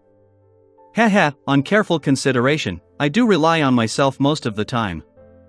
I can attack the human disappearance cases from the angle of the buyer, that crazy Captain Connors Victor. Klein changed his sitting posture and nodded to himself as he murmured inwardly. The greatest gain that I received was to establish the preliminary acting principles of a faceless. It's to get into character and be detached, overcome any aversions, and to be careful about being too immersed in the role. This way, by relying only on simple, ordinary, real acting, perhaps it will take a year or two to digest the potion. But for me, I should be able to fully digest it in about 4 to 6 months.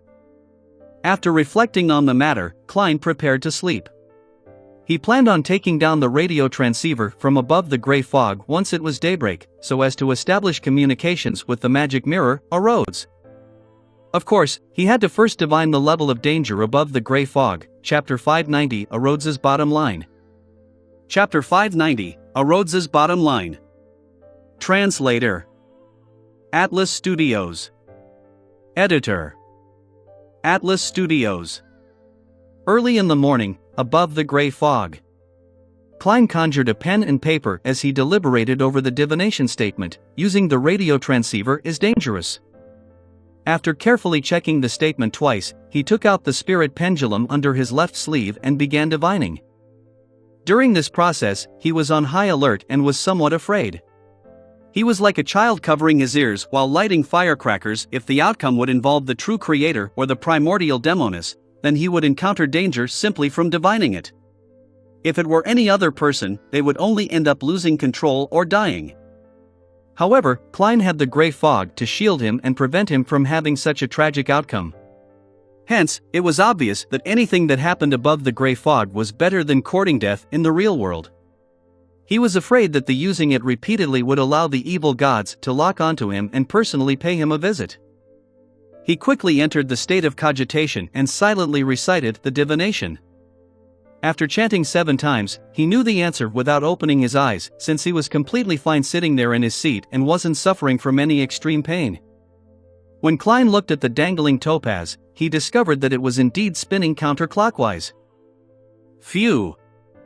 Klein heaved a sigh of relief and immediately returned to the real world and began preparing a ritual to bring the radio transceiver from above the gray fog to the real world. After about half an hour, he finally heard the radio transceiver produce its clickety-clack. An illusory piece of white paper was spat out with lines of Loanese words written on it. "I'm here. Great Master, is that you? Why does it feel like it's craning its neck?" Klein suddenly recalled the emoticons from his previous life. It was an adorable alpaca that craned its neck out. He took 2 steps forward and tersely answered in a reserved manner. Amidst clicking sounds, more illusory paper was spat out. "Your loyal and humble servant, Rhodes, at your service." Klein hid his discomfort in the depths of his heart and asked, "Rhodes, tell me. Where is Roy King from the Life School of Thought?" Due to the chubby apothecary's description, he knew that the organization developed itself based on a master and apprentice system. He inferred that they grasped the 2 beyonder pathways of monster and apothecary. This matched the characteristics of the Life School of Thought. Meanwhile, Klein prepared Roy King's picture, with the intention of relying on himself rather than on others. The tapping sounds intensified as Rhodes produced a portrait with the radio transceiver. It was none other than Roy King with his hair neatly combed back while wearing a framed pair of glasses. "Is this him?" A line of Loanese appeared behind the portrait. Klein nodded. "Yes.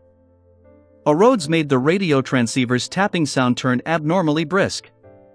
Great Master, the person you wish to find is imprisoned in the Governor General's office of the City of Generosity, Byam. Locked in the Governor General's office? Klein frowned slightly and wasn't in a rush to continue asking. He said with confidence and frankness, "All right, according to your rules, it's your turn to ask." Tap.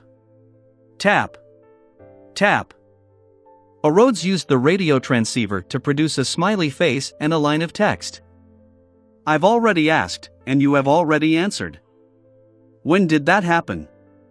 Klein was taken aback before looking at the content before the illusory piece of paper. He saw the previous question, "Is it him? This works? That actually counts?" In that instant, Klein finally understood how much freedom a Rhodes had to its rules. Against any ordinary person, it could be as strict and vile as it wanted. It even needed spectators, but when it came to Klein, those rules were ignored, and he blatantly made it easy. How did this guy adopt such a personality? Klein considered for 2 seconds before asking another question. "A Rhodes, do you know the book Grosel's Travels?" A Rhodes fell silent for 2 seconds before making the radio transceiver type. It spat out more illusory paper. "Great Master, your question is too nice for me. All I needed to do was answer yes to be done with the question. I'd modified the question a little, changing it to tell me what you know about Grosel's Travels. This is a very magical book. Many of its owners have vanished. I'm unable to tell who its creator is, but I'm certain that it first appeared among the dragons, after the disappearance of the City of Miracles, Lifeseed. It appeared after the City of Miracles, Lifeseed, which was conjured by the Dragon of Imagination, Ankwelt. I might be able to recommend this to Miss Justice. She might be interested. If she really wishes to buy it, as a middleman, I can study it ahead of time above the gray fog. If something bad happens from the study, resulting in the complete destruction of the book, I can tell her that the seller went back on their word and a refund was made. Thinking of this, being a platform is really promising." Klein's thoughts raced as he said to the radio transceiver, "It's your turn. I do want to know what kind of odd question you can ask." Klein thought silently. A Rhodes didn't pause as he produced a line in Loanese, "Great Master, I've already asked and you have already answered." "When did that happen?" Klein looked in confusion and amusement at the first few pages of illusory paper before finally seeing the so-called question at the beginning, "Great Master, is that you?" I have to say that this magic mirror named a Rhodes really shows no shame when it tries to suck up to me. However, such a paired question format really satisfies an OCD. It's like the AND operator back when I studied programming languages myself. Klein cleared his throat and continued asking, "Why was Roy King imprisoned in the Governor General's office?" The radio transceiver produced its clickety-clack and spat out illusory paper. Ever since the disappearance of the Snake of Mercury from the Life School of Thought, the organization fractured and encountered plenty of danger. Some even died at the hands of the Rose School of Thought. The Life School of Thought developed in a secretive manner with the master and apprentice format, but they have an elder council among the upper echelons. They harmonized the conflicts between the different internal factions. Since the fifth epoch, the Elder Council changed to a more trendy name known as the Fate Council. There are 7 counselors, and the Snake of Mercury is the president. Roy King's teacher is one of the Fate counselors and had got into trouble after the Snake of Mercury's disappearance. And before this, he had handed an important sealed artifact of the Life School of Thought to Roy King. This is the reason why Roy King was secretly captured by the lone military. The disappearance of the Snake of Mercury? Klein instantly made the connection to Willasepton, who was hiding in Backlund, as well as the other Snake of Mercury that had been pursuing him without ever showing its face. Klein suspected the other Snake of Mercury to be Angel of Fate or Abaros. The Life School of Thought's Snake of Mercury is definitely not the one searching for Willasepton, as he has had plenty of opportunities to contact his organization and not be missing. Perhaps it's Willasepton or a third snake. This cannot be determined. Klein gently nodded and said to the radio transceiver, "Ask." "I'm sure you haven't asked me any other questions." Let's see what you'll ask." I have to say, people have a little bit of masochism in them. Others are afraid of Rhodes's questions, but it has already waved off 2 questions for me. Now, I do wish for it to formally ask me a question. Klein waited with piqued interest. Tap. Tap. Tap. The radio transceiver's sounds suddenly became somewhat solemn as the illusory piece of paper spat out with increasing difficulty. Well, great master, what should I do to be a better, loyal, and humble servant? I've underestimated your bottom line. Klein restrained his exasperated expression as he replied in a deep voice, just maintain your present state. All right. The tapping sounds became lighter again. The aura is about to disperse. Your loyal and humble servant, Rhodes, awaits to be at your service. Finally, Rhodes added a drawing of a hand waving. It's really talented. That's right, it's not hard for a magic mirror that knows so much to know such things. Klein watched as the radio transceiver turned silent. He took a few steps and sat by the edge of the bed, considering the matter regarding Roy King. He had no intention of infiltrating Byam's Governor General's office and rescuing Roy King under the military's tight security. This was because he didn't know the man at all, and he hadn't even seen him before. The only connection they had was through the chubby apothecary. The basement of the Church of Storms definitely has many Beyonders locked up there. But what has that got to do with me? Klein chuckled as he shook his head. In the information provided to him by Rhodes, Klein noticed that the mystical item which Admiral of Blood Senior had, which made him sufficiently lucky, came from the Life School of Thought. There was a high probability that the faction backing this pirate admiral was the Rose School of Thought. They were taking advantage of the Snake of Mercury's disappearance, so they could kill members of the Life School of Thought. This also reminds me that I need to be more careful than before when dealing with pirate admirals. Vice Admiral Aylman Tracy had gotten Demonis of unaging Katerina Pell without any notice. The other pirate admirals wouldn't be without their supporters.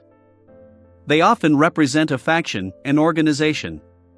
Admiral of Blood is backed by the Rose School of Thought, while Admiral of Stars is backed by the Moses Ascetic Order, as well as for our Tarot Club.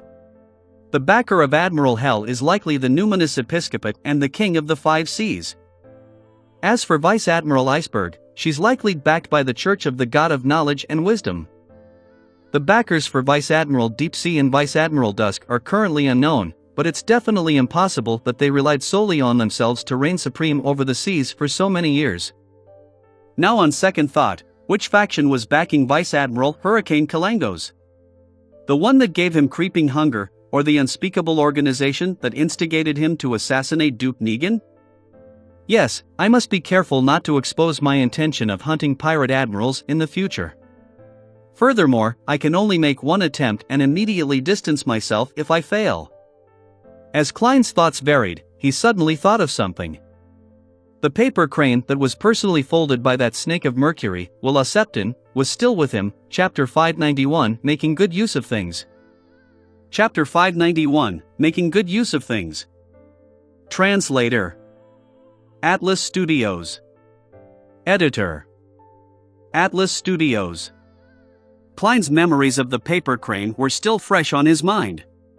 Back then, Willa Septon had used this item to locate Dr. Aaron's astral projection and injected information into him while he was dreaming of the spirit world in his dreams. It created a revelation that evolved into a specific dream.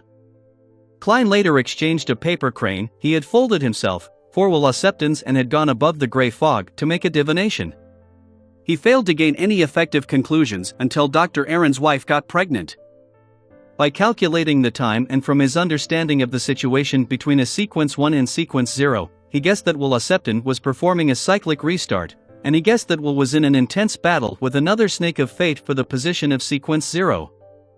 And the nightmare that came with the paper crane was only an auxiliary outcome. Its true purpose was to help Willa Septon secretly become a fetus. What was most humorous about this matter was that the paper crane that Klein had folded had ended up being treated as the original from Willa Septon, and the Nighthawks had used even cruder means to replicate one to swap them. Willa Septon's paper crane had always been above the gray fog after I had thrown it up there. I nearly forgot about it. performing divination on it can only gain an extremely vague revelation. If there weren't any other developments, it would be hard to infer that the child conceived by Dr. Aaron's wife was Willa Rhodes. On the contrary, Willa Rhodes can use it to locate it in the spirit world, just like how a Rhodes can rely on the gray fog's aura to connect to the radio transceiver via the spirit world.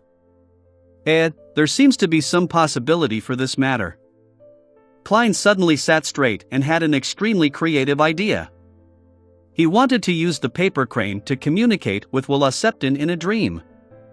This might not be of any use to me, the present me. There might even be certain hidden dangers, but if Willa Septon is really the snake of fate from the life school of thought, my act of providing him with intelligence will definitely win me a favorable impression towards an existence at the level of a king of angels. It's necessary to make investments ahead of time. If I wait until he's really born, I might be repaid dozens of times over. Since I won't die from trying, I can still revive if I die. Although Klein had such a thought, he was in fact very cautious. He planned on divining the danger above the gray fog before deciding on executing his plan. After busying himself and confirming that the danger involved was acceptable, he used a ritual to bring back the paper crane from above the gray fog into the real world. Perhaps it was because it came from a sequence 1 snake of fate, the paper crane didn't exhibit any peculiarities from its prolonged stay above the gray fog. It remained ordinary. I hope the aura above the gray fog didn't neutralize its uniqueness, otherwise, Willa Septon won't be able to locate it. The sequence before Snake of Fate is Soothsayer. Would this matter already be within Willa Septon's expectations? The reason why he chose Dr. Aaron is because he's my friend. And by doing so, he can establish a connection with me? Am I being too narcissistic? However, this question is worth suspecting. After Willa Septon used the paper crane to locate Dr. Aaron, he could have directly reincarnated, so why did he repeatedly make him have nightmares? Furthermore, the dream also indicated the struggle between the snakes of fate. To an ordinary person, they would neither understand it or play a meaningful role in this matter. Isn't this like using a gaze to entice a blind person? Willa Septon created the dream for me? Klein frowned slightly and had certain guesses. He suppressed his puzzlement and picked up a fountain pen. As he filled it with ink, he considered a sentence to leave on the paper crane to garner Willa Septon's attention. What should I write? Klein recalled what Rhodes had informed him about the situation with the life school of thought, and he felt that there was one line that could encompass everything while feeling extremely fresh and filled with emotions. That line was, "Your home blew up." This sentence is overly crude and direct while lacking manners. Besides, Willa Septon might not be the president of the life school of thought. Klein deliberated and slightly spread open the paper crane. On the different surfaces, he wrote different words that formed a very short sentence: Roy King has been captured. After doing all of this, Klein put down the fountain pen and placed the paper crane into his wallet, just like Dr. Aaron had done before. In the periphery of the Rørsted Sea, on a gigantic fog-covered island far from the main sea routes, amidst a shrill cry, a blue bird of prey that resembled a shadow had plummeted from the sky and crashed heavily into the ground. It sent soil scattering as its blood splattered. Alger Wilson remained cautious. He stood far away and raised his left hand, which had an iron-black ring on his thumb. He pointed it at the terrifying beyonder creature known as a blue shadow falcon. On the tip of the ring was a spike-like protrusion. It was tainted with old blood, looking ancient and sinister. This was the mystical item he had bought from an artisan, using Steel Mavati's bounty. He publicly claimed that it cost him £5,200, despite it actually only costing £3,100. The ring's name was Whip of Mind. It could deliver irresistible intense mental damage to an enemy. Apart from that, it could strengthen Alger's mastery of various weapons, therefore, it wasn't actually very expensive. Back then, the artisan and his friend had two mystical items. One was the Whip of Mind and the other was the Ring of Witchcraft. The latter had more abilities and high adaptability while costing almost the same as the former. It was a better choice, but after serious consideration, Alger still chose the Whip of Mind. He believed that without such an item, his hunting of the blue shadow falcon would be several times more difficult. This was because it was a beyonder creature that could fly. And reality had proven that his judgment was right. For this, Alger was willing to experience a constant headache, a nagging feeling that made him want to slam his head into a wall. After waiting for several minutes, he saw points of light float up from the blue shadow falcon. 6 crystalline feathers condensed around its wing as Alger heaved a sigh of relief and walked over. He had a flaxen cloth tied around his forehead, and embedded inside it was a blood-red gem that emitted a light that resembled the moonlight. This was meant to be the vampire baron inheritance for Emlyn White, but Alger wasn't in a hurry to complete the transaction after obtaining it. Instead, he used the characteristic, which he could use to a certain extent, to add insurance to his hunt for the blue shadow falcon. At times, being a middleman is rather nice. Alger put away the 6 crystalline feathers as he sighed silently. He straightened his body and looked towards the towering mountain peak and dense forest around it on the primitive island. He felt that many indescribable dangers lurked there. My strength is insufficient to explore the area. Alger retracted his gaze and walked towards the island's periphery, constantly wary for any predators around him. Soon, he jumped into the sea, and with his powers as a seafarer, he easily swam into the distance. His ghost ship was anchored there, and his sailors were still sleeping thanks to the sanguine's anesthetic gas. To come to this primitive island, the ship had to steer away from the main sea routes. In a situation where sea monsters lurked while the storms lingered, navigating would take at least 6 hours, with the danger of sinking at any moment. Only a seafarer who was familiar with the route could bring the ship close. Deep into the night, Klein, who had rested an entire day, put down his newspapers and burrowed into bed. Just as he was about to fall asleep, he suddenly thought of a problem. Now that Danitz has returned to the Golden Dream, would it be a waste for me to stay in a large suite alone? Klein nodded indiscernibly and decided to check out at daybreak and switch to another inn. After making up his mind, he quickly fell asleep. Suddenly, his mind became clear from its prior haziness. He knew that some force had intruded into his dream. I'm very impressive to be able to sense the dream intrusion of a snake of fate. No, the gray fog is very impressive.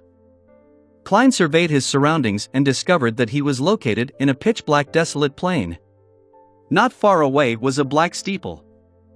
This was a scene he had formerly seen in Dr. Aaron's dream, but at this moment, there wasn't a mysterious silver giant snake on the steeple. Klein nodded in thought as he sped up his pace and entered the pitch-black steeple.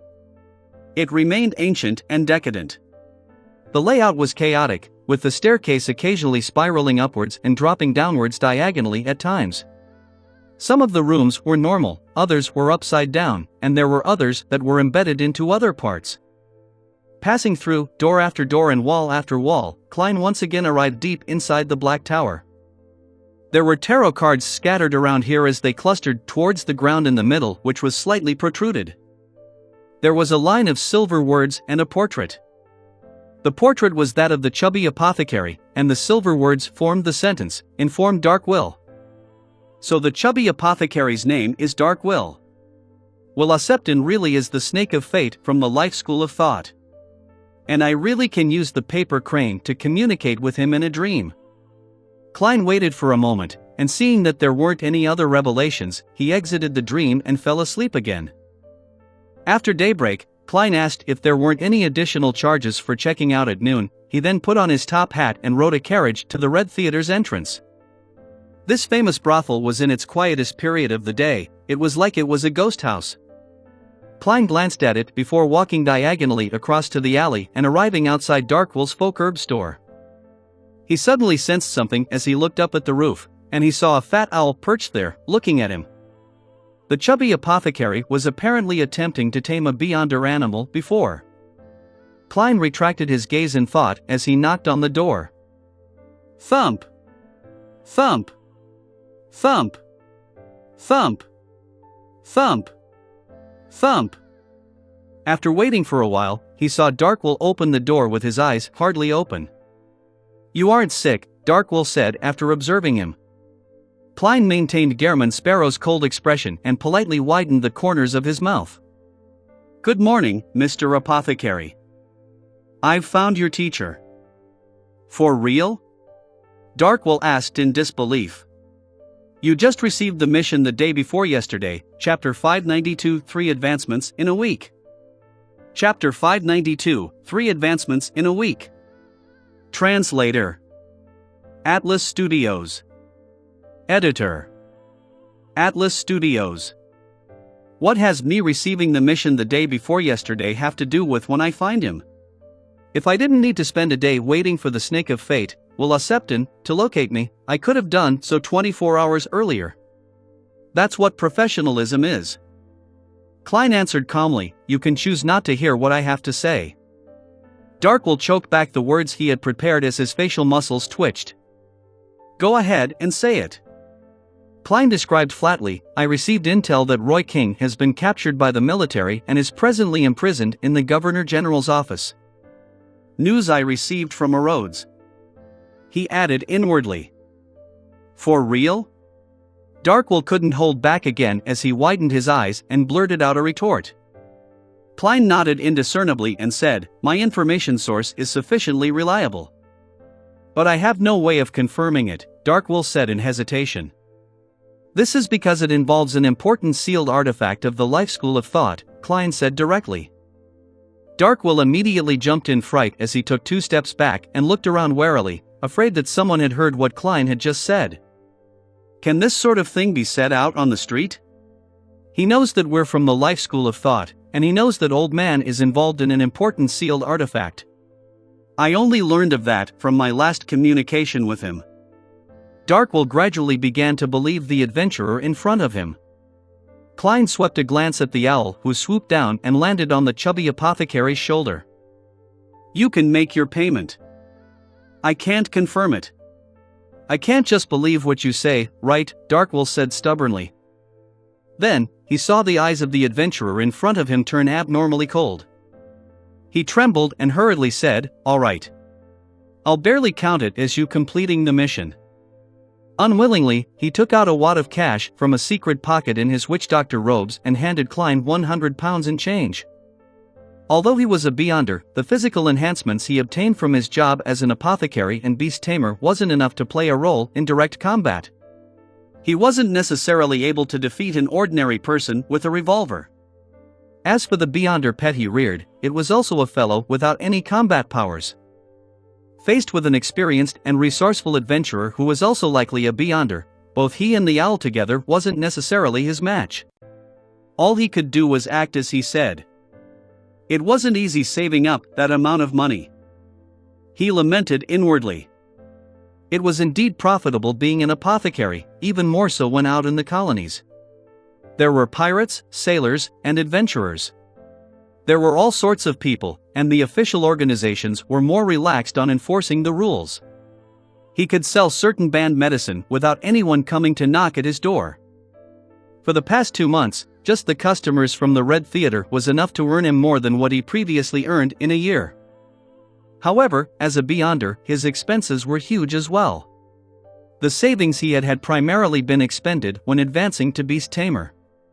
Later, he reared a pet and, with great difficulty, bought the potion formula and ingredients for it. He also purchased defensive charms for himself, leaving him only a few £100 in savings. Klein received the cash and, while counting it, verified their authenticity before putting it in his pocket and leaving. After seeing Klein's figure disappear from the alley, Darkwell's expression sank. It's too dangerous here. Too dangerous. I have to leave as quickly as possible. As he mumbled, he returned inside his herb store. Once inside, he dragged a brown suitcase and quickly stuffed all sorts of clothes and cash which had been folded neatly into it. Finally, he poured out the notes and coins of different denominations from the cash register, stuffed them into his pocket, and took the fake identification documents he had spent a fortune on. With the brown suitcase, he walked out of his folk herb store. Looking back at the various medicinal ingredients he hadn't finished selling yet, Darkwell's chubby face clearly twitched. He took a breath and locked the door while resisting his aching heart. He went straight for the harbor by getting a rental carriage, heading for Byam's Liner Ticketing Company. It's too dangerous, way too dangerous. Old man has been caught. He's been caught. He sat in the carriage and repeated himself silently as he trembled. In this state, he finally arrived at the ticketing company, and after paying for the carriage, he rushed into the lobby and queued up for the liner to East Balham. Phew! Phew! Darkwell kept taking a few deep breaths as he closely followed the customer ahead of him and shifted forward. Get me the first ship out of here, he emphasized to himself. As he sporadically inched forward, Darkwell finally calmed down. His expression occasionally turned twisted before quickly calming down. This repeated numerous times. When there was only one customer left in front of him, Darkwell paused on the spot. Dumbass! You dumbass! He cursed himself and immediately turned around, carried his suitcase, and walked out the ticketing lobby with his identification documents. Klein didn't care how Darkwell was saving his teacher, Roy King. He believed that it wasn't something that needed his concern. They have the life school of thought backing them. Even if they recently fractured, they're an ancient organization that was born in the early 5th epoch, making it have hundreds of years of history. It has a considerable heritage.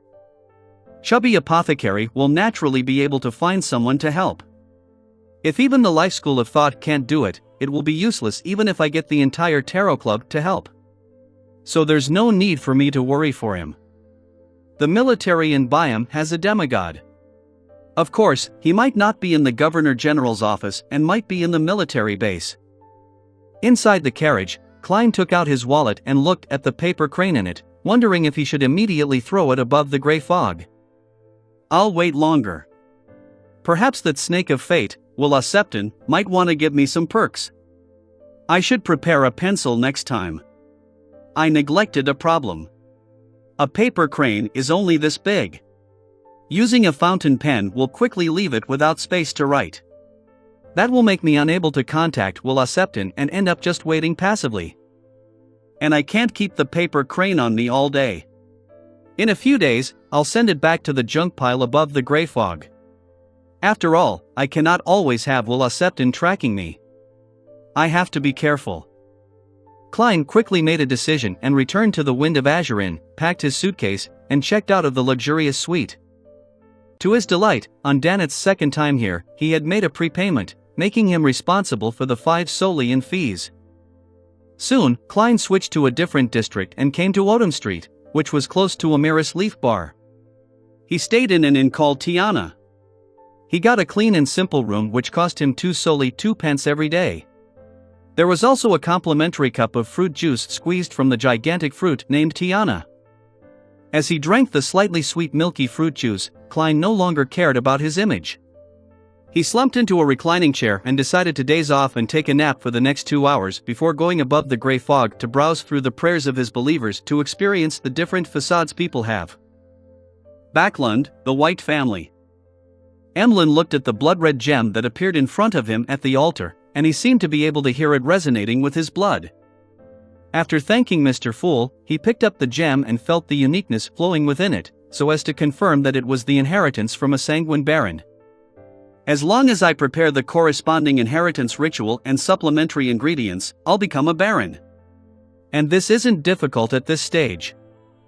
Emlyn thought with anticipation and glee. According to the human system, I would be a sequence 6 beyonder. The corresponding name is Potions Professor. In the blink of an eye, it was Monday again. Above the fog sea, a fleet was tearing through the thin fog and blue sea. Their flagship was a gigantic sailboat which hung a unique flag on it. It depicted an eyelashless eye with 10 stars surrounding it. Admiral of Stars Catleith stood by the window of the captain's cabin as she quietly looked at the sunlight that shone through the thin fog until the wall clock produced its cuckoo. She glanced at the time and quickly converted the time to lone time.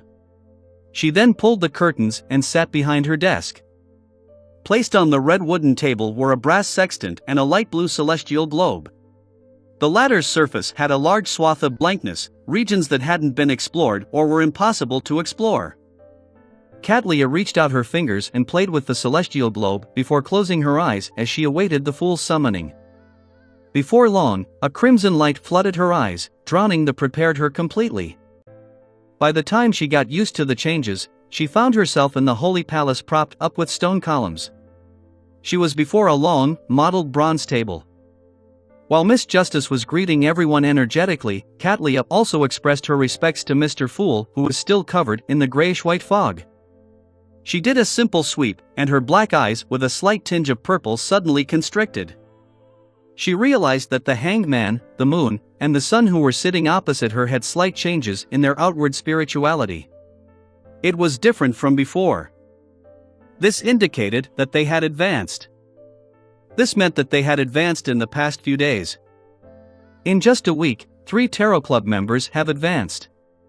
It's likely that the Hanged Man and the Moon have already reached sequence 6. Is this a coincidence? They happened to consume the potion this week? In terms of probability, there's a possibility. The Moon and the Sun were purchasing ingredients last week, but this also serves to show that the Tarot Club members advance very quickly, otherwise, there wouldn't be such a coincidence.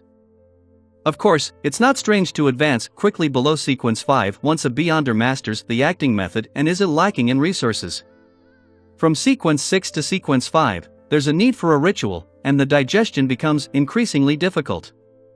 It's difficult for such matters to happen again. Katlia retracted her gaze. Following that, Audrey apologized to Mr. Fool, saying that she hadn't been in contact with the psychology alchemists recently and wasn't able to provide any Roselle diary pages. Furs was in a similar situation. Her teacher was slow in replying to her, and the cold weather outside left her resistant against the idea of heading out. Having just advanced and having many things to settle, Derek wasn't able to produce new ancient myths. Klein could only calmly nod. Upon seeing this, Derek heaved a sigh of relief and turned his head to the other end of the long bronze table. Mr. World, I've obtained the method for separating a Beyonder characteristic from the mental corruption left by a rampager. Don't say it so directly. At the other end of the bronze table, Klein's expression nearly froze. Little son, although you have promised several times in the past, making Miss Justice and Mr. Hanged Man know of this matter, can't you see that Ma'am Hermit just joined? Klein resisted the urge to facepalm Chapter 593, Solution. Chapter 593, Solution. Translator. Atlas Studios. Editor. Atlas Studios. The method for separating a rampager's mental corruption from a Beyonder characteristic. The hermit Katlia shot a glance at the world and guessed that he might have obtained 1 to 2 Beyonder characteristics that a rampager left behind. In addition, one of them likely involved the advancement characteristic for the world or someone close to him. This was a very easy inference, since if one didn't use a Beyonder characteristic as the main ingredient of a potion, the mental corruption of a rampager in it didn't matter if it was made into a mystical item. At worst, the negative side effects would be extremely strong, making it equivalent to a sealed artifact, but that didn't mean that there was no way of using it. After adjusting his emotions, Klein controlled the world to answer hoarsely, "Write it on a piece of paper and pass it to me." With that said, Klein originally wished to encourage Little Son for being a trustworthy person, but upon considering how the world's image was that of a gloomy and reserved person who didn't say anything else unless he had ulterior motives, he instantly fell into a slight dilemma. No, there's an ulterior motive.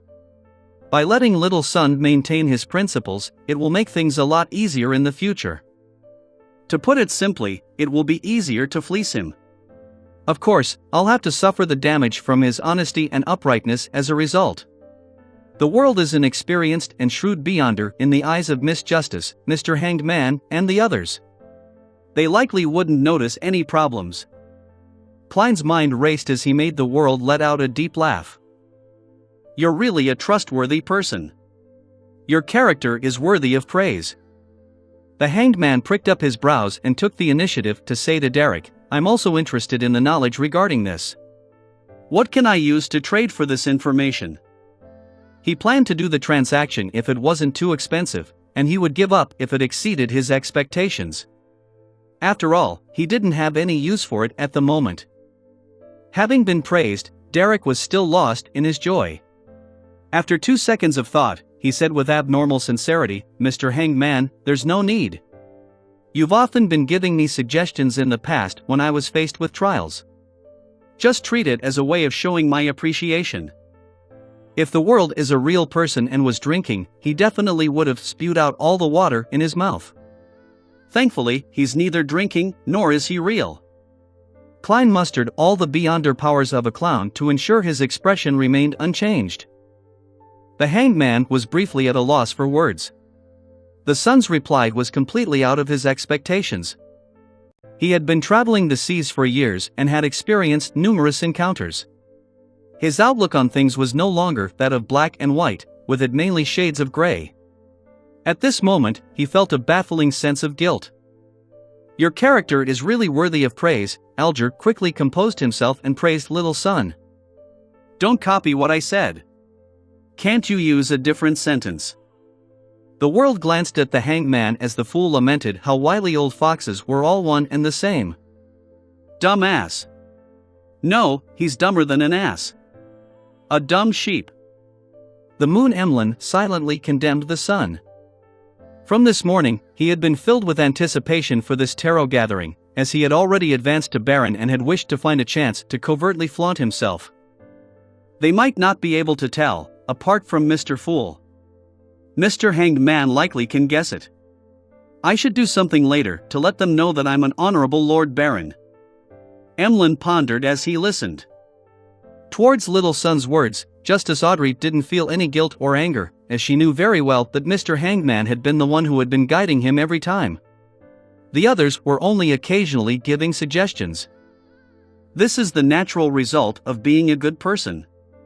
I hope Mr. Hanged Man will become kinder in the future. She watched the scene in delight and didn't have the urge to spend money to obtain the method for separating the mental corruption from a beyonder characteristic. Derek quickly turned around and obtained Mr. Fool's approval and conjured 2 yellowish-brown goatskin parchments. Klein controlled the world and took a piece.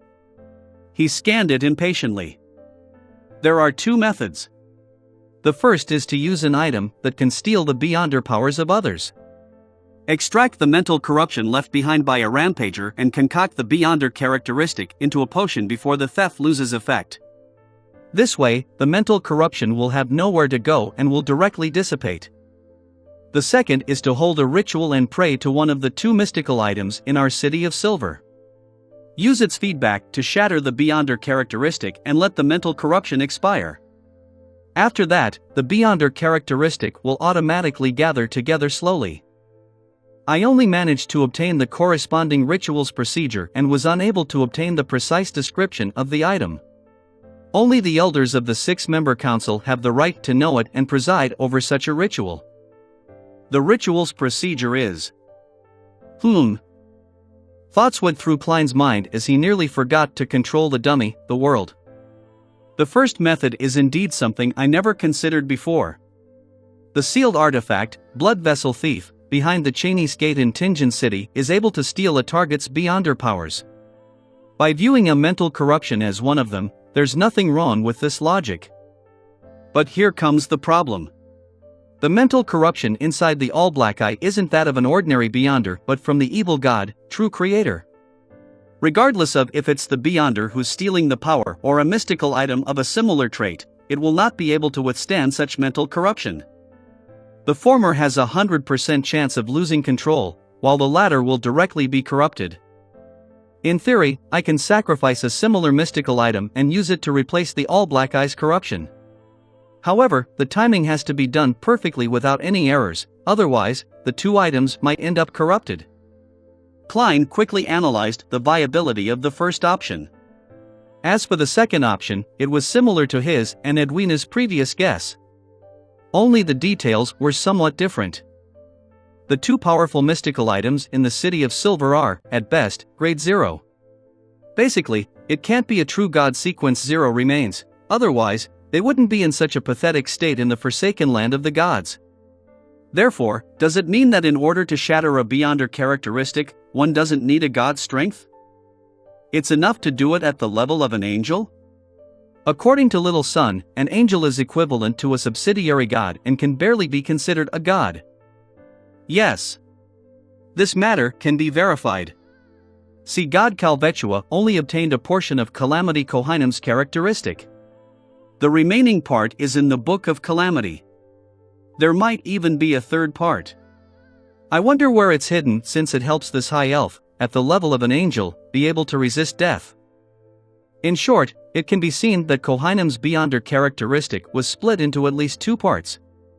This is essentially the same as shattering a Beyonder characteristic. With all the evidence validating each other, I can make a preliminary conclusion that as long as the ritual is right, the feedback of a powerhouse at the angel level will be able to shatter a Beyonder characteristic. Then, here comes the problem. Where do I find an angel? Mr. Azek might be one at his peak, but he clearly hasn't recovered yet. As for Saint's Snake of Fate, well, Septon is only a fetus that hasn't even been born at the moment. Klein didn't spend too much time thinking, deciding to consider how to resolve the problem after the tarot gathering ended. With that, Alger quickly scanned the area and gained an understanding to a certain degree. Towards this, he had a theory. Getting the world to seek the method to separate the mental corruption from a Beyonder characteristic is likely a test Mr. Fool had given to his blessed. But does this imply that Mr. Fool's strength has only recovered to the level of a saint and not an angel? Otherwise, there's no need to go through such trouble. He could have directly removed it. How long has it been? It's just been 7 months and Mr. Fool has already recovered to this extent.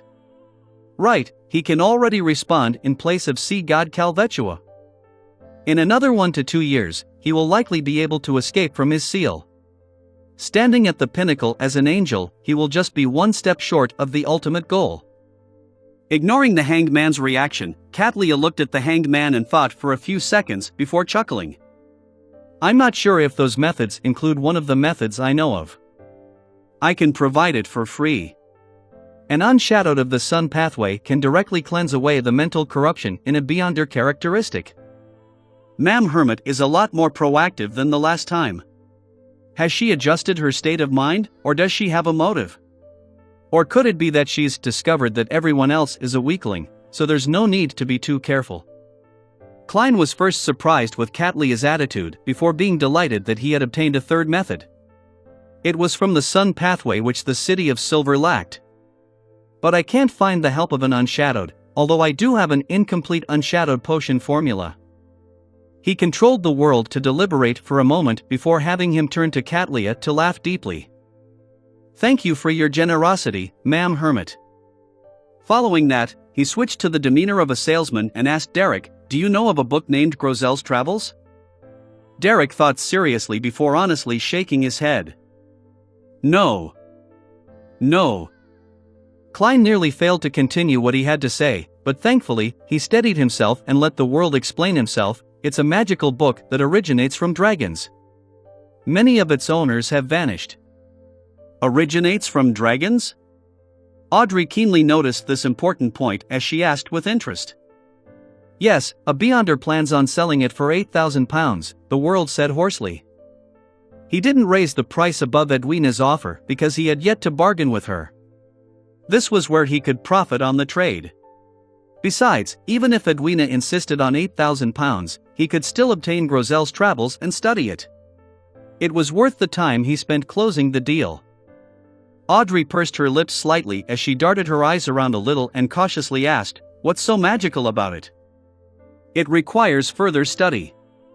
The world chose to be honest. I'll consider it. Audrey wasn't in a hurry to agree to it because £8,000 was also a considerable sum of money to her as well. Especially with her having just been reimbursed for lie, it was very difficult for her father, Earl Hall, to accept a book of unknown purpose. And if she were to rely on herself, it would take her at least 3 to 4 months. This was built on the premise that she had already purchased the psychiatrist's Beyonder characteristic for Susie. Hence, she turned to ask the world about the psychiatrist Beyonder characteristic. I mainly spent this week hunting Vice Admiral Ailment and failed. I didn't find a grazing target to switch to. Klein was instantly left somewhat embarrassed, feeling as though the world's shrewd image had been damaged. Chapter 594, The World's Commission. Chapter 594, The World's Commission. Translator. Atlas Studios. Editor. Atlas Studios. Thankfully, the world didn't have the ability to blush red. As long as he wasn't controlled, there was no change to his state. He chuckled darkly. Another few more days. Audrey nodded with a reserved attitude and didn't rush him. This was because Susie didn't express any desire in advancing anytime soon. After all, she was only a dog. The Hanged Man, the Moon, and the Sun had just advanced a few days ago, so they were in the stage of converging their spirituality and practicing their new Beyonder powers. They had no desire to purchase the subsequent potion formulas or corresponding sanguine inheritance. They calmly waited until the transaction phase came to an end. Besides, they didn't have spare cash. Although Alger had lowered the price Emlyn White had to pay for the Sanguine Baron inheritance to £4,300 and £300 in commission, allowing him to earn £1,400, he had spent quite a bit on the whip of mind. All he had left was £1,445. After purchasing the Sanguine Baron inheritance, new dolls, and doll dresses, he still had £2,300 in savings. Although it seemed like a sizable amount, the subsequent ingredients were that of a Sanguine Viscount. It would cost at least £8,000. As for Derek, he had exchanged all his merit points that he had previously accumulated, and he was waiting to be sent out for a patrolling or exploration mission. Furs and Audrey were similarly not seeking to purchase the potion formulas of the subsequent sequences since they could obtain them from their own resource channels. Furthermore, there was no need to hide it or waste money at the Tarot Club. Audrey simply wasn't too nitpicky when it came to money. It didn't mean she was dumb. On the other hand, Catlea was still observing and wasn't in a rush to reveal what she needed. On the other hand, she didn't believe that the other Tarot Club members apart from Mr. Fool could provide anything she needed. After all, to a pirate admiral who had advanced to Sequence 5 for years, what she desired most was the level of demigod. Therefore, she only looked calmly at the Sun and the others, with her slightly dark purple eyes, and without making any attempts at speaking. Klein thought for a moment and controlled the world to add, "Is anyone able to obtain a mystical item with very potent offensive strength?" The target of his question was directed at the Hermit. This was because only Admiral of Stars, who had traveled the seas for so many years, could satisfy his request. Even the Hanged Man and that artisan he knew couldn't do it unless he could provide them with a corresponding Sequence 6 or even a Sequence 5 Beyonder characteristic. Catlea fell silent for 2 seconds before slowly shaking her head.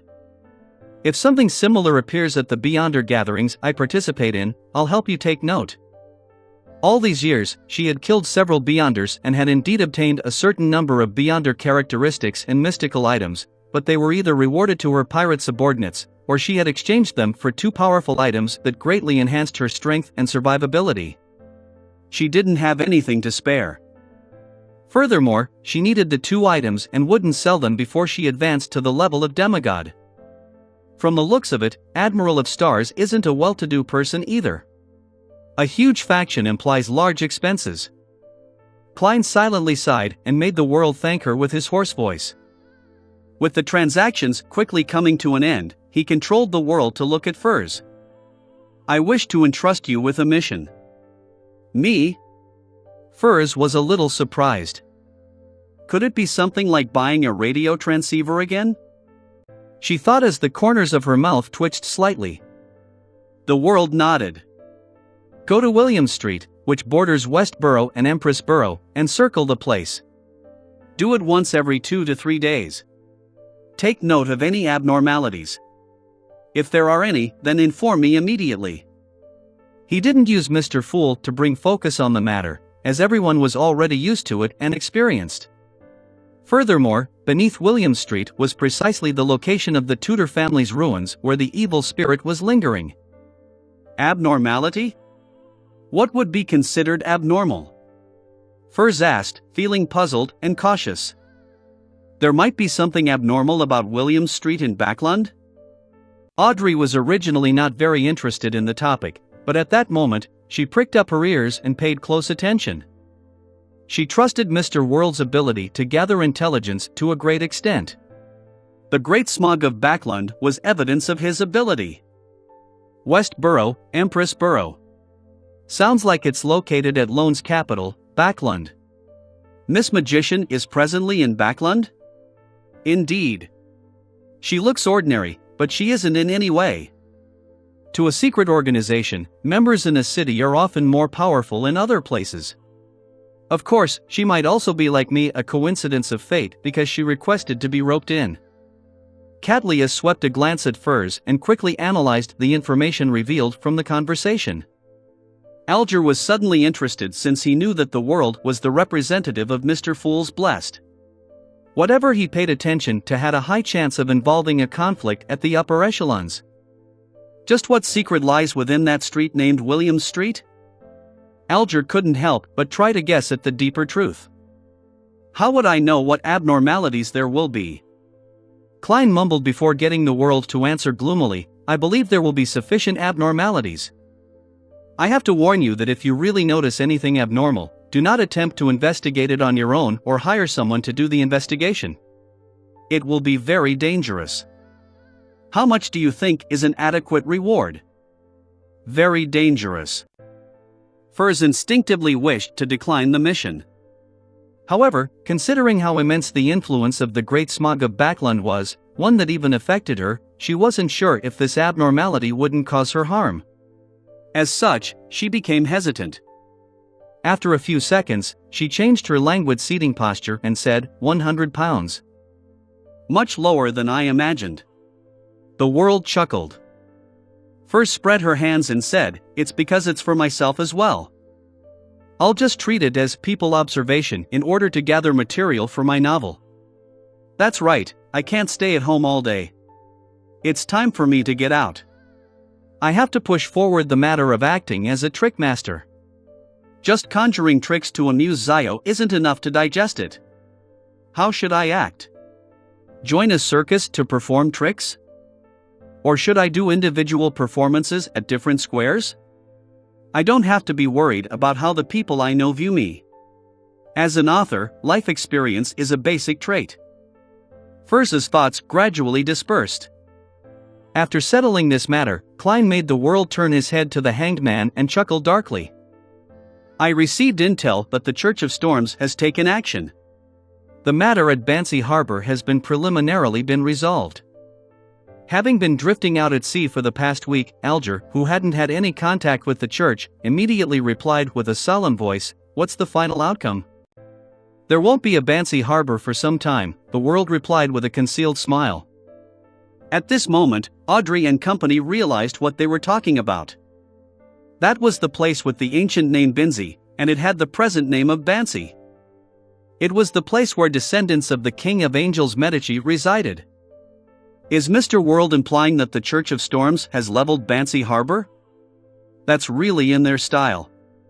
That's good too. There's no need to worry that the innocent there will be corrupted. I wonder if the King of Angels Medici appeared or escaped. Would the Pontiff of the Church of Storms appear in person, or was a Grade Zero sealed artifact used? Audrey heaved a sigh of relief as she asked with brightened eyes, Mr. World, do you know of the specifics? No, no one knows, other than the upper echelons of the Church of Storms. The world stole a glance at the hanged man. The hanged man fell silent, feeling the burning ambition in his chest once more. I want to become a member of the Church's upper echelons, he emphasized to himself. The hermit Catlia, who had joined the tarot gathering a second time, basically didn't understand what they were talking about. As a pirate admiral, she was no stranger to Bancy Harbor, but she didn't know what had happened there. She also had no idea why the Church of Storms would destroy the place and why it would require a long period of time to rebuild it. It should be a very serious matter that deals with the higher-ups. The members of the Tarot Club seems to be aware of the reason. Although their sequences aren't high, they seem to know a lot and are involved in many matters, apart from the sun. This is the reason why Mr. Fool tacitly agreed to have them establish this gathering? Through the Tarot Club, they will indirectly influence various matters of different organizations? Catlia once again re-evaluated her understanding of the other members and was increasingly impressed with them. She still maintained her silence and didn't inquire. This left Audrey, who was waiting to flaunt via answering in response to the hermit's puzzlement, disappointed. Even for Ma'am Hermit, It's unlikely that she'll be involved in matters regarding a king of angels. No, she might not even know about the existence of a king of angels. Audrey thought spontaneously. After talking about the outcome of Bancy Harbor and waiting for a moment, Emlyn White immediately cleared his throat and said, "Thanks to Mr. Hangman's help, I'm already a baron." I have a question. As a sanguine, do I need to use the acting method like you humans do in order to expedite the so-called digestion after advancing to a baron, so as to better grasp the beyonder characteristic? His back was extremely sharp as his neck was slightly elevated while his chin was slightly tipped upwards. I'm sorry. Mr. Fool isn't able to answer this question of yours. But in theory, it's required. After all, you are using the inheritance of others. Klein leaned back in his chair and sat amidst the grey fog as he leisurely looked at the other members of the Tarot Club. Katlia scanned her surroundings and said, "A sanguine baron corresponds to the sequence 6 potions, Professor?" "Yes," Emlyn replied, unable to hide his smile. He wasn't stupid. From the previous transactions and interactions, he had determined the sequences of the other members apart from the world. He believed that he was one of the strongest members of the Tarot Club. Of course, this was excluding Mr. Fool and the recently recruited Ma'am Hermit. Mr. Moon is already at sequence 6? Why does he seem more immature than the sun? Audrey pursed her lips.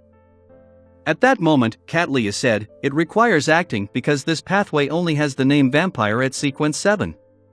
As for you, you were born in that state.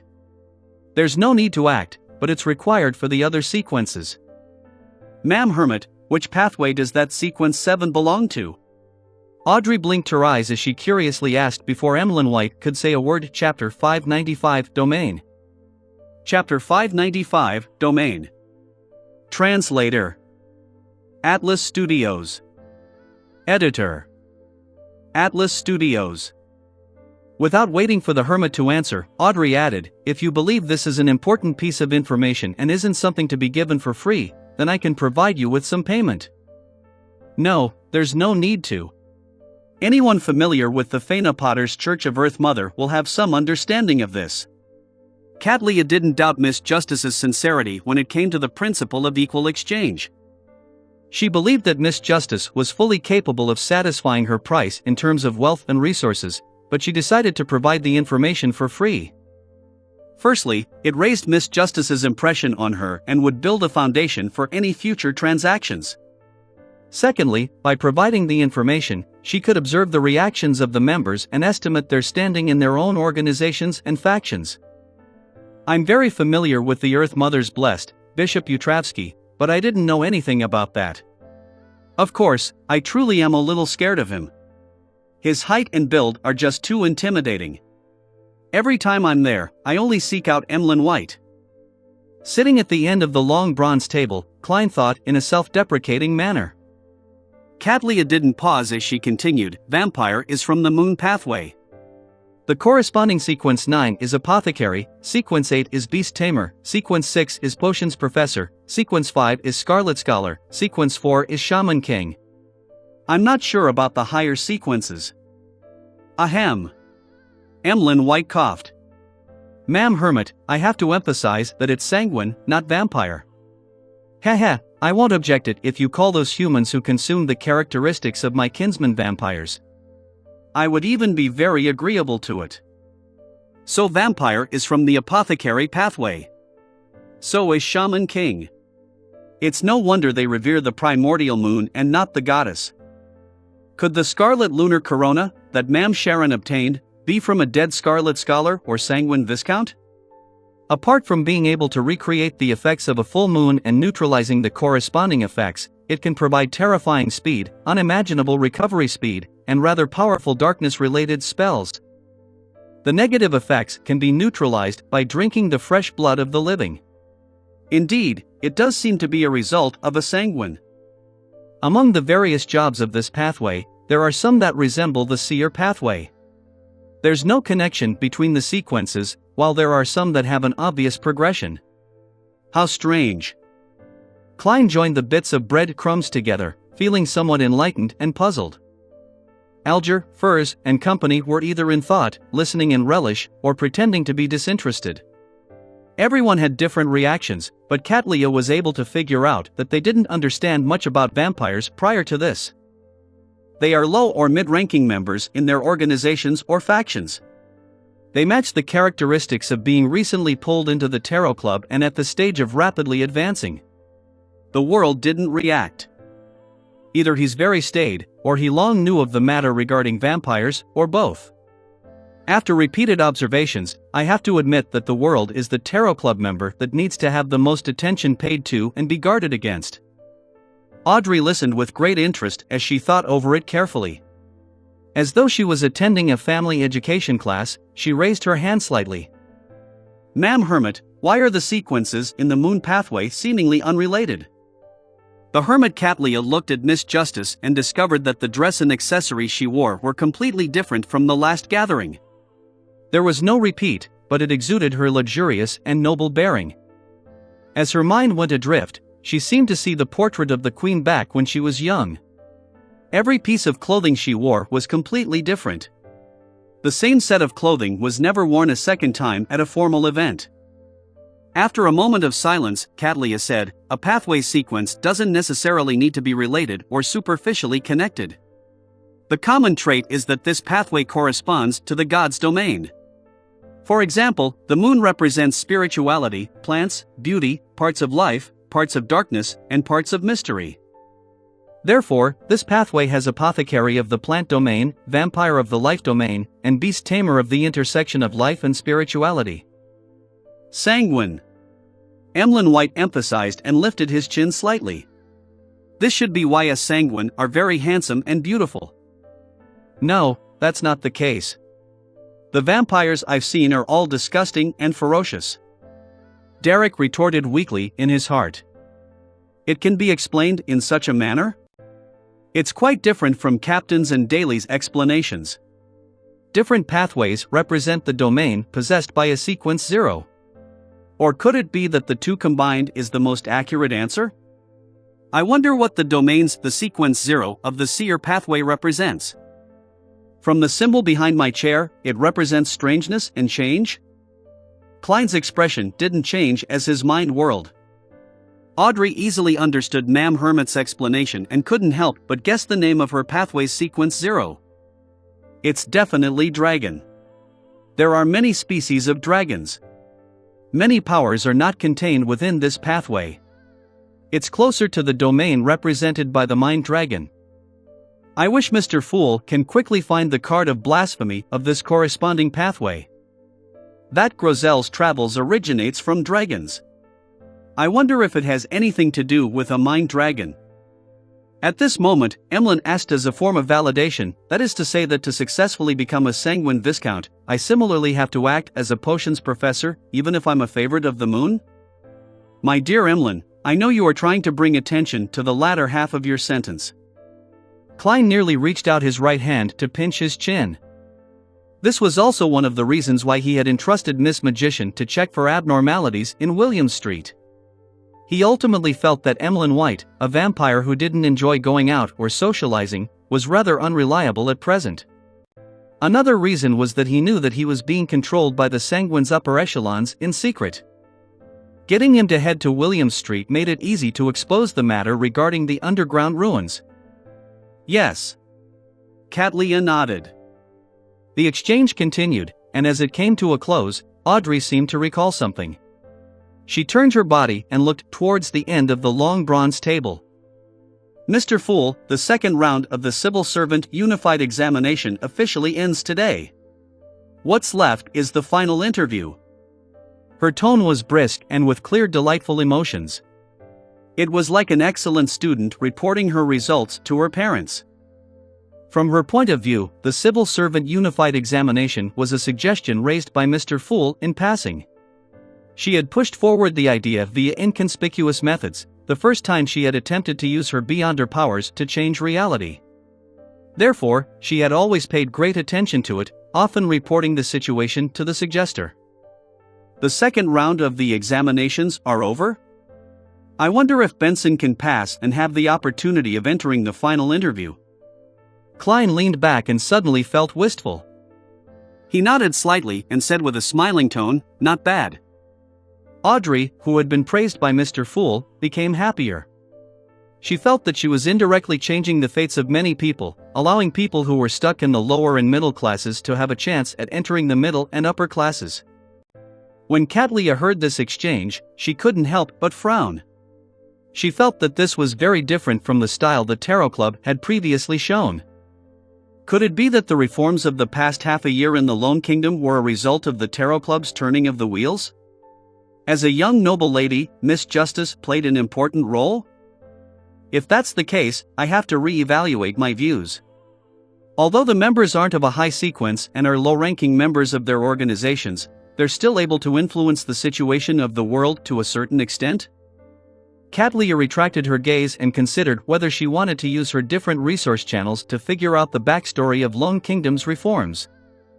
After a few minutes of exchanges, the Fool Klein announced the end of the gathering. While Miss Justice and company got up to express their farewells, he severed the connection and leaned back into his seat. He silently watched the endless grayish-white fog around him for a very long while. Backlund. In a coffee shop next to King's Avenue. Melissa was holding a porcelain teaspoon as she gently stirred the black tea, which had a lemon in it. From time to time, she would turn her head to look out into the faint fog. Her black veiled hat was sitting beside her. Placed in front of her was a plate of the cheapest toast, but she hadn't taken a single bite. She originally imagined that she would anger the coffee shop's owner for sitting there all this while, preventing him from earning more. But she later discovered that there were many people waiting for the end of the test opposite the road like her. As seconds turned into minutes, the water condensing on the glass windows grew thicker. Melissa couldn't help but extend her hand to clean up a relatively clear spot. Finally, she saw a bunch of people surge out of the test venue. The glass-inlaid wooden door of the coffee shop was pushed open as about 8 men and women entered. Just as Benson took off his rather old top and before he could smooth his rather high hairline with his fingers, he discovered his sister standing as she asked nervously, "How did you do? Were the questions tough today?" "It might have been considered difficult for others, but it was a piece of cake for me. Mathematics is my forte." Benson looked around and saw everyone discussing it without noticing him. Hence, he chuckled. "After the test ended, I saw quite a number of people with blank sheets. Do they think a low-ranking civil servant will have a mathematics secretary? If that's the case, what's the difference between hiring a curly-haired baboon and them?" Melissa heaved a secret sigh of relief and looked to her side before turning her head back. "Benson, if you're really confident, you should consider the matter regarding the interview. You need to buy a new decent set of clothes. Let's leave that to tomorrow. We should celebrate today. I've already decided on the restaurant." Benson smiled as he pointed outside. Melissa pursed her lips and looked at her elder brother in an extremely serious manner. "I've already bought the meat and vegetables." Benson locked his gaze with his sister for a few seconds before moving it away in submission. "All right, let's go home." Above the gray fog, Klein gradually found his train of thought and calmed his emotions. He began considering how to separate the true creator's mental corruption of the all-black eye. Chapter 596, Clue. Chapter 596, Clue. Translator. Atlas Studios. Editor. Atlas Studios. In the majestic palace with stone columns propping it up, Klein sat in a high-backed chair as he lightly tapped the corner of the long model table. He first eliminated the method of seeking a sequence 4 unshadowed from the sun pathway. This was because he had almost zero contact with the Church of the Eternal Blazing Sunday. It was very difficult for him to find help from anyone. Secondly, he suspected that an unshadowed was unlikely to be capable of cleansing the mental corruption in the all-black eye. After all, the hermit Katlia's suggestion was directed at remnant influences by an ordinary rampager, and not the true creator. Seeking the help of an angel or true God's power isn't realistic either. In theory, I can use the mysterious space above the gray fog to perform a divination on the eternal blazing sun and use his help to shatter the all-black eye and evaporate the mental corruption. But the problem lies with the fact that an experienced him might be able to use this opportunity to invade this place and take over the gray fog. If that happens, it wouldn't be worth it. And when a power that exceeds my level an unknown number of times instantly comes into effect, there's no delay. It targets me, and I'll have no time to redirect it to the all-black eye. I will lack the ability to control the situation. Also, it's not like I can divine it as I wish. I need a medium. I previously used the mutated sun's sacred emblem, which had the eternal blazing sun's divine blood in it, as well as the ear that was corrupted by the true creator. Currently, the mediums I have are Mr. Door and the Hidden Sage. I can use the ravings that Miss Magician hears during the full moon, as well as Knowledge's pursuit of Admiral of Stars to make an attempt. But similarly, the counterattack isn't directed at the all-black eye, and I don't have the means to divert the attack. Mr. Azik has yet to recover. Snake of Fate Will Septon has yet to be born. From the looks of it, I can't find an angel to help me either. Sigh, I still know too few high-ranking figures. Right, there's also something akin to an angel, the evil spirit in the ruins under Backland that's suspected to be King of Angels Medici. But that fellow is scheming with unknown plots and malicious intent. Unless there's no other method, I will not consider it. Yes, taking the risk isn't worth it at all. If that's the case, I might as well give up on the all-black eye and search for the main ingredients of a Nimblewright master. It's only the dust of ancient wraiths and the core crystal of a six-winged gargoyle. It's even possible that the former can be found in the underworld. In that case, performing a new search is a viable choice, while finding a mystical item that's similar to the blood vessel thief is another choice. With the gray fog shielding me, I can use its theft abilities to its full extent. I'll definitely be able to separate the true creator's mental corruption from the all-black eye, and I wouldn't be afraid that it would return. The easiest method is to throw the corrupted mystical item far away once the theft is completed. Then, I'll bring the pure all-black eye back to the real world, causing the physical separation of the two items. Well, how am I to find a similar mystical item? Mr. Hanged Man didn't say anything after seeing the methods, which implies that he doesn't know either. However, I can ask at the next tarot gathering. Ma'am Hermit, Miss Magician, Miss Justice, Little Sun, and Emlyn White all have their corresponding information and research channels. I can try searching for it myself this week. I'll start with Vice Admiral Iceberg. Her third mate, Flowery Bowtie Jodson, has beyonder powers that can steal. Perhaps he might know where there might be similar mystical items. Klein's thought process gradually cleared up as he formulated an initial plan. He first performed a divination before rapidly returning to the real world. He got out of the decadent state of laying slump in the reclining chair drinking beverages and reading newspapers as he quickly set up a ritual. It was still 3 candles, but the difference was the symbol he drew. It was the sacred emblem of the god of knowledge and wisdom and omniscient eye on an open book. The ritual silver dagger also switched to a brass knife. In mysticism, the blue star corresponded to the god of knowledge and wisdom, and the metal that belonged to the blue star's domain was mercury and brass. Klein had long considered the problem of contacting Vice Admiral Iceberg Edwina Edwards. Therefore, he prepared a set of soulfall ritual materials. After a series of processes, he burned the corresponding herb powder, and he dripped the extract and essence from lavender and mint. Amidst the faint, clear, and mysterious fragrance, Klein took a step back and used ancient Hermes to recite an incantation. I pray for the power of knowledge. I pray for the power of rationality. I pray for the God of wisdom's loving grace. I pray that you allow me to communicate with the spirit of Edwina Edwards, the teacher who pursues knowledge, the researcher of spirit world creatures, Vice Admiral Iceberg of the Seas, who hails from Lendberg. Klein's voice reverberated as the altar instantly turned gloomy and cold.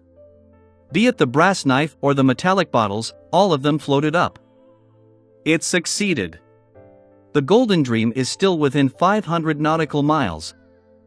Klein first felt a sense of delight before he saw the flames of the 3 candles lengthen. They were tainted with a pale white with a hint of dark green. He knew that the soulfall ritual was essentially to free his body and allow the target's astral projection to possess him to establish an effective communication channel. He would be lacking in the necessary protection, making it easy to be attacked by the target of the soulfall ritual. Therefore, he had divined ahead of time to determine the danger from this matter. Besides, after meeting and conversing with her, he believed that Vice Admiral Iceberg Edwina wasn't a person with malicious intent.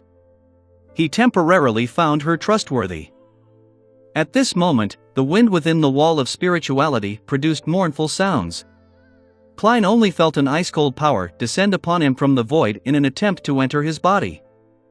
Then, he was surprised to discover that it wasn't like he expected. He had the necessary strength to resist and control himself instead of being possessed by her. What's happening? Just as he had the thought, he began to see a faint, formless gray fog around him. This was a trait he possessed after advancing to Faceless. The power of the gray fog was able to slightly leak into reality. Amidst his racing mind, Klein didn't hesitate to wave his arm. He pointed to a coat hanging on a coat rack, throwing the ice-cold power onto it. The black tweed coat on the coat rack strangely floated up as the arms raised up, looking somewhat clumsy. It was as though an invisible person was wearing his coat. The black coat floated 2 meters forward before coming to a pause. The 2 sleeves raised up and formed in times. What does that mean? Klein was taken aback before he realized what Vice Admiral Iceberg meant. Without a mouth, I can't speak. Without hands, I can't write. This is awkward. Klein thought for a moment and directly said, I need a mystical item that can steal the beyonder powers of others. Ma'am, might I know if you have one? If you don't, can you ask your third mate for me? Flowery bow tie Jodson? The corresponding answer can be written in a letter. Summon my messenger to send it over. The black coat sleeves spread out and motioned with a lowering gesture. Following that, it lost its soul and fell to the ground, no longer appearing as straight as before. That means yes? Klein sighed silently and quickly ended the ritual. He hung up the black coat and used a brush and handkerchief to clean it. Then, he wrote a letter and asked Mr. Azek a similar question. He summoned the messenger by blowing the copper whistle. After the letter was taken away, Klein attempted the third method with great drive. He took out the paper crane from his wallet and carefully spread it out. He wrote with a pencil on it, might I ask where I can get a mystical item that can steal the beyonder powers of others? Putting down the pencil, Klein restored the paper crane according to its lines. He was quite pleased with his improvement at handicraft. In the evening, after Klein browsed through the prayers of his believers, he returned to the real world and went to the washroom to enjoy a rather comfortable hot bath. This allowed him to quickly fall asleep after entering his bed. This continued until he suddenly sensed an external force invading his dream. It was the same desolate plains with the towering pitch-black steeple. With familiarity, Klein passed through the doors and walls until he entered deep inside the tower. There was still a deck of tarot cards scattered here. They surrounded a central protrusion as though they were making a declaration. However, as a seer, Klein could only interpret it as chaotic and contradictory.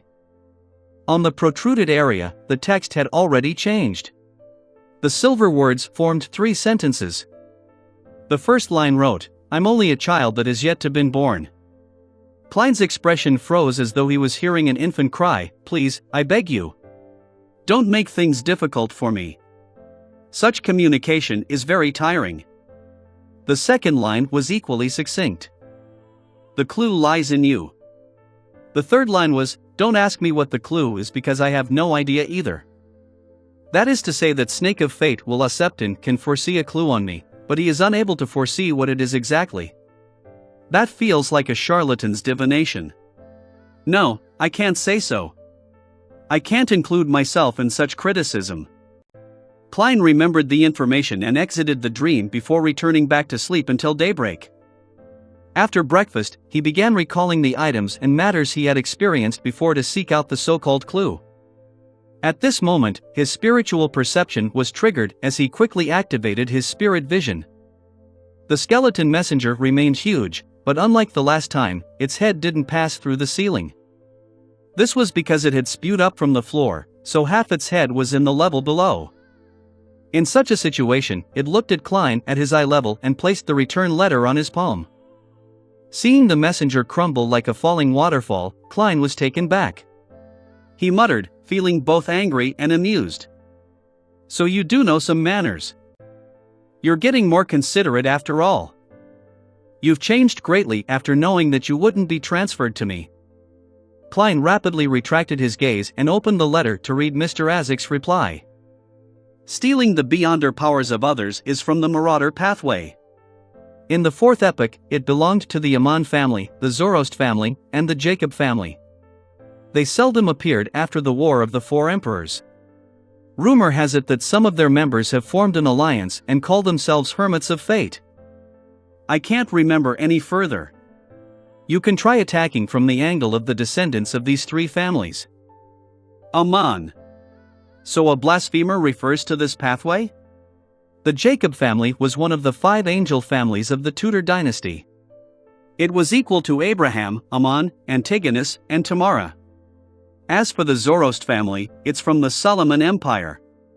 Hermits of Fate. Fate, hermit. The clue lies in me. Klein suddenly sat up and recalled an item. It was the mysterious badge from Lenivus. The symbols on it were none other than that of fate and concealment. Chapter 597, Klein's Plan. Chapter 597, Klein's Plan. Translator. Atlas Studios. Editor. Atlas Studios. Lenivus is likely a Sequence 8 swindler. This happens to be from the Marauder pathway. It's not incomprehensible or unacceptable that he would have the admission ticket to the corresponding gathering. On the contrary, it's very logical.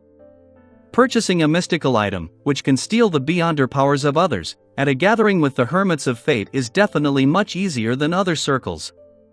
From the looks of it, this is the so-called clue Will Septon mentioned.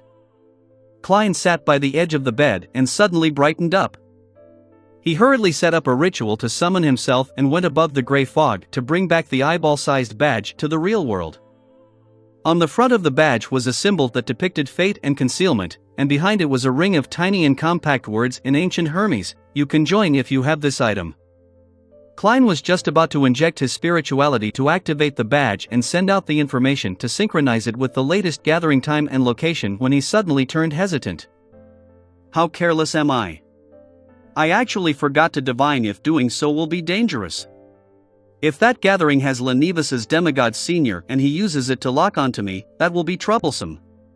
It's just like how Vice Admiral Ailment Tracy was able to quickly find a Demoness of Unaging to help her. I must take precautions. A person should be rash when the time calls for it, and be a coward when necessary. Klein smacked his forehead and cautiously returned to the mysterious space above the gray fog where he used spirit dowsing to perform a divination. After receiving a revelation that there wasn't any danger, he breathed a sigh of relief and left the gray fog. He then sat in the reclining chair in his in-room. With the injection of his spirituality, the badge emitted a blurry luster and quickly condensed into an inconspicuous light beam, shooting out into the air. Before long, the same light beam returned and dispersed, transforming into a palm-sized piece of illusory goatskin parchment. On it was written the words in ancient Fasak, June 6, 1350, 9 p.m. at the Tussock River's estuary. That's another 4 more months. With this much time, it wouldn't be a problem for me to find the Nimblewright Master's main ingredient all over again. The only obstacle is a lack of money, but that's not too difficult. I now have a wealth of £6,945. I should have more than enough after selling another 1 or 2 beyonder characteristics. Besides, there are so many moving bounties at sea. No, I can't be so conceited. I have to eliminate the 4 kings and the 7 admirals. What kind of clue is this? Klein leaned forward, arched his back, and began thinking hard. As he thought about the gathering of the Hermits of Fate, he suddenly thought of someone, Leonard Mitchell. My dear poet had participated in the Hermits of Fate gathering in Bobber Valley. Regardless of his goal, whether it's for official work or private matters, there's a possibility of him obtaining a mystical item that can steal the beyonder powers of others. I can borrow it from him or buy it through him? This is the real clue? Klein felt energized as he quickly came up with a rough plan. First step. Place the radio transceiver above the gray fog to accumulate its aura. Second step, use the radio transceiver to contact Rhodes a few days later. Third step, ask it where I can, with relative ease, obtain mystical items that can steal the beyonder powers of others. If the answer is very clear, the fourth step will follow what the information says, easily completing my goal. If the answer is vague or fraught with danger, the fourth step can be to ask my dear poet's present location. The fifth step is to get Emlyn White to take this badge to find my dear poet to see if he has any corresponding items and if it's possible to do a transaction. I won't appear in person, for I might end up being recognized. That will similarly make it very troublesome. As for Emlyn, he's presently considered someone from the Church of Earth Mother, no, considered a ghost of the Church of Earth Mother. To get him to initiate first contact, even if he were reported by my dear poet or ends up captured on the spot, he wouldn't be framed or put up for torture. With the plan on what to do and how to proceed, Klein immediately felt refreshed. In his good mood, he decided to head out to eat a Biome delicacy, roasted fish. Above the blue sea, the Golden Dream, which was sparkling thanks to the setting sun's golden rays, was silently cruising forward. Receiving his captain's permission, Danitz apprehensively walked into her room with his head up as people stared at him with envy. Bookshelves filled the room and on top of them were different books. Vice Admiral Iceberg Edwina stood in front of a desk as she held a black fountain pen in her hand. She quickly wrote the following. I do not have similar items. Same for Jodson. He says he will help you look out for it, but that will require you to be sufficiently lucky. Edwina raised her head and turned her clear, aqueous blue eyes to look at Danitz. You hold the ritual to summon Gehrman Sparrow's messenger. At that moment, Danitz was wondering if he would receive any special treatment from his captain, but when he heard that, he pointed at himself in astonishment. Me? Yes. Edwina folded the letter, straightened her body, and nodded. This can help you familiarize yourself with similar rituals. In the future, I'll be testing you on this. Alright, Danitz hid his disappointment as he tried his best to recall the procedure as he slowly set up the ritual that only needed one candle. Finally, under Edwina's watch, he took out a shiny lone gold coin and placed it on the altar. After taking the letter, Danitz ran through the subsequent ritual in his mind twice before he dared to do it. He took a step back and said in ancient Hermes, I summon in my name. The spirit that wanders about the unfounded, the friendly creature that can be subordinated, the messenger that belongs to Gehrman Sparrow. Whoosh! The wind howled in the wall of spirituality, sending Danitz's yellow hair flailing upwards. The flame rapidly burgeoned to the size of a human's head.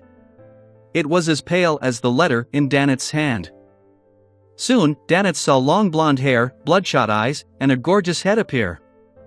Hiss! Gehrman Sparrow's messenger is very unique. How can a spirit world creature look like a human, and it's so beautiful at that? She's just slightly inferior to Captain, Danitz suddenly choked because he discovered that the head didn't have a neck underneath. Furthermore, it was held up by a pigtail with a hand. He looked in a daze as one head after another appeared. He saw the headless figure dressed in a complicated dress appear before him. She's indeed a creature from the spirit world. He felt ashamed for having those thoughts.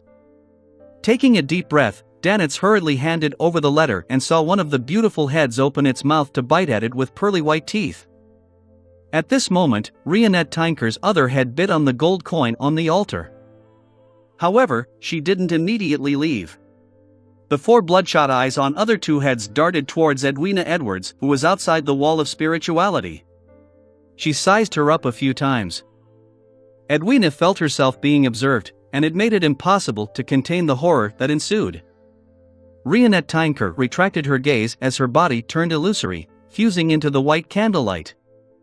The flame lit up again as the colors spread outwards. Everything had restored to normal. Just as Danitz removed the wall of spirituality, he heard his captain say in a deep voice, "That's not an ordinary creature from the spirit world." Not an ordinary creature from the spirit world? Danitz was stunned. He knew that his captain's profession was a researcher of spirit world creatures. If she said it wasn't ordinary, it definitely wasn't one. It was far more extraordinary than ordinary. Dearman Sparrow really is a man with many secrets. Danitz reflected. Backlund, Sherwood Borough. Furs mustered every fiber in her body before she triumphed over the laziness brought from the fireplace. She switched to a thick dark blue cotton dress, wrapped a light gray scarf around her, and wore a warm lady's hat. In the not-too-cold temperatures, aside from the cold that seeped into her bones thanks to the prevailing fog, she took a carriage to William Street. She took in the cold air and told herself that this was a common excursion for an author to gather material outside. There was no need for her to be nervous or appear abnormal. Taking a few steps forward, Furs entered a coffee shop and sat by the window. As she drank the thick, warm liquid, she observed the pedestrians and the houses across the road. There's nothing abnormal. There's no fighting or theft at all. This is a place where the rich live, so the security is much better than East Borough. Heh, I can still see someone from Faceac. He's really tall and muscular, like a bear. He also has companions. Ha, are those people from Intis? They really wear exaggerated clothes, it's like they're acting in a play. Backlund is indeed the capital of capitals. I can meet many foreigners here. Furs gradually forgot her goal and opened up a notebook to record down material for her novel. After she finished her coffee, she circled the street and left after finding nothing peculiar. She planned to come again on Thursday. After taking Edwina's reply letter from Rionette Tyneker's hands, Klein watched as the messenger vanished, confirming that she hadn't asked for an additional gold coin. From the looks of it, using a gold coin as a ritual material works. He smiled, feeling pleased with himself as he opened the letter. With a fruitless answer, he planned on going out to walk the streets to find a chance to engage in true acting so as to conclude the principles. At this moment, he heard knocking at the door. It was Captain Eland. Klein silently opened the door and said, "I was just about to look for you." Eland chuckled and said, "There's no need. As long as you register a place with your identity, I'll be able to know where you're staying. The Governor General's office and the military have quite good control on the inns after all." Klein nodded without a word. Eland turned his body halfway and pointed at the corridor. "I'll bring you to see someone. The White Agate is about to return to Pritz Harbor. If you need help or have any information to provide, you can find him. We're often generous when it comes to payment." This was what Klein had previously mentioned to him before. "All right."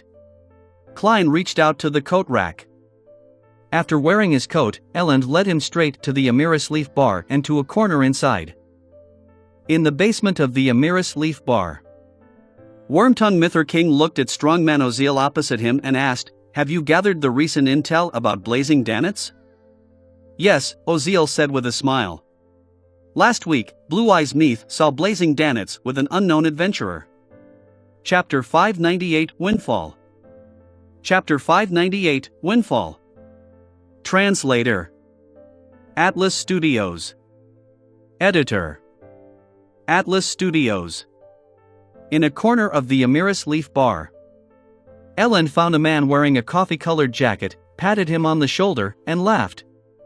"Why aren't you drinking Lanty Proof?" The man was in his 30s, having a rather common face.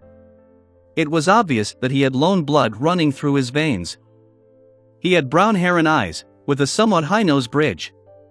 His tipsy appearance instantly vanished as his eyes turned sharp. He swept a glance at Eland and Klein before his eyes turned turbid again. He said, sounding completely intoxicated, "I've already drunk. I'm drinking Zarhar to lessen the effects of the alcohol." Zarhar was a locally produced malt beer. It was cheap and tasted quite good. Eland chuckled and pointed at Klein. "Dearman Sparrow." Then, he introduced the man to Klein, Oz Kent. You can call in Kent. Chat amongst yourselves. I'll have to return to make preparations. I'll be setting off early, tomorrow morning. He waved his hand and left without any hesitation. Klein pulled over a nearby chair and sat down. He didn't get any alcohol as he expressionlessly looked at Oz Kent. The staring made Kent feel extremely uncomfortable as he downed a mouthful of Zarhar and said, "Find me if there's anything in the future.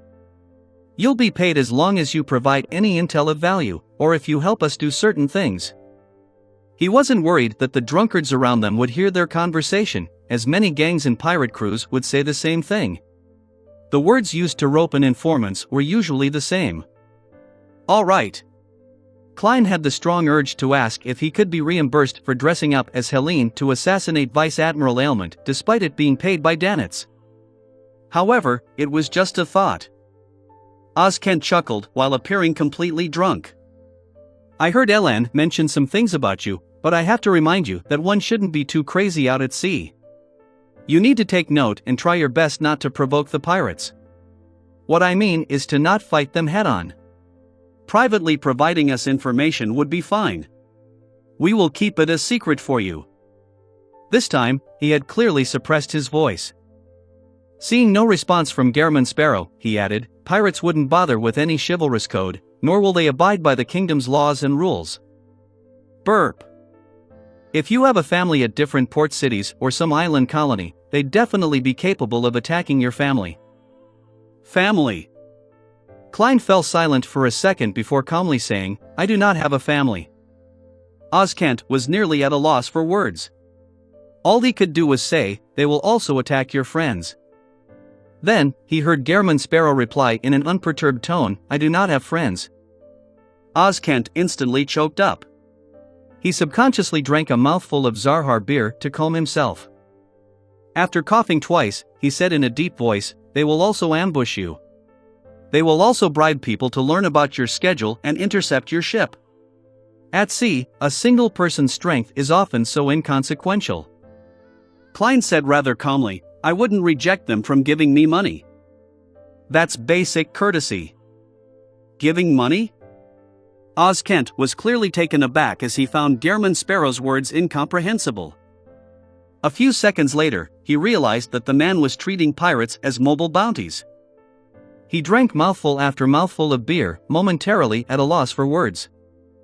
In the basement of the Amiris Leaf Bar. An unknown adventurer? Wormtongue Mither King's mind stirred as he sat straight up. Strongman Oziel nodded. According to Blue Eyes Meath, that adventurer is new. He likely hasn't been to the archipelago for long, but Meath felt that he was considerably dangerous. Considerably dangerous? Could he be the person who killed Steel Mavady and company with Blazing Danitz? Could it be the person who disguised himself as Helene to attack Captain? Mither immediately made certain connections as he asked with a deep voice, "Do you have his photograph or a portrait?" Oziel beckoned to a subordinate and received a piece of white paper.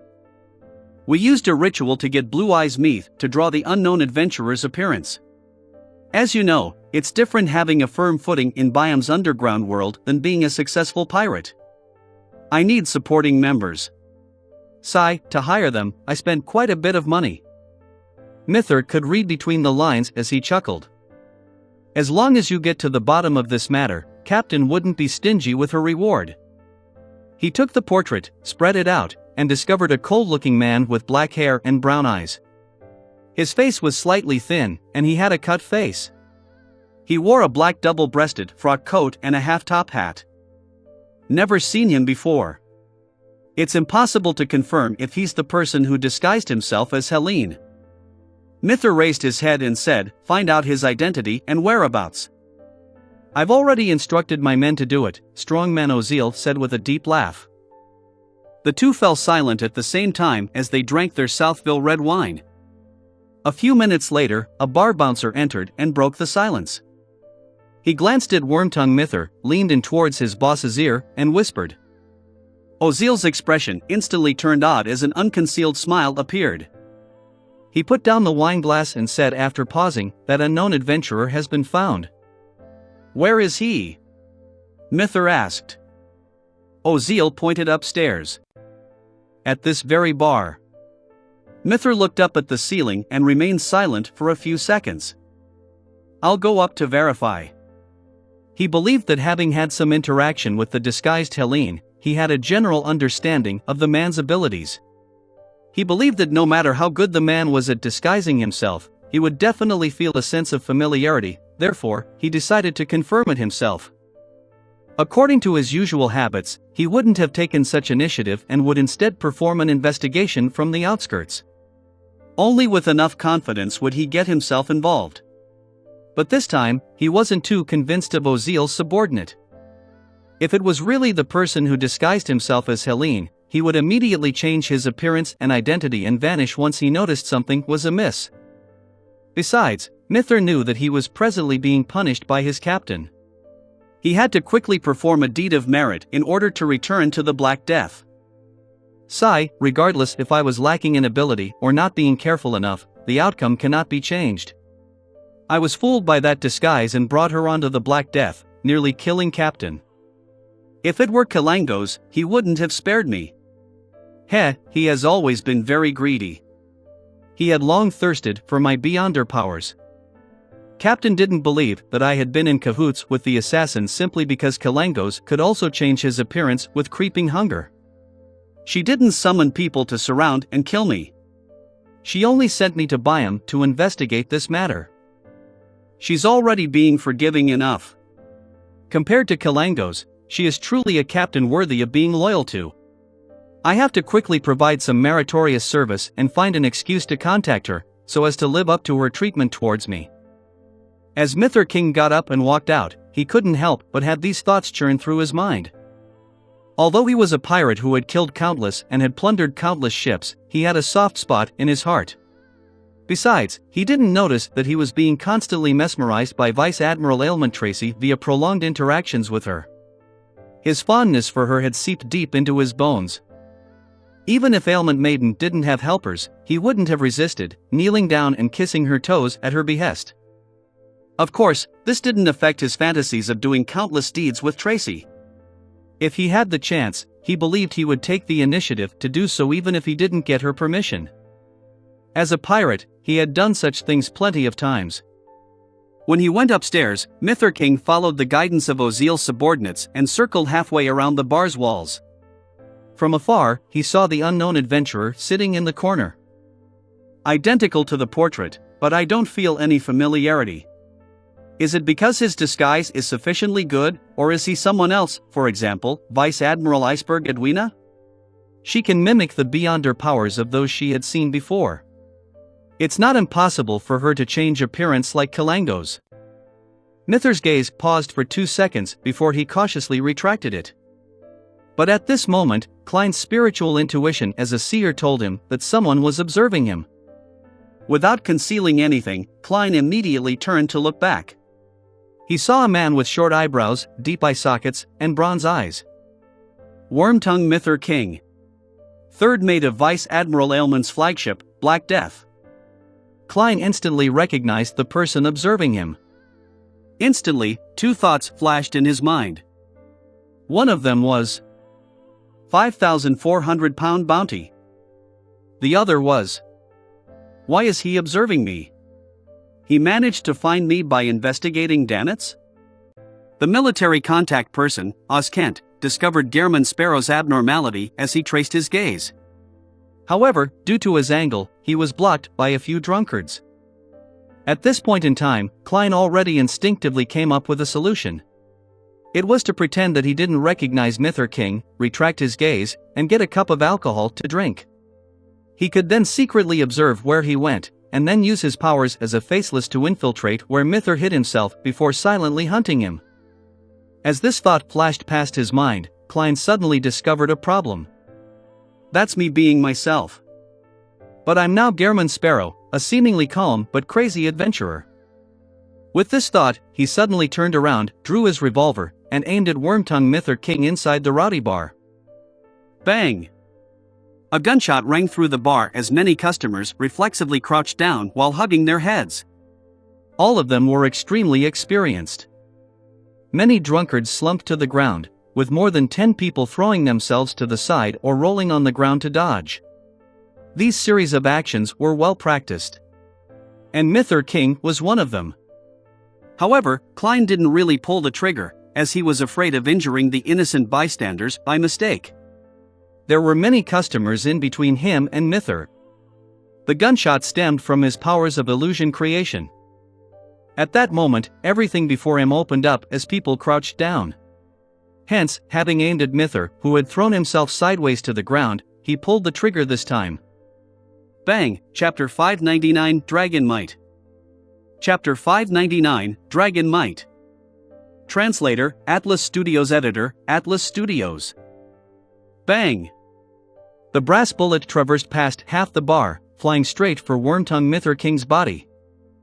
But just as it was about to hit him, Mither's brown eyes suddenly turned dark. The bullet made a turn, and its trajectory was thrown upwards slightly as it accurately hit a glass cup filled with golden beer. Amidst a loud noise, the glass instantly shattered, splashing beer everywhere. At the same time, Mither grabbed a cup from a customer, extended his arm, and threw it at Klein. What's the point of that? Klein only dodged slightly to allow the glass cup to miss him, shattering onto the wall. At this moment, Wormtongue Mither immediately lunged forward and rolled, heading for the entrance to the basement. He attempted entry in order to get help or escape via a secret path.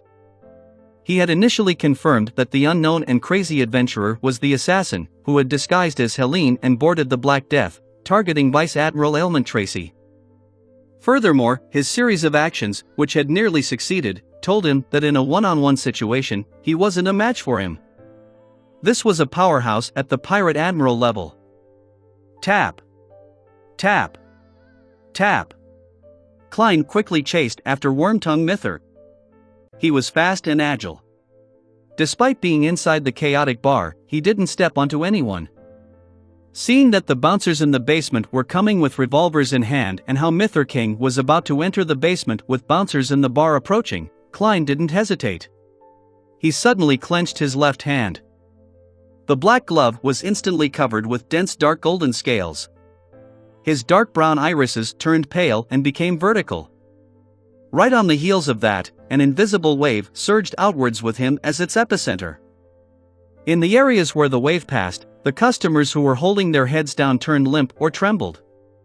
The military contact, Oz Kent, also clearly lost his sense of reason, as though he had encountered the most terrifying thing in the world. All he wanted to do was to escape. The bouncers who had approached were no different. Extreme horror gripped their hearts as they ran around aimlessly, making the situation turn even more chaotic. Clang! Clang! Clang! The bouncers in the basement threw away their weapons, either running to a corner and shrinking into a ball, or they were trembling on the spot, their crotches rapidly turning moist. Wormtongue Mither felt as though he was struck by lightning. In his fear, he began running in circles at the entrance. This was a psychiatrist saw, also known as Dragon's Might or Mass Chaos. This was Klein's only crowd control beyond her power. At this moment, Klein's rapidly approaching figure didn't stop. In a few steps, he had arrived beside Mither. In that instant, a scene suddenly surfaced in his mind. Mither, who looked to be lost in extreme horror, suddenly raised his head and swung his right fist over, aiming straight for Klein's head. Without any thought, Klein fully trusted his clown's intuition for danger. He immediately bent down and turned his body sideways. Almost at the same time, Wormtongue Mither suddenly raised his head. His brown eyes were dark and clear, without any sense of muddle-headedness. At some moment in time, he had shaken off the effects of Dragon's Might. This was something that exceeded Klein's expectations. Bang! Mither's muscles bulged as he bent his back and threw a punch that resembled a cannonball. However, he didn't hit his expected target and instead hit the wall of the entrance. Creak! The spot where his fist connected threw up pulverized bricks. Quickly, a huge hole that seemed to be covered in a spider web appeared. The entire bar seemed to shake. The power of the punch was far stronger than a revolver's bullet. But at this moment, Klein had already flashed behind him. His body straightened up again as his glove seemed to be covered in a layer of gold. His brown eyes lit up with two flashes of lightning as they shot out like bullets. Interrogator's psychic piercing. Ah! Mither King let out a shrill cry, but he didn't fall to the ground. He rolled as he grimaced in pain, holding his arms to protect his head. He soon magically recovered from the pain of psychic piercing, but he felt ice-cold metal at his forehead. He saw the cold and thin adventurer pull the trigger. At such a close distance, even though psychic piercing's effects could only be maintained for a second, it was enough for Klein to raise his right arm and place the revolver's barrel at Wormtongue Mither King's head. Bang! Mither King's pleas shrank back from his half-agape mouth and into his throat as a picture seemingly formed of blood and white material appeared on the wall behind him. It was melancholic, fresh, and messy. The luster in his eyes vanished as Mither collapsed backward, leaning against the wall before sliding to the ground. At noon on the 1st of February, 1350, Wormtongue Mither was hunted. Klein glanced around at the chaotic bar and closed the door to the basement. He chained the door with the existing chains and forcibly made a knot. He bent down and dragged Mither King down a few steps, but he didn't directly enter. As he was wary of enemies who might suddenly charge out from inside, he opened up his palm and aimed it at Wormtongue Mither's corpse from above. He had no qualms about grazing the Black Death's third mate. He believed that he was definitely someone with heinous crimes to his name. Firstly, he was once a subordinate of Vice Admiral Hurricane Kalangos, and the deceased pirate admiral had once massacred an entire ship. He was a rather cold-blooded person. It was simply obvious from what the red-gloved nightmare inside Creeping Hunger had encountered. Secondly, Mither was working for Vice Admiral Ailment, which was equivalent to working for the Demonist sect. It was unknown how many cases of human trafficking he had been involved in. Creeping Hunger restored its thin human skin appearance as his palm cracked open, producing two bloodshot eyes. In an instant, a biting cold wind stirred in the entrance's passageway to the basement. It constantly spun around Wormtongue Mither's corpse, slowly outlining a blurry figure with short eyebrows and deep eye sockets. Black but undull points of light rapidly surged out of the corpse, combining with Mither's spirit body. All of them were injected into Creeping Hunger, where an empty finger was waiting for it, forming a connection with the surroundings to a certain degree. Creeping Hunger first went from a black color with a sinister and noble vibe before returning to its original state as it suffused its desire for flesh and blood. Klein silently diverted his senses to it for a few seconds and was pleasantly surprised that the powers he received were rather useful. Although there were only two, they were much better than the previous three he had obtained from the zombie sequence.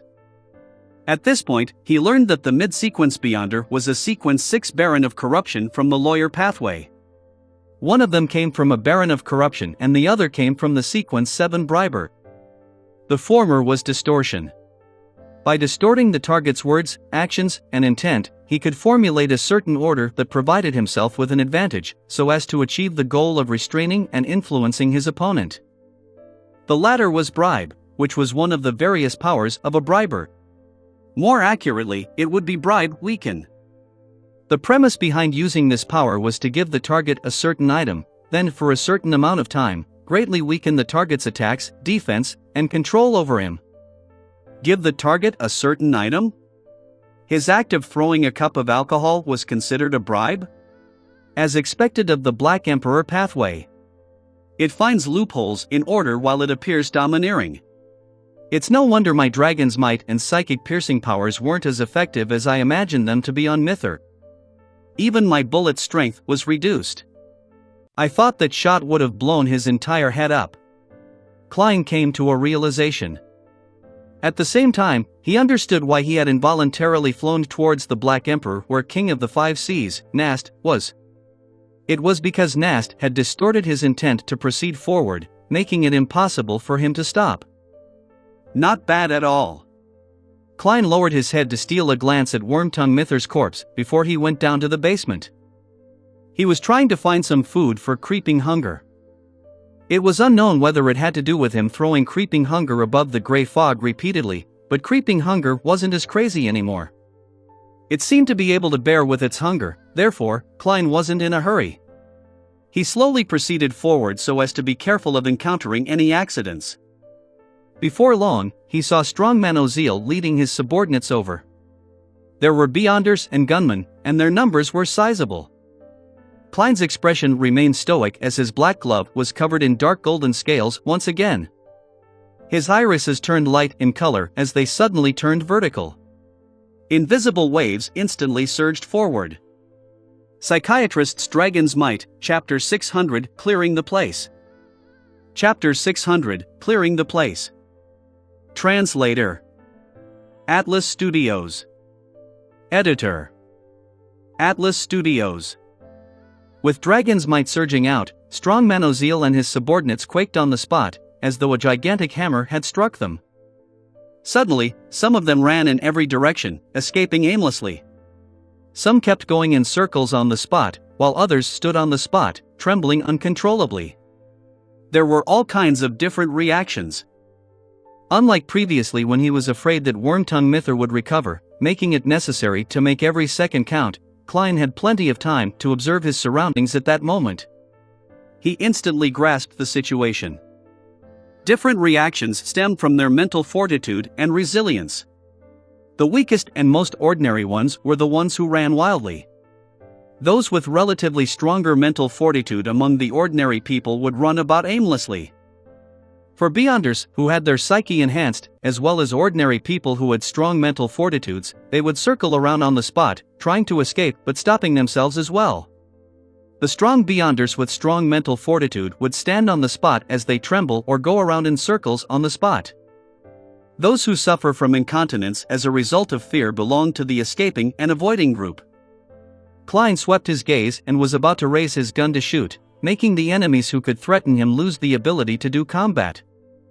At this moment, he discovered that a man who had been trembling on the spot had recovered the clarity in his eyes. He was about to escape the influence of awe. As for the others, they were also showing symptoms of recovering. Considering how he didn't have the ability to finish all of them off in such a short period of time, and how a gunshot would jolt a number of them back to their senses, as well as how different Beyonders, when combining their different powers together, could cause him harm.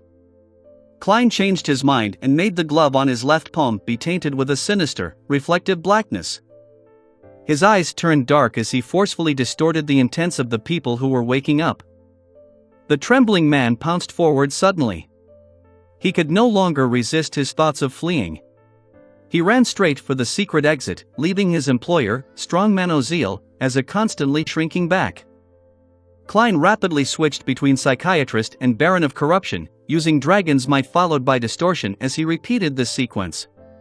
Soon, and he chased all the mentally Ozil strong or resilient bouncers to the basement. Although there was no way of comparing creeping hunger to a genuine shepherd, switching between different souls required a certain amount of time to cool down. Klein grasped this rhythm very well. He easily completed his goal while there were still some remnant effects from Dragon's Might. However, he also discovered a problem. For certain targets, if they were repeatedly exposed to Dragon's Might and all within a short period of time, the effects would weaken with repeated use. Of course, most of strongman Ozil's subordinates were already slumped on the ground after repeatedly being hit by Dragon's Might. They were pissing and defecating themselves, emitting a stench. Dragon's Might and distortion are quite a good combination.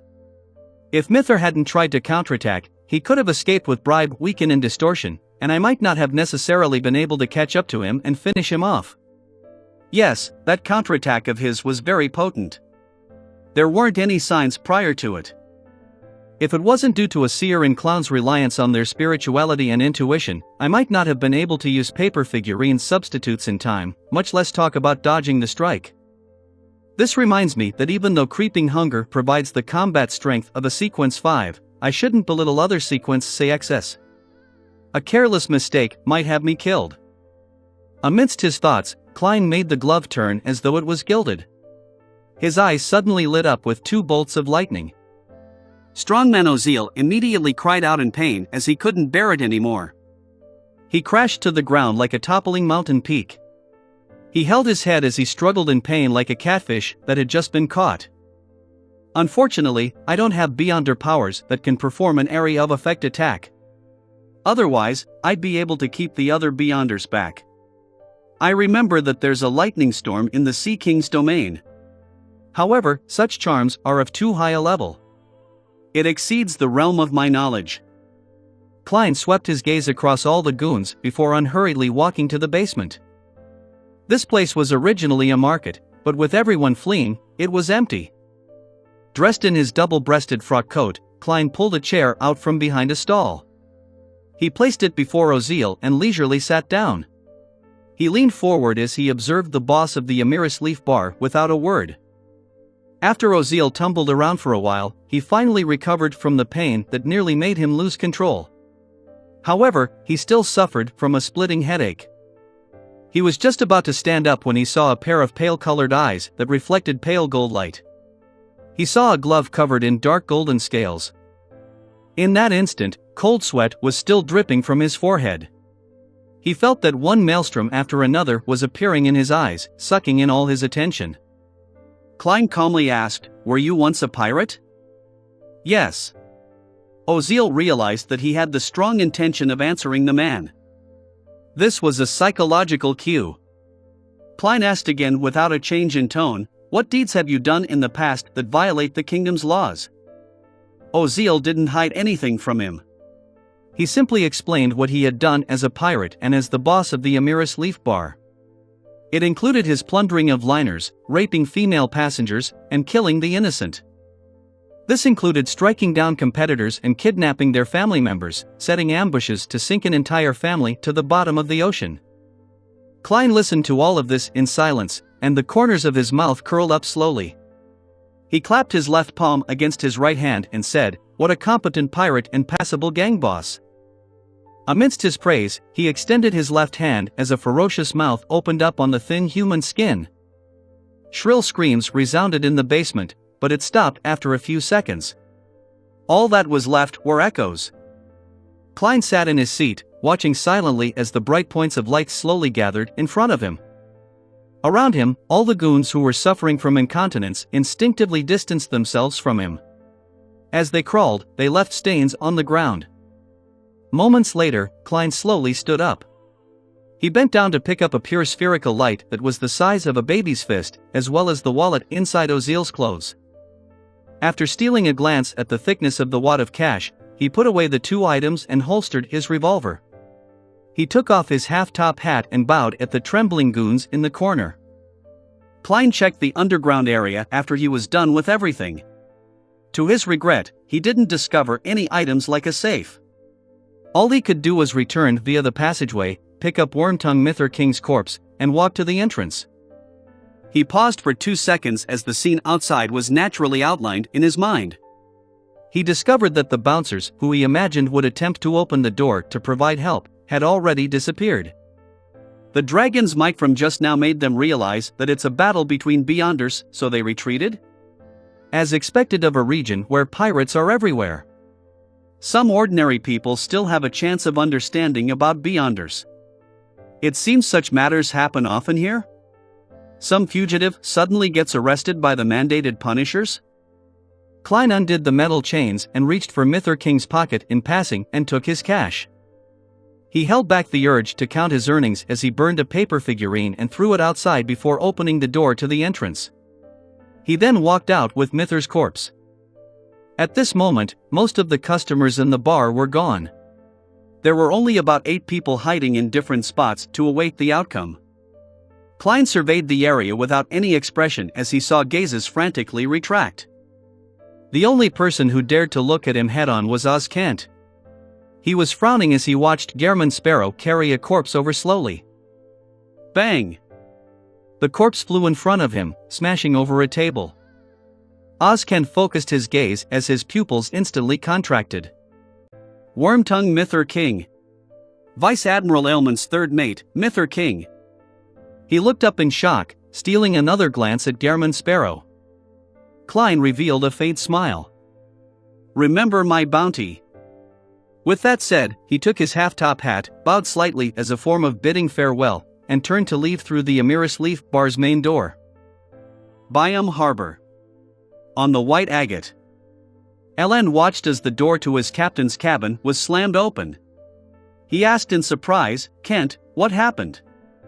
Oz Kent questioned him with a warped expression. "Elen, What kind of monster did you introduce me to? Gehrman Sparrow? Elan returned with a question, feeling somewhat uncertain. Oz Kent nodded. He killed Wormtongue and Strongman without batting an eye, right inside a Mirror's leaf bar, right in front of me. It didn't even take him 5 minutes. He felt like he was going crazy. Mither King? Elan asked, but he sounded like he was repeating the name to himself. Then, he revealed a rueful smile. From the looks of it, we have to report to the higher-ups. He didn't mention Blazing Danitz nor Steel Mavadi's death. All right. Oz Kent was waiting for him to say that. At 3 in the afternoon, inside a garden building near the Governor General's office. Elan and Oz Kent were sitting in an elegantly decorated living room as they awaited the reply from an important figure. After an unknown amount of time, a young man with neatly combed back blonde hair walked down the staircase and said to the two, "The general says that since he temporarily doesn't show any animosity, we should honor the agreement and continue our cooperation from before. However, we must be careful. Send a telegram back to Backland and secretly investigate his true identity and intentions here at sea. Also, spread the news that he killed Mither King. To the pirates." "Yes, Mr. Lwan." After receiving clear instructions, Elan and Oz Kent immediately heaved a sigh of relief. Inside the inn, Klein did a divination and counted his cash, confirming that he had received £327 9 solely 5 pence, and a Beyonder characteristic from a Sequence 8 pugilist from the Warrior Pathway. This is also an item worth £600 to £700. Furthermore, there's Mither's bounty. Even if I deduct the labor fees, there will still be several £1,000s. Heh, Oz Kent might not dare to take his cut. This is quite a good harvest. It's like a windfall. Klein thought in comfort before holding a ritual, sending creeping hunger up to the grey fog. To be frank, he felt that Dragon's Might, Frenzy, and Psychological Q were 3 rather useful Beyonder powers that he couldn't bear to part with. However, since he had already promised Miss Justice, he ultimately chose to abide by his promise. If you enjoyed this video, don't forget to click the notification bell, like, and subscribe buttons. For me, please click the new channel's follow button. To ensure you don't miss the footage, there is a link to subscribe to the new channel under the title. If you think this narrative is entertaining, please leave a comment saying so under the video and assist the Light Novel Podcast channel reach 1,000 likes when it posts the next segment. A little amount. This channel has a relatively small number of likes and subscribers. Until the next clip, bye.